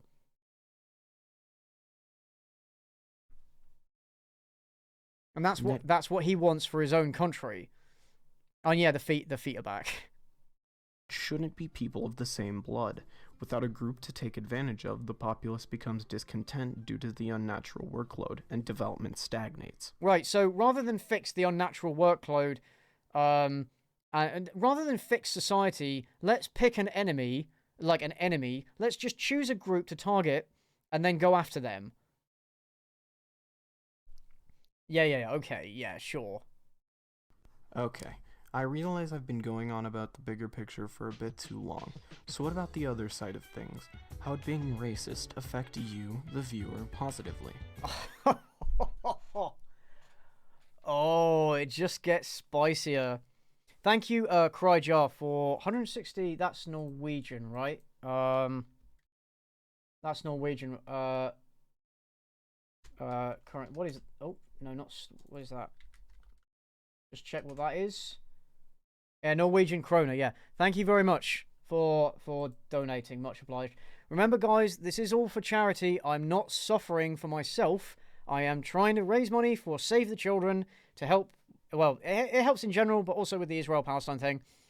Helps people affected by the shit that's going on at the moment. So please dig deep. Every little helps. You can donate through the link at the top of the chat. The thing at the top of the chat, but also in the link in the description of the link in the description of the stream is what I was trying to say. Cool. Right, so how does racism personally benefit us? Let's find out. Well, to start with, we need to look at the basics of Jungian theory. Now, I don't expect... I think you mean Jungian theory. Many of you to understand this, as you kinda have to be in the know about this stuff. So I'll make this as simple as I can. Jungian theory expands off of Sigmund Freud's structure of the human psyche, with the id being our basest, most purest form of instinct. Yeah, but it's very different. Jungian psychology... Okay, I don't know... Okay, I'm not going to pretend I know a huge amount about Freudian or Jungian psychology. Freudian psychology is generally disregarded now anyway. Jungian psychology is still is quite influential, though. Jung built on... He built on what Freud did, but his psychology is very different. Thank you, Sonnentropfen, for €5. Thank you very much. Much appreciated. Theories have one in common. The idea that our We're at subconscious 5.5k, guys. Let's see how much we can get to. Come on. Come on, guys. Come on. Dark and repressed id has a concrete effect on our conscious actions. Jung takes this one step further, saying that in order to complete ourselves, we must accept this subconscious manifestation of ours, not to reject it. The yin completes the yang, just as racism completes the soul. Yeah, Freud is out of date. Psychologists don't and psychiatrists don't take Freud seriously anymore. The whole id, ego, superego thing is it's not really a popularly accepted thing anymore. Don't lie to yourself neither. Being racist feels good.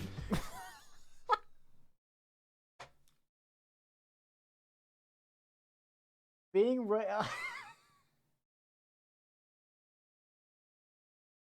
Oh my god. Being racist feels good. Jesus. Oh man. Thank you, Trenton Quinn. Thank you for donating. $20. Much appreciated. Man. I mean, it feels good if you are if you're a racist, yeah, maybe it feels good to hate people, but damn, it shouldn't feel good. You should feel guilty about being racist because it's a bad thing. Okay. You're repressing your inner hatred by refusing to be racist.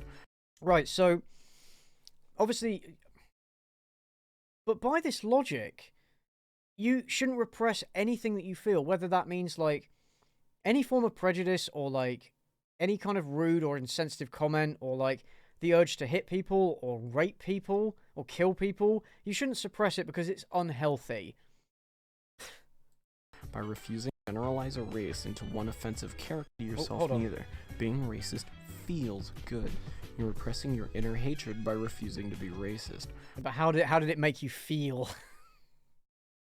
By refusing to generalize a race into one offensive caricature. But really, deep in your subconscious, you know that that's what they really are. You can't live without strife nor negativity. You need those elements of human life to balance yourself. Speak for yourself, mate. I don't. I don't need... Okay, I may shit on movies and stuff for my channel, okay? But I do not need a group to hate, or anything to hate in order to make my life complete. I am perfectly happy without stuff to hate. I have things I enjoy. I play video games. I play Dungeons and Dragons. I'm getting into Warhammer 40k, and I want to play more of that. I hang out with my friends. I hang out with, now, fans in my Discord server. I hang out with my girlfriend, who is amazing, and I feel, you know, who makes me feel really happy. I hang out with my family. I have so many things. I don't need something to hate in order to complete me, and nobody should. If you need to hate something in order to be a complete person, you're fucked up. And you have far bigger problems. You have far bigger problems that you need to sort out. Thank you, Trenton Quinn. Sorry, I think I did acknowledge it, actually. Thank you for $50. Oh. So, if we don't accept... Yeah, this is beyond racism. Excuse me. Yeah, this is beyond racism, yeah. If you don't accept that racial groups are reducible to stereotypes, you're an unhealthy person. Says this guy. Fucking hell. Accept it. Racism is chaos, and our minds are just as chaotic as it if we condemn racism deep down. No. Racism, in fact, racism is the result of ill feeling, ill-directed fears and prejudice and insecurity, and it's an attempt by people to force an answer to very complex questions that, you know, need more complex answers. You just go, oh, just blame the Jews for everything, or blame black people for all the crime. You know, if we get rid of those people, our society will be great. No, first of all, it's not fair to treat individuals that way, and second of all, you're answering a very complex social issue with just some dumb fucking bullshit you pulled out of your ass because it sounds convenient to you. That's what racism is. The world that strives for is a non-existent realm of perfect euphoria, something that literally cannot exist. People coexisting can definitely exist. People not being racist can definitely exist, my dude. Thank you very much, D. Wilson, for $20. Thank you very much. Oh, we must be almost at 5-6 now. Come on. Come on, lads. There's almost at the end of this video. Come on, let's see if we can get to 5-6 by the end of the video. Come on. Only one way it can exist, and let me tell you, it can only exist if we are not in it. Yay, thank you, Anonymous, for a $100 donation. Everybody give Anonymous a hand. Everybody give that Anonymous a hand. Fucking legend, you are. Absolute fucking legend. Let's keep it going. Let's keep it going, guys. Let's all give Anonymous a hand, and let's keep it going. I'm just gonna go back and replay what he said. Of perfect euphoria, something that literally cannot exist. There is only one way it can exist, and let me tell you, it can only exist if we are not in it. Okay? Something that literally cannot exist. There is only one way it can exist, and let me tell you, it can only exist if we are not in it. So, okay, so he's saying that people of different races cannot coexist. You know, the only way that could ever happen is if we wiped out all people on the planet. Like, what the fuck? Damn, that's, new. Hey, 5.7 now. Woo! Awesome. Thank you very much, guys. Thank you, Anonymous, for that $20 donation. Oh, guys. Guys, we only need $300 to get to 6K. We only need $300 to get to 6K. Oh, I kind of want to do more. Oh. I kind of want to do more. I want to go for longer, guys. I want to go for longer. Like, let's hear him. Let's let him hear. Let's hear what he has to say. I really hate that there's such a social stigma against being racist because it served us so well before and yet we've cast it aside. Oh, people don't like the fact that you're a racist and so you complain. Wah. It might sound like I've said some pretty hateful things. Yeah, you did. It might sound like I've said some pretty hateful... Dude, you said we need to bring back slavery. I don't think there's any way you can hate people more than condemning them to a lifetime of forced servitude. And you guys need to understand, it is very, very difficult it's very difficult to over-exaggerate how bad, how brutal the system of the system of slavery was in the United States. It's impossible to do it justice because it was so horrific. The way that slaves were treated and the things that were done to them, it's so fucked. You wouldn't believe it. It's so fucked. Like, nothing I can say will do it justice. And this is what this motherfucker wants to bring back. It's... Well, it might sound like I'm saying something, fuck you, man. But I think by this point you should be seeing my point. I see your point. But it's bullshit. I see your point, mate, but it's bullshit. So, yeah, that's just my 2 cents on racism. Oh, yeah, let's just throw that out there. That's just my 2 cents on racism. Who says that? Who says that? Thank you, Kian, for that other $5. Thank you very much. Here's to hoping this video gains some traction and actually changes something. Yeah, okay, mate. Okay. Yeah. That's exactly what this video was ever going to do. Anyway, make sure to leave a like and subscribe if you want to see more videos. I've got lots more to say. Oh, I would definitely want to see more, but he had his channel deleted. Leave a comment too if you think you have something interesting to say. Please leave trolling out. You're not funny and we really don't need it. Well, neither are you. You're not funny either. I'll see you guys in the next video. Achilles Argyle, signing off. Oh, he's actually still on YouTube. Let's have a look. Is he actually still on YouTube? Let's have a look.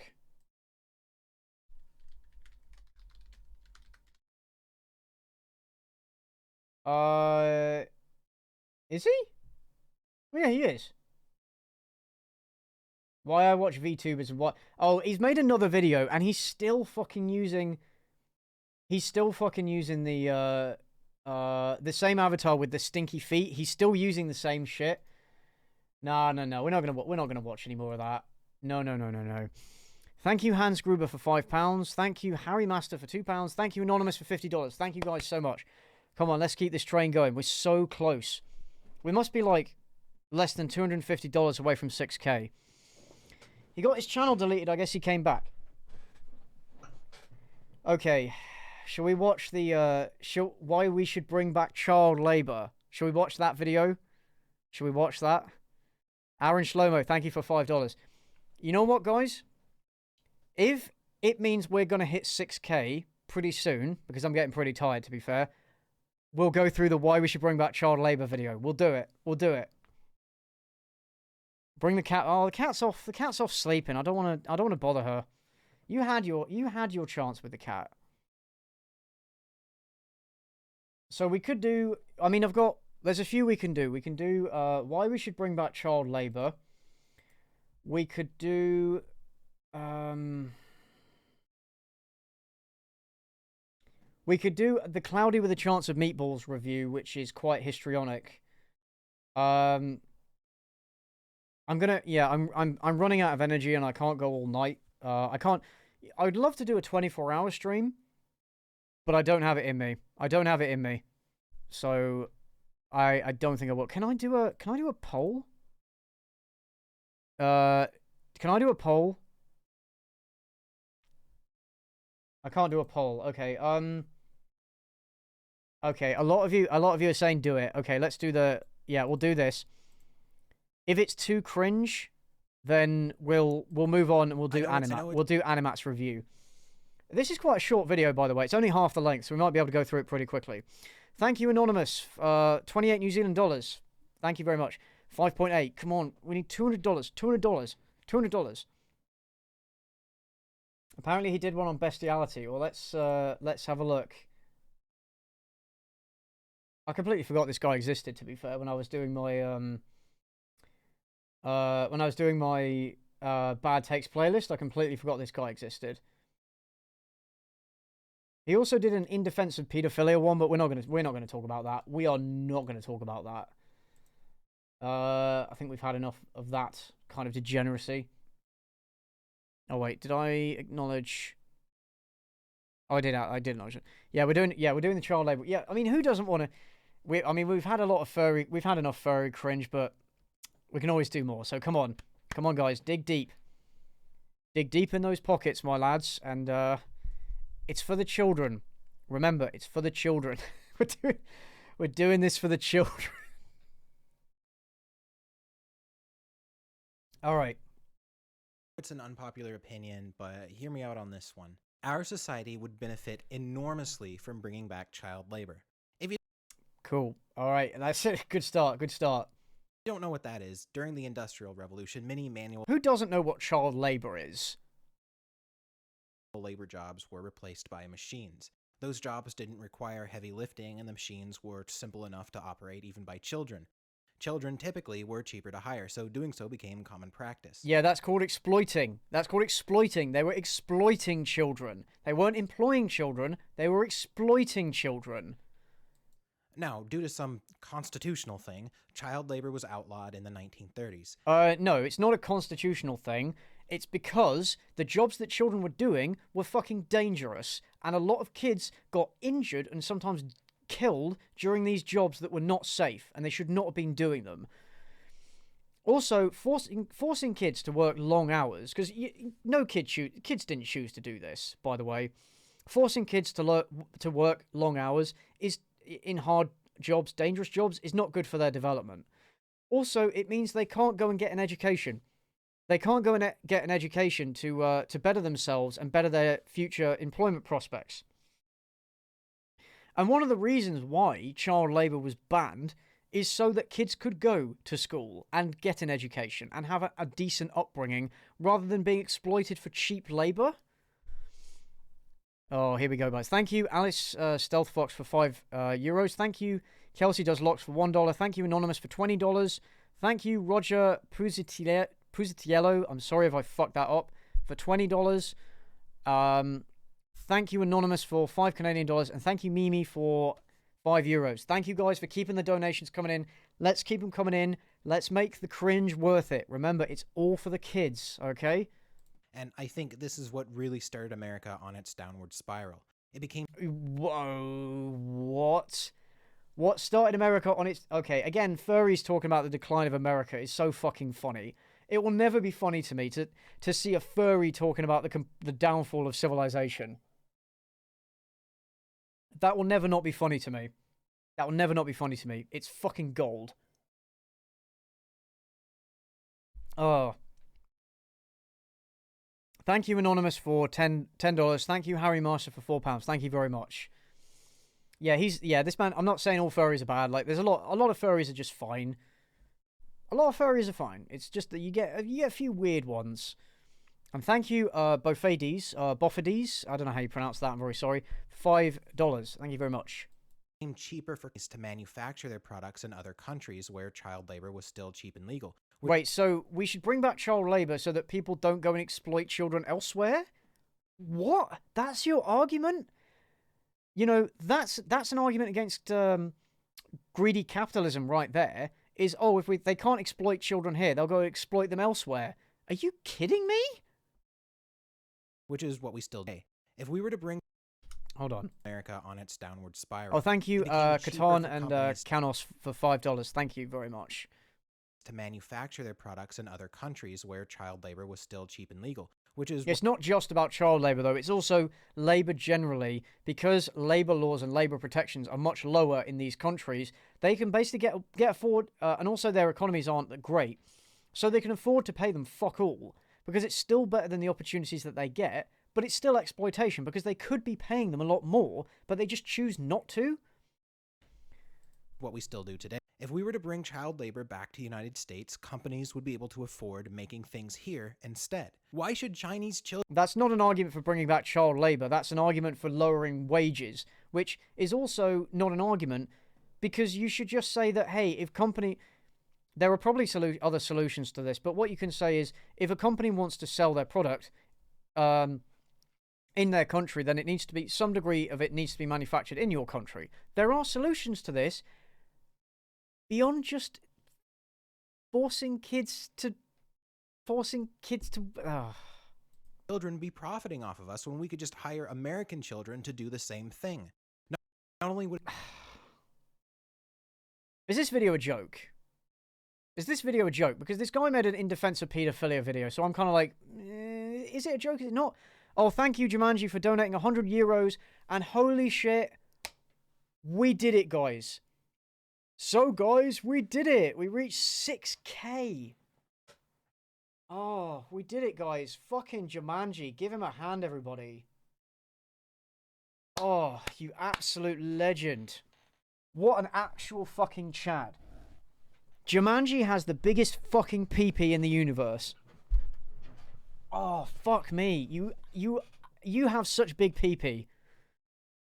This is a joke video. This guy's admitted it. Oh, really? If it's a joke video, then it's not funny. Yeah, if it's a joke video, then it's not funny. Well, other poor people exploit poor families and children, so why not us? Yeah, we got to 6K. We got to 6K, so I'm happy. Oh, excuse me. Oh, nicely done, guys. Nicely done. Oh, fucking hell. Fuck me. Well, if this video is a joke, then it's just not... It's not that entertaining, if I'm honest. I don't know if I want to finish it. What do you guys think? Should we finish this, or should we move on to something else? Because if it is a joke, then... Meh. What do you think? I'll leave it up to you, because we can either finish this, or I can cover that Cloudy with a Chance of Meatballs video, which is a man screaming at a movie.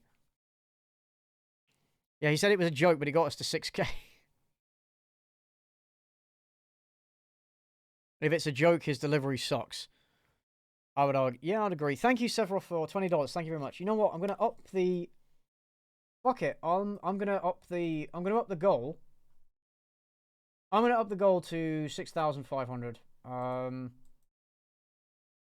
Just keep it going.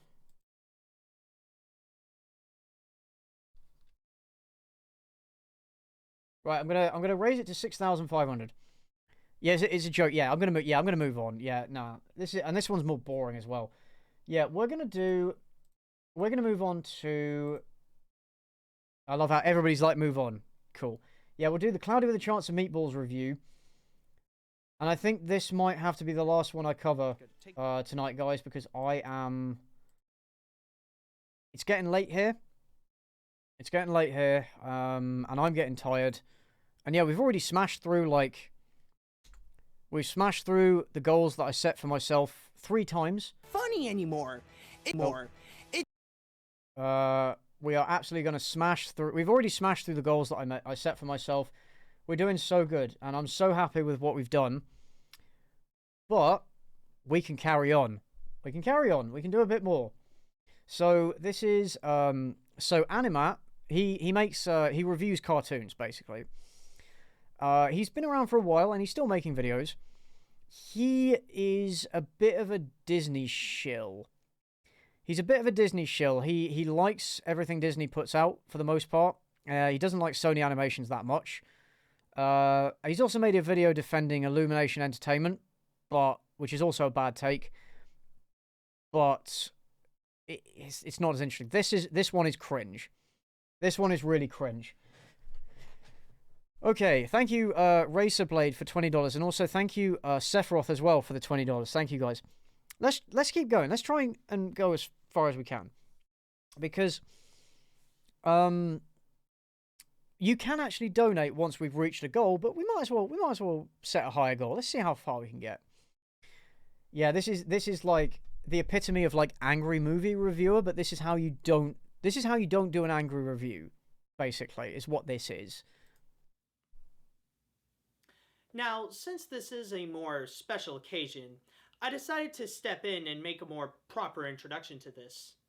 And for those of you who are wondering, no, Okay. This is not going to be like my Cloudy 2 review, where throughout this whole review, I'm going to be just in front of the camera just talking about it. No.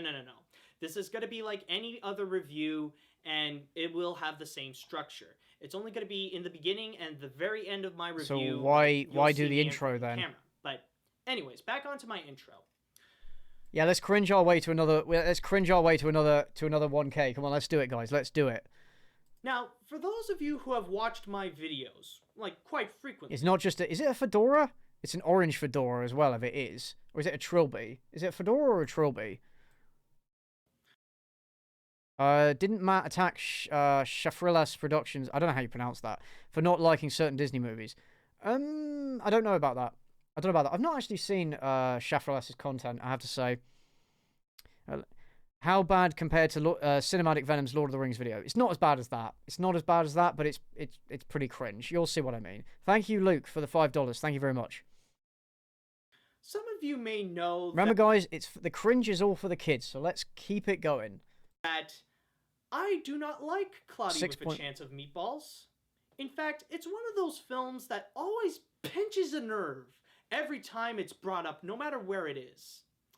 In fact, Imagine hating Cloudy with a Chance of Meatballs. Like, okay, how many of you guys in the chat have seen Cloudy with a Chance of Meatballs? Because, like, it's fine. It's fine as a movie. Like, it's nothing spectacular, but it's not bad either. Like, it's fine. Like, imagine hating, imagine getting mad about that movie. You know, imagine having that movie live rent-free in your head. You know, I can imagine hating something like Mulan. That movie left a... You know, that movie was in there for a while. But Cloudy with a Chance of Meatballs is just so harmless and inoffensive and just like, yeah, it's fine. Oh, thank you, Jacob Butter, for £20. Thank you very much. Seen it. Okay, most of you have seen it. Okay. Well, most people in the chat have seen it. Okay. Right, so you kind of know what sort of movie it's like. So, let me know your thoughts on the movie as we go through this review. Let me know, you know, what did you think of it as in terms of animation, story, and that kind of thing? Because this guy really doesn't like it. He really doesn't like it, and we'll see why. this whole time, I've been calling it several different names. From Cloudy with a Chance That This Sucks, the Cancer of Animation. The Cancer of Animation. Wow. The cancer. Okay, yeah. Criticize if you want to criticize Cloudy with a Chance of Meatballs. That's totally fine. I'm not going to be like, don't criticize that movie. But to call it the Cancer of Animation, bro. Race of animation, and also my arch nemesis in the form of an animated feature. Okay. All right, buddy. In fact, the sequel, Cloudy 2, is literally one of the worst films I have ever seen, period. And Oh, well, I don't know about the sequel. I've heard the sequel is bad. I've heard the sequel is bad. I've not seen it. So far has the lowest score. Yeah, Food Fight is the cancer of animation.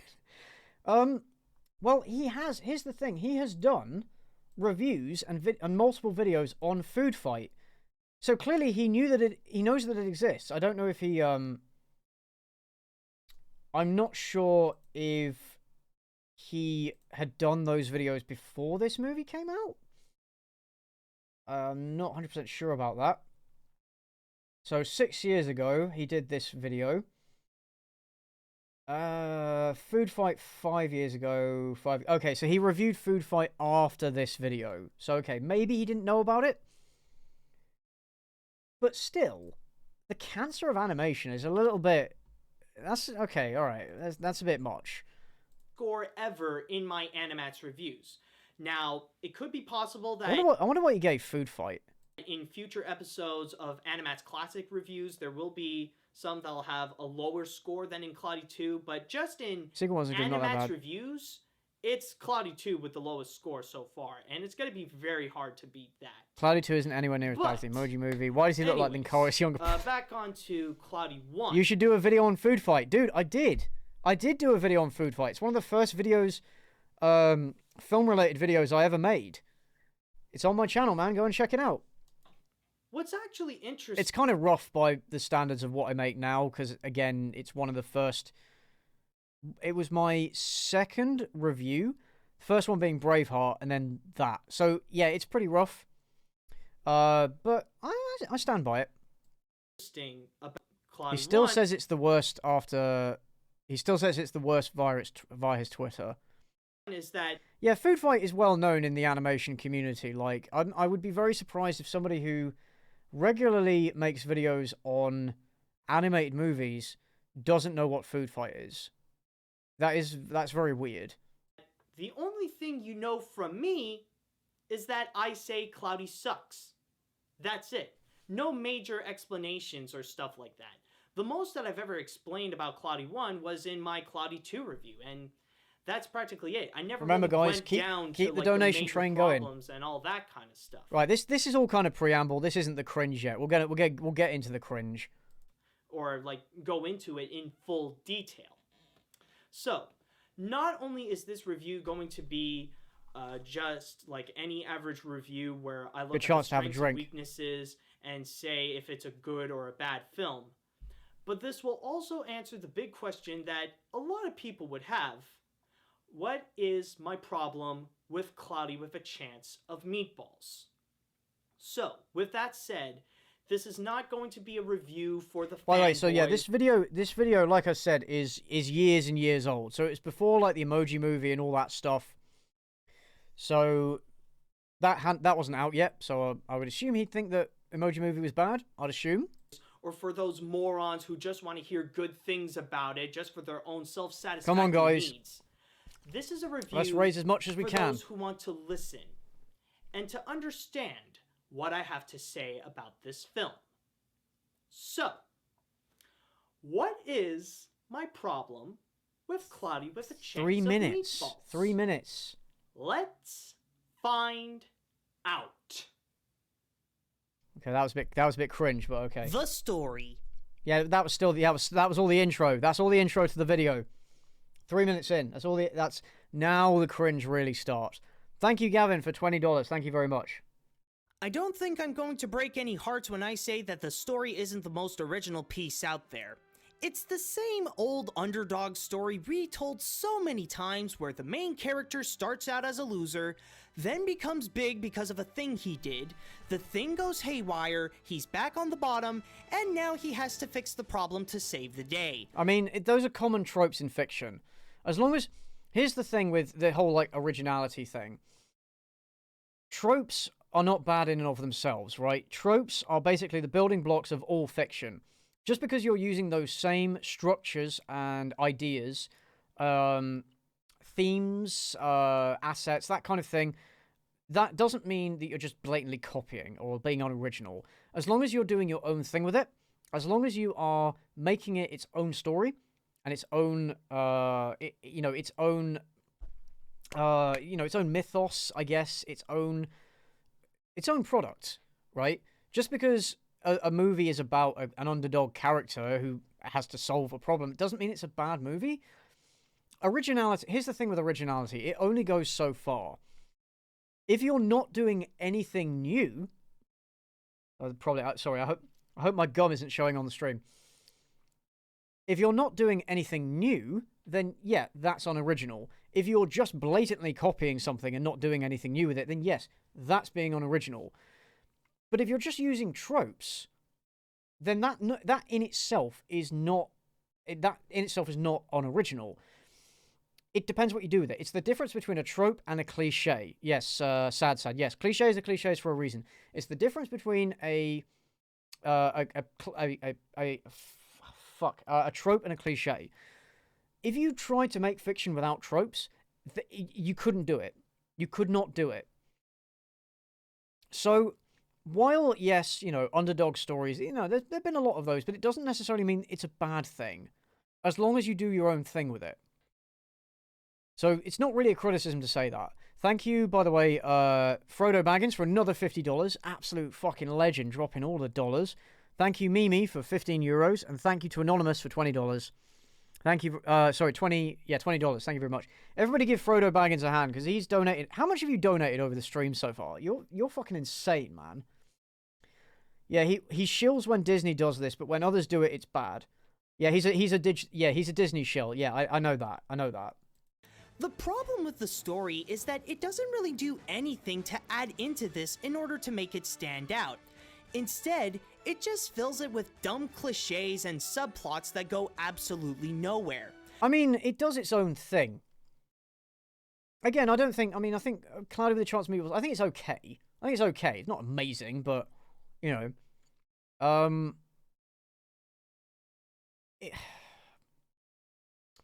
been a while since I've seen this movie, not gonna lie. That and trying to throw as many jokes as they can non-stop. Oh, thank you, Anonymous, for 50 more dollars. Thank you very much. Too much. You are an absolute legend, Frodo. Thank you for donating so much over the stream. Which, I will admit, a few did make me chuckle. But the overall humor is just often very lowbrow and not even clever in the first place. However, it's been a while since I've seen it. I think the humor was... Some of it was lowbrow, some of it was fine. It's just kind of dumb humor. Just kind of dumb humor that's meant for a younger audience. Not necessarily a bad thing, but God, I cannot remember. It's been a long time since I've seen this movie. But don't worry, the cringe comes later. There are a few things where I could see where the movie is going with. First off, I can see where, at the beginning, they try to set up a more silly tone of the premise of raining food by making His audio peaks a few times, by the way. It's quite annoying. Swallow Falls an island where people only eat nothing but sardines. It makes sense, and it does help with the setup of the movie's main presentation. Another thing that is kind of nice in here is the heart of the movie, which is the subject of a father-son relationship. I mean... It puts the movie at a more calmer pace to appreciate how the characters feel about each other. Well, I mean, father-son relationships are all... That's also a trope. So you don't... okay. Although I will say that it almost works. Why almost? Well, like all the subplots here, this has nothing to do with the main story about food falling from the sky. Well, doesn't it? I thought the reason why he makes food fall from the sky is because he made this machine because he wanted to impress his dad. I'm pretty sure that's what it was. If I remember correctly, I'm pretty sure that's why he did it. Like he didn't want to work at his dad's tackle store all the time, and he wanted to make his dad proud. I'm pretty sure. But his dad is just like, yeah, you've now ruined my business because of everyone's food is dropping from the sky, so nobody's buying fishing tackle, fishing gear, so nobody's going out fishing, so you've ruined my business. So no, I'm not happy about it. And then he's like, oh shit. Yeah, I'm pretty sure he had a motivation. Like, it's not a pointless subplot. You can literally just take it out and the movie won't be any different. Disagree. Hard disagree. Thank you, Devlin. Thanks for the compliment. Yeah, no, it does have an impact. It has... You can't say... First of all, you can't say it has nothing to do with his motivation for making this machine and the food falling out of the sky. It affects the basic premise and it affects the major sort of event and conflict in the story. It's part of his defining motivation, and it makes him more of a three-dimensional character. It does forward the plot. Like, you can't... It's not meaningless. That, and adding the father-son relationship plot doesn't change the fact that there are still plenty of other films that already told this story. Yeah, but that doesn't mean that more films shouldn't tell them. Again, tropes... If tropes are good or... Tropes being good or bad depends entirely on what they are. It depends on how you use them. Sorry, that's what I meant to say. Just because a film has a father-son relationship, that doesn't mean that, like, other films shouldn't have a father-son relationship. Or is he saying that we shouldn't think that Cloudy with a Chance of Meatballs is good because other things have done it better? Is that what he's trying to say? It certainly doesn't make Cloudy with a Chance of Meatballs a bad movie just because other films have done this better. And it doesn't mean it shouldn't have done it. Oh shit, sorry. I'm struggling to see what his point is. Thank you, Tribeaver, for £5. Thank you very much. Oh, we're at 6298. We're almost at 63. Come on, lads. Come on. Let's get it to 63 at least. Come on. And worse is that many of them did it better. Again, that doesn't mean that the film is bad. I don't think people say that Cloudy with a Chance of Meatballs is an amazing film. Like, I don't really think anybody says that. So he would have a case if he was arguing against somebody that said that Cloudy with a Chance of Meatballs is an amazing film, because then you could say, well, these other films have done this and done it better. So it doesn't do this thing as well as it could have done. So it's not amazing. Could have made that argument, but that's not what he's doing. Thank you, Helen Hankey. Thank you for $5. Much appreciado. And when you have better options available than this, you're just left with something that's just a case of lazy writing. The animation. Let me start off by saying that there are some things in which the animators did a decent job at. First off, the island of Swallow Falls looks nice as a little town near a pier. A bit generic, but still fine as it is. Also, I cannot deny that the work they did on the food is quite creative. Right, this is where the giving out cringe comes ideas in. and visuals that come in all shapes and sizes and makes the film really look colorful. But then comes the movie's elephant in the room. The character animation and the character design. Oh, Right. Headphone warning, guys, because this is when the cringe really starts. My Jesus. Dude. I think JonTron said it best here. Oh, thank you, Anonymous, for another $20. Thank you very much. Oh, are you serious? Is that something that someone who calls himself a professional artist actually made and handed to their boss, and the boss went, yeah, that looks good, do that? Where the hell do I even begin with this? Well, I guess I could start Man, with don't bring JonTron into this, man. character design looks like Yeah, we're only $200. $200. Come on, let's do it. it was entirely done by a brain-damaged chimpanzee. In any other animated feature, an actual character designer who would do his job would make something that would look kind of realistic, yet also artistic at the same time, making something that looks believable, but also something that belongs in its own world. This, however, is something they want to make in order to get fired from their job. I can tell you that no professional artist would ever look at this and think that this is acceptable, let alone for a computer animated movie. Even you, the person who is watching this review, can create a design that looks much more professional than this mess. And if the design wasn't enough, the character animation is the pile of salt to an open wound. It tries way too hard to be so over the top and so spontaneous just to make the audience laugh that it crosses the Yeah, you mean what the film is trying to do? line, and it's not even funny anymore. It's just sad, desperate, disgusting, and it's only appealing to those who enjoy the recent Happy Madison films. I mean, it's practically the same style of humor and as effective. In fact, here, let me show you a little something. Wow, I mean, wow, okay. I think he's getting a little bit worked up.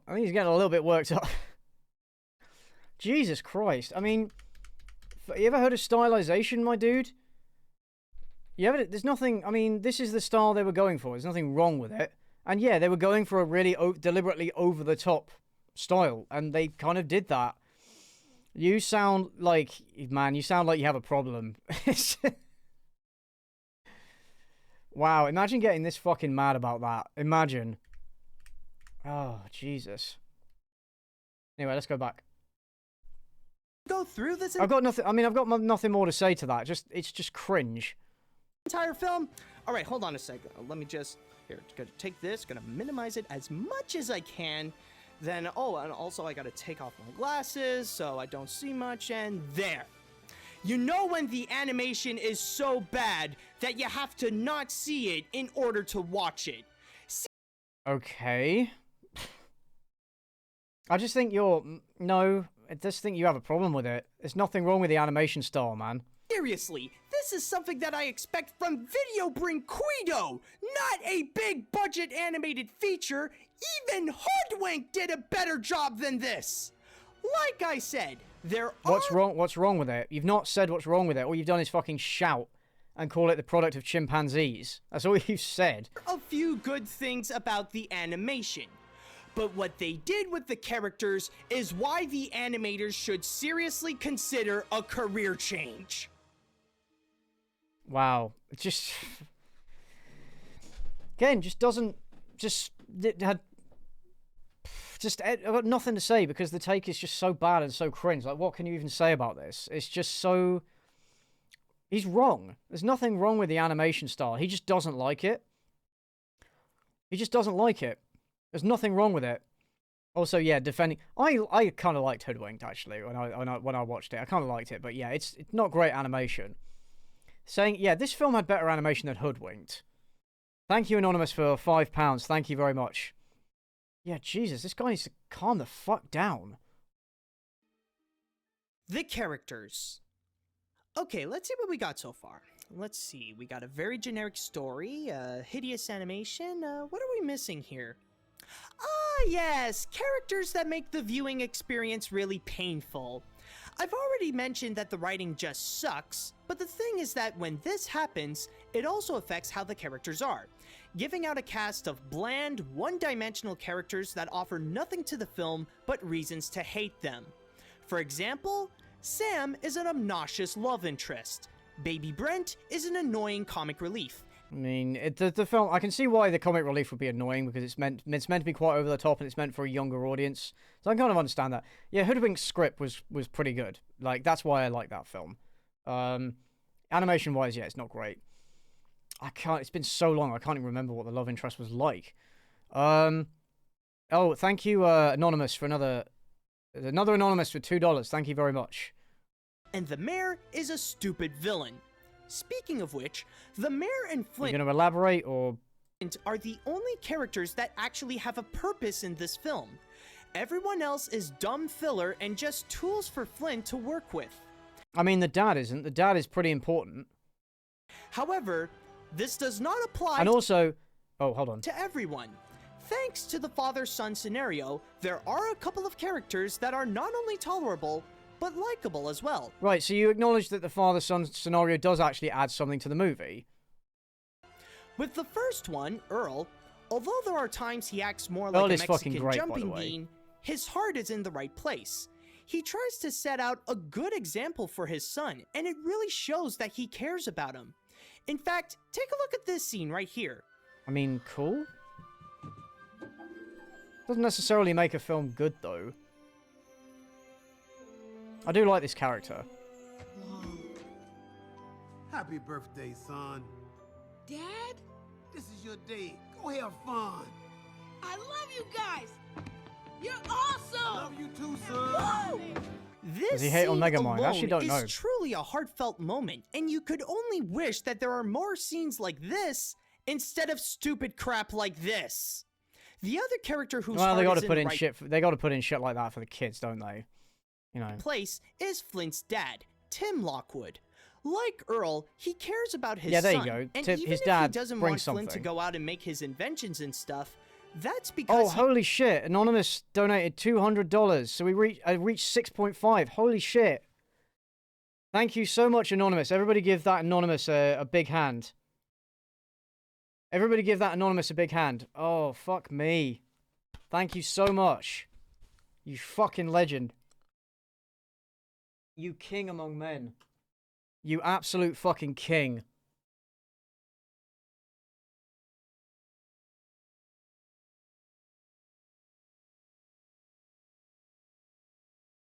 Oh. Oh, absolute fucking king.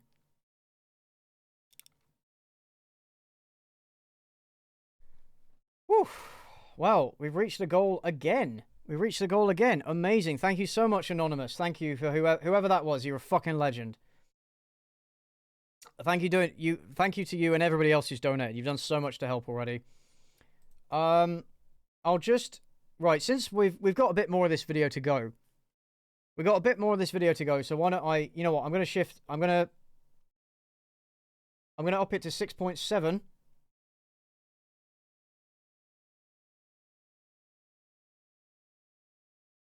I'm going to up it at 6.7, okay? And then we'll just see how far we can get. Thank you, John. Thank you for John Barlick. Thank you for the $2 donation. Anonymous, you're a fucking hero.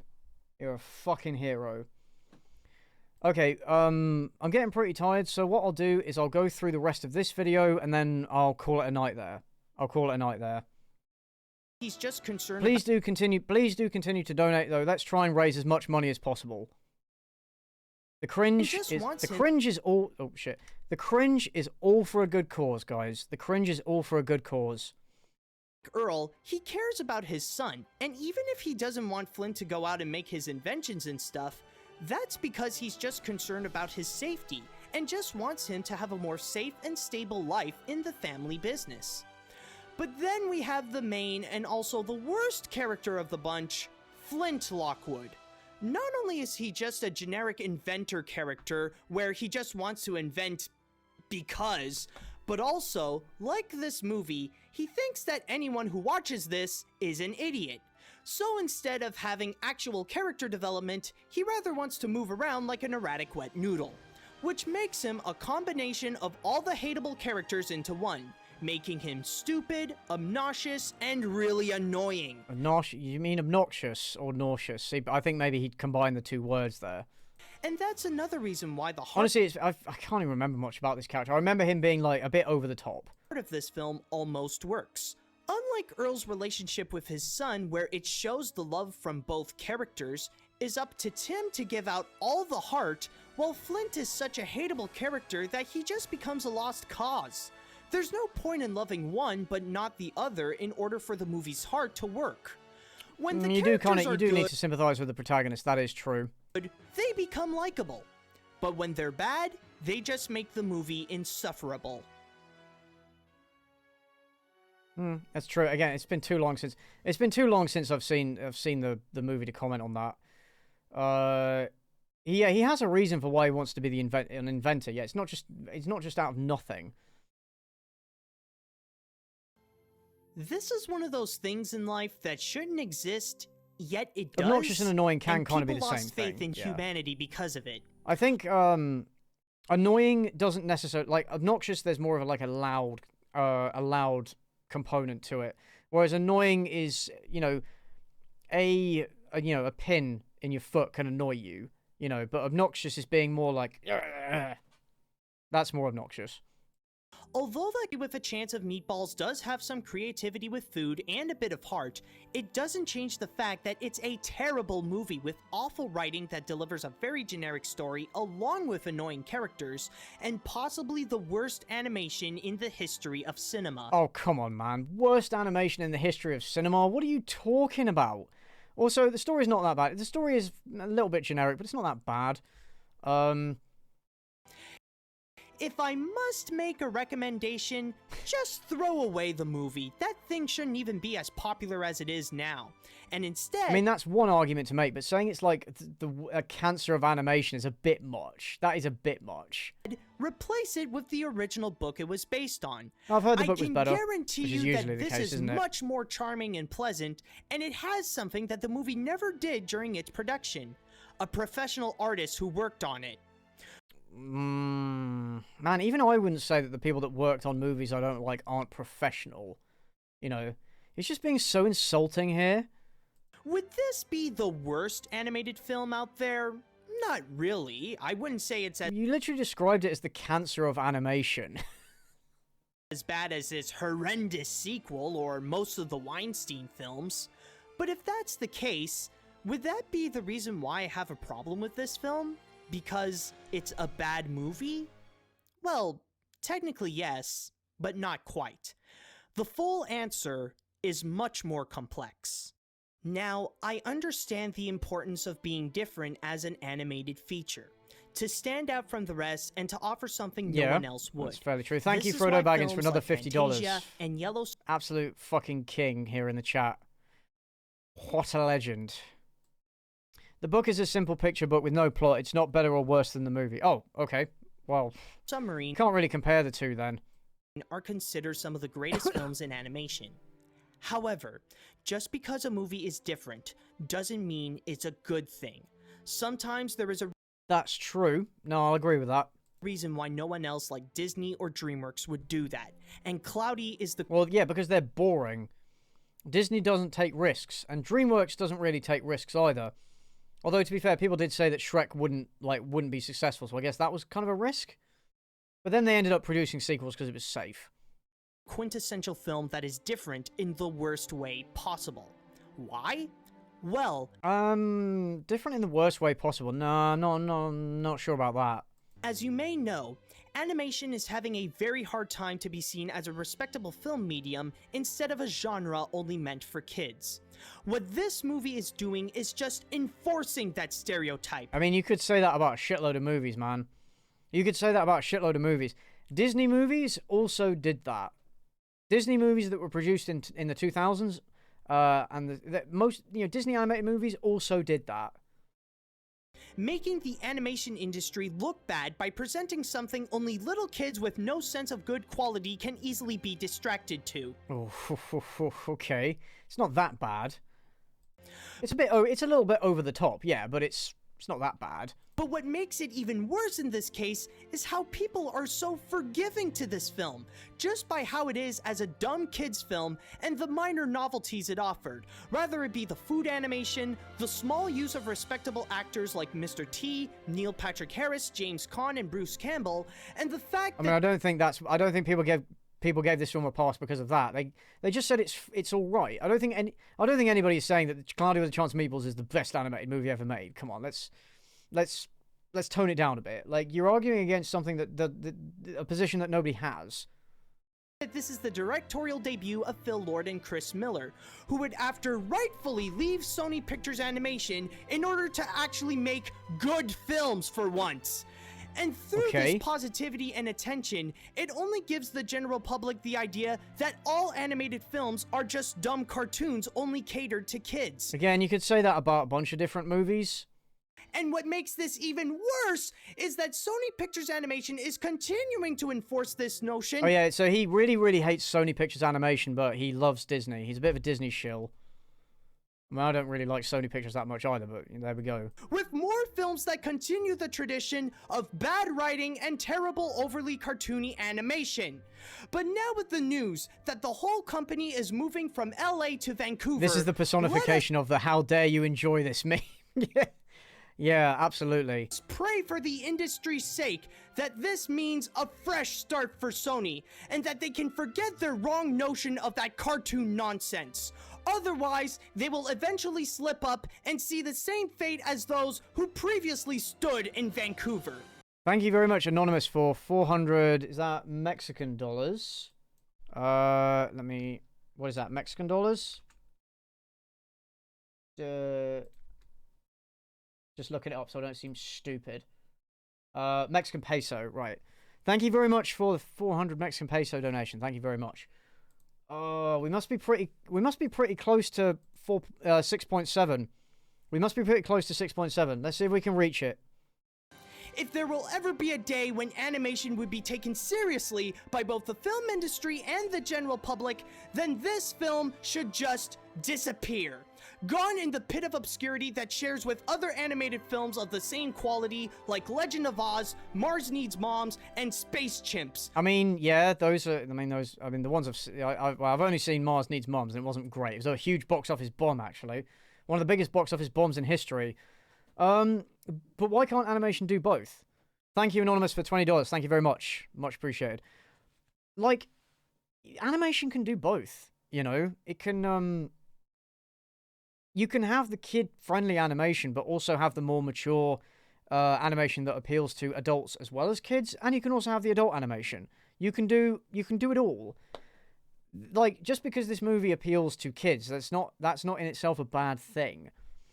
Thank you, Starbeam, for 20 Canadian dollars. Thank you very much. Helen Hankey for another $5. Thank you very much. Come on, guys. We must be so close. Because like the previously mentioned, this is nothing more than cartoon junk. In fact, as Flint Lockwood himself said it best. I love how it popped into frame there. This is junk. This is junk. This is junk. And for the junk that it is, the only thing it deserves is the Animat seal of garbage. Okay. Man, I mean, it's not that bad. I feel like you're overreacting a little bit. I think you're overreacting a little bit.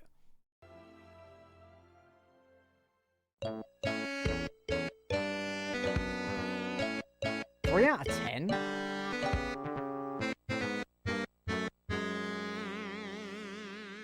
Cool. And then we've got another, like, oh, there's like 4 more minutes left.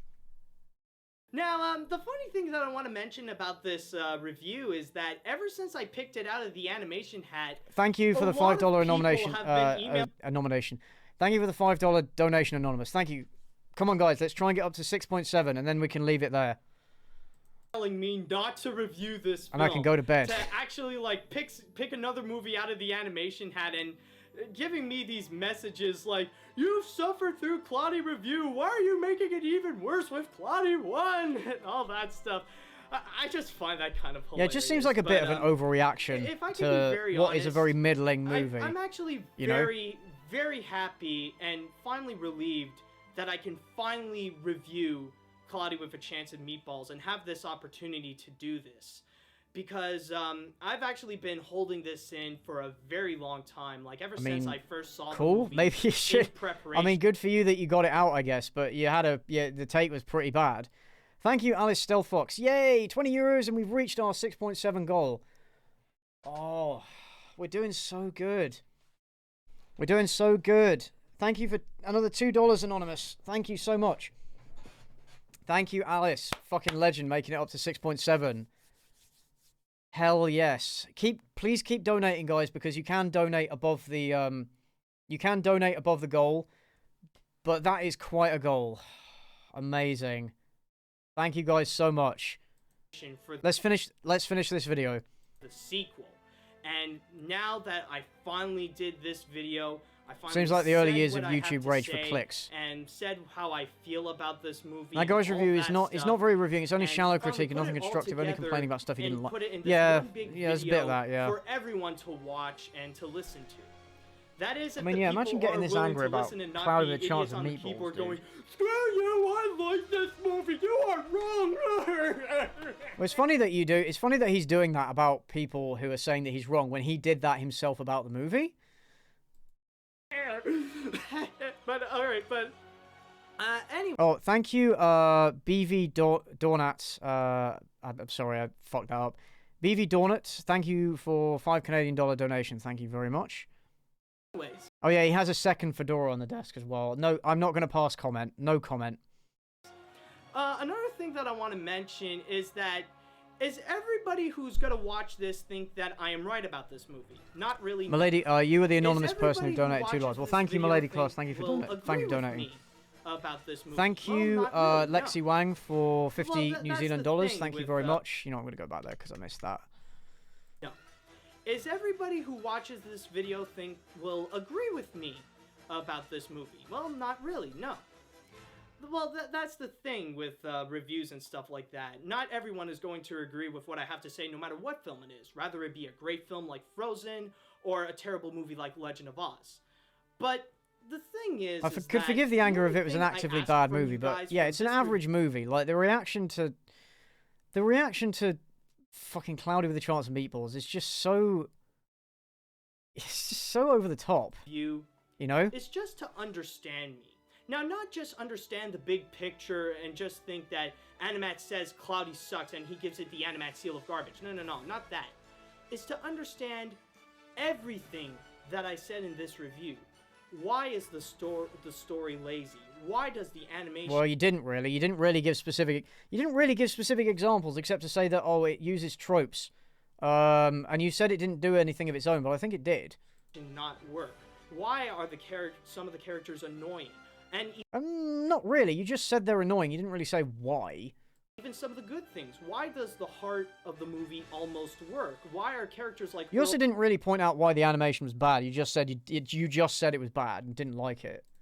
And Tim, such great characters in this, and all that kind of stuff.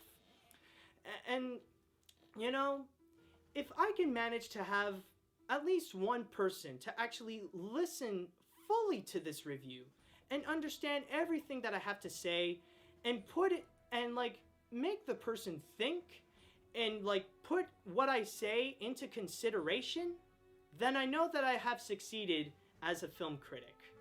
But anyways. Okay. All right. I'm not sure. Okay. Well, judging by the reception of this video, I'm not sure you succeeded there. Now that this is finally over and the franchise is fully dead as it should be, it's time to move on in the next review in the animation hat. And by the way, I wonder what that would be. If you guys have an animated film you would like to suggest and I would put in the animation Lazy hat, bad reviewing with then no write me specific an criticisms email or at justifications. animatreviews@gmail.com.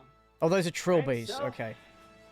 I have never been this excited. All right. Okay. I think that's all we really need to see of this video. Let's just go back to him screeching at the animation. Where is it? Because there's no other like way to describe it beyond just screeching, because that's what it was. Is acceptable, let alone for a computer animated movie. Man. Well, oh my god. Yeah, maybe he's changed since then. Yeah, maybe. Maybe. This is an old review, so bear that in mind. Maybe he's changed since then. But this is a bad take. This is a bad video. Oh, fuck me. Alright guys, I think I'm gonna leave it there because I've been going for nearly 8.5 hours and I'm so tired. I usually only stream for about 3 or 4 hours at a time.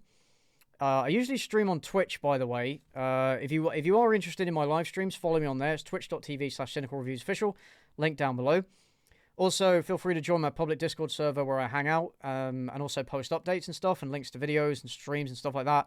So if you want to be part of that community, there's a link in the stream down below. He hasn't. We keep telling you this. Okay, well, I don't really know. I've not really watched his recent stuff. I don't really follow him on Twitter. So I don't know. I'll leave that up to you guys to, sort of, make the judgment. Thank you, Grafscucola. I'm sorry if I fucked that up. Thank you very much for 20 euros.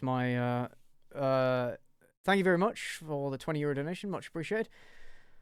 Yeah, I think I'm going to leave it there because we've been going for nearly 8.5 hours. My initial goal was $1,000 and we smashed through that in 20 minutes. And then I raised it higher and higher and higher, and we keep smashing every goal I set. $6.7 thousand for Save the Children, plus anything else that was donated through the link in the description of the live stream, which unfortunately I can't keep track of. But hopefully that means we donated more. I think the fundraiser will still be open until what I can do is I can leave the fundraiser open and I can set a higher goal and I can just leave it running. I'm going to leave it running. I'm going to leave it running to 7,000 and I'm just going to leave it running. It's going to run out tomorrow. And so you guys can still donate if you want. I'll leave it up there. You guys can still donate. Thank you, Peter R, for 5 more Canadian dollars. Thank you so much. So the VOD for this stream, if you guys want to watch it, I will save it under this link as an unlisted stream. I will re-upload the full thing to my second channel, Cynical Streams. There's a link to that down below the stream, and also in my YouTube channel page, you can also find a link. So, oh dear. Thank you very much for all your subscriptions. Thank you for joining in on the chat. Very much appreciated. You guys are fucking awesome. Oh, this stream has made me feel so fucking good that we managed to achieve so much. Oh, you guys are so cool. You guys are awesome. Give yourselves a massive pat on the back. We did it, YouTube. We did it. I'm gonna take off. I'm gonna watch some more Berserk. Maybe I'm gonna have a nice drink. I'm gonna have some food. I'm gonna talk to my girlfriend if she's still up. Yeah, I'm gonna have myself an enjoyable rest of the evening. Thank you very much once again, everybody. And I will see you all in the next video or stream, whenever that will be. Thank you very much, guys. Just need to find the button to end the stream.